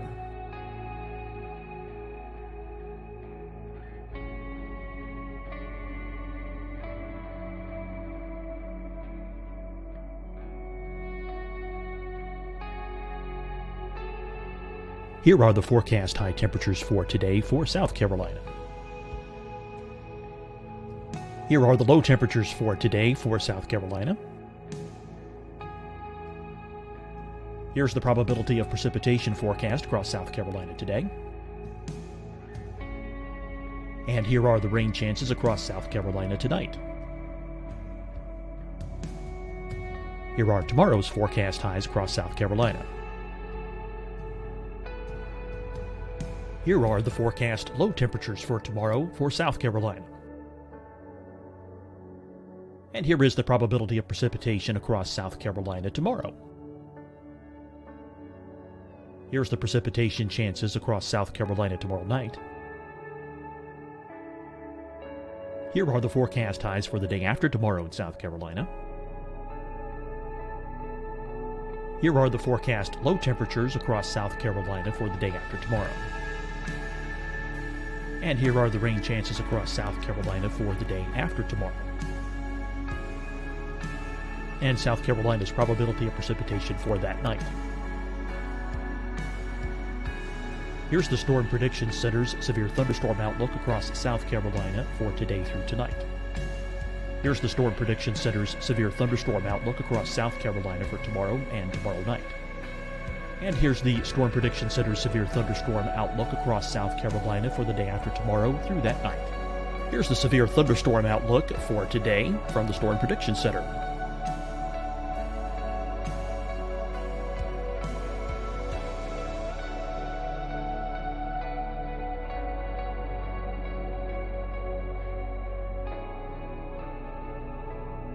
And now, here's a live look at weather radar across the southeast. Deciding when to wear a mask isn't about who you know or how well you know them. Just ask yourself, will I be with anyone I don't live with? If the answer is yes, get behind the mask. Help slow the spread of COVID-19. Get behind the mask. Learn more at covid19.ncdhhs.gov. Hi, everyone. I'm Dr. Mandy Cohen, Secretary of the North Carolina Department of Health and Human Services. And when you follow the 3 W's, you protect your family and your neighbors from COVID-19. When you leave your home, practice your W's. Wear a cloth face covering, wait 6 feet apart, wash your hands often. Wear, wait, wash. We're in this together. Stay strong, North Carolina. Fight the spread and take a stand against coronavirus. Wear a mask in public. Stay at least 6 feet apart from others. And get tested. Join us and fight the spread. Visit scdhec.gov/COVID-19. Getting tested for COVID-19 helps you to take the steps needed to protect yourself, your loved ones, and your community. Find the testing location at scdhec.gov/COVID-19 testing. You'll see your Carolina weather forecast at 25 and 55 past. And now back to the best of the Carolina Weather Group on the all-new Carolina WeatherNet. And found some really interesting information about instability and actually lack of shear type of environment, but with the boundary in the area like a land breeze or some other boundary that might be stalled up there. So that was, we think, people see a water spout and they might think it's it's the classic tornado, and some of them are, like the big Myrtle Beach tornado, July 6th, 2001, somewhere around there, was actually like a classic tornado that just happened to ride down the beach and move into the water. So some are classic tornadoes, like even the tropical cyclone tornadoes are more of the classic type versus your regular water spout. So, but every summer we get the right instability in place. We get light winds through the atmosphere with that boundary there, and we get you get funnels that come out, and some of them can be in absence of any rain. And just lollygag around. On occasion, maybe once every 3 years, we have to issue a tornado warning for one that's moving closer to shore. The last one we had move ashore was near Myrtle Beach, near the Ferris wheel a couple of years ago. We had one at Carolina Beach back in 2011, the week before Hurricane Irene, I think it was. We had to do a tornado warning for that. And they don't show up on radar all that great. We use some products like Spectrum to really see some of that smaller scale turbulence that's going on associated with the funnels. They're usually very narrow, so with the beam spreading out from the radar after a distance, the circulations sometimes are too small and they don't get captured by the beam all that well. So it's important for us to have partnerships with the Coast Guard and the boating community, and lifeguards as well, to see them and get that information back to us so we can take action, unless it's a little bit bigger one that shows up on radar. Well, Stephen, we've certainly appreciated this all useful information as our listeners and followers head out to the beach for some relaxation time, and we hope tonight's program will help you all who are listening and watching to know these hazards that on a sunny beach day, there's still things that we need to pay attention to. For folks who may be coming into the Wilmington, Myrtle Beach, the southern North Carolina coast, the forecast area that you cover, Stephen, what's the best way to follow this information? Do you have a section on your website? I know you mentioned social media. Where can our followers and listeners find that info at? Yeah, each office on their webpage, like Wilmington, weather.gov/ILM, or Charleston is weather.gov/CHS. We have a surf zone forecast link on the webpage there. It's not as pronounced as we'd like to be. It's usually towards the bottom, but there's good information there.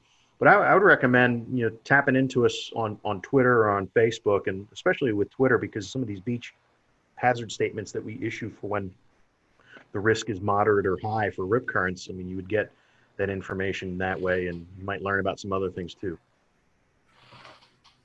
So if you're heading to the beach, make sure you follow National Weather Service Wilmington, Charleston, Morehead City, I think, and those I think are that's the three. Yeah, Springfield, Virginia has a little bit of North Carolina.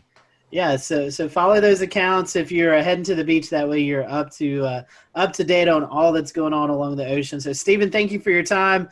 We hope that you have a great rest of the summer. I know hurricane season is lurking and around the corner, and you're getting prepared for that. So hopefully it'll be a quiet season for you. We appreciate you joining us tonight. You're welcome. We can use the break, so I'll take it.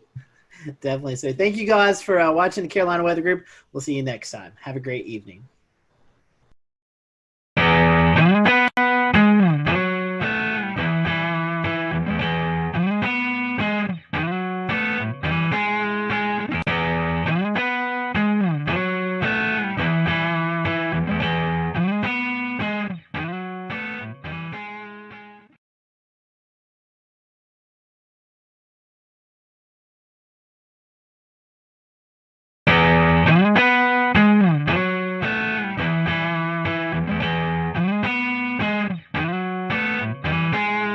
Good evening, everyone. Welcome to the Carolina Weather Group. We're happy to have you tonight, and we have a special treat for you. Chief Meteorologist Bill Walsh from WCSC in Charleston, South Carolina, Emmy Award-winning Chief Meteorologist, who's also an author, a Lieutenant Colonel in the U.S. Air Force Reserve, and much more. We're looking forward to having Bill with us tonight, and Bill just celebrated his 34th year in broadcast meteorology, and we're just going to look back over those moments for this next little bit. So we're happy to have you. And towards the end of the show, we'll let Bill give out some of his social media information. So if you're not following Bill on Twitter or Facebook, definitely want to give him a follow, especially if you're in the Charleston area, if you plan to visit. So Bill, welcome to the show.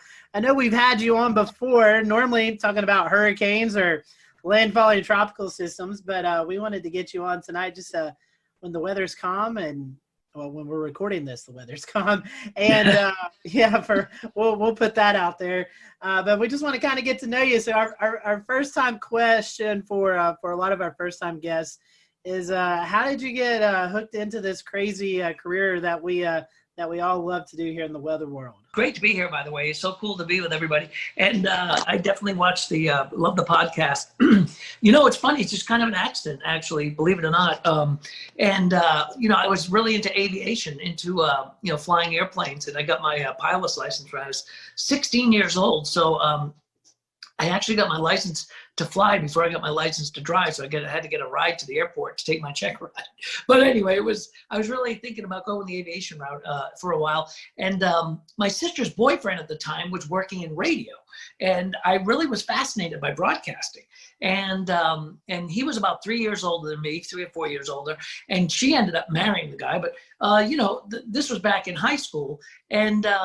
And then he wanted to be a broadcaster, and he went into television, and I would hang around the radio stations with him when I was in high school. And I was like, this is cool. I like this.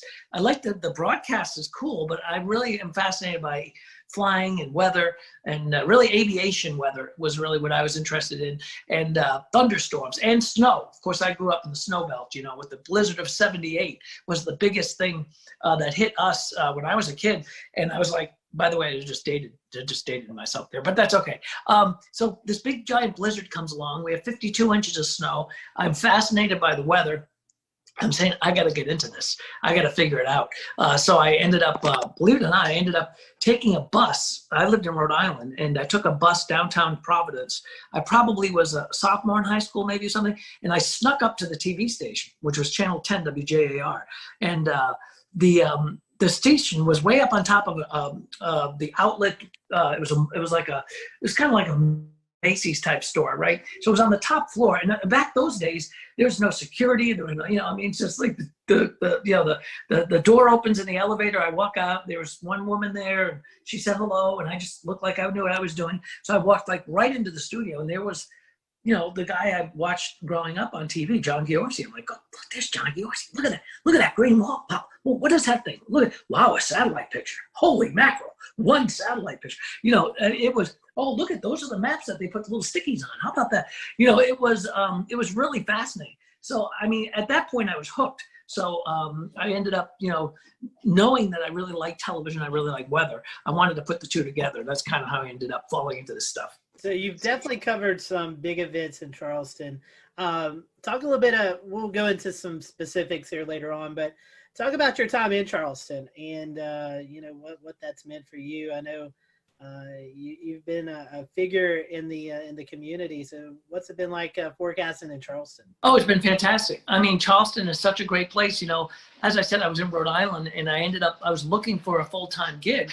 I wanted to I had a great gig. I did, by the way, my dog is here. if you're wondering what, that's Ruby. And, so what happened was, I was looking for I wanted a, Monday through Friday gig or something like that. I looked very, very young, as I continue to this day, except for the hair, see?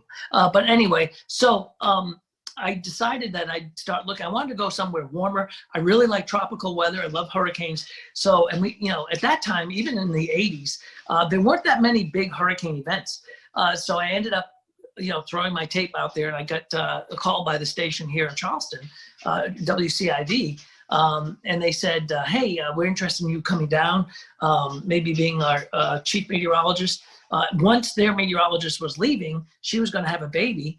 And she was going to, just leave the business.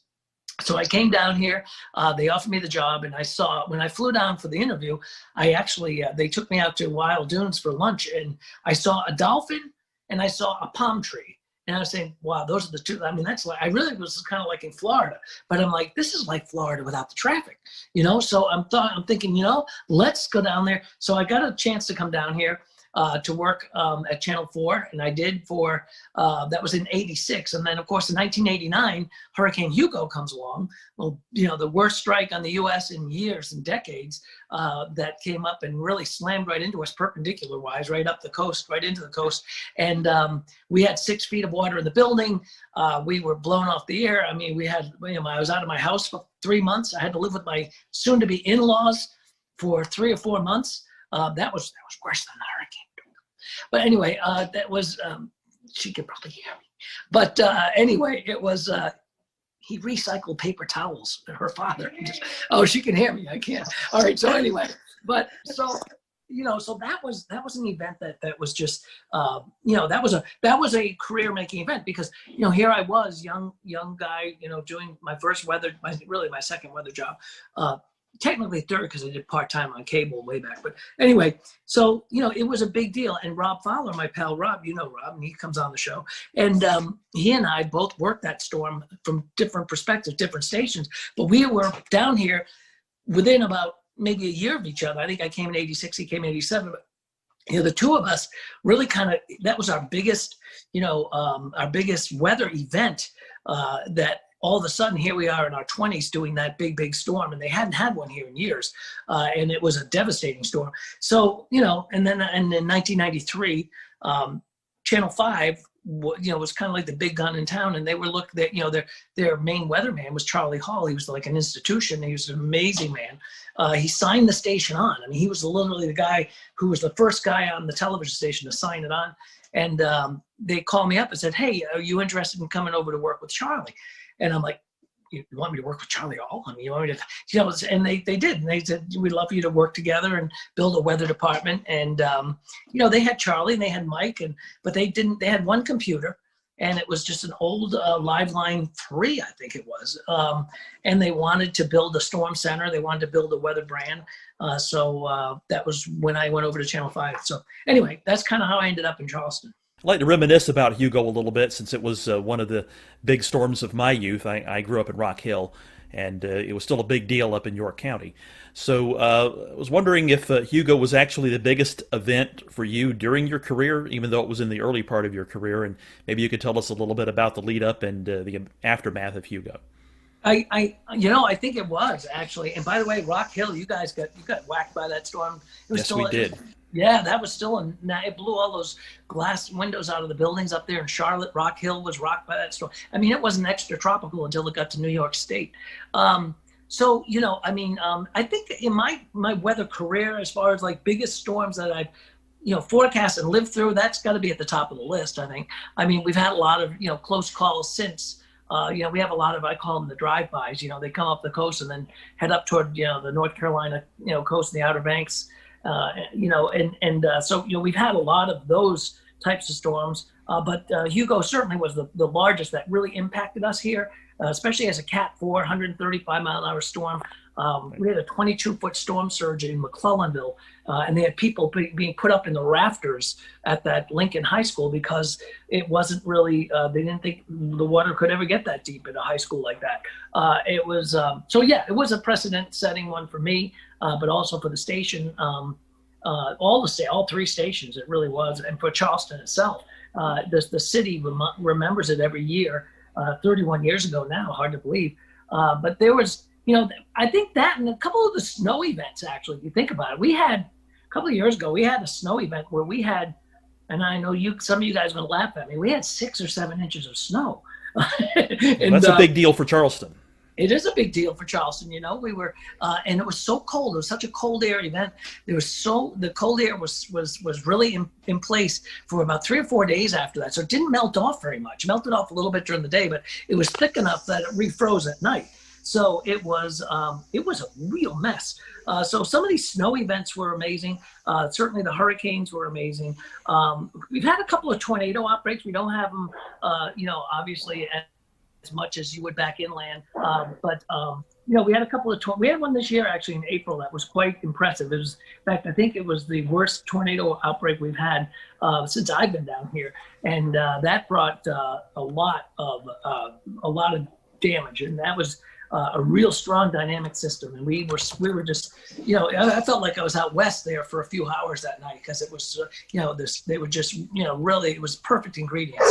So those, I think Hugo, the snow and, the tornadoes, always an adventure here. Going back to Hugo, there's one other thing I wanted to ask. Even today, do you still see reminders of what happened when Hugo blew through? You do, actually, which is kind of interesting. I was on the Isle of Palms not too long ago, just about a week ago. I was out there, and there's still empty lots out there. Same thing on Sullivan's Island. There's still places where things never came back. It took about a year, to be honest with you. When you think about, Florida and Michael and Mexico Beach and places like that, we see these storms. And we see the impact, like we had Laura and we had, everybody covering it. We had the storm chasers out there. I was watching Jim Cantori at 3:00 in the morning, and then, then the media, everybody goes away. But living through Hugo, we had to live with that for, forever. And certainly a year after that, it was a year until things got sort of back to normal. We didn't have power for 2 weeks, but it'd be interesting to go back. I think that'd be kind of an interesting documentary or something. You just go back to some of these places and say, okay, how are you doing a year later? How are you doing 2 years later? In particular, places like the Bahamas, right after Dorian. Nobody really talks about it, but obviously those islands, there was an incredible disaster. And it'd be interesting to go back to Freeport and back to Abaco and take a look at some of those places, because see how they're doing now. So I think to answer your question, there are things still around that you can tell that were pre-Hugo or post-Hugo. But but we filled in quite a bit in 31 years. I would echo your thoughts exactly, because even now, if you go and walk around, you look at some of these oak trees and pine trees, you can still see where most of these trees, they were blown over, they were popped in half, so to speak. So you can still see where the knottage is and where new limbs have grown over the years, but you can see where the disformation is in a lot of the trees still, even after all these years. So yeah. Yeah, you really can, and there's a lot of people that live here that were here then, and they remember it. They remember surviving, getting through it, and things like that, and rebuilding their house, or getting back to what was a house. So it's one of those things that it's burned into your memory forever. Yeah, I recall, I don't remember the exact percentage, but I remember hearing that a sizable percentage of the trees, of all the trees, were knocked down or badly damaged and would soon die in the wake of Hugo. It was amazing. We were the morning after, we went back to the television station, and the pine trees were snapped at about maybe 20 feet up, 30, 25 feet up. They were all snapped almost at a uniformly, a uniform height, all in the same direction. In one way, and then you'd see them all in the other direction, the other way, depending on where you were. And it was fascinating to look at the damage because it was just so widespread. But a lot of those trees were, the Francis Marion Forest was completely devastated. And it's been a long time, and it's still being, rebuilt. A lot of those newer trees, or some of those trees that have come back, it takes a while, obviously. Bill, how was communicating the threats from Hugo, specifically the storm surge? We've made a lot of progress in the past 5 to 10 years of trying to explain what storm surge is and the areas it impacts. What was it like explaining the water that could come with a storm like that back in the late 80s? So that was interesting because, that was before slosh models, and that was before, we had the LFM. And so, we didn't have a lot of the great, tools we have today. And at the time, remember, the Hurricane Center only went out 3 days. They didn't go out 5 days. And we didn't have, the Euro. We didn't have all of these great products that push us out, so many days in advance. So it was really kind of using that technology, what we had, but letting people know about the storm surge was because it was kind of alien to these folks. They knew, remember, they haven't had a hurricane strike since, at least I think it was David maybe that came by in it was a 79. Anyway, they hadn't had a major hurricane strike really since Hazel and Gracie way back in the 50s. They had some storms that came on up, but it was the first real major strike that could bring a major storm surge. So communicating that was interesting, and it was you had to kind of explain to people what it was, and a lot of people didn't think that they could see 20 feet of water, and there's a lot of people are saying, oh, they're overdoing it, and stuff like that. So getting that message out there was rather interesting. So Bill, I want to ask you a little bit about kind of bring your military background and career into your meteorology broadcasting career, and specifically when hurricanes like Hugo or other kind of big events like that have occurred. Is there part of your military background that helps you communicate that or be present and structured in the way you assist with letting people know the threats? Yeah, it does, Dan. What it does is it gives you, in the military, everything's about readiness, right? So when I was, when you're working on a staff, or you're working as, whatever your job is in the military, everything is, especially in the reserve side of things, it's all about readiness. Are you trained up? Are you proficient in the software? Are you proficient in the forecasting? Is your staff ready for this? Is master control ready for this? Do they know how to put the crawls on? Do we know how to evacuate if we have to evacuate?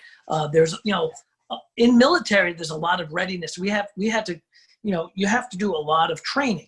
And I think that kind of background also kind of floats over to what we were doing. And I still to this day have, readiness checklist for like tornadoes or tornado warning or severe weather, making sure our master control has, all of the things they need to make sure that they're ready to put us on TV at 2:00 in the morning if they have to. So, a lot of that comes from the military background. Excuse me. That's Ruby. So a lot of things come from the military background that go into television. that helped me, pretty much, get through these storms. But I think it's a good background. And military is a whole different world. When I was doing military, on the weekend, I'd go away, or even during the week, I'd be like, it's like literally changing hats. It's a whole different world of the way things are done. TV is, there's a bit of show business. We got the science side of it, but there's show business, and it's a whole different world where military, it's totally different. So if you're briefing a commander, for example, on an upcoming storm, or you're doing a battle group command type of, if you're doing a forecast for a battle group, you're talking about, different types of weather, but those people, it's a different audience. So yeah, so you use that training, I think, to help you be ready. Readiness is the most important thing. Well, that readiness was obviously very important in 1989 with Hugo, and it still is. But we've talked about before on this show, in the unfortunate event that South Carolina and the South Carolina coast and Charleston area were to ever face another storm like Hurricane Hugo. How prepared are we nowadays in the Charleston metro for a major landfalling hurricane? I think we're pretty well prepared. We're prepared, and we're at a point where we know what to do. We know how to get the messaging out there. We're prepared better than ever when it comes to communication between social media, the television, the OTT over the top stuff, all of the different platforms that we can broadcast to. So getting that word out is going to be even better. As far as evacuation and stuff like that, that is drilled pretty much every year. We have hurricane drills with the state and with the Highway Patrol and the National Guard and stuff like that. So I think South Carolina is pretty well prepared. There are some caveats. We flood on a good thunderstorm on a high tide down there. So depending on the timing of the storm, also the trajectory of the storm versus the coast, how much flooding that we could have. But to get people to move. We had a big evacuation during Florence, and that was a major. It was a Cat 1 actually. It was a major disruption, but it wasn't even a major hurricane as it came down the coast. But it was a rainmaker moving at 2 or 3 miles an hour, just flooding North Carolina and northeast South Carolina. But yet, governor, had evacuation all the way down through Beaufort County down into near the South Carolina Georgia border. That put a lot of people out saying, well, why am I evacuating? That storm's up near Myrtle Beach, and it's really flooding like Conway and not us. So, and a lot of that we have to try to explain to people and say, we don't make the evacuation call. We tell you what's going to happen, weather-wise, what to expect. So in that reference, I think we can be ready. We'll return to Best of the Carolina Weather Group in a moment. Now your Carolina weather forecast. Here are today's forecast high temperatures for North Carolina. Here are the forecast lows for tonight for North Carolina. Here are tomorrow's forecast high temperatures. And here's forecast rainfall across North Carolina tomorrow. Here are the forecast highs for the day after tomorrow.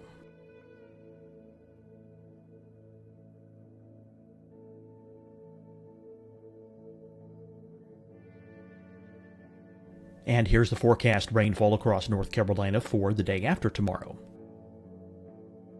This is the total rainfall forecast across North Carolina for the next 3 days. Here's the severe thunderstorm outlook for today from the Storm Prediction Center.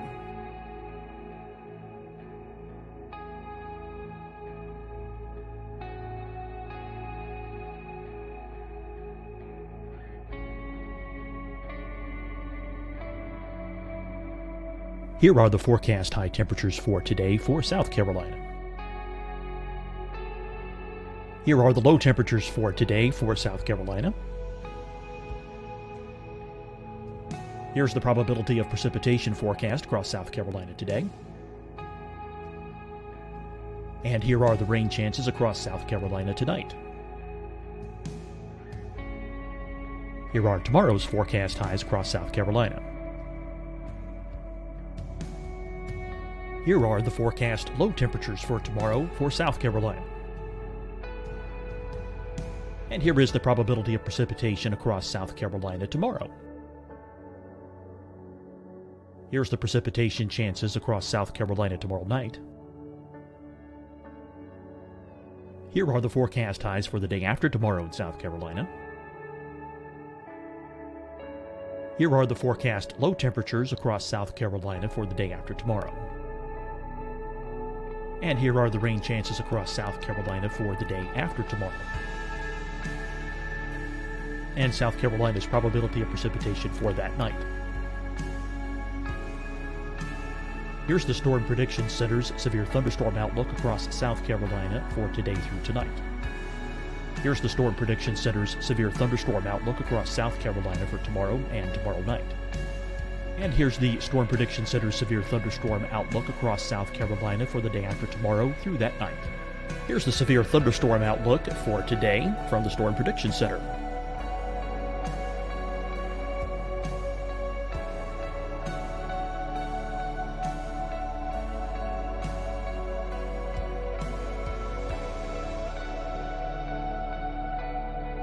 And now here's a live look at weather radar across the southeast. Deciding when to wear a mask isn't about who you know or how well you know them. Just ask yourself, will I be with anyone I don't live with? If the answer is yes, get behind the mask. Help slow the spread of COVID-19. Get behind the mask. Learn more at covid19.ncdhhs.gov. Hi, everyone. I'm Dr. Mandy Cohen, Secretary of the North Carolina Department of Health and Human Services. And when you follow the 3 W's, you protect your family and your neighbors from COVID-19. When you leave your home, practice your W's. Wear a cloth face covering, wait 6 feet apart, wash your hands often. Wear, wait, wash. We're in this together. Stay strong, North Carolina.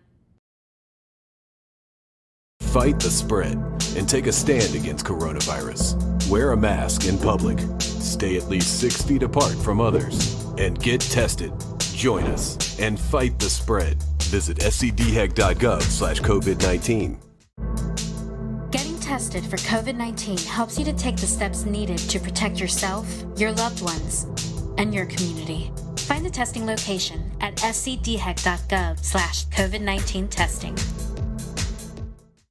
You'll see your Carolina weather forecast at 25 and 55 past. And now back to the best of the Carolina Weather Group on the all-new Carolina WeatherNet.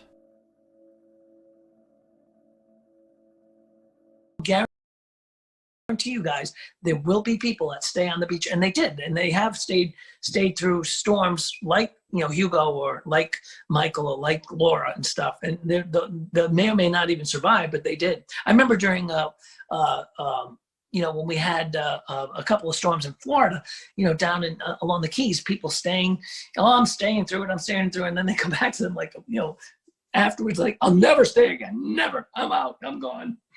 Talking about some of these climate change issues that we've had, certainly the sea levels are coming up, and, what has your perspective been on how, we've had to handle sunny day flooding since you started here going into now? That's funny that you say that because, when we do have these 6.7, 6.8 tides on a beautiful sunny day, and you're trying to tell people we have a coastal flood advisory until 11 o'clock tonight, and they're like, it's not even raining. What are you talking about? And then all of a sudden, the pictures start showing up on Twitter of people's driveways being flooded and stuff like that, the drainage in the city. So sometimes it's hard to explain to people that, and it's people want simple answers sometimes, and sometimes it's hard to give a simple answer. And there's not a lot of simple answers when it comes to weather. It can be complex, but even tides. When you talk about tides and talk about drainage, and you talk about some of the even the extreme low tides.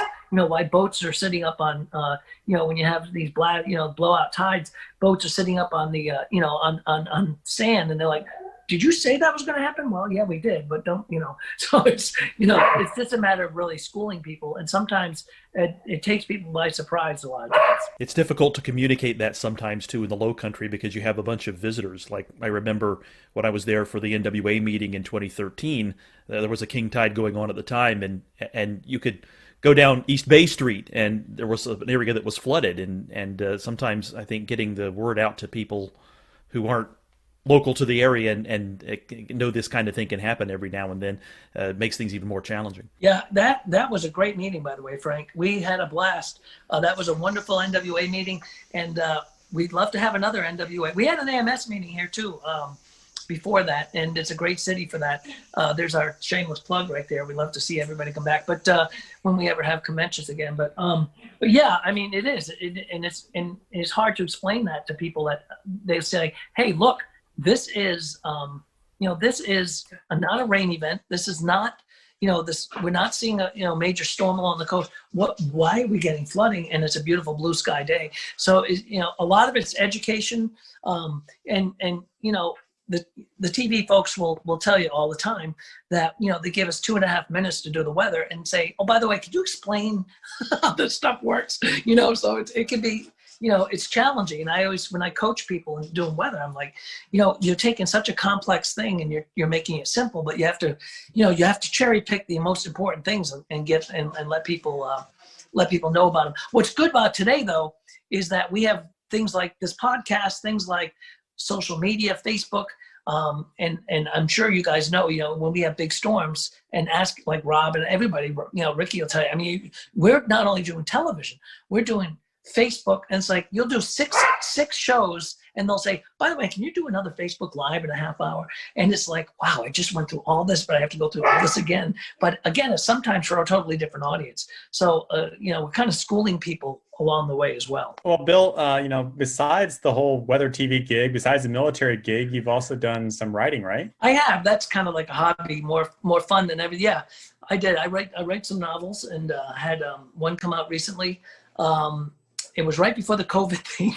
So we were setting up these like, we would do like Panera Breads we ended up going to different places to do some book events just to promote the book and whatnot.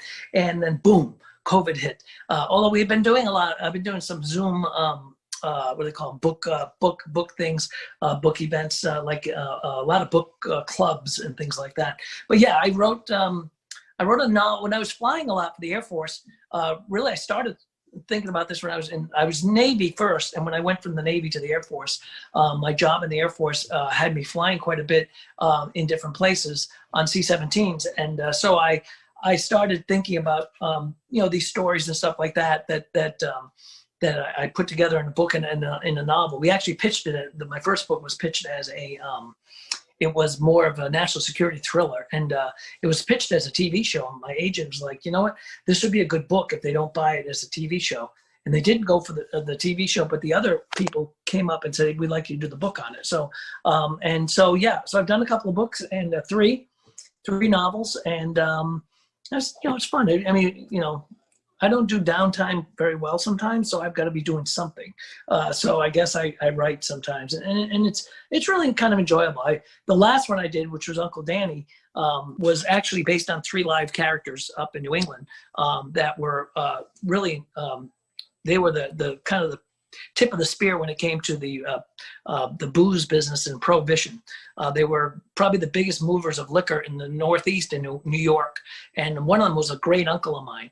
So so I got to write a book about it. So I thought that was pretty interesting. Kind of on your weekend job has become air shows and aviation and flying recently. That's actually kind of how we met and talked about things and knew each other better, was through kind of the aviation world. Talk a little bit about your time with the paratroopers and announcing for them and doing all the stuff with the team. Yeah, I love doing the air show stuff, Ricky, and as you know, and you do too, and a lot of our folks do. So yeah, when I was my last job when I was doing, I was with Special Operations Command with the SOCOM, the Special Operations Command Paracommandos, and my job was kind of a threefold job. I was a DZSO, Drop Zone Safety Officer, I was a weather officer, and I was a public affairs officer. I kind of had 3 hats. So as part of that, I ended up doing a lot of they know I was in television, so I did a lot of the narrations of the jumps, either into stadiums, into air shows. We did a lot of football games and things like that. So I did that for almost 4 years. I was on the team, the Paracommandos team, and it was a blast. So I got me into the air show side of things. I've always been fascinated with air shows. Just just from being a pilot, just from being, part of aviation. So I started doing some air show announcing. And again, there's some big announcers on the air show circuit. They're fabulous and great friends of mine. And I just kind of fill in when, there's a show available. I'll throw my hat in the ring if somebody needs an announcer. And I really like announcing air shows. It's fun. It's a lot of work, actually. It's a lot. I mean, it's a long day. You're usually up in the sun and stuff like that. But it really gets you into the aviation side of things. And it's fun. So I really like doing air shows. I've been working with Airshow 360, a team that does a lot of air show broadcasting. We're kind of trying to take that announcing thing and do like Air Show Live, which is another broadcast company that does air shows.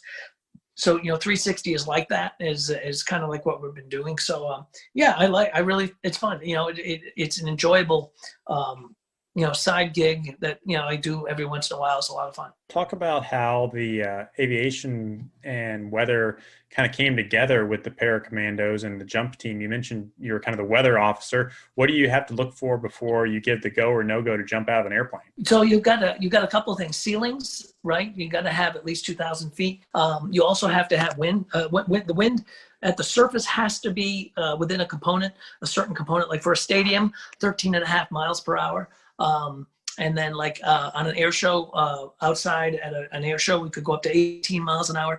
We had to make sure that we were going to be clear of clouds. So they wouldn't, if we were doing a high jump or high show, we wouldn't be coming through clouds because you can't bust a cloud.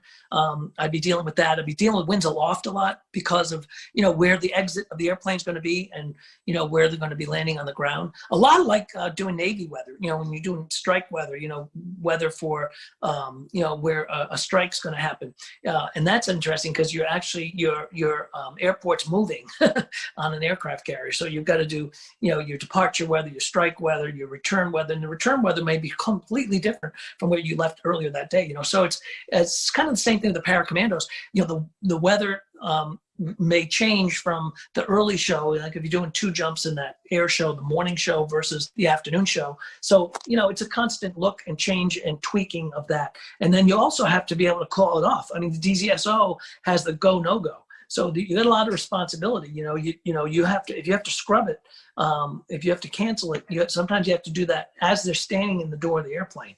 So that can be kind of colorful, especially when you have the commander is a Green Beret lieutenant colonel who's very, very a lot of these guys they're all special operators. They're amazing people, and they live in kind of a different world than we do sometimes. Because it takes a special person to be a special operator, and they are incredible. But and to tell them that, oh no, you can't jump because it's 14 miles an hour, not 13.5. So it can be you'll be buying the drinks at the bar that night. So it's pretty fascinating. And then I got to jump with the team as well. As a tandem, I jumping with the team. It's pretty fascinating because you end up, and if you've never done this, it's pretty, and you should try it. It's a lot of fun. And I got to, jump with some friends of mine. I got Cantori to jump with us. In fact, we're supposed to meet up at the end of October for a skydive with him and some other folks down in Zephyr Hills. So it is it's fast, it's fun, but you just have to be able to make that call sometimes where it's a scrub. So that's the toughest part, is saying no to a bunch of special operators that don't usually get, the weather doesn't bother them for anything they do, but because of the legalities of what we do as a performance team, you had to sometimes say no. So it's pretty fascinating. If South Carolina were to be defined by one food, only one food, what would it be? Shrimp and grits. Shrimp and grits. Oh, I like that. I agree. You think so, Frank? Absolutely. Frank? I love me some shrimp and grits. What's your favorite shrimp and grits down there in the Low Country? Oh my goodness! There's a Fleet Landing is very good. Actually, Poogan's Porch, probably some of the best, and they have the best biscuits in the world. They're about the size of a Volkswagen. Best she crab soup too.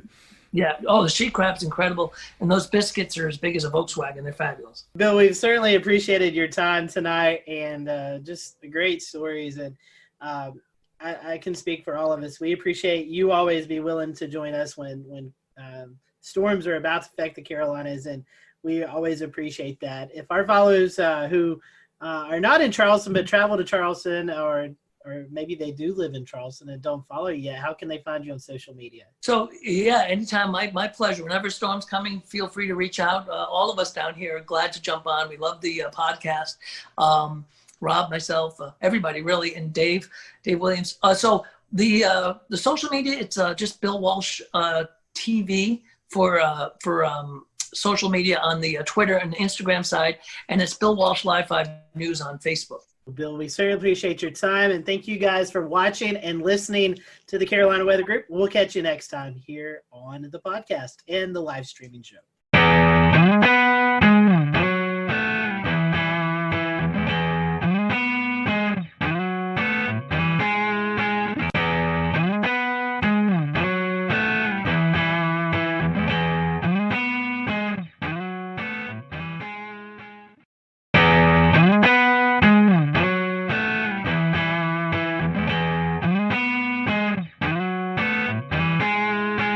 Hello, everyone. Welcome to the Carolina Weather Group. We're happy to have you this evening. Tonight, we have a very special guest with us. Former FEMA Administrator Craig Fugate is joining us. And Craig, we welcome you to the show. We're happy to have you this evening. Appreciate you wanting to spend some time with us to talk all things weather. You've experienced a lot from your journey in Florida to all the way up into Washington, D.C., being the FEMA Administrator. So we look forward to hearing your conversations tonight. For those who are watching, feel free to follow along with us on social media. Tell us what you think about the show. Let us know if you have any comments. So, Craig, welcome to the show. Our first question to our guests who've never been on is, what is your weather journey? Do you have a weather story? But I'm just going to ask you, what is your journey? I know you started off in Florida where a lot of weather affects you, but did you have a little bit of a weather bug growing up, or was it all in emergency management? No, I can remember as a kid,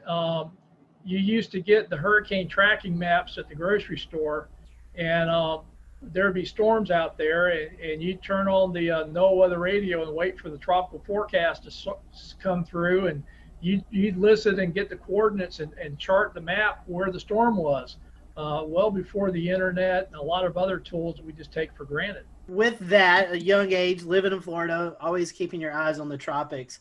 Tell us about your journey through emergency management. I know we were talking a little bit off air. You started in a county and then kind of worked your way up. So tell us a little bit about that journey. Well, my first experience with a hurricane, I was actually a paramedic here in my home county, Alachua County, Gainesville, Florida, where the University of Florida's at, when Hurricane Elena come buzzing through the Gulf of Mexico, and I was on duty for that shift. And we dealt with a storm that couldn't make up its mind and set off the coast for several days before it left. But I started out in 1987, moving from fire rescue to emergency management.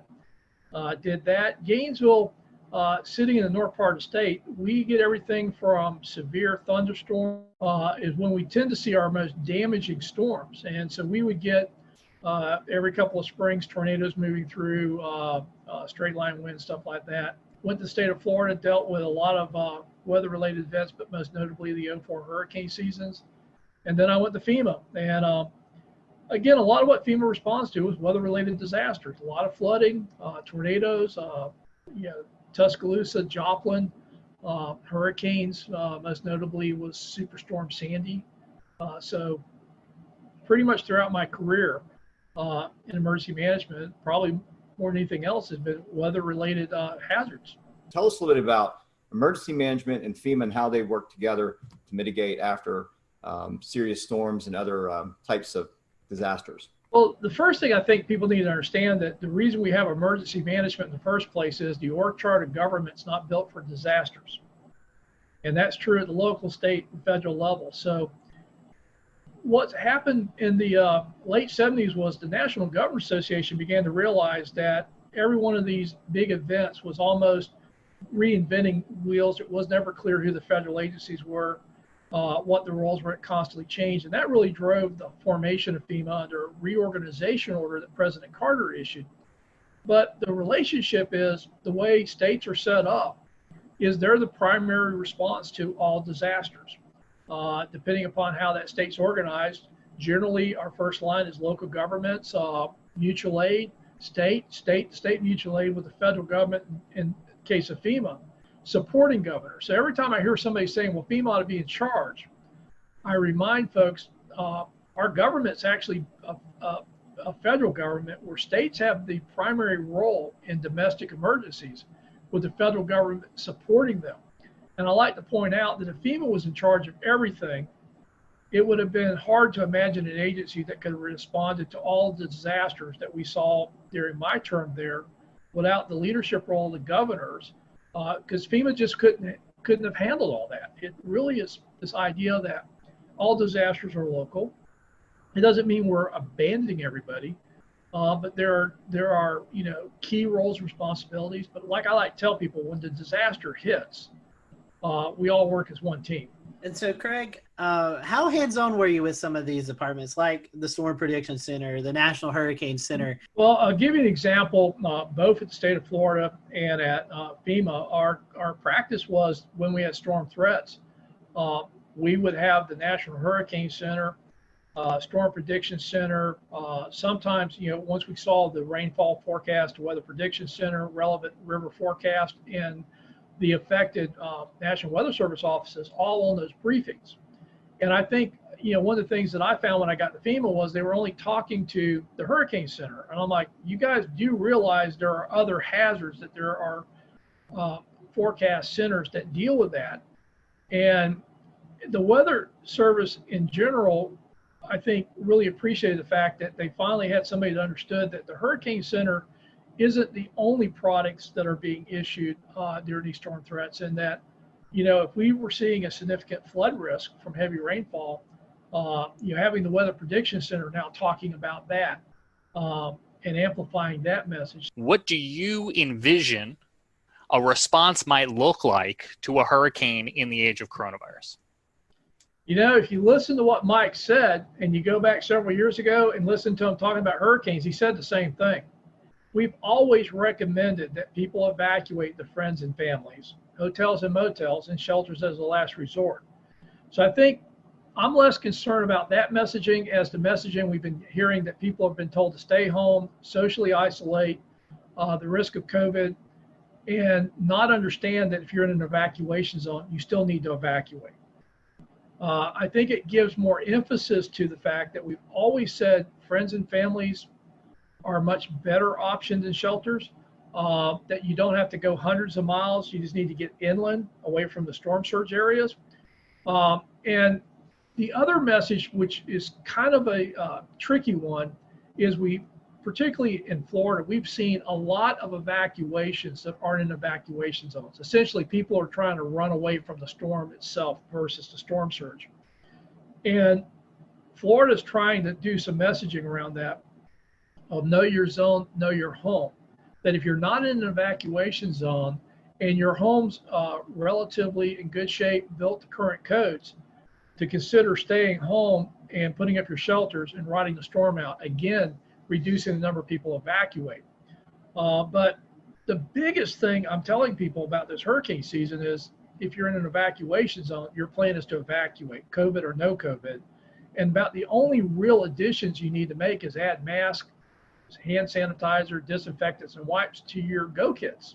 If you could find the disinfecting wipes. If anybody finds them, let me know. I will trade you toilet paper. I've got that, plenty of it. What is your idea of what the plan is going to be for the rollout from emergency management perspective on shelters?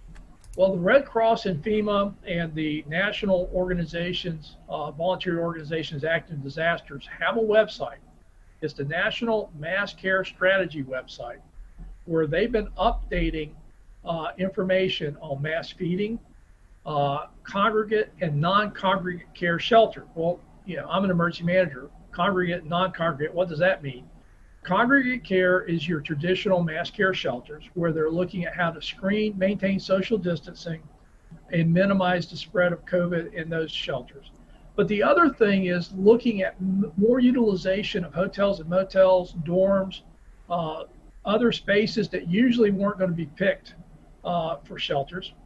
And I think there's an opportunity here. Everybody keeps telling me how hard it's going to be. And I'm like going, well, last time I checked, most hotels and motels are not really doing well.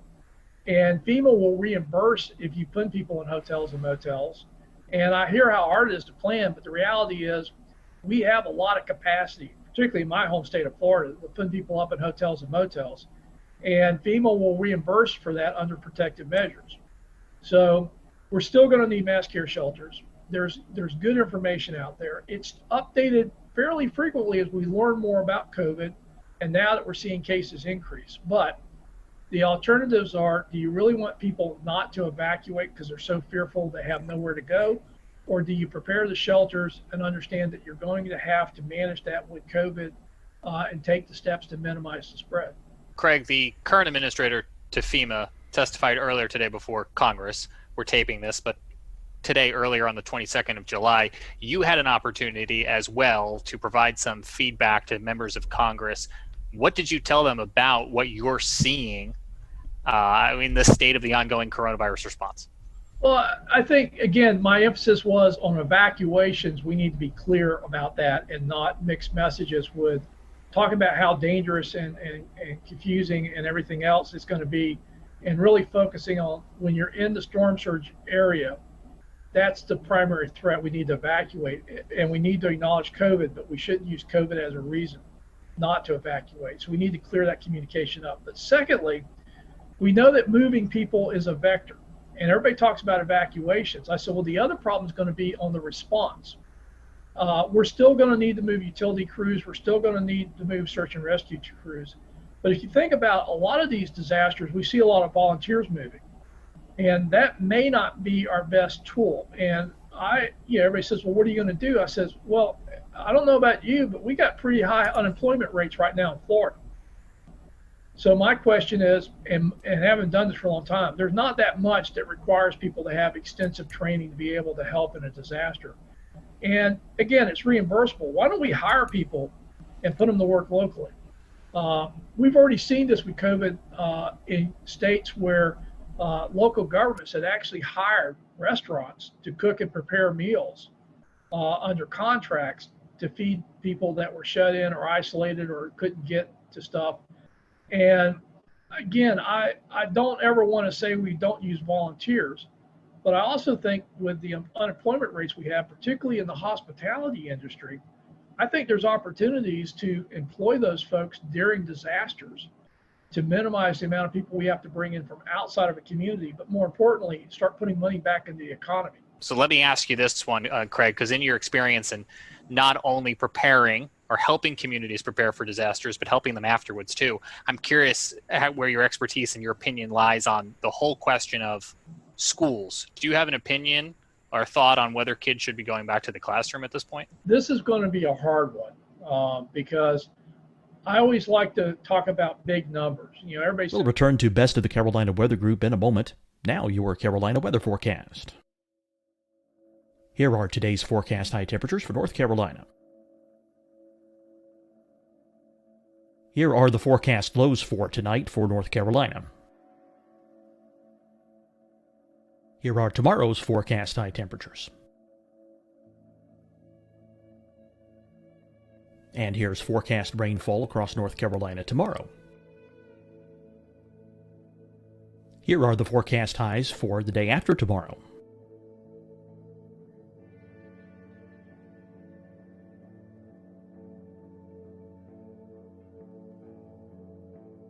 And here's the forecast rainfall across North Carolina for the day after tomorrow. This is the total rainfall forecast across North Carolina for the next 3 days. Here's the severe thunderstorm outlook for today from the Storm Prediction Center.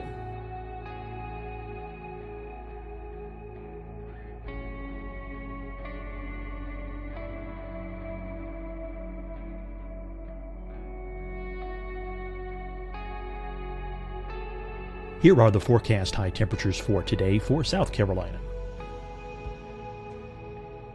Here are the low temperatures for today for South Carolina. Here's the probability of precipitation forecast across South Carolina today. And here are the rain chances across South Carolina tonight. Here are tomorrow's forecast highs across South Carolina. Here are the forecast low temperatures for tomorrow for South Carolina. And here is the probability of precipitation across South Carolina tomorrow. Here's the precipitation chances across South Carolina tomorrow night. Here are the forecast highs for the day after tomorrow in South Carolina. Here are the forecast low temperatures across South Carolina for the day after tomorrow. And here are the rain chances across South Carolina for the day after tomorrow. And South Carolina's probability of precipitation for that night. Here's the Storm Prediction Center's severe thunderstorm outlook across South Carolina for today through tonight. Here's the Storm Prediction Center's severe thunderstorm outlook across South Carolina for tomorrow and tomorrow night. And here's the Storm Prediction Center's severe thunderstorm outlook across South Carolina for the day after tomorrow through that night. Here's the severe thunderstorm outlook for today from the Storm Prediction Center.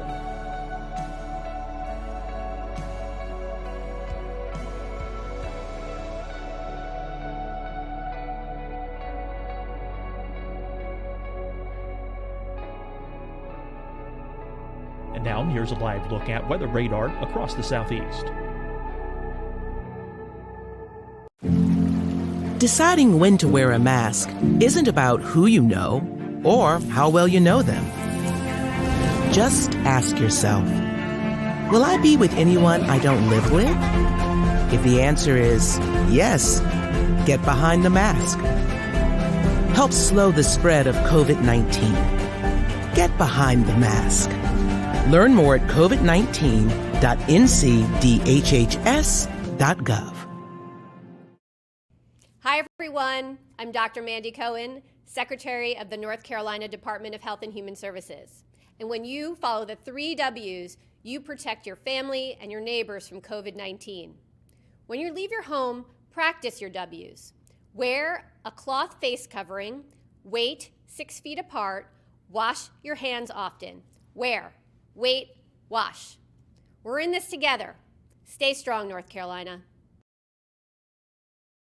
Fight the spread and take a stand against coronavirus. Wear a mask in public. Stay at least 6 feet apart from others. And get tested. Join us and fight the spread. Visit scdhec.gov/COVID-19. Getting tested for COVID-19 helps you to take the steps needed to protect yourself, your loved ones, and your community. Find the testing location at scdhec.gov/COVID-19 testing. You'll see your Carolina weather forecast at 25 and 55 past. And now back to the best of the Carolina Weather Group on the all-new Carolina WeatherNet. Get that sick. We need to get the economy going. We need to get kids back in school. It's important for development. And I'm like, nobody's really answering this question. If the rate at which kids get sick and potentially the rate at which kids have serious complications or deaths are even like small percentages, like less than 0.1%. When you're talking about thousands of children going back to school, those are real people and those are real numbers. And I don't think we have a good answer for that. I also think that there is opportunities to look at how we go back to the classroom setting. Everything from a lot of schools don't have enough room to do social distancing. So what if we split the day in half and we split the school up where half the school goes in the morning, half the classes go in the afternoon? What if we started doing more classrooms, weather permitting, outside? And again, because we're learning more about this is airborne and why masks are so critical in minimizing spread. How is that going to all happen? And I'm not sure we have enough answers, because in Florida, some of the schools will open up, in the middle of August. So I think it would be prudent to think this through, get some consensus on ways to do this. And again, I just don't think saying you're going to open schools is the answer. But I also don't think that keeping schools closed indefinitely is going to work either. Shifting gears a little bit, You're passionate about the resilience divide. I see this here in Charleston a lot, where we have, sunny day flooding, and it often affects places that are less affluent than places that are more affluent. A lot of the more affluent places are getting, they're getting some of the things like check valves. They're getting a seawall at the battery. But meanwhile, at the corner of Haygood and Fishburne, where there's low income housing, you see at 6.8 feet tides, you start to see the creek overflow and start flowing across the road there. Several, we had 80 something coastal flood events last year. So let's talk a little bit about that resilience divide and how we can maybe bridge that.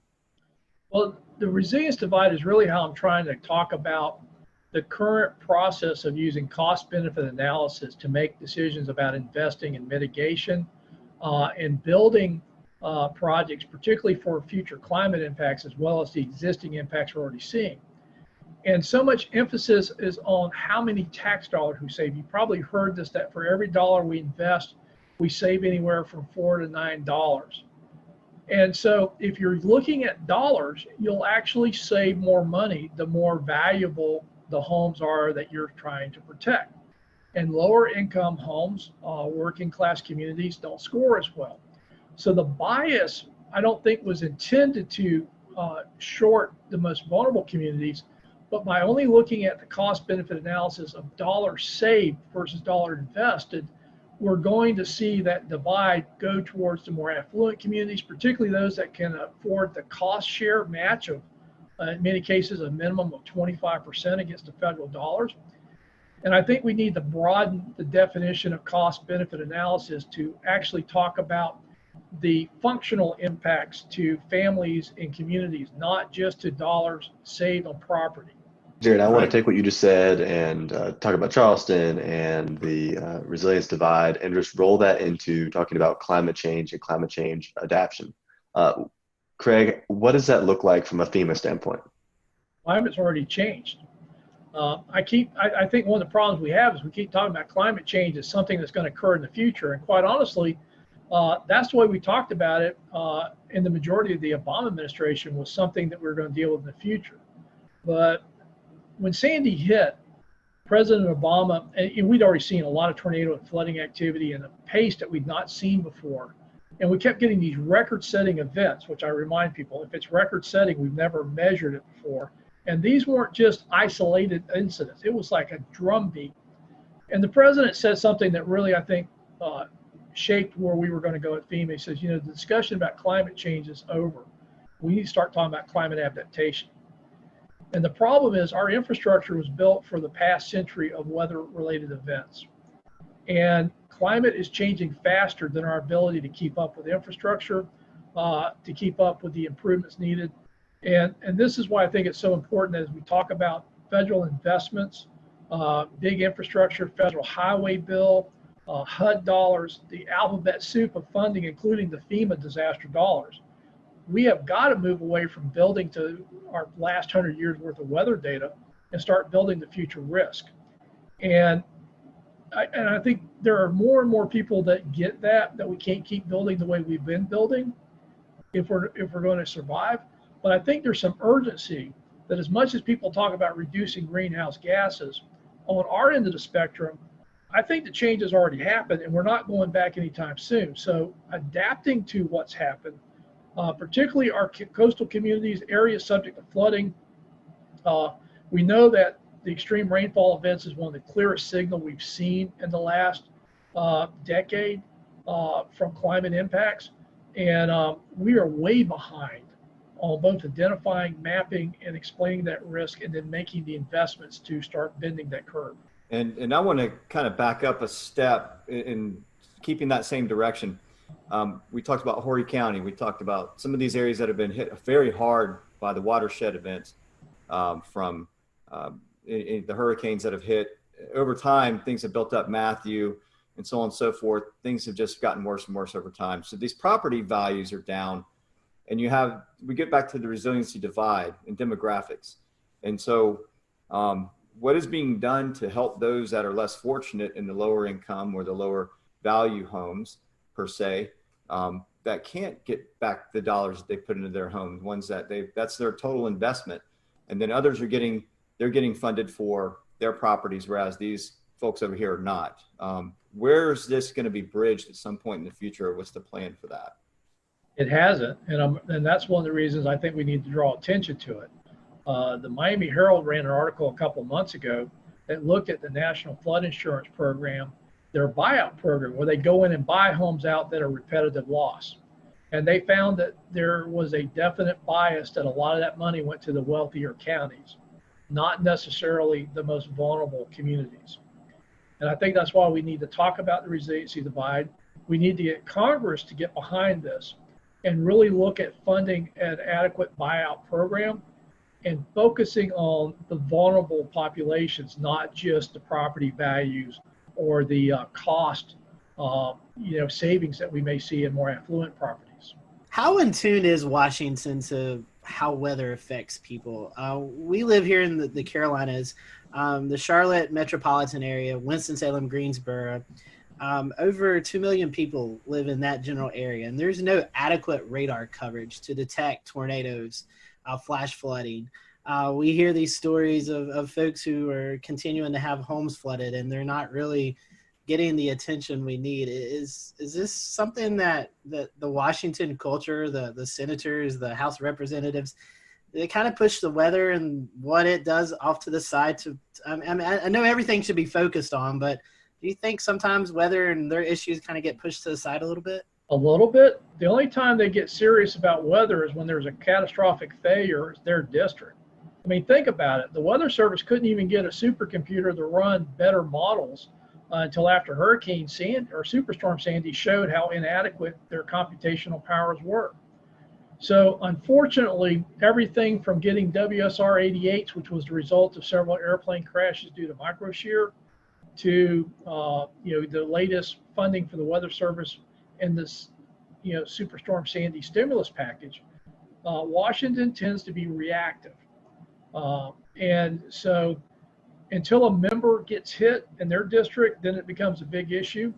But overall, most people treat the weather, and again, it was always amazing to me, members of Congress that thought you could defund the Weather Service because you had other private meteorologists issuing forecasts, and the Weather Service shouldn't be competing with them. And they actually were promoting defunding the Weather Service and letting other organizations do it. Craig, do you think we have a radar crisis on the horizon? I think if we're serious about being able to rapidly detect fast-moving tornadoes, particularly now that the warning systems have caught up with the forecasting. Just having better resolution on forecast, but we can't tell people more precisely, I don't think would have been a good match. But if you think about it now, we're moving away from county-wide warnings to polygons. We now have, with the weather, the wireless emergency alerts, the better ability to geocode cell phones, and now moving past the original 120 characters to start including links in that, we can actually now issue across cell phones more detailed warnings from the Weather Service than their current technology can really do, and they've been migrating that way. So now they can do polygon warnings, yet they're still basing it upon radar technology that will miss part of that. There's still gaps in that coverage. And everybody forgets, unless you're in severe storm mode, those things are scanning. Everything you're seeing is delayed. It's not what's actually happening. So, we've seen this before where the tornadoes will actually drop, hit, and pop back up before the radar completes its circle and it gets the updated forecast information. So by the time you see a hook echo, it's already done its business and dropped back in the sky. Well, Craig, I want to transition us away from this last topic, and as we're kind of running short on time here, talk about something that is near and dear to all of our hearts here at the Carolina Weather Group, the Waffle House Index. It's something that we've talked about before. We had the PR director, Pat Warner from Waffle House, on last year in 2019 to discuss what exactly it is from the Waffle House perspective, but I'd like to hear about it from the FEMA perspective and how the Waffle House Index works its way all the way up to the president. Well, FEMA will tell you that the Waffle House Index really isn't their index, and that was just me trying to be folksy. But it actually started in Hurricane Charlie.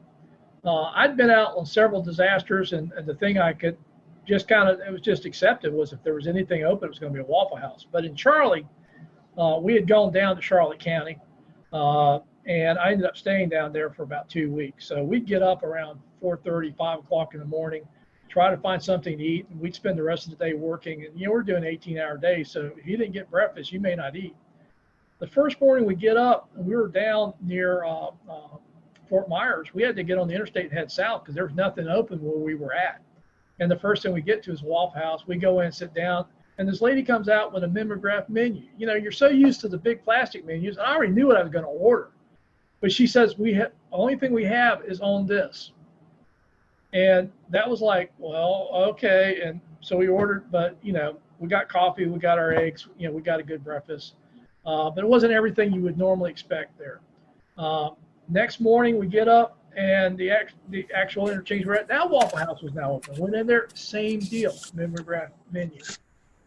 So the folks I was with, Ben Nelson, who was our state meteorologist in 2004, he's now with the Jacksonville Weather Service office as a forecaster there. And at that time, Major Tad Warfel, now Colonel Warfel with the Florida National Guard, with me.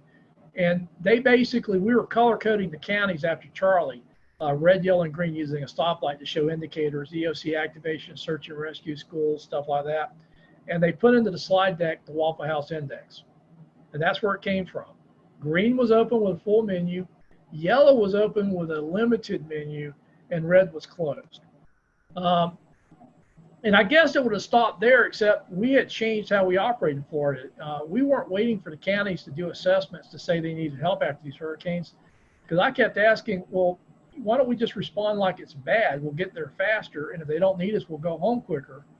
Well, the question was, if you're responding out on the Panhandle, like with Hurricane Ivan, and you're driving out I-10, and literally we were going right as soon as the hurricane force winds passed, I told guys, we're going to be safe, but we ain't going to stay dry.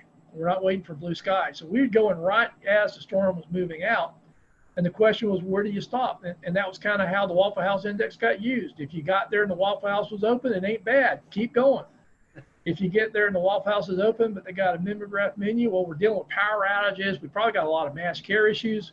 But for the search and rescue teams, don't stop. Keep going. And if you get there and the Waffle House is closed, that's going to be pretty bad. Go to work. And it just kind of became the shorthand. In Florida, it seemed like all these hurricanes going across the interstate, the Waffle House was a pretty good indicator of what was happening. And the other thing, because we never really talked to the Waffle House, about them getting open and all the stuff they do to stay open. It was just our shorthand for where do we stop and go to work when we're driving in the areas, because you'll start seeing damages 100 miles out with a hurricane, but that's not where the impacts are worse. And so it just became a shorthand for us of, where do you go to work in a hurricane? So I got to ask, Craig, what's your go-to meal at Waffle House? I mean, New York strip steaks. I like the steak and eggs, scrambled eggs, hash browns, scattered and smothered, black coffee. And if you're on the limited menu, what do you go with? Scrambled eggs, omelets, whatever they got. I'm not picky if they got a limited menu.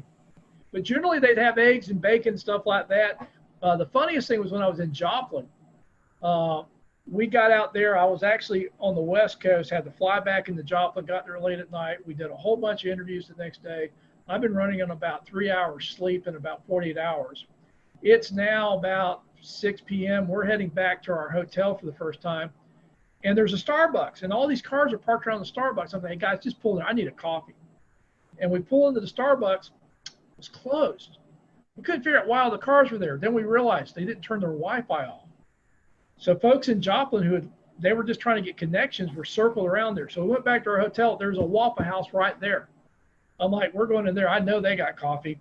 And sure enough, you go into the Waffle House, they got coffee because they're pouring bottled water into the coffee makers. Because all of Joplin was under boiled water orders. But Starbucks was closed, Wi-Fi was on. Waffle House, they're just pouring bottled water in those coffee makers making coffee. So I got my coffee. So switching gears, Craig, I wanted to ask you, are there any memorable moments that stick out in your mind while you worked at FEMA? For example, the 2011 tornado outbreak in Alabama or Superstorm Sandy, anything like that? Yeah, it was the Tuscaloosa tornado outbreaks was pretty impressive. And again, we came into Birmingham, picked up a Black Hawk, and I was flying up to the northern part of the state. And I don't think people realize how bad the northern tier of the Alabama counties got hammered.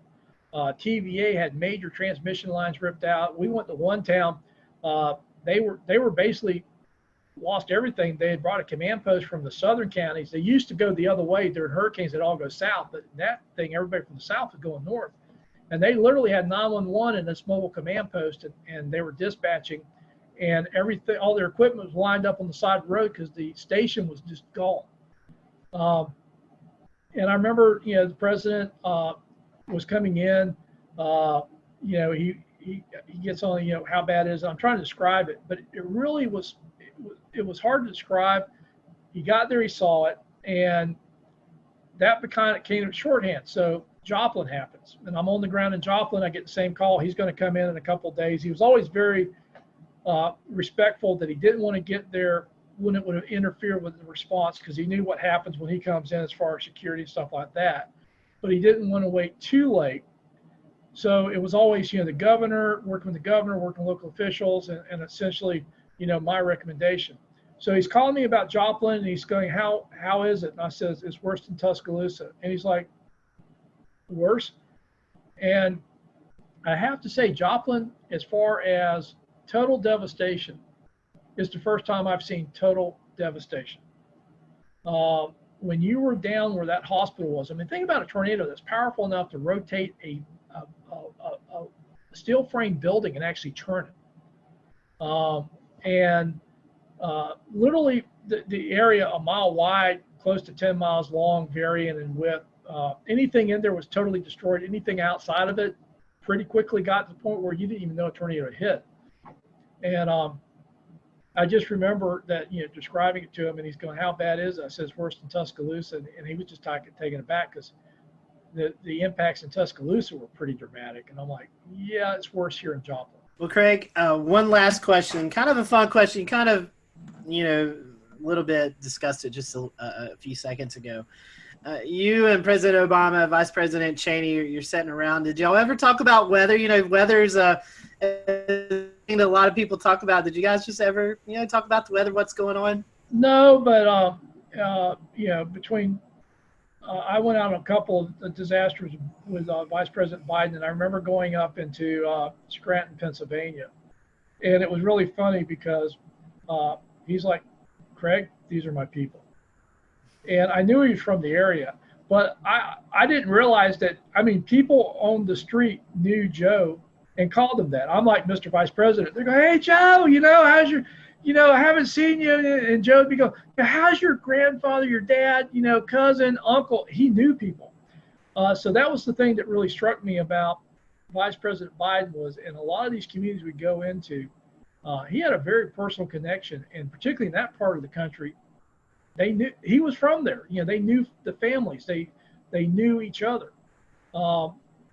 President Obama, I remember two things. One, I was meeting him down in New Orleans. It was the anniversary of Katrina, and he's asking me how it's going. I said, well, we got hurricanes in the Pacific, hurricanes in the Atlantic, and fires in between. And he just looks at me and says, you're a smart ass. I'm like, hey, I'm just reporting what's happening. But the other cool thing about the president was, I was told early on that they wanted me to wear my logo wear when I was at the White House during disasters.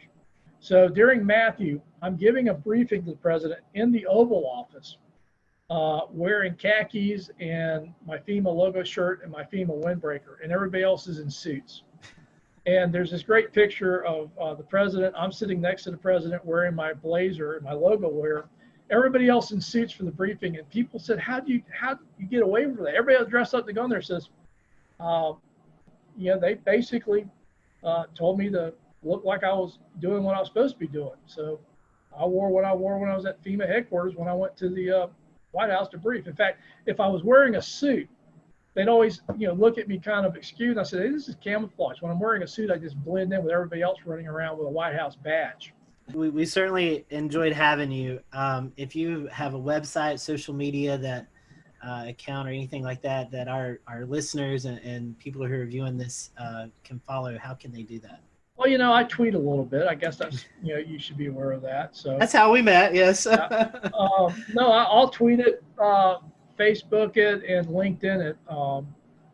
And again, I've seen you guys out there. I've just, thrilled to be invited. Hey, we're now happy. Now I feel like I've made it. I've been on the weather group, Well, we appreciate your time, and again, I'll have to send Marshall Shepard an email. Says, I've been on your podcast, but it wasn't half as much fun as the Carolina. Craig, thank you for being with us tonight. Interesting conversation, and folks, again, it's very important to know the risk as we enter the COVID season or the hurricane season mixed in with the COVID, and hopefully you'll take Craig's advice as you prepare. So until next time, we hope you have a great week, and we'll see you back here on the Carolina Weather Group.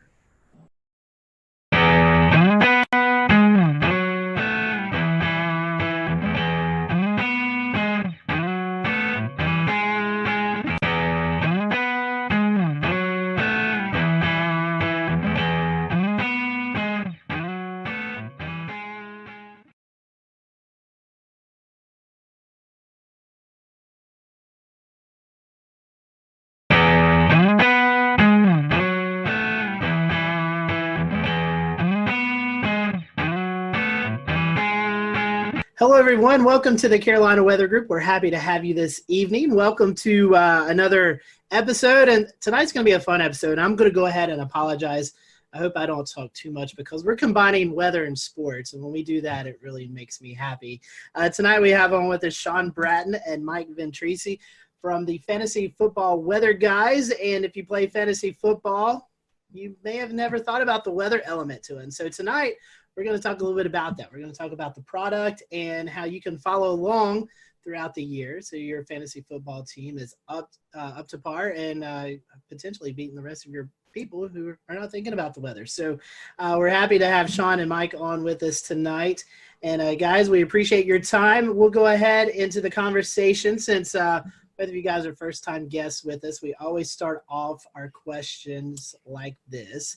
We want to know how you got kind of caught up into the weather bug, the weather story. So, Mike, what is your weather story? And then we'll let Sean tell his weather story. Hey, so thanks so much for having us, guys. This question always comes up, and it always starts off with, it's usually always the same answer, right? It's some kind of high impactful weather event that has just kind of brought us into the field. So I grew up on Long Island, New York as a kid, and ended up experiencing Hurricane Bob in 1991. So it knocked out our power. I'm like, what is going on outside? I originally wanted to be a veterinarian, and I would go home and watch the Weather Channel after that hurricane, just watching Cantori on there with during the season. And I realized I should probably change profession pathways and go into that meteorology just because of how nerdy I was just kind of sitting out under an umbrella watching a thunderstorm. So, but it was Hurricane Bob that really got me into that passion. And that's pretty much why I ended up getting a PhD in tropical meteorology. So I didn't grow up too far from where Mike grew up. I grew up in New Milford, Connecticut, so it's in Litchfield County, Connecticut. We'll return to Best of the Carolina Weather Group in a moment. Now your Carolina weather forecast. Here are today's forecast high temperatures for North Carolina. Here are the forecast lows for tonight for North Carolina. Here are tomorrow's forecast high temperatures. And here's forecast rainfall across North Carolina tomorrow. Here are the forecast highs for the day after tomorrow.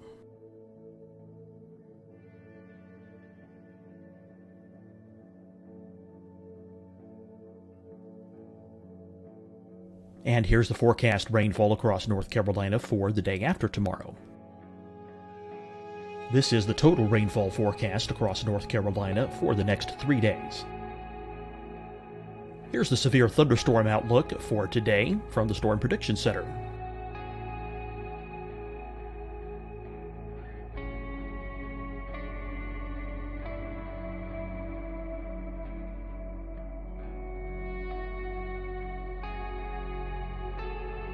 Here are the forecast high temperatures for today for South Carolina. Here are the low temperatures for today for South Carolina.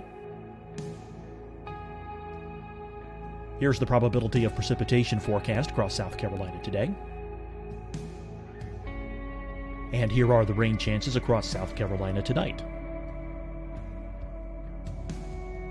Here are tomorrow's forecast highs across South Carolina. Here are the forecast low temperatures for tomorrow for South Carolina. And here is the probability of precipitation across South Carolina tomorrow.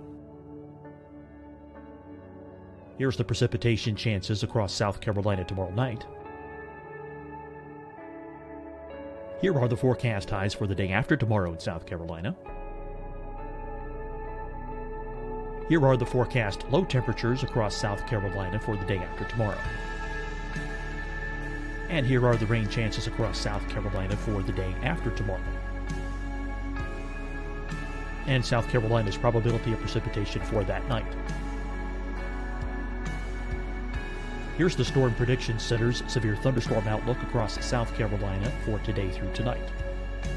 Here's the Storm Prediction Center's severe thunderstorm outlook across South Carolina for tomorrow and tomorrow night. And here's the Storm Prediction Center's severe thunderstorm outlook across South Carolina for the day after tomorrow through that night. Here's the severe thunderstorm outlook for today from the Storm Prediction Center.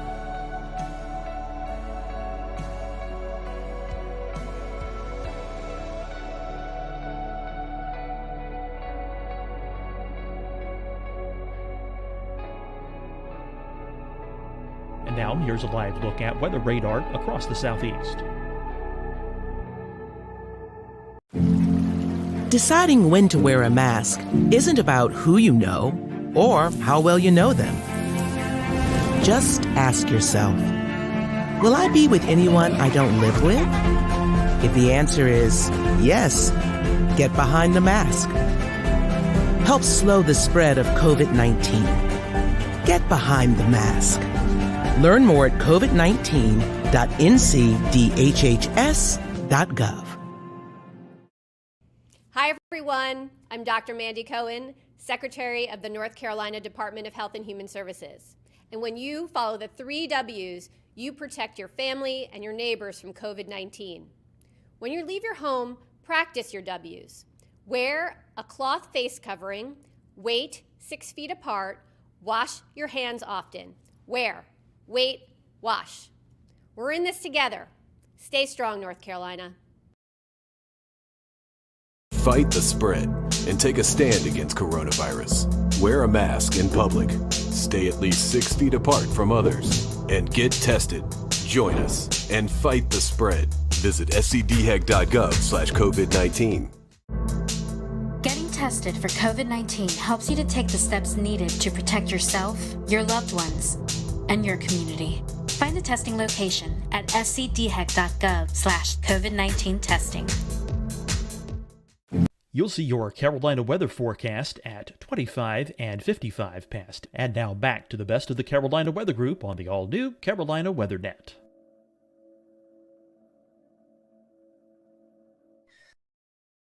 I was in first grade, and we were on our, getting ready to pack up and go home, but they didn't let us because we had a tornado warning. So I was basically plastered my face to the window, looking at these ominous clouds and the rain, and I was just like in awe the entire time. Everyone else was scared. I was there up on the window, wondering what the heck was going on. And we were actually kept after school for quite some time until the night, until things got cleared up. We did have a tornado touchdown near our school. In Litchfield, Connecticut. So it was a really cool event. And then also the blizzard of 96 was a big high impact weather event that happened in early January of 96. That was a big event for me. I remember that we had off school, and it was we had like 24 to 30 inches of snow. So it was a really cool event too. And then of course, I'm sure you hear this a lot, but the movie Twister came out, and that kind of sealed the deal for me after watching that. We were talking off air, but we've done this show for a while, and it seems like that there's a common denominator there with Twister and how many people is brought into this industry because of the movie. Yep. Like us, we all have our other weather day jobs, and we kind of do Carolina Weather Group, for fun, and that's what you guys do with the fantasy football weather guys. Tell us about what you do in your daytime jobs. I know you guys are both connected in the weather industry as well. Yeah, so I guess I'll start off. And so I work currently for the weather company, which is owned by IBM. When I started my career there, I dabbled with a lot of energy forecasting, pretty much providing weather information to folks who were trading natural gas futures and some of the utilities. But since IBM has stepped into the picture here, they have been transitioned into more of a I guess you could say an analyst. My title is a meteorological engineer, essentially, where my main goal in the company now is to make sure that our forecast offerings are the number one most skillful product out there. So it's been a lot more of data engineering, software engineering, and playing with Twitter on the side, pretty much. It's kind of how it's evolved. For me, I'm actually I teach AP Physics at a school called Lane Tech here in Chicago. So I teach honors in AP Physics, and then I also teach at the College of DuPage. I teach some weather and climate courses there. This is very cool. And so, Sean, that's something, weather, it seems like a lot of people are interested in, but you're actually teaching these kids. We'll get into fantasy football, but I find this really unique. Yeah. What is it like teaching kids weather? I mean, as something I know we all get to go out and do school talks, but you're actually maybe talking to high schoolers, college kids. Yep. What's the field like right now? I mean, is there a lot of interest in weather? Yeah, so I have taught at the high school level and the college level. And in both of those cases, people are just kind of taking it as a gen ed, right, to take that credit. But one of the things that I found is the application of the content really goes a long way. So if you're going to sit there and just read off some slides, they're going to go to sleep. But really getting them involved with the weather, looking at current events, looking at maps. I had students typically do their own map discussions, run their own map discussions once we get into forecast mapping and all of that stuff. And they really seem to enjoy that. And there are a lot of students that have become avidly interested in weather as a result. I have a few people really interested in climate, some in more in synoptics and in mesoscale meteorology. That's been really cool. We also do kind of like these little trips. The National Weather Service locally here will do balloon launches, and they'll kind of go and kind of experience that, which is a really cool experience for them. But it's really cool. I mean, really just it's a really cool science to bring to life because you experience it every day. And students really enjoy that aspect of actually being able to experience the weather, make your own forecasts, and kind of making it come to life. That's very true. Well, let's talk about fantasy football, weather.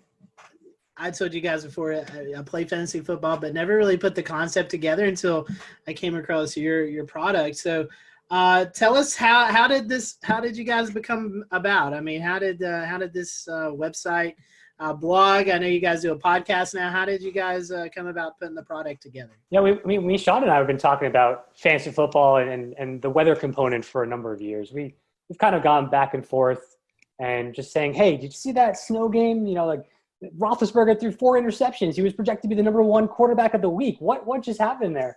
It's been just kind of this informal thing for a while, and it's kind of evolved throughout the year, a couple of years now. We've been essentially, in a nutshell, Sean and I are probably the most competitive people you'd ever meet. And we need to be, essentially, we're competitive with everyone else, but also really competitive with each other. So we want to try to find any edge that we can when essentially trying to optimize our lineups on a given week. And I think this is kind of how it spawned out, Sean. What would you say? Yeah, it's kind of funny because Mike and I first started listening to this fantasy football podcast, and we would be always going back and forth. And there's one thing that they always brought up, like, hey, you could become a part of our league of record, meaning you can join their fantasy football league. And these guys are big time. They're all over the place. Everyone knows them. That's in the fantasy football community, the fantasy footballers. And we were like, hey, I wonder what would it take for us to actually be able to be part of their league? And we were like, well, we're really in tune with the weather and what's going on week to week. Maybe we can trade our experience with weather and letting them know what the forecast is, and maybe they'll let us be in our league. And so Mike and I were actually kind of just pitching this idea, and we're like, wait, as Mike explained, we were thinking about all these events in which weather has played a major role, and we're like, we may have something here. And so last August, essentially, we were like, hey, let's do this. So Mike threw together a website. He's like, all right, we're going to meet at this time every week, do a forecast, and make projections for players. We had a data set we were able to work with at the time, and then we brought on our friend Colin, who's kind of our producer and behind the scenes guy, and our host, exactly. And he's been kind of doing stuff on the side, and it just kind of gained momentum during big weather impact games. We would get people on Twitter and asking us for advice and what was going on, and it's kind of built.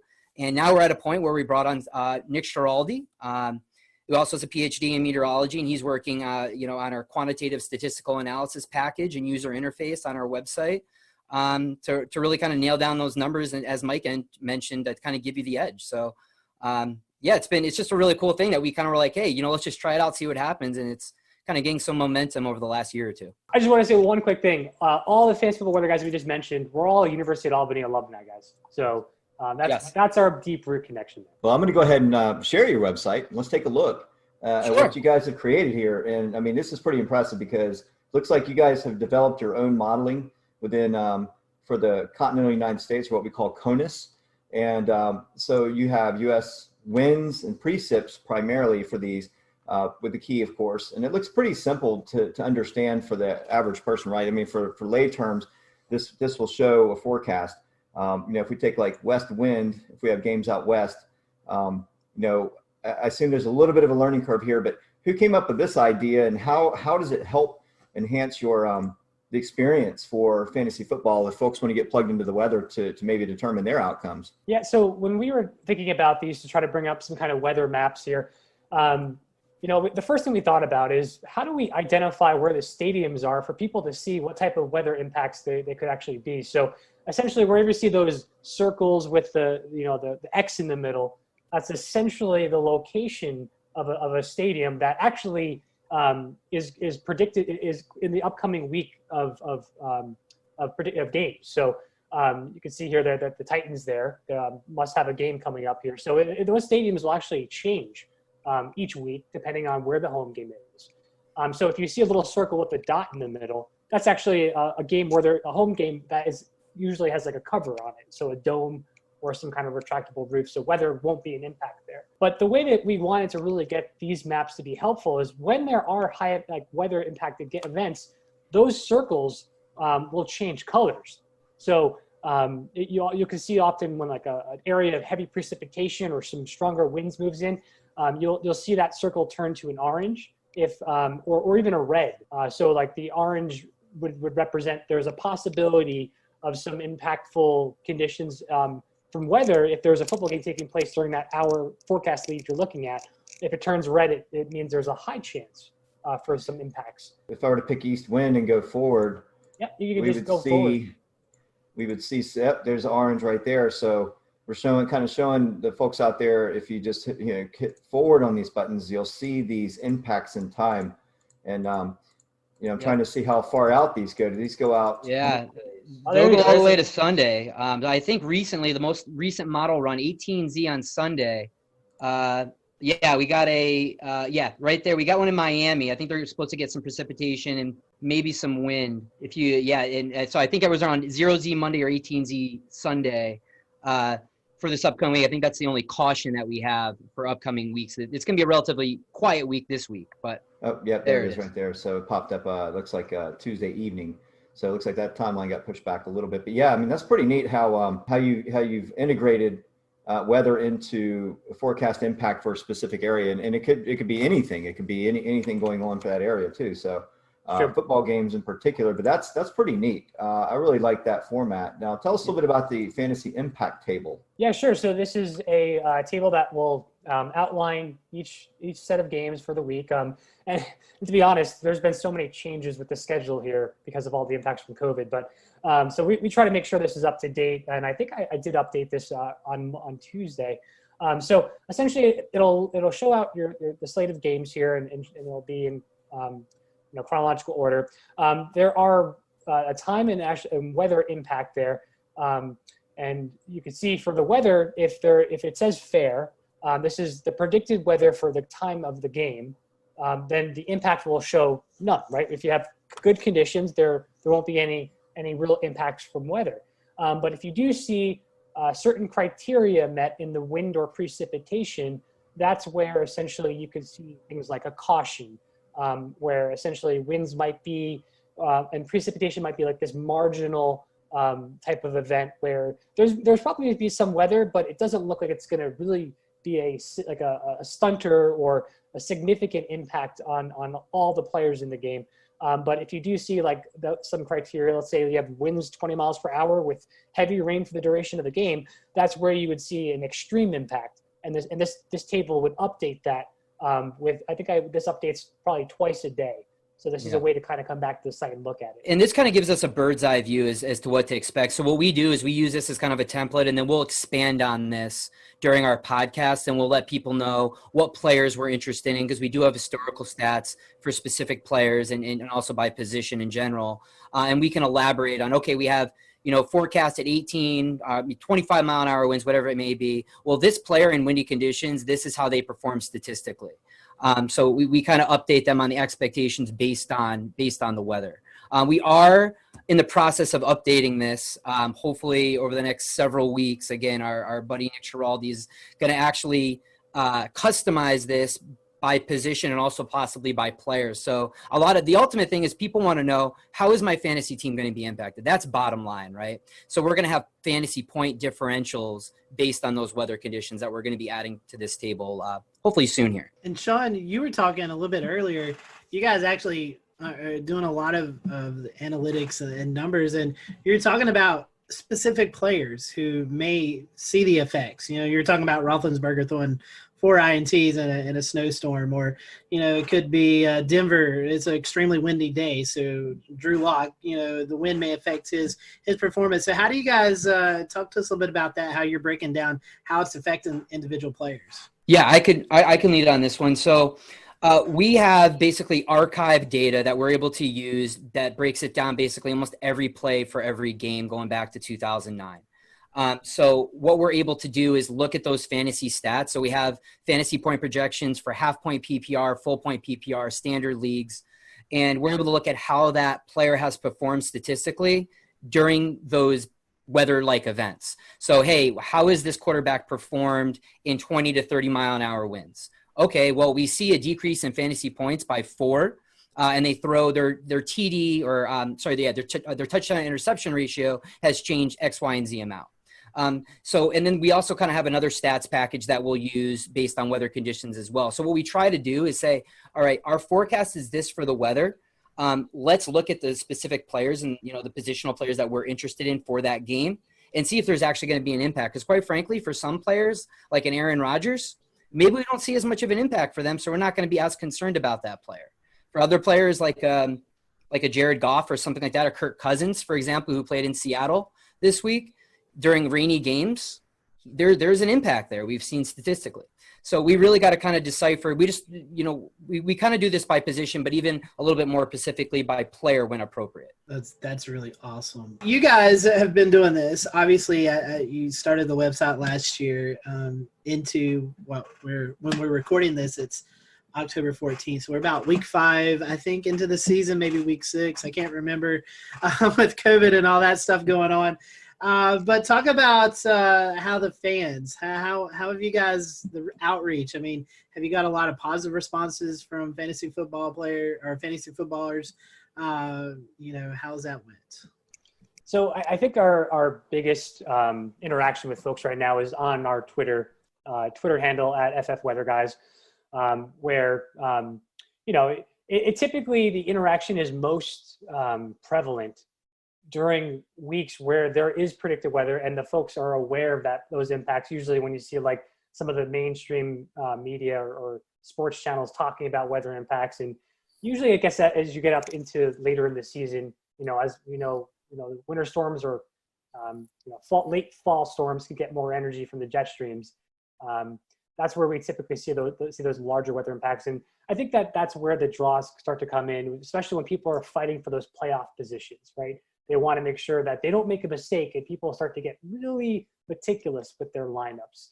And we're speaking more specifically on like these redraft leagues, essentially where you have like a draft at the beginning of the season and you have your team throughout the year. So that's where we've seen the most interaction with regards to our fan base. Yeah, and during those weeks, I mean, we'll broadcast on our Twitter feed like, hey guys, this is what we're forecasting. Here's the impacts, and people will reach out to us. They're like, hey, I'm deciding between playing this player and that player. What do you think? And we'll say, hey, based on what we've seen in these weather conditions, this player has a discrepancy of this. We would side with this guy.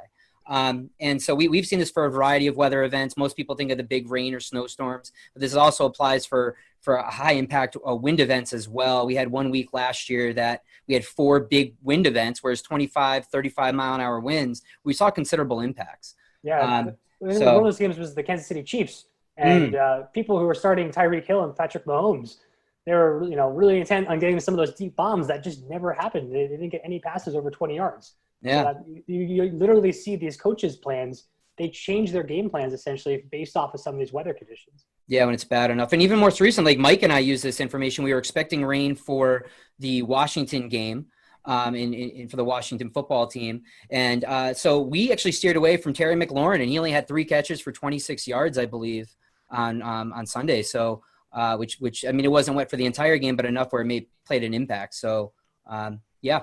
You mentioned mainstream media. You don't have to drop any names, but have you found maybe a few of those folks sliding into the DM saying, "Hey, what's the weather going to be like?" Everybody's always asking for fantasy football advice.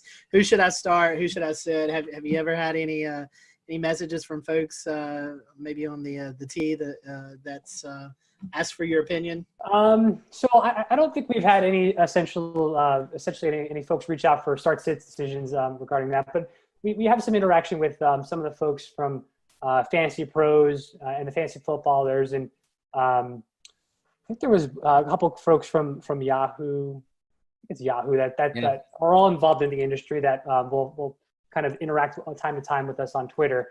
I think last year.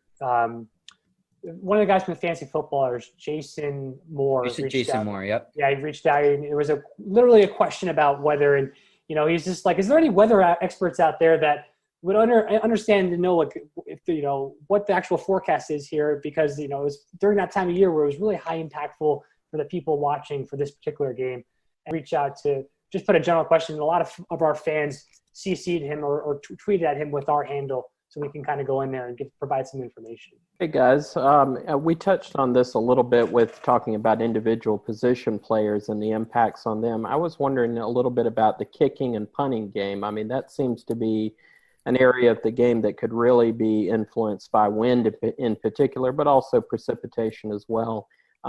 What sense do you guys make of how important weather is on that aspect of the football game? Yeah, that absolutely is. And a lot of this comes down, another message that we speak to is it really matters based on the stadium as well, how the winds are swirling around that stadium, how they're funneled in, and also the field type as well. Is this an AstroTurf? Is this a grass field? So those are all things that play in to how well a kicker can perform in weather conditions. We're in the works right now of gathering kicker data, so I don't want to say anything quantitatively as far as like from a statistical analysis standpoint, but observationally we usually talk about games after we see them after the week, and we'll talk about kickers, and we definitely notice that higher winds going cross field or going against the kicker definitely have an impact for sure. So guys, on any given Sunday, we can have a very diverse slate of weather across the U.S. Are there any particular locations across, anywhere that you guys forecast for that you find particularly challenging or frequently come up as a caution flag? The most challenging weather for us is convection. It's a really anything in the Florida area, typically in the southeastern United States. This is something that we struggle with early season, late summer into early fall when convection's still blooming. And the high res models will pick up on this stuff. And, we're out 72 hours out. We're like, all right, it's looking like it's going to happen. And we literally have to update people like hourly on Sunday to be like, all right, guys, this is the recent model run. This is what we're expecting. Because, those are mesoscale features that are incredibly hard to predict for a 3 to 4 hour window of time during a ball game. But at the same time, those could be incredibly impactful because you got heavy rains and a lot of wind typically associated with those as well. So I would say those are the ones that we struggle with the most when there's any type of convection. Yeah, those are the events that typically trip our algorithms in our fantasy impact table and some of our maps. If you look at those circles and when we change different colors, you'll see certain model runs show the impacts, and then all of a sudden they take them away because the models are having a hard time resolving the convective features. And sometimes like they can sneak under the radar. I remember there was a game last year in Jacksonville where we had this strong northeasterly flow off the ocean that was just bringing these shallow convective cells across the stadium. And it was just like the popcorn variety. And it was just causing, you'd hear we didn't talk about it much in the podcast that week because we were the models didn't see it. And then all of a sudden they'd be raining on and off during the game. And Sean was sending us messages. Do you see this raid? It's going. It's the announcers are talking about it. We missed this. I'm like, oh my God. Fun. The joys of forecasting Florida weather. I can only imagine your models.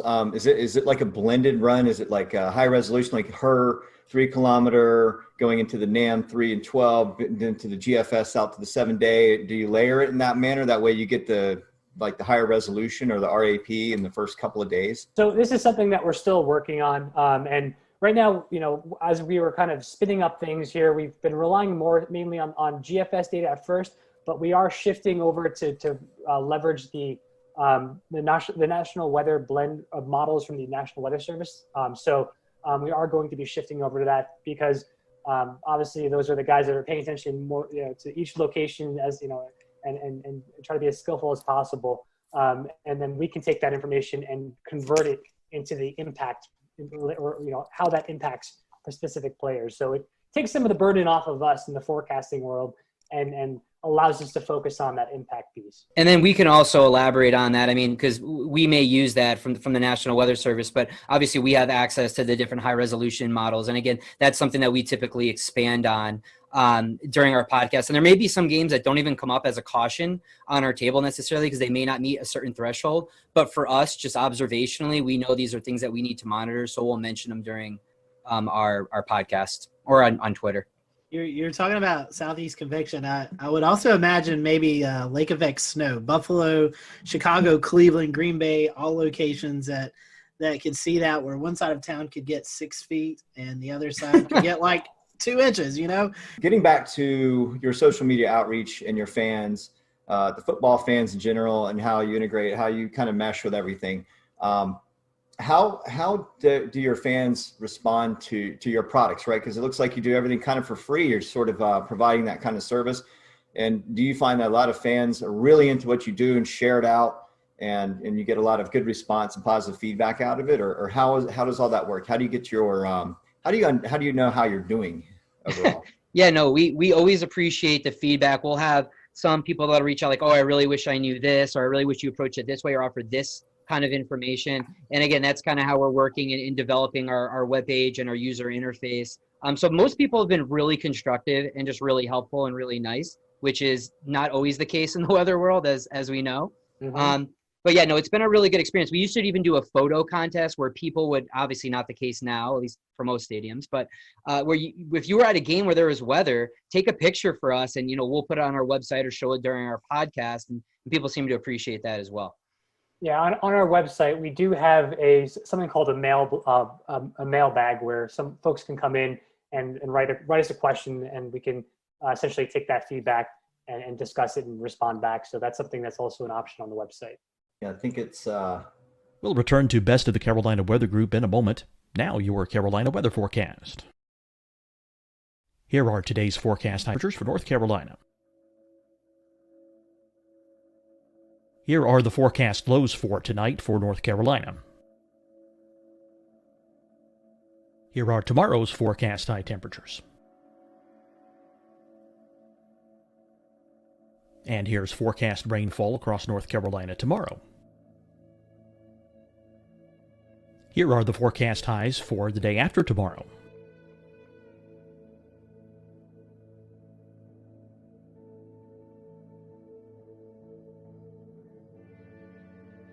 And here's the forecast rainfall across North Carolina for the day after tomorrow.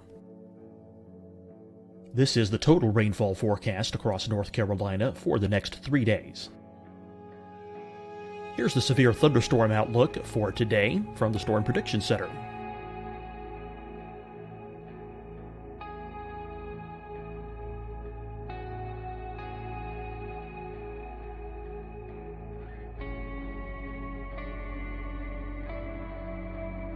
Here are the forecast high temperatures for today for South Carolina. Here are the low temperatures for today for South Carolina. Here's the probability of precipitation forecast across South Carolina today. And here are the rain chances across South Carolina tonight. Here are tomorrow's forecast highs across South Carolina. Here are the forecast low temperatures for tomorrow for South Carolina. And here is the probability of precipitation across South Carolina tomorrow. Here's the precipitation chances across South Carolina tomorrow night. Here are the forecast highs for the day after tomorrow in South Carolina. Here are the forecast low temperatures across South Carolina for the day after tomorrow. And here are the rain chances across South Carolina for the day after tomorrow. And South Carolina's probability of precipitation for that night. Here's the Storm Prediction Center's severe thunderstorm outlook across South Carolina for today through tonight. Here's the Storm Prediction Center's severe thunderstorm outlook across South Carolina for tomorrow and tomorrow night. And here's the Storm Prediction Center's severe thunderstorm outlook across South Carolina for the day after tomorrow through that night. Here's the severe thunderstorm outlook for today from the Storm Prediction Center.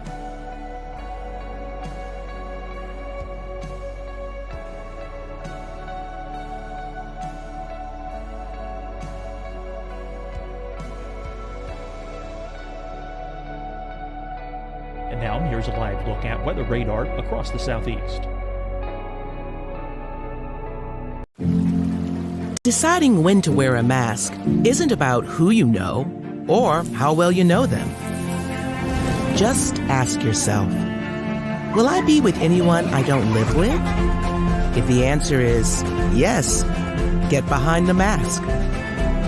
Help slow the spread of COVID-19. Get behind the mask. Learn more at covid19.ncdhhs.gov. Hi, everyone. I'm Dr. Mandy Cohen, Secretary of the North Carolina Department of Health and Human Services. And when you follow the 3 W's, you protect your family and your neighbors from COVID-19. When you leave your home, practice your W's. Wear a cloth face covering, wait 6 feet apart, wash your hands often. Wear, wait, wash. We're in this together. Stay strong, North Carolina. Fight the spread and take a stand against coronavirus. Wear a mask in public. Stay at least 6 feet apart from others. And get tested. Join us and fight the spread. Visit scdhec.gov/COVID-19. Getting tested for COVID-19 helps you to take the steps needed to protect yourself, your loved ones, and your community. Find the testing location at scdhec.gov/COVID-19 testing. You'll see your Carolina weather forecast at 25 and 55 past. And now back to the best of the Carolina Weather Group on the all-new Carolina Weather Net. Message in and submit. And then there was also what you talked about with his weekly weather blog, then the photo contest. So looks like, you give folks an incentive to sort of be more of a part of the website, which I think is great because you're allowing them to interact with you in your domain, which is awesome. So well, talking about the product, we'll start to wrap up here. How can we find you? What's the social media platform of choice? I don't know if you guys do Facebook. I know you do Twitter, but tell us about social media. I know you guys do podcasts, blogs. I even think you might be dabbling into doing some live game updates. Am I correct with that? Yes. Yeah. So we've been moving onto the Twitch platform. So if you twitch.tv/FF Weather Guys, that's essentially, we have our show usually on Thursday or Fridays. We try to do it around 8 p.m. And then when there are high impact weather events on a Sunday, we'll get up on Twitch again and have a Sunday show, usually around 11 a.m. That's one source where we've been kind of more interactive with folks. Well, guys, thank you for your time. We appreciate it. Thank you guys for watching the Carolina Weather Group. Make sure if you're a fantasy football player, go check out these guys. Fantasy Football Weather Guys. Google them. You can find the Twitter account, website, all of that good info. And make sure that you tune into the blog and the podcast, as well as the live broadcast there on Twitch on Sunday morning. So until then, we hope you have a great week, and we'll see you next time here on the Carolina Weather Group.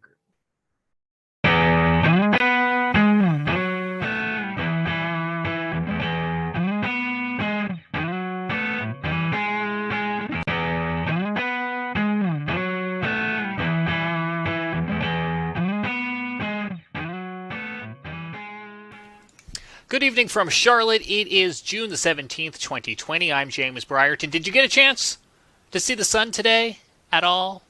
Maybe kind of sort of. We have been cut off from the rest of the world. No, I'm not talking coronavirus. I'm talking about this low pressure that has just parked over the Carolinas today. It's very pretty on this satellite image that our friend Brad Penovich captured. You can see it there just spinning out over like Fayetteville, Fort Bragg, between Charlotte and Raleigh, just spinning and spinning and spinning, but that just socked us in with clouds. I did see just a little bit of sun today here in Charlotte before the sun went down, and that was a nice change of pace after a couple days of cloudy and cold weather.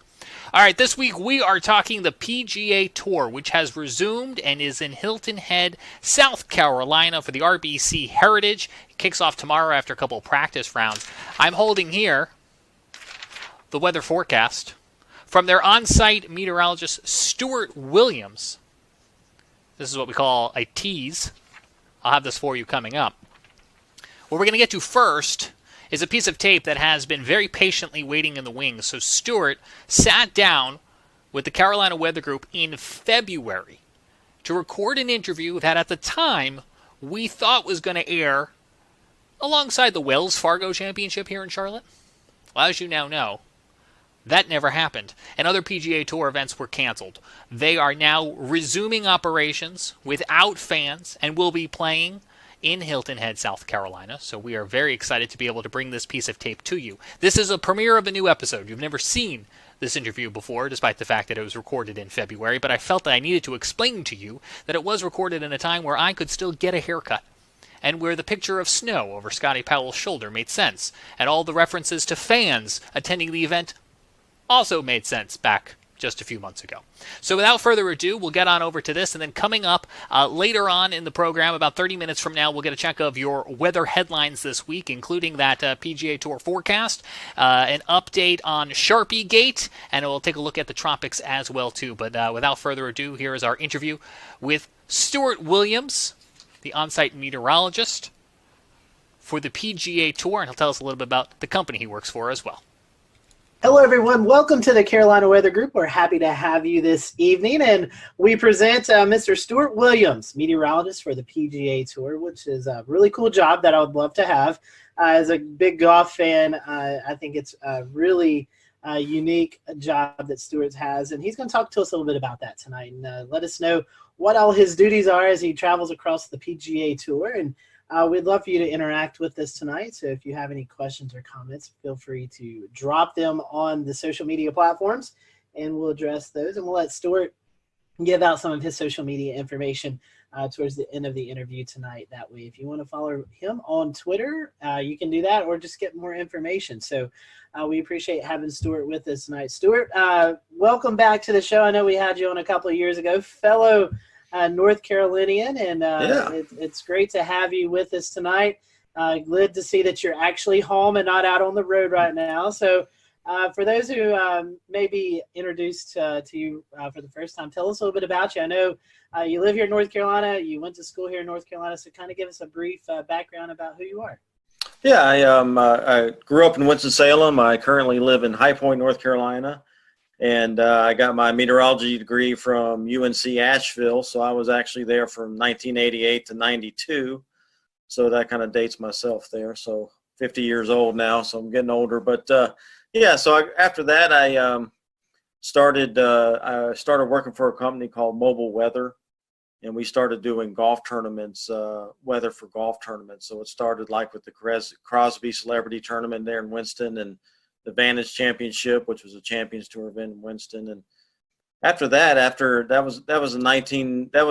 was interning then at that time when we started those, probably about 91 or so. And then as I graduated, we kind of formed a company called Mobile Weather, and we started doing more and more golf tournaments. So individual tournaments would hire us. And then from there in 1995, we signed a full-time contract with the PGA Tour doing all their events. So, and it just kept snowballing from there. And then, so I was working with a company then called Mobile Weather. And so we were doing golf tournaments. I was traveling all over the country. And then in 2005, I started working for DTN. And ever since then, I've been with DTN, and we just keep growing and doing more and more events. So, you know, we have all the PGA Tour, Champions Tour, Korn Ferry Tour. We do the LPGA.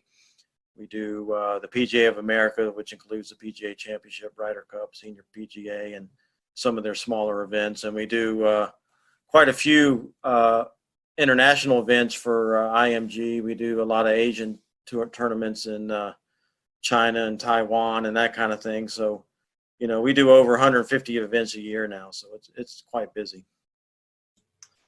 Well, sort of. I know you're not the only one. I mean, that's a lot of traveling. So, yeah.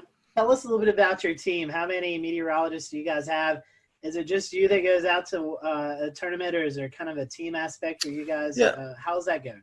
Yeah, we've got you know, we've got 7 or 8 guys that travel all the time, and you know, we usually just send one person to each tournament or event that we cover. You know, because we also do outdoor concerts, and we do some other events like that we have a meteorologist go to, and that help out. But you know, there's one guy per tournament, and so basically, you know, on the PGA Tour or any golf tournament or any outdoor event that we do, lightning is the number one concern. So that's why a meteorologist is on site. We set up an electric field mill.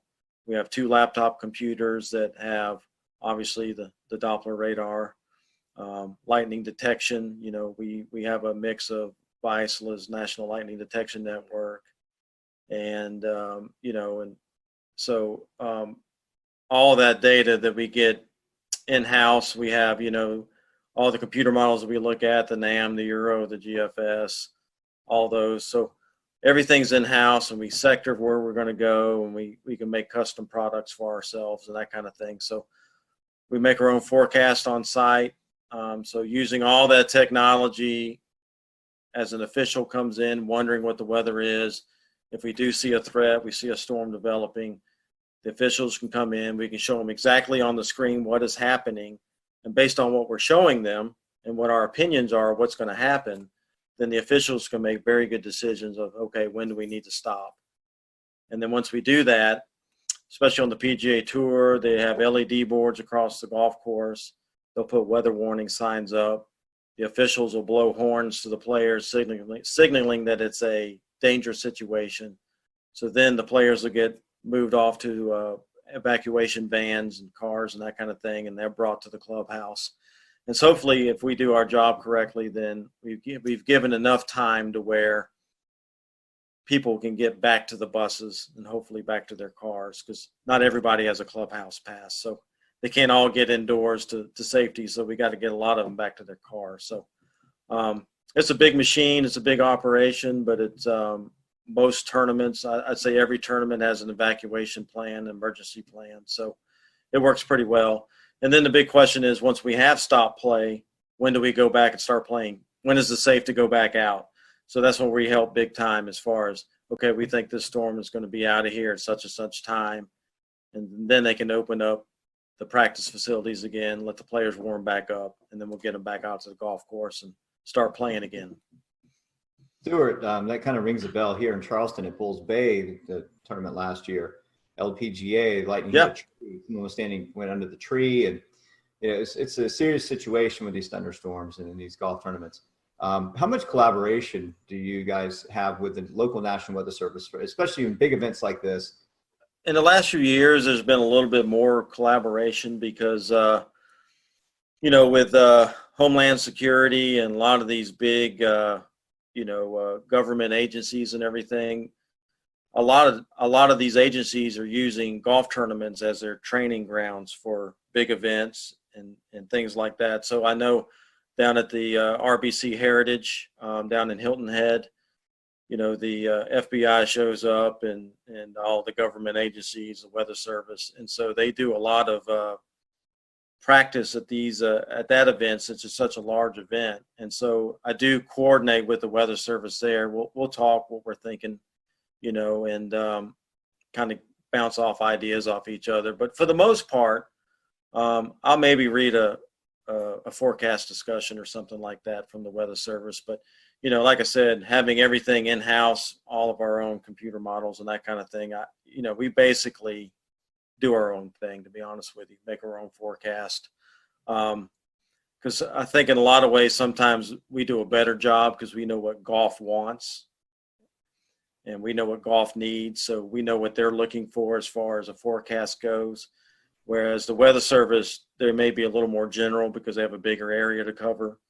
So for example, for us, wind forecasts are very big at the golf tournaments because that plays a huge role on how the golf course is going to be set up each day. So we concentrate a lot on wind, and so we try to be very accurate in that department, where you may see a weather forecast from the Weather Service that says winds are 5 to 10. Well, okay, that's kind of general. We try to be more exact than that, where our forecast will say maybe we have a westerly wind, like on the coast there. Maybe you have a drainage wind in the morning off the land, and then we'll get the sea breeze at 1 o'clock, and it's going to shift out of the south or southeast or whatever, and it's going to be 10 to 15 at that point. A lot of times the Weather Service really doesn't break it down like that. So, we try to be more specific of what's going to happen at the golf course so they can plan how they're going to set the golf course up. So that's some of the things that I think we do a better job at than TV or Weather Service being more general. Stuart, let's play. Let's hope we're not forecasting too far in the future. We have a Wells Fargo Championship coming up in Charlotte, the Wyndham Championship in Greensboro. Let's say that you're there forecasting and you see it could be a potential stormy day. That there's going to be thunderstorms moving into the air. What is it? Kind of give us what you do the morning of. Kind of give us a play-by-play of what that setup looks like if you see, it's going to be a stormy afternoon or something in these tournaments. Well, let's say the first tee time is 7 a.m. Okay, that's usually when most tournaments start, 7 in the morning, and I'm usually there probably about 5:30 in the morning because I'm looking at weather data, looking at the latest stuff, making my forecasts and getting that out and distributed, uploaded to the player page, that kind of thing. And so we also have radios that we communicate to the officials with. So every morning I'll go into the rules office and tell the guys as they head out to set the golf course up what I think the winds are going to be that day, and then what time I think the best chances of us getting a thunderstorm. And so if you take a North Carolina tournament, typically what happens is, as you'll know, Scotty, and they'll start in the mountains. They'll bubble up in the mountains about midday, early afternoon, and then as they get going, they'll roll off into the Piedmont, and then they'll usually make it to Greensboro or Charlotte by 3, 4, 5 in the afternoon, depending on how fast they move and what the scenario is. So, so I'll tell the officials that morning, hey, I think we're going to see storms probably anywhere from that 3 to 7 range. And then that'll give them an idea when they need to start paying attention, so to speak. So as we go through the morning there, I'll keep looking at the new data, see if there's anything we need to update. And then obviously I keep watching the screens. I'll have the radars going and that kind of thing. And then as soon as I see something that has a potential of getting to us, that's when I'll get on the radio and tell the officials, hey, I'm seeing some thunderstorms over, let's say, Yadkinville, and they're going to be moving across Winston and to Greensboro here in the next hour and a half.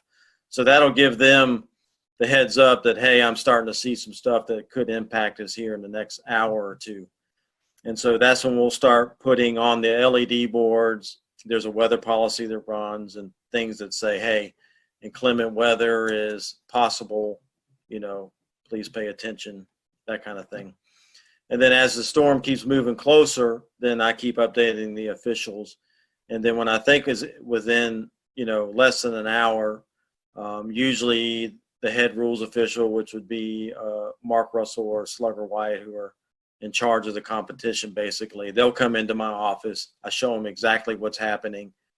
And then we try to give at least 30 minutes notice before the storm's going to hit the golf course so that we can blow the horns and give enough time for people to start trickling out and get the players in. And then obviously, as the storm gets closer, hopefully we've gotten everybody off the golf course, and then the storm will hit. And then, like I said, then we have the conversations. When do you think it's going to be out of here? When is it safe to resume?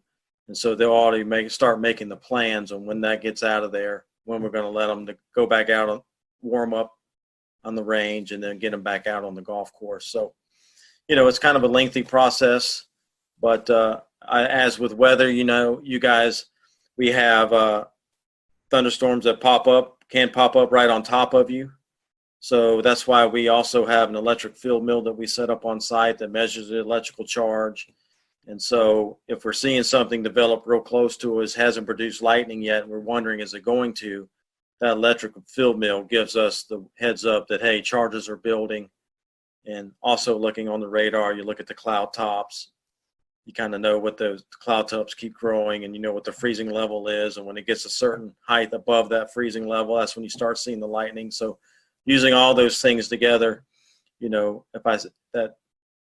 using all those things together, we can get a good idea that, hey, this cell will probably going to produce lightning.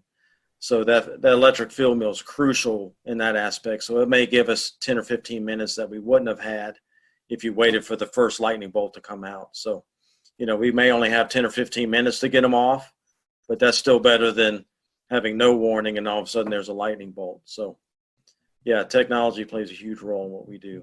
That's pretty fascinating. I didn't realize that much went into it. That's pretty sophisticated and really good coverage on your part. Stuart, once y'all blow the horn, this is kind of going back a few minutes, but once y'all blow the horn to warn there's a tornado or tornado warning storm or even a severe thunderstorm on its way, the players, they're coming off the course. But for bystanders that are sitting alongside the course or even in the stands, is there a safe place for them to go? Unless you have a clubhouse pass, and generally no.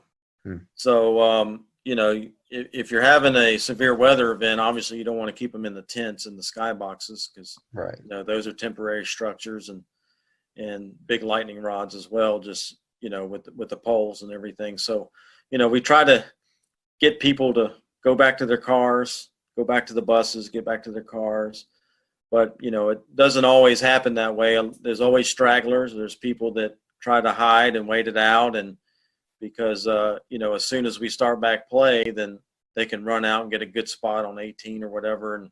And they're in a good spot to get a good position to watch golf again. But, it happens. We put weather warning signs up. We do the best we can. The PGA Tour and all these events try to do the best they can to get people to leave. But, there's always a few stragglers that always try to stand under a tree, and, it's not recommended, but it definitely, it happens. No, I was just going to say that I'm sure that's a problem at a lot of these outdoor sporting events, whether it be air shows, I would imagine, have a big problem with that, or even like you mentioned earlier, concerts. I think it was just last year we saw some video went viral of a concert tent just taking off. And downdraft, outflow wind of a tornado, thunderstorm. There's my brain. So yeah, that seems like a real problem. Yeah, it is, and there's a lot of outdoor festivals and concerts and stuff that don't have a meteorologist, and the people in charge really don't know weather. So I think that's when you have more of the mistakes made or decision making, not poor decision making, when those things happen. So, fortunately for us and my company I work for, DTN, we do a lot of consultation. We have a lot of customers that call in and get opinion from a meteorologist. So I think it's getting better and better as far as people hiring meteorologists or at least weather companies to help them out and make good decisions.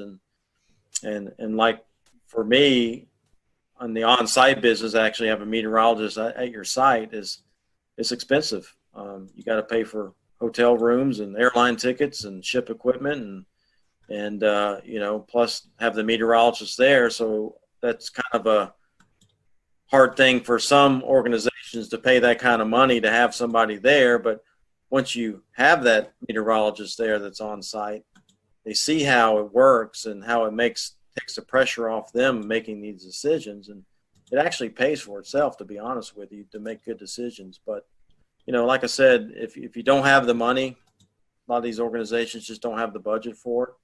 Hey, at least they can still hire a company like mine and have a consultation where they can call in, so it definitely makes a difference. Definitely so. Able to do that for Speedway Motorsports Incorporated. It definitely, I tell them, I'll worry about the weather. You guys worry about running the event. And it's just, I think it's a peace of mind for those folks. Well, I mean, I say it all the time myself is I'll tell you when you need to worry. Yeah, I'll do the worrying for you. Exactly. I'll tell you when you need to worry. So, yeah. I want to get back to what you mentioned about winds, right? So we talk about wind science, right? And we get into the nitty gritty of it, right? So you're talking about sea breezes, you're talking about things at the coastline, even inland, where you can have wind shifting or building, stronger pressure gradient, higher winds from certain directions. Do you get into the science of saying, you look at the course, you look at the direction of wind, the dominant direction of wind for the day, and the speeds? Do you talk about which links are going to be more difficult than others when you look at long range trajectory shots or higher iron shots? Do you speak about look for a lean to the left or hooking or anything like that when you get into the wind forecast? Yeah, the rules officials, the guys that are setting up the golf course, they're the ones that's more concerned with which holes are going to play. Let's just say we have on hole number 1, we have a strong south wind and it's blowing, 15 to 20 miles per hour. Well, if it's blowing from behind them, then a lot of times what they'll do is they'll move the tee blocks back so that hole plays longer. And then on the next hole, maybe it's going the opposite direction. Now it's in the player's face when they tee off. So they may move those tee blocks up so it plays shorter. That way they're trying to keep everything moving, but they're also trying to make it not hard, but they're trying to make it fair too.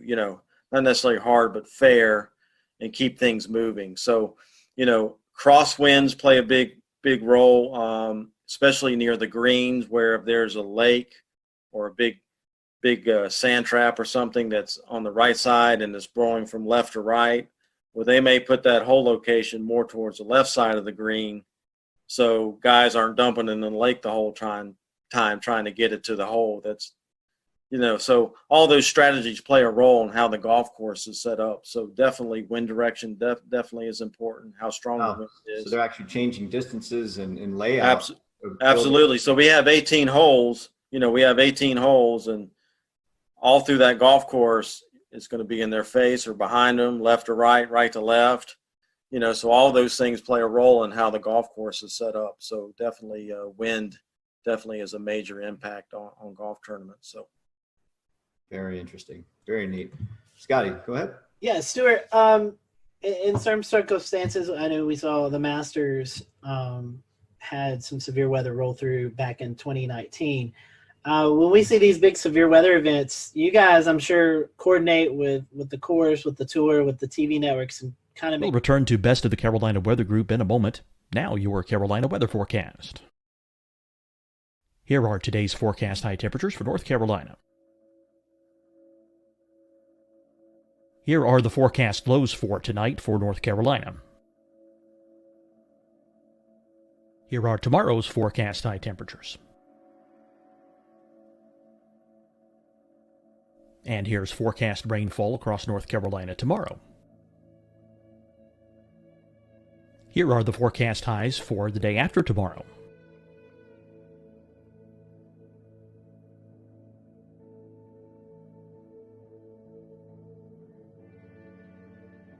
And here's the forecast rainfall across North Carolina for the day after tomorrow. This is the total rainfall forecast across North Carolina for the next 3 days. Here's the severe thunderstorm outlook for today from the Storm Prediction Center.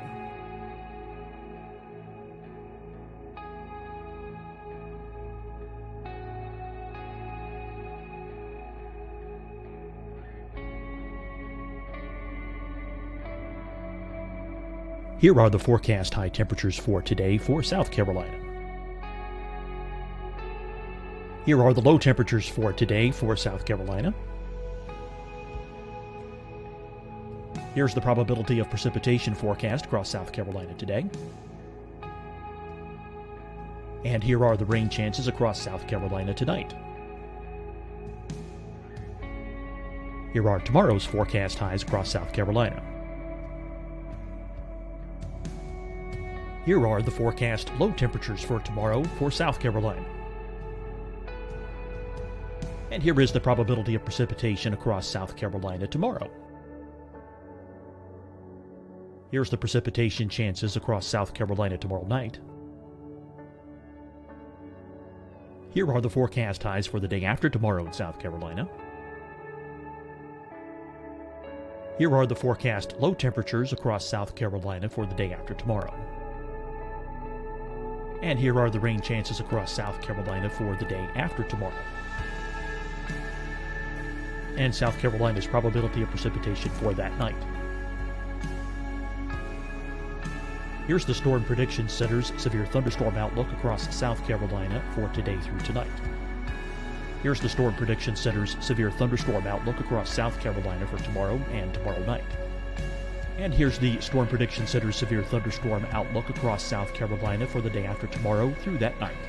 Here's the severe thunderstorm outlook for today from the Storm Prediction Center.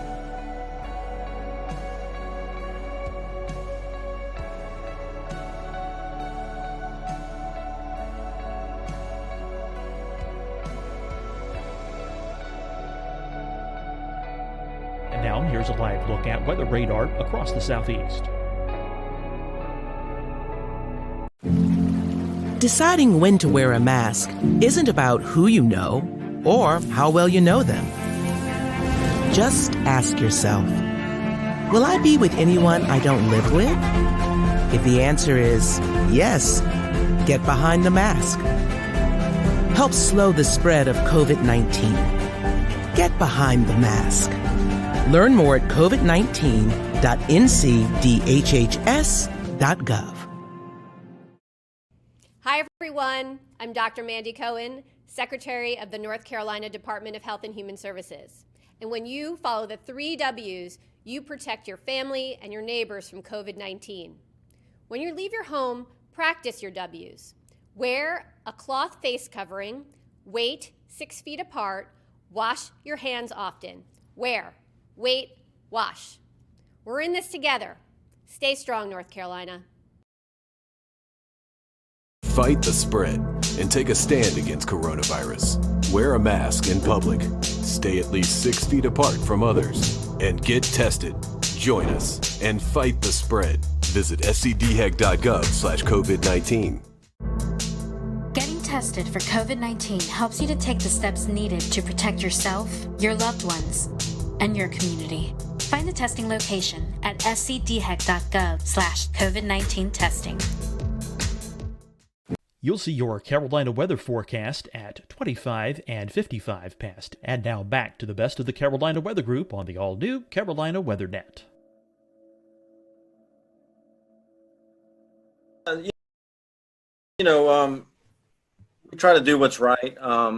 You don't want to get anybody hurt.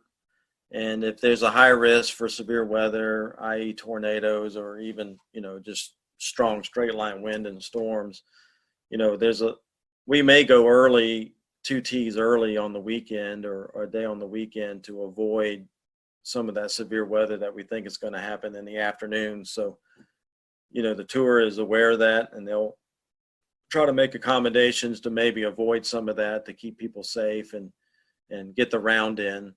Because the tour has a policy that we'll play on Monday to complete 72 holes. 72 holes is a must. They want to get every round in. So so we will do that on Sundays a lot of time to try to get everything completed and so we don't have to go into Monday. But for the most part, if it's a 30-40% chance of a thunderstorm day, then they're not likely going to change anything. It's just we're going to play golf and hopefully, that scattered thunderstorm will stay away from us. But if we do get hit and we don't finish, well, we'll be back Monday morning. So that's how it works. I know another that is tricky for you guys, especially on the West Coast, on the West Coast swing early in the season, is fog. Seeing lots of fog delays and even some cancellations of round because of visibility. Talk to us a little bit about forecasting fog. Yeah, it's tough, man. That marine layer out there, and what most people don't realize in California, the Pacific Ocean out there gets the Aleutian Current, which is very cold. It's cold water, and so fog forms on it quite a bit. So when we get out there, a lot of the things that we look for is the offshore flow. And we love it when there's offshore flow because it pushes that marine layer way out in the ocean, and skies stay clear at the golf course. Well, the thing that I've learned forecasting the weather out there, as soon as that pressure gradient starts going neutral, that's usually when the marine layer fog will move in. And so I've seen it. We had it this year at Torrey Pines at the Farmers Insurance Open. One day the fog rolled in early in the morning, and it stuck around till about 9:30 in the morning. So we had to delay for a couple hours, and then the sun finally ate through it and broke it apart, and it pushed offshore. So, it's a tough thing because with fog, you just don't know how long it's going to stick around. How thick it's going to be. We get the marine layer out there too. Sometimes it lifts and it's just a cloud deck and you're fine. It's just a cloudy day. But at Torrey Pines, we do have some elevation. I think we're up at 400 or 500 feet there. And so if it lifts up to 500 feet, we're in the cloud and we get socked in. And then obviously you go other places along the coast there that's not elevated, and then it's fine. So it's definitely tough. But it's something we deal with, and we just try to help the best we can with that. So, I know we're getting late on the interview. A fun question here: any favorite PGA Tour stops, and any of the PGA Tour players really weather savvy that we might not know about? Well, I mean, favorite weather stops. I mean, as far as any tournaments go. Hilton Head's a big favorite of mine. Any Hawaii tournament's great. Pebble Beach is awesome if the weather's good. Same thing with Torrey Pines in California. So yeah, we go to some great places. I mean, this past year I went to Japan and South Korea. I went to Shanghai, China, and this year, later in the year, I'm going to Australia. So yeah, I mean, we go to some great places and it's a lot of fun. So yeah, it's good. I was going to say, you have to go to these areas and actually learn the weather in these areas. You probably would have to understand it before you even go. Yeah, believe it or not, I mean, everywhere I go, I start paying attention to where I'm going a month or two ahead of time. So I know when I get there what's been happening. So you kind of got a feel for what's been going on. So, I've already been keeping tabs for the next couple of weeks when I go to Tucson and California again. And, and then obviously long term, you kind of looking, I've got Florida lurking in March. I'm going down to Florida. So you definitely keep up with what's going on and what's been happening. So, kind of what to expect going into it. So it's definitely harder in Japan and Korea and some of these places where, maybe the radar data is not as timely, or you don't have all the good data you have here in the U.S. You still have some data, but maybe not quite as good as some of the things you're used to using. So, and, forecasting wind and things like that gets a little more difficult, some of these spots. So, but still, us being there is still better than, for the tour and some of these tournaments, having us there is still better than not having us there, where they would just be guessing. So, we do the best we can, and they know it's not the U.S. and it's not quite as good, but it's still we still send our electric field mill over there, and we still have that and the detection network and that kind of thing. So, oh wow, I bet that's interesting transporting that equipment across seas to foreign country. Yeah, the tour sends a lot of containers and things, so it goes on with a lot of the scoreboards and that kind of stuff. So. it helps. One more question from me is as far as golf and the weather. Talk about course saturation. We're talking about frost in the morning, dew on the grass, dew points, humidity, right? How does it factor in to your forecast for when the starting time is? Does that sometimes get pumped up because of the ground's just wet and needs time to dry out, or? Well, obviously, if it's totally saturated, there's the rules of golf dictate what we can do as far as playing golf on a saturated golf course. So if there's still some standing water or some real wet areas, the tour a lot of time will institute a policy of lift, clean, in place where they can get relief maybe from some of those spots to a drier area that's not any closer to the hole, but they get some relief. And then they can pick up mud on their ball, so they can pick the ball up and wipe the mud off and place it back down and then hit it. So that helps us out quite a bit. But if we still have water running down the fairways or there's puddles on the greens and you can't put the ball through a puddle, so then obviously we can't play in those conditions. But, golf courses are made to drain. So, typically once the standing water is gone, then they institute that policy, maybe lift, clean, in place. That way we can still play and not be stopped under the rules of golf. So as far as frost goes, we do try to do frost forecast. It does come into play a lot of times when we're in the desert of Arizona in February and March, because it can get really cold there in the mornings and then warm up pretty quickly for the mid to late mornings. So we try to help them out with frost forecasts. Obviously, you got to just wait for it to melt before you can get on there, because you don't want to kill the grass stepping on it. So usually frost delays are not that long. They're usually 30 minutes to an hour, and then we can get out there and play.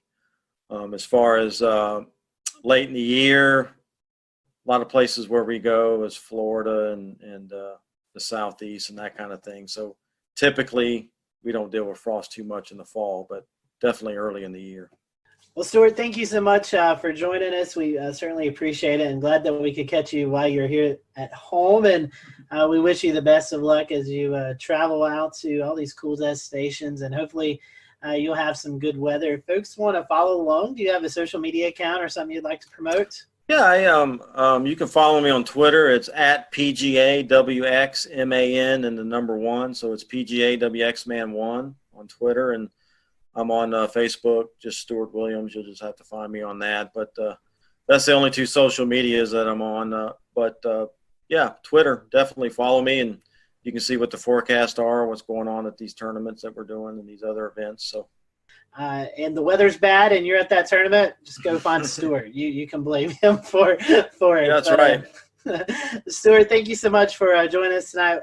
As always, we appreciate your time, and glad to catch up with you, and I hope to talk to you soon. Absolutely. Scotty, thank you guys for having me on. I appreciate it. It's been a lot of fun, and hopefully we can do it more often. Yes, sir. All right, guys. Thanks for watching the Carolina Weather Group. We'll see you back for another episode next week. All right, and that is our interview with Stuart Williams, DTN meteorologist who goes to all the PGA Tour events and provides them on-location weather support. That interview, again, was recorded in February for what we thought was going to coincide with a premiere for the Wells Fargo Championship in Charlotte. This week, the PGA Tour is back in action. They are at the RBC Heritage event in Hilton Head, South Carolina. And from Charlotte, I am James Brierton. We will see you back here next week. We will leave you, I'm trying to pull up a camera in Hilton Head, South Carolina to take a look at conditions there right now. It's not coming up. Go figure. But you'll have to trust us that Stuart's forecast says it won't be all too shabby. And here it is, a look from the Salty Dog there in Hilton Head, South Carolina. Again, I'm James Brierton in Charlotte. Thanks for joining us. Have a good night.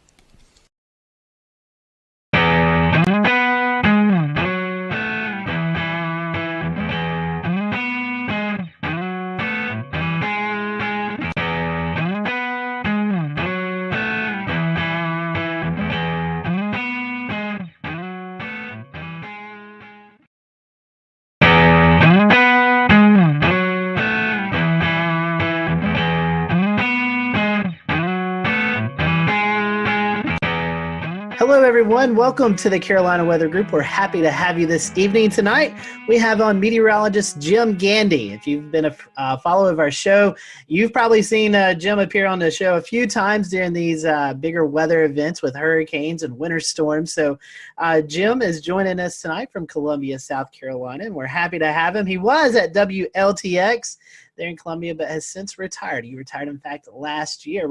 Actually, Jim, I think we're coming up on the 1 year mark. Is that correct? Just passed it. It was Okay. June 1st of last year. Yeah, so we've just passed that. So I know retirement life, we were talking a little bit before we started recording here, has been good to you. So we'll talk a little bit more about that afterwards. But 45 years in the business.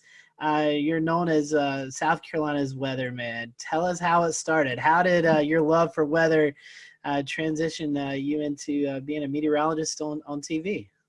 Nothing happened the way it was supposed to. My introduction to weather, ironically, was something that just scared me to death. I was probably maybe 4 years old. My dad was going to take me across the street to our house. And all of a sudden, the sky right before me just lit up with lightning.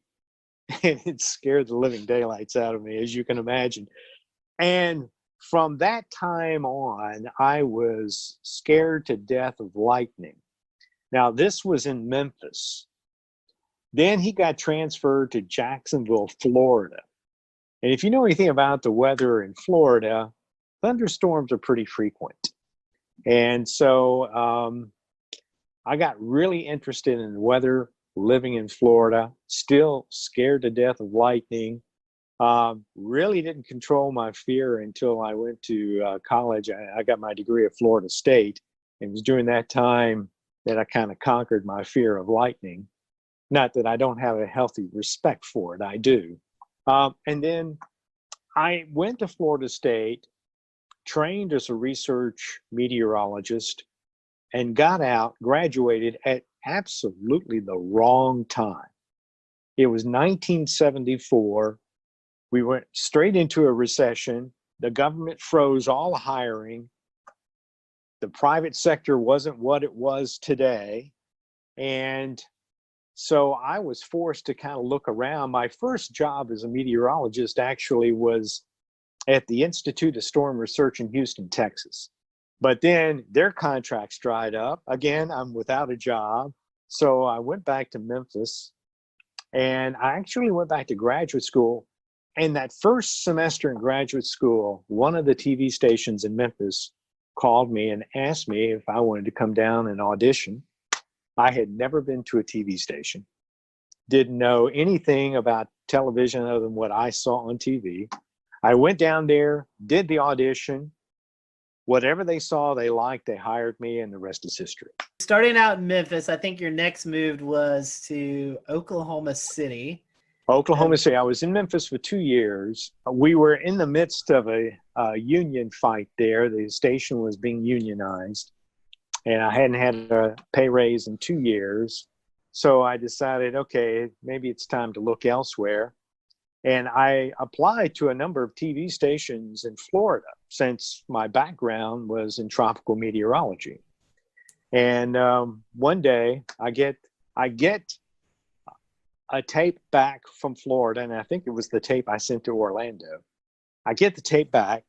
Obviously, it was rejected. One of the directors in the control room said, well, they've got an opening in Oklahoma City. Why don't you try for that? Well, I just got this tape back. I threw it in the mail and didn't think too much of it.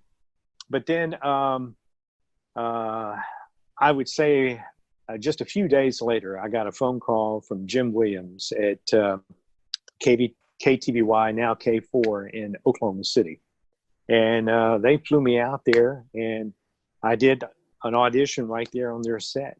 I beat out everybody that was looking for the job. And so I spent almost 5 years in Oklahoma City. Then I went and spent 2 years with Mike Smith up in Wichita at the Kansas State Network. And then I got the job at WIS in Columbia, South Carolina. and was there for about 14 and a half years. And then Gannett offered me a job. And I went and worked at corporate for a year and then came to Columbia at their station, WLTX, and was there for 20 years. Going tropical, studying at Florida State, like you said, experienced in tropical meteorology. Then going out to Oklahoma, where, now the Oklahoma City market seems to be one of the most sought after markets there is, with severe weather coverage. It's turned into, something that everybody tunes into now. Was it like that back in the 80s? I know the helicopters now, we have all these storm chasers, but what was it like in the 80s in the Oklahoma City market? It was fantastic. But you have to understand, I went to Florida State University. We didn't talk much about tornadoes. So when I went out to Oklahoma, I told my folks, I said, well, we're going to find out what kind of meteorologist I am, because Oklahoma City is a tough market. It has broken many people, and we'll see if I can hack it. Well, I went out there at just the perfect time. I got the job in July, which was right at the end of the severe storm season. So I really had about 8 months to prepare. And prepare I did, because down the road from Oklahoma City, of course, is the University of Oklahoma, the National Severe Storms Laboratory, all right there in Norman, Oklahoma. And some of my friends at Florida State were working at the Severe Storms Laboratory. So I knew the caliber of people that were down there. My biggest fear in Oklahoma City was going on the air and saying something that wasn't correct. OKC to Wichita to Columbia. Is there anything in particular that drew you to the Midlands versus being out west? It's very different. Well, one was a job, right. But after having been in Oklahoma City and Wichita for 7 years, and keep in mind, I grew up in the Southeast. So when I came back to Columbia to interview for the job, the first thing I noticed was trees. And I said, oh my God, there are trees here. And not these little scrubby things you see out in the plains. And so I said, boy, if they offer me the job, I'm going to take it. And sure enough, they offered me the job. I took it, and the rest is history. I have to laugh. People always ask me about my time out in Oklahoma City and Wichita, if I ever chased storms. Yes. In fact, that's how I got into photography, was by chasing storms. I tell people that I chased storms before it became fashionable. When I was chasing, it was a rare event to run across another chaser. But today, when I see how many people are on the road chasing out there today, I'm just blown away. I said, oh my God, there's a traffic jam. I'm surprised they don't have cops out there directing traffic. I mean, you're exactly right. I mean, we see it now even on when folks activate their GPS and they go into their apps, right? And they spell out names of people across 2 or 3 states. It's pretty impressive. So yeah, lots of people. A lot of people out there. And the competition is pretty stiff. Every once in a while on Twitter, you'll hear some scuffling going on about who was first in line or who was supposed to be first. So it's kind of interesting. Well, see, I never had that problem. There wasn't anybody out there. If you don't know what you're looking at in real time at the sky and what's going on in the environment, you can learn a lot from that outside of looking at radar and all these products and everything. So yeah, I mean, that's folks have access to that technology now, so they know how to kind of gain ahead. They can jump over to another state where something else is going on. So kind of well, for me, it was fantastic, because I could take what I was seeing in the field, and when I went back to the radar, now I could start to put things together. And I think that made me a better radar analyst, because I could see what was on the radar and I could visualize because I had seen it in the field. Right. And so it was a big help. Jim, I want to get back to Columbia. So overall in Columbia, you're talking about 30 years total. 34 years. 34 years. Let's talk about some of the major events, some of the major things you remember from Columbia. I was here during Hugo in '89. I experienced that as a teenager in high school. We left, we went to Union, South Carolina, and came back the next day. And it was just absolutely devastating. But I don't think folks knew what kind of impacts were going to occur inland, especially across the CSRA and all the way up into Charlotte and beyond. So tell us about your experience with Hugo. Well, that was an interesting one because when I came to Columbia, what I had not had to do when I was out in the Plain States was make a 5-day forecast. When I came to Columbia, they insisted on a 5-day forecast. Well, this is 1989. Everybody's doing 5-day forecasts, but granted, they weren't that great. So I had been watching Hugo off the African coast, and I had been reading some of the analysis coming out of Washington. And going into the preceding weekend, they said the weather pattern is shaping up for this hurricane to affect the southeast, which caught my attention. So over the weekend, I'm following it pretty closely. And so I went into work early on that Monday, and I did my analysis. The one thing that struck me was that the computer models were having some trouble. They kept wanting to keep the storm going west. When it came off of Puerto Rico, though, it was moving northwest, but the models kept wanting to turn it west. I have a rule, and I developed this rule in Oklahoma, and that rule is when it comes to computer models and reality. So I looked at the situation, trying to figure out why would the storm turn west. I could not find any reason for it to turn west. So I decided there isn't much out there to move this storm. So I pretty much interpolated from the 500 millibars right into South Carolina. So on Monday, that Monday night when I went on the air, I said, I think this is a hurricane that's going to hit us in South Carolina. And I was projecting mainly the low country. And the next day, I expected, it hit after midnight on Friday. So you're more than 3 days out. So I expected, okay, I'll have to change the forecast Tuesday, but we can make corrections along the way. Well, when I came in Tuesday, I was within 25 miles of the projected path. So I decided if things aren't changing, why change the forecast? So I stuck with the forecast, and it came right into Charleston, South Carolina, and it did quite a number on South Carolina. It was the strongest hurricane to hit South Carolina since the storm in 1893. I want to touch on another major weather event topic, which was the October flood of 2015, which affected not only us at the coast, but again, the connection to Columbia and the tropics and an upper low. And it was just the perfect kind of combination. And so I know that there was dams that broke in Columbia. There was all kinds of flooding issues, you name it. So We'll return to Best of the Carolina Weather Group in a moment. Now your Carolina weather forecast. Here are today's forecast high temperatures for North Carolina.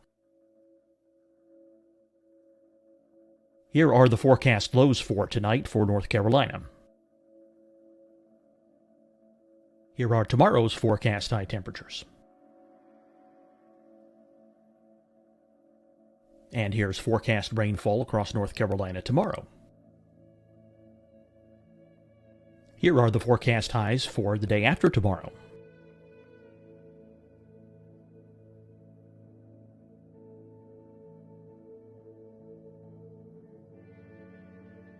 And here's the forecast rainfall across North Carolina for the day after tomorrow. This is the total rainfall forecast across North Carolina for the next 3 days. Here's the severe thunderstorm outlook for today from the Storm Prediction Center.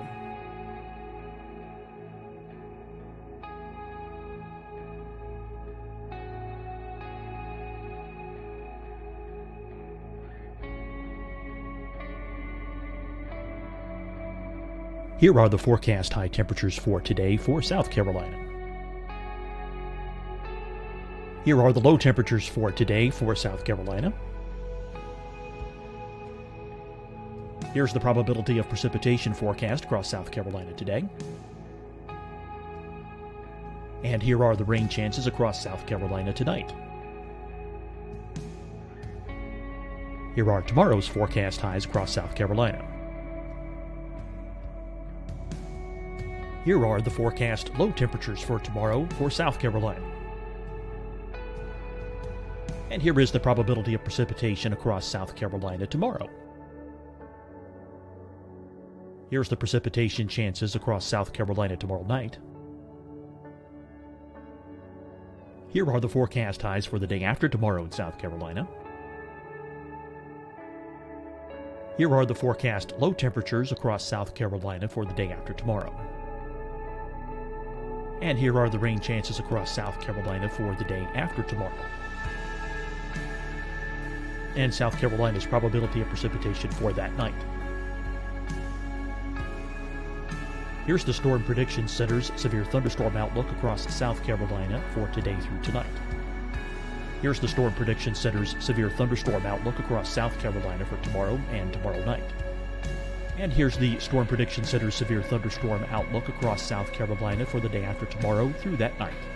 Here's the severe thunderstorm outlook for today from the Storm Prediction Center.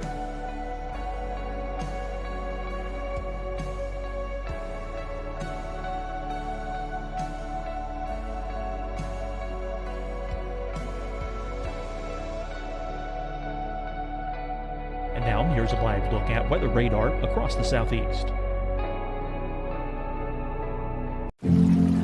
Deciding when to wear a mask isn't about who you know or how well you know them.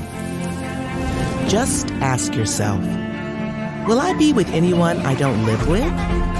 If the answer is yes, get behind the mask. Help slow the spread of COVID-19. Get behind the mask. Learn more at covid19.ncdhhs.gov. Hi, everyone. I'm Dr. Mandy Cohen, Secretary of the North Carolina Department of Health and Human Services. And when you follow the 3 W's, you protect your family and your neighbors from COVID-19. When you leave your home, practice your W's. Wear a cloth face covering, wait 6 feet apart, wash your hands often. Wear, wait, wash. We're in this together. Stay strong, North Carolina. Fight the spread and take a stand against coronavirus. Wear a mask in public. Stay at least 6 feet apart from others. And get tested. Join us and fight the spread. Visit scdhec.gov/COVID-19. Getting tested for COVID-19 helps you to take the steps needed to protect yourself, your loved ones, and your community. Find the testing location at scdhec.gov/COVID-19 testing.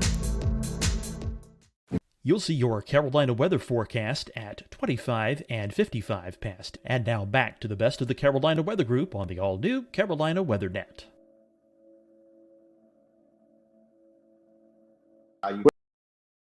Well, that was an interesting one because if you'll remember, it was Joaquin that came into the Bahamas and went stationary and sat there for a while. And of course, we were all watching it. One of the things early that week that bothered me was that the projection for rainfall for this area seemed to be unreasonably high. Unreasonably high because every computer model had the hurricane passing well east of us, offshore, maybe going into North Carolina. But certainly that would still leave us on what is traditionally the dry side of the hurricane. So, you know, we're talking about this on the air, and of course I was talking with my colleagues there in the Weather Center, and I said, you know, something just does not add up. And so we kept looking, and I kept analyzing stuff, and still couldn't figure it out. I knew that there was some information that we weren't getting. So the National Hurricane Center decided on that Wednesday night they would start flying the high altitude aircraft out toward the storm. And I said, and by the way, I was on conference calls with our corporate people. Tegna owned our TV station.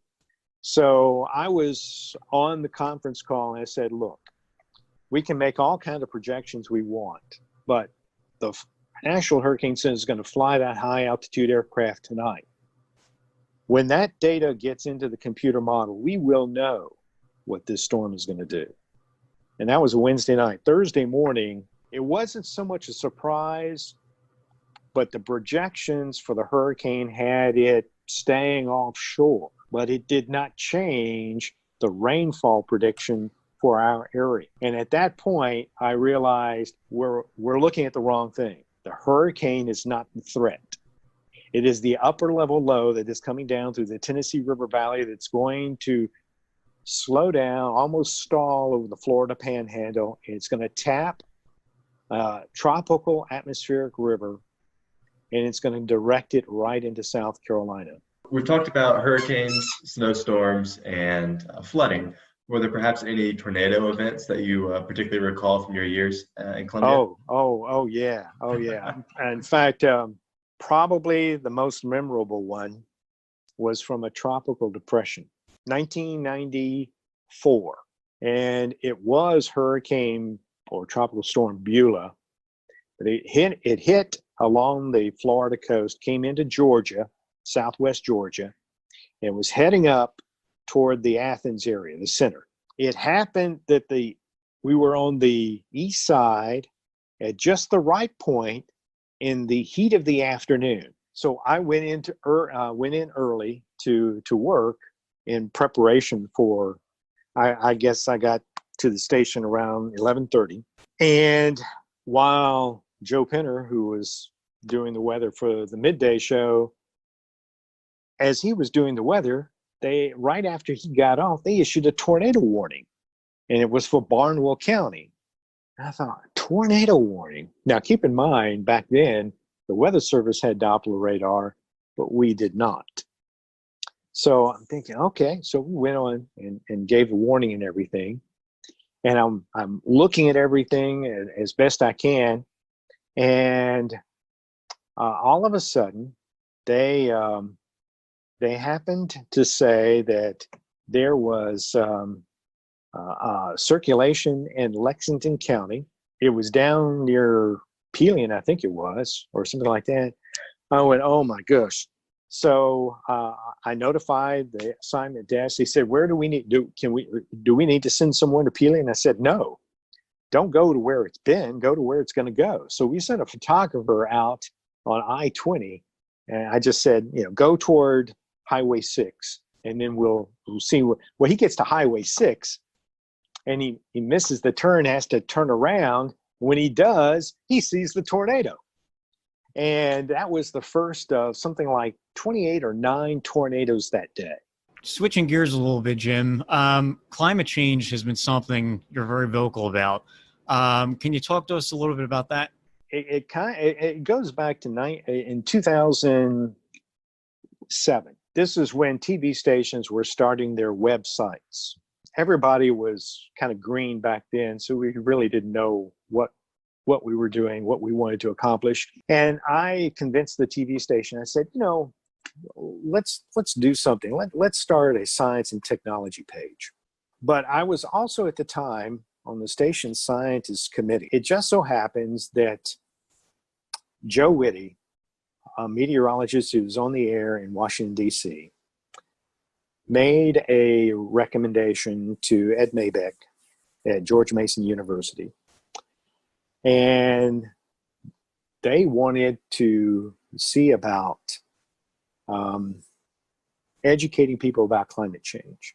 Joe sends a note to the chairman, who was Paul Gross at the time. And Paul then relayed that message to all of us on the committee. And I had just come inside from working out in the yard, and it said on there that they were looking for an advisor. I said, hey, this sounds kind of interesting. So I responded, but a friend of mine on the committee beat me to it. So when I talked to Joe, I said, well, if you need any help or anything like that, just let me know. A few days later, he calls back. He said, how would you like to be the test case? I got the TV station on board. They supported it. The National Science Foundation gave us the grant. And in 2009, ironically, as ClimateGate was breaking, we were meeting in Washington, D.C. to map out a program that would become Climate Matters. The whole focus of our work was to educate people about how the climate is changing and why it's changing and how it's going to affect them locally. We just wanted to give people the scientific information. What does Columbia, South Carolina mean to you? And then second part of that is, how is retirement life? I worked here for 34 years, so I consider it to be home. It's also a great place to be. The cost of living here in Columbia is really pretty low in comparison to other parts of the country. And actually, you can say that through a large part of the Carolinas. It's not just Columbia, but in this part of the country, the cost of living isn't that great. So it's a great place to live. So if you don't have a vast wealth, it's a great place to just kind of, settle in. As it turns out, I picked the perfect time to retire. I mean, I was already 66, so it wasn't like I was retiring early. So I decided, okay, let's go ahead and retire. This is it. I'll retire, and we'll enjoy life, whatever it is. Last question, Jim. To wrap this up, what are your words of advice for any future meteorology student or anybody that's currently in the field? I read something the other day that kind of struck me. It was a young meteorology student who was struggling or had struggled at Florida State, had gone to another college, had some problems there, but was really passionate about weather. And I thought about it because I felt bad that she was struggling, but I sent her a tweet back, and I said, this might surprise you and will surprise some, but I'm not the sharpest tool in the shed. I struggled as well. I often joke that I enjoyed the course atmospheric radiation so much, I took it 3 times. And you just have to work hard and persevere. When I graduated, I wasn't at the top of my class. But my parents instilled a work ethic. If you want something, you got to work for it. So in many cases, I wasn't the best person on the air. Certainly, I wasn't always the best looking person on the air. I don't have the best voice on the air. I don't even know why I'm on the air, but I work harder than anybody.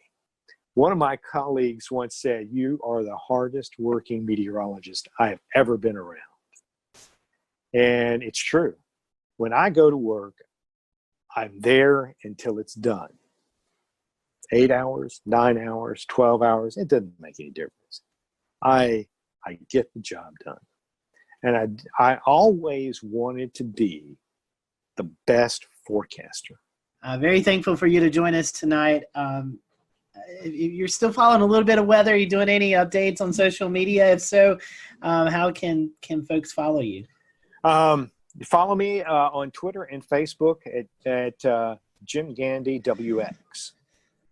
That's awesome. Well, Jim, we certainly appreciate it. We hope that you and your wife can get out and travel soon. Hopefully this pandemic mess will come to us soon or end soon, and you can get out there and enjoy the traveling. And we certainly appreciate you joining us tonight. And from all of us here at the Carolina Weather Group, thank you for your service that you've dedicated to the folks of South Carolina over the 30 plus years. Thank you for having me. You're welcome. Everyone, thanks for watching the Carolina Weather Group. We'll see you next time.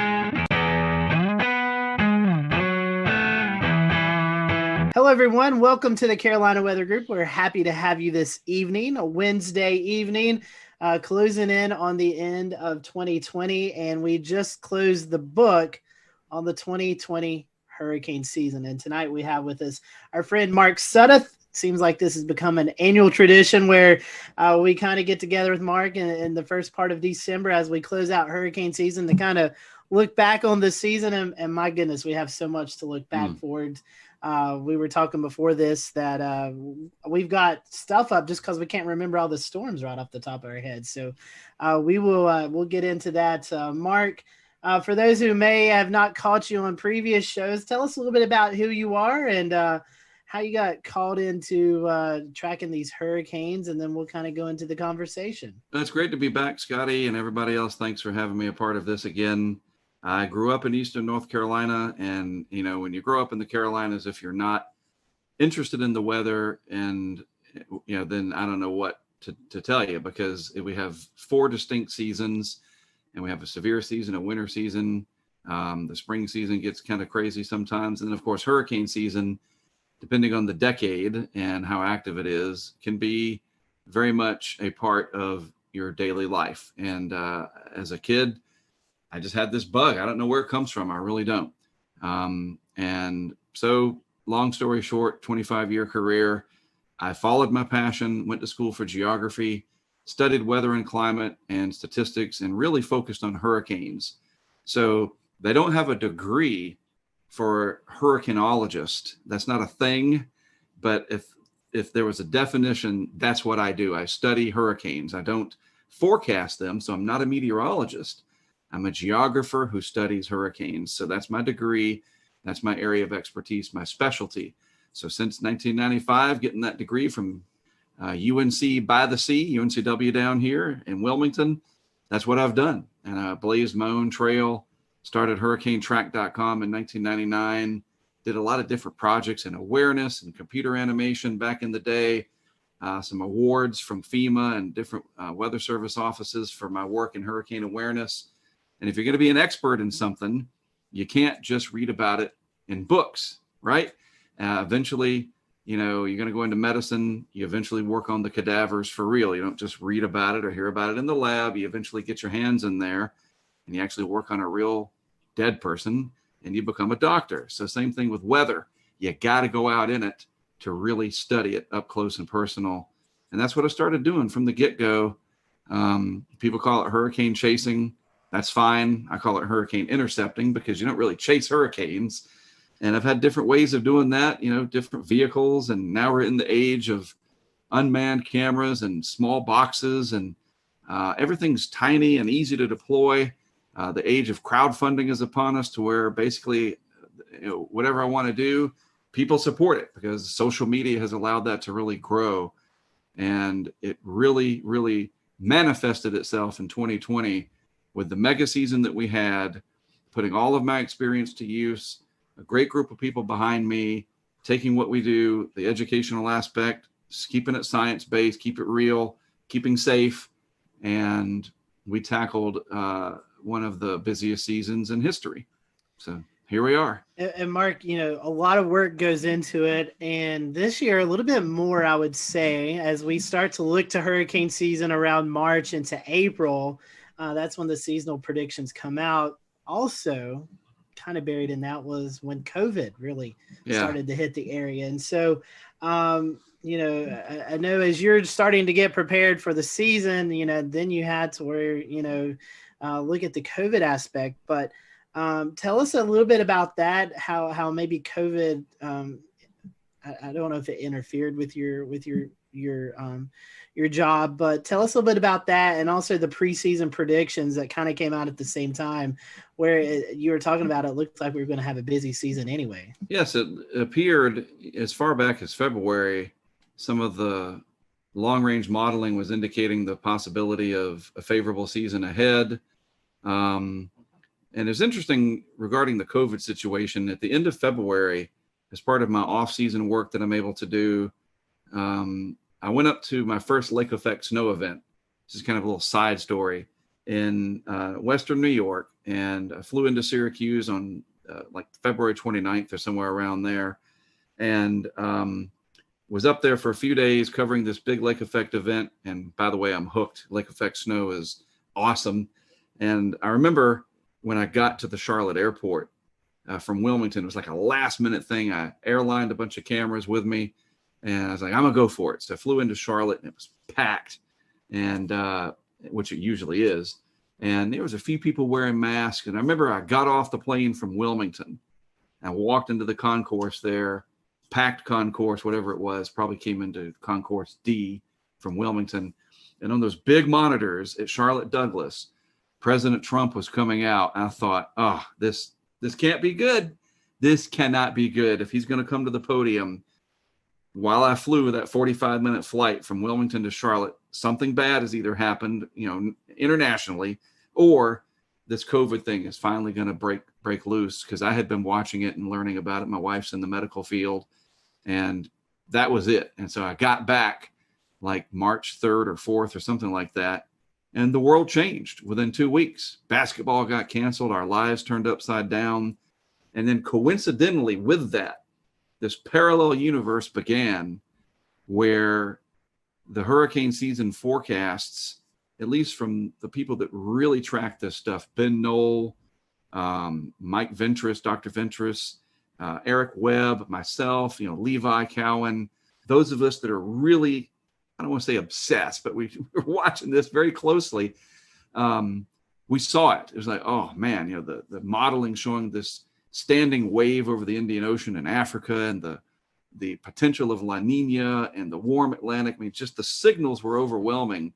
All the while, this COVID thing looked like it was just going to get out of control. And we were very worried that it would get so bad that we might not be allowed to travel interstate wise. And it's interesting, though, isn't it, that once we got to Memorial Day, it's kind of like the country threw up their hands and said, okay, uncle, we had to deal with the economy. And that's a whole other thing. And as it turns out, we were able to travel just fine. Kind of get to the punchline here from the COVID side. We took precautions. We were smart. If we were in an area where they mandated masks, we wore them. I don't like it. I had to do an interview with a mask on with CBS this morning, and it was the weirdest thing in my entire career. I've got a hurricane track branded mask, at least I did that. And the interview, I think it was Omar, I can't remember his last name, sorry. He's 6 feet away or more, and they got this big boom mic like they're shooting a movie, and everybody's wearing a mask, and we're outside. I was like, this is just screwed up. Like, I'm not used to this, you know what I mean? And it just became annoying, that anytime we took pictures or with any of, we were with Cantori during Laura, and we got a group shot with him and Charles Peak, and we all had to put our mask on because you can't put that. So the COVID thing was ever present, always there. But I will say, interestingly enough, we traveled 25,000 miles at least, starting late May with some testing and some other stuff. Tropical Storm Arthur all the way through Ada in Florida. And we had a team of about 5 of us, I think, and not a single one of us ever tested positive for COVID. We somehow were able to avoid it. Knock on plastic.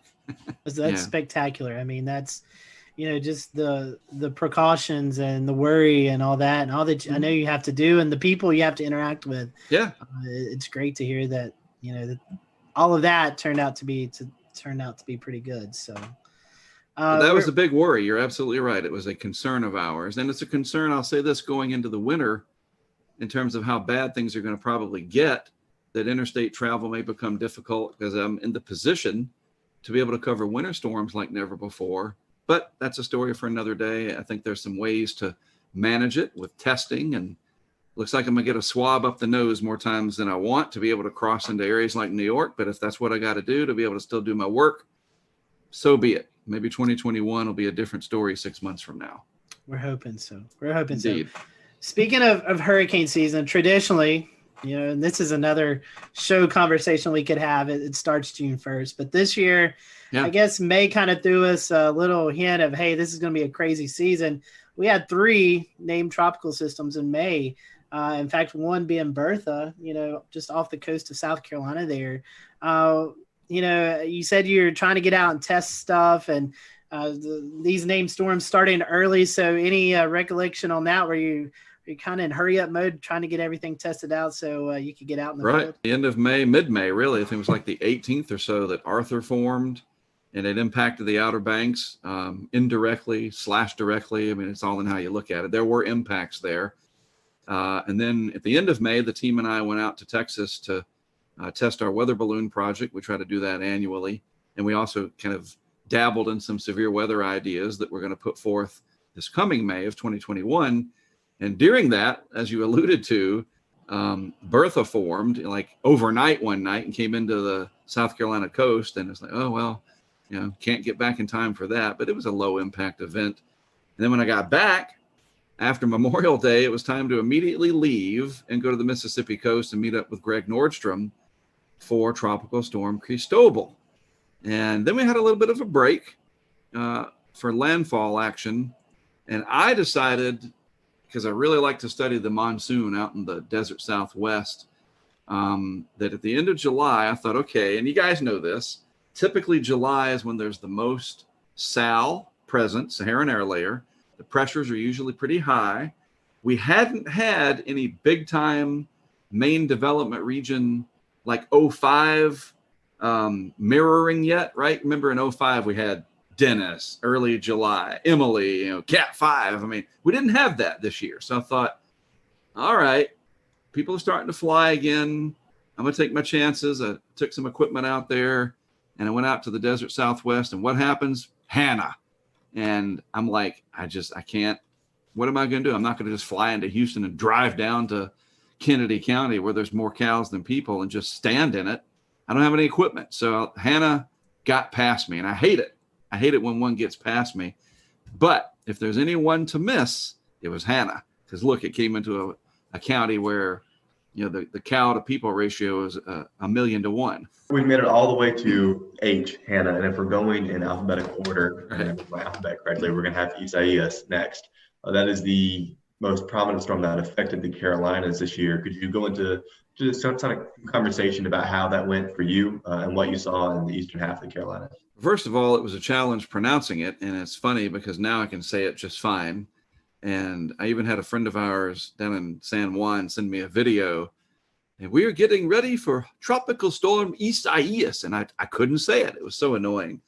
And then, of course, after it made landfall, I was able to say it just fine.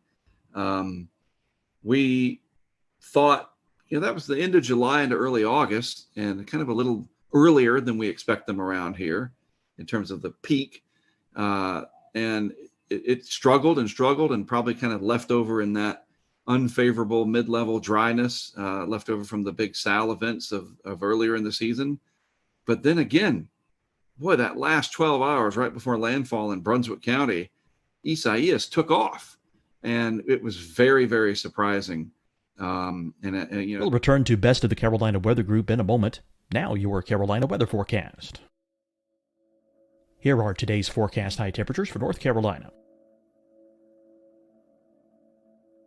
Here are the forecast lows for tonight for North Carolina. Here are tomorrow's forecast high temperatures. And here's forecast rainfall across North Carolina tomorrow. Here are the forecast highs for the day after tomorrow.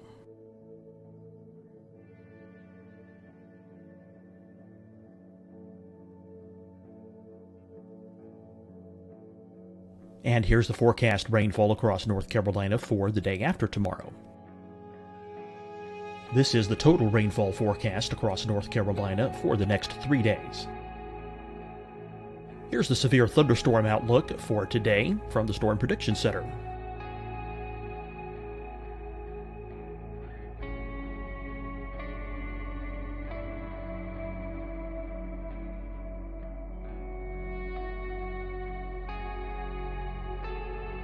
Here are the forecast high temperatures for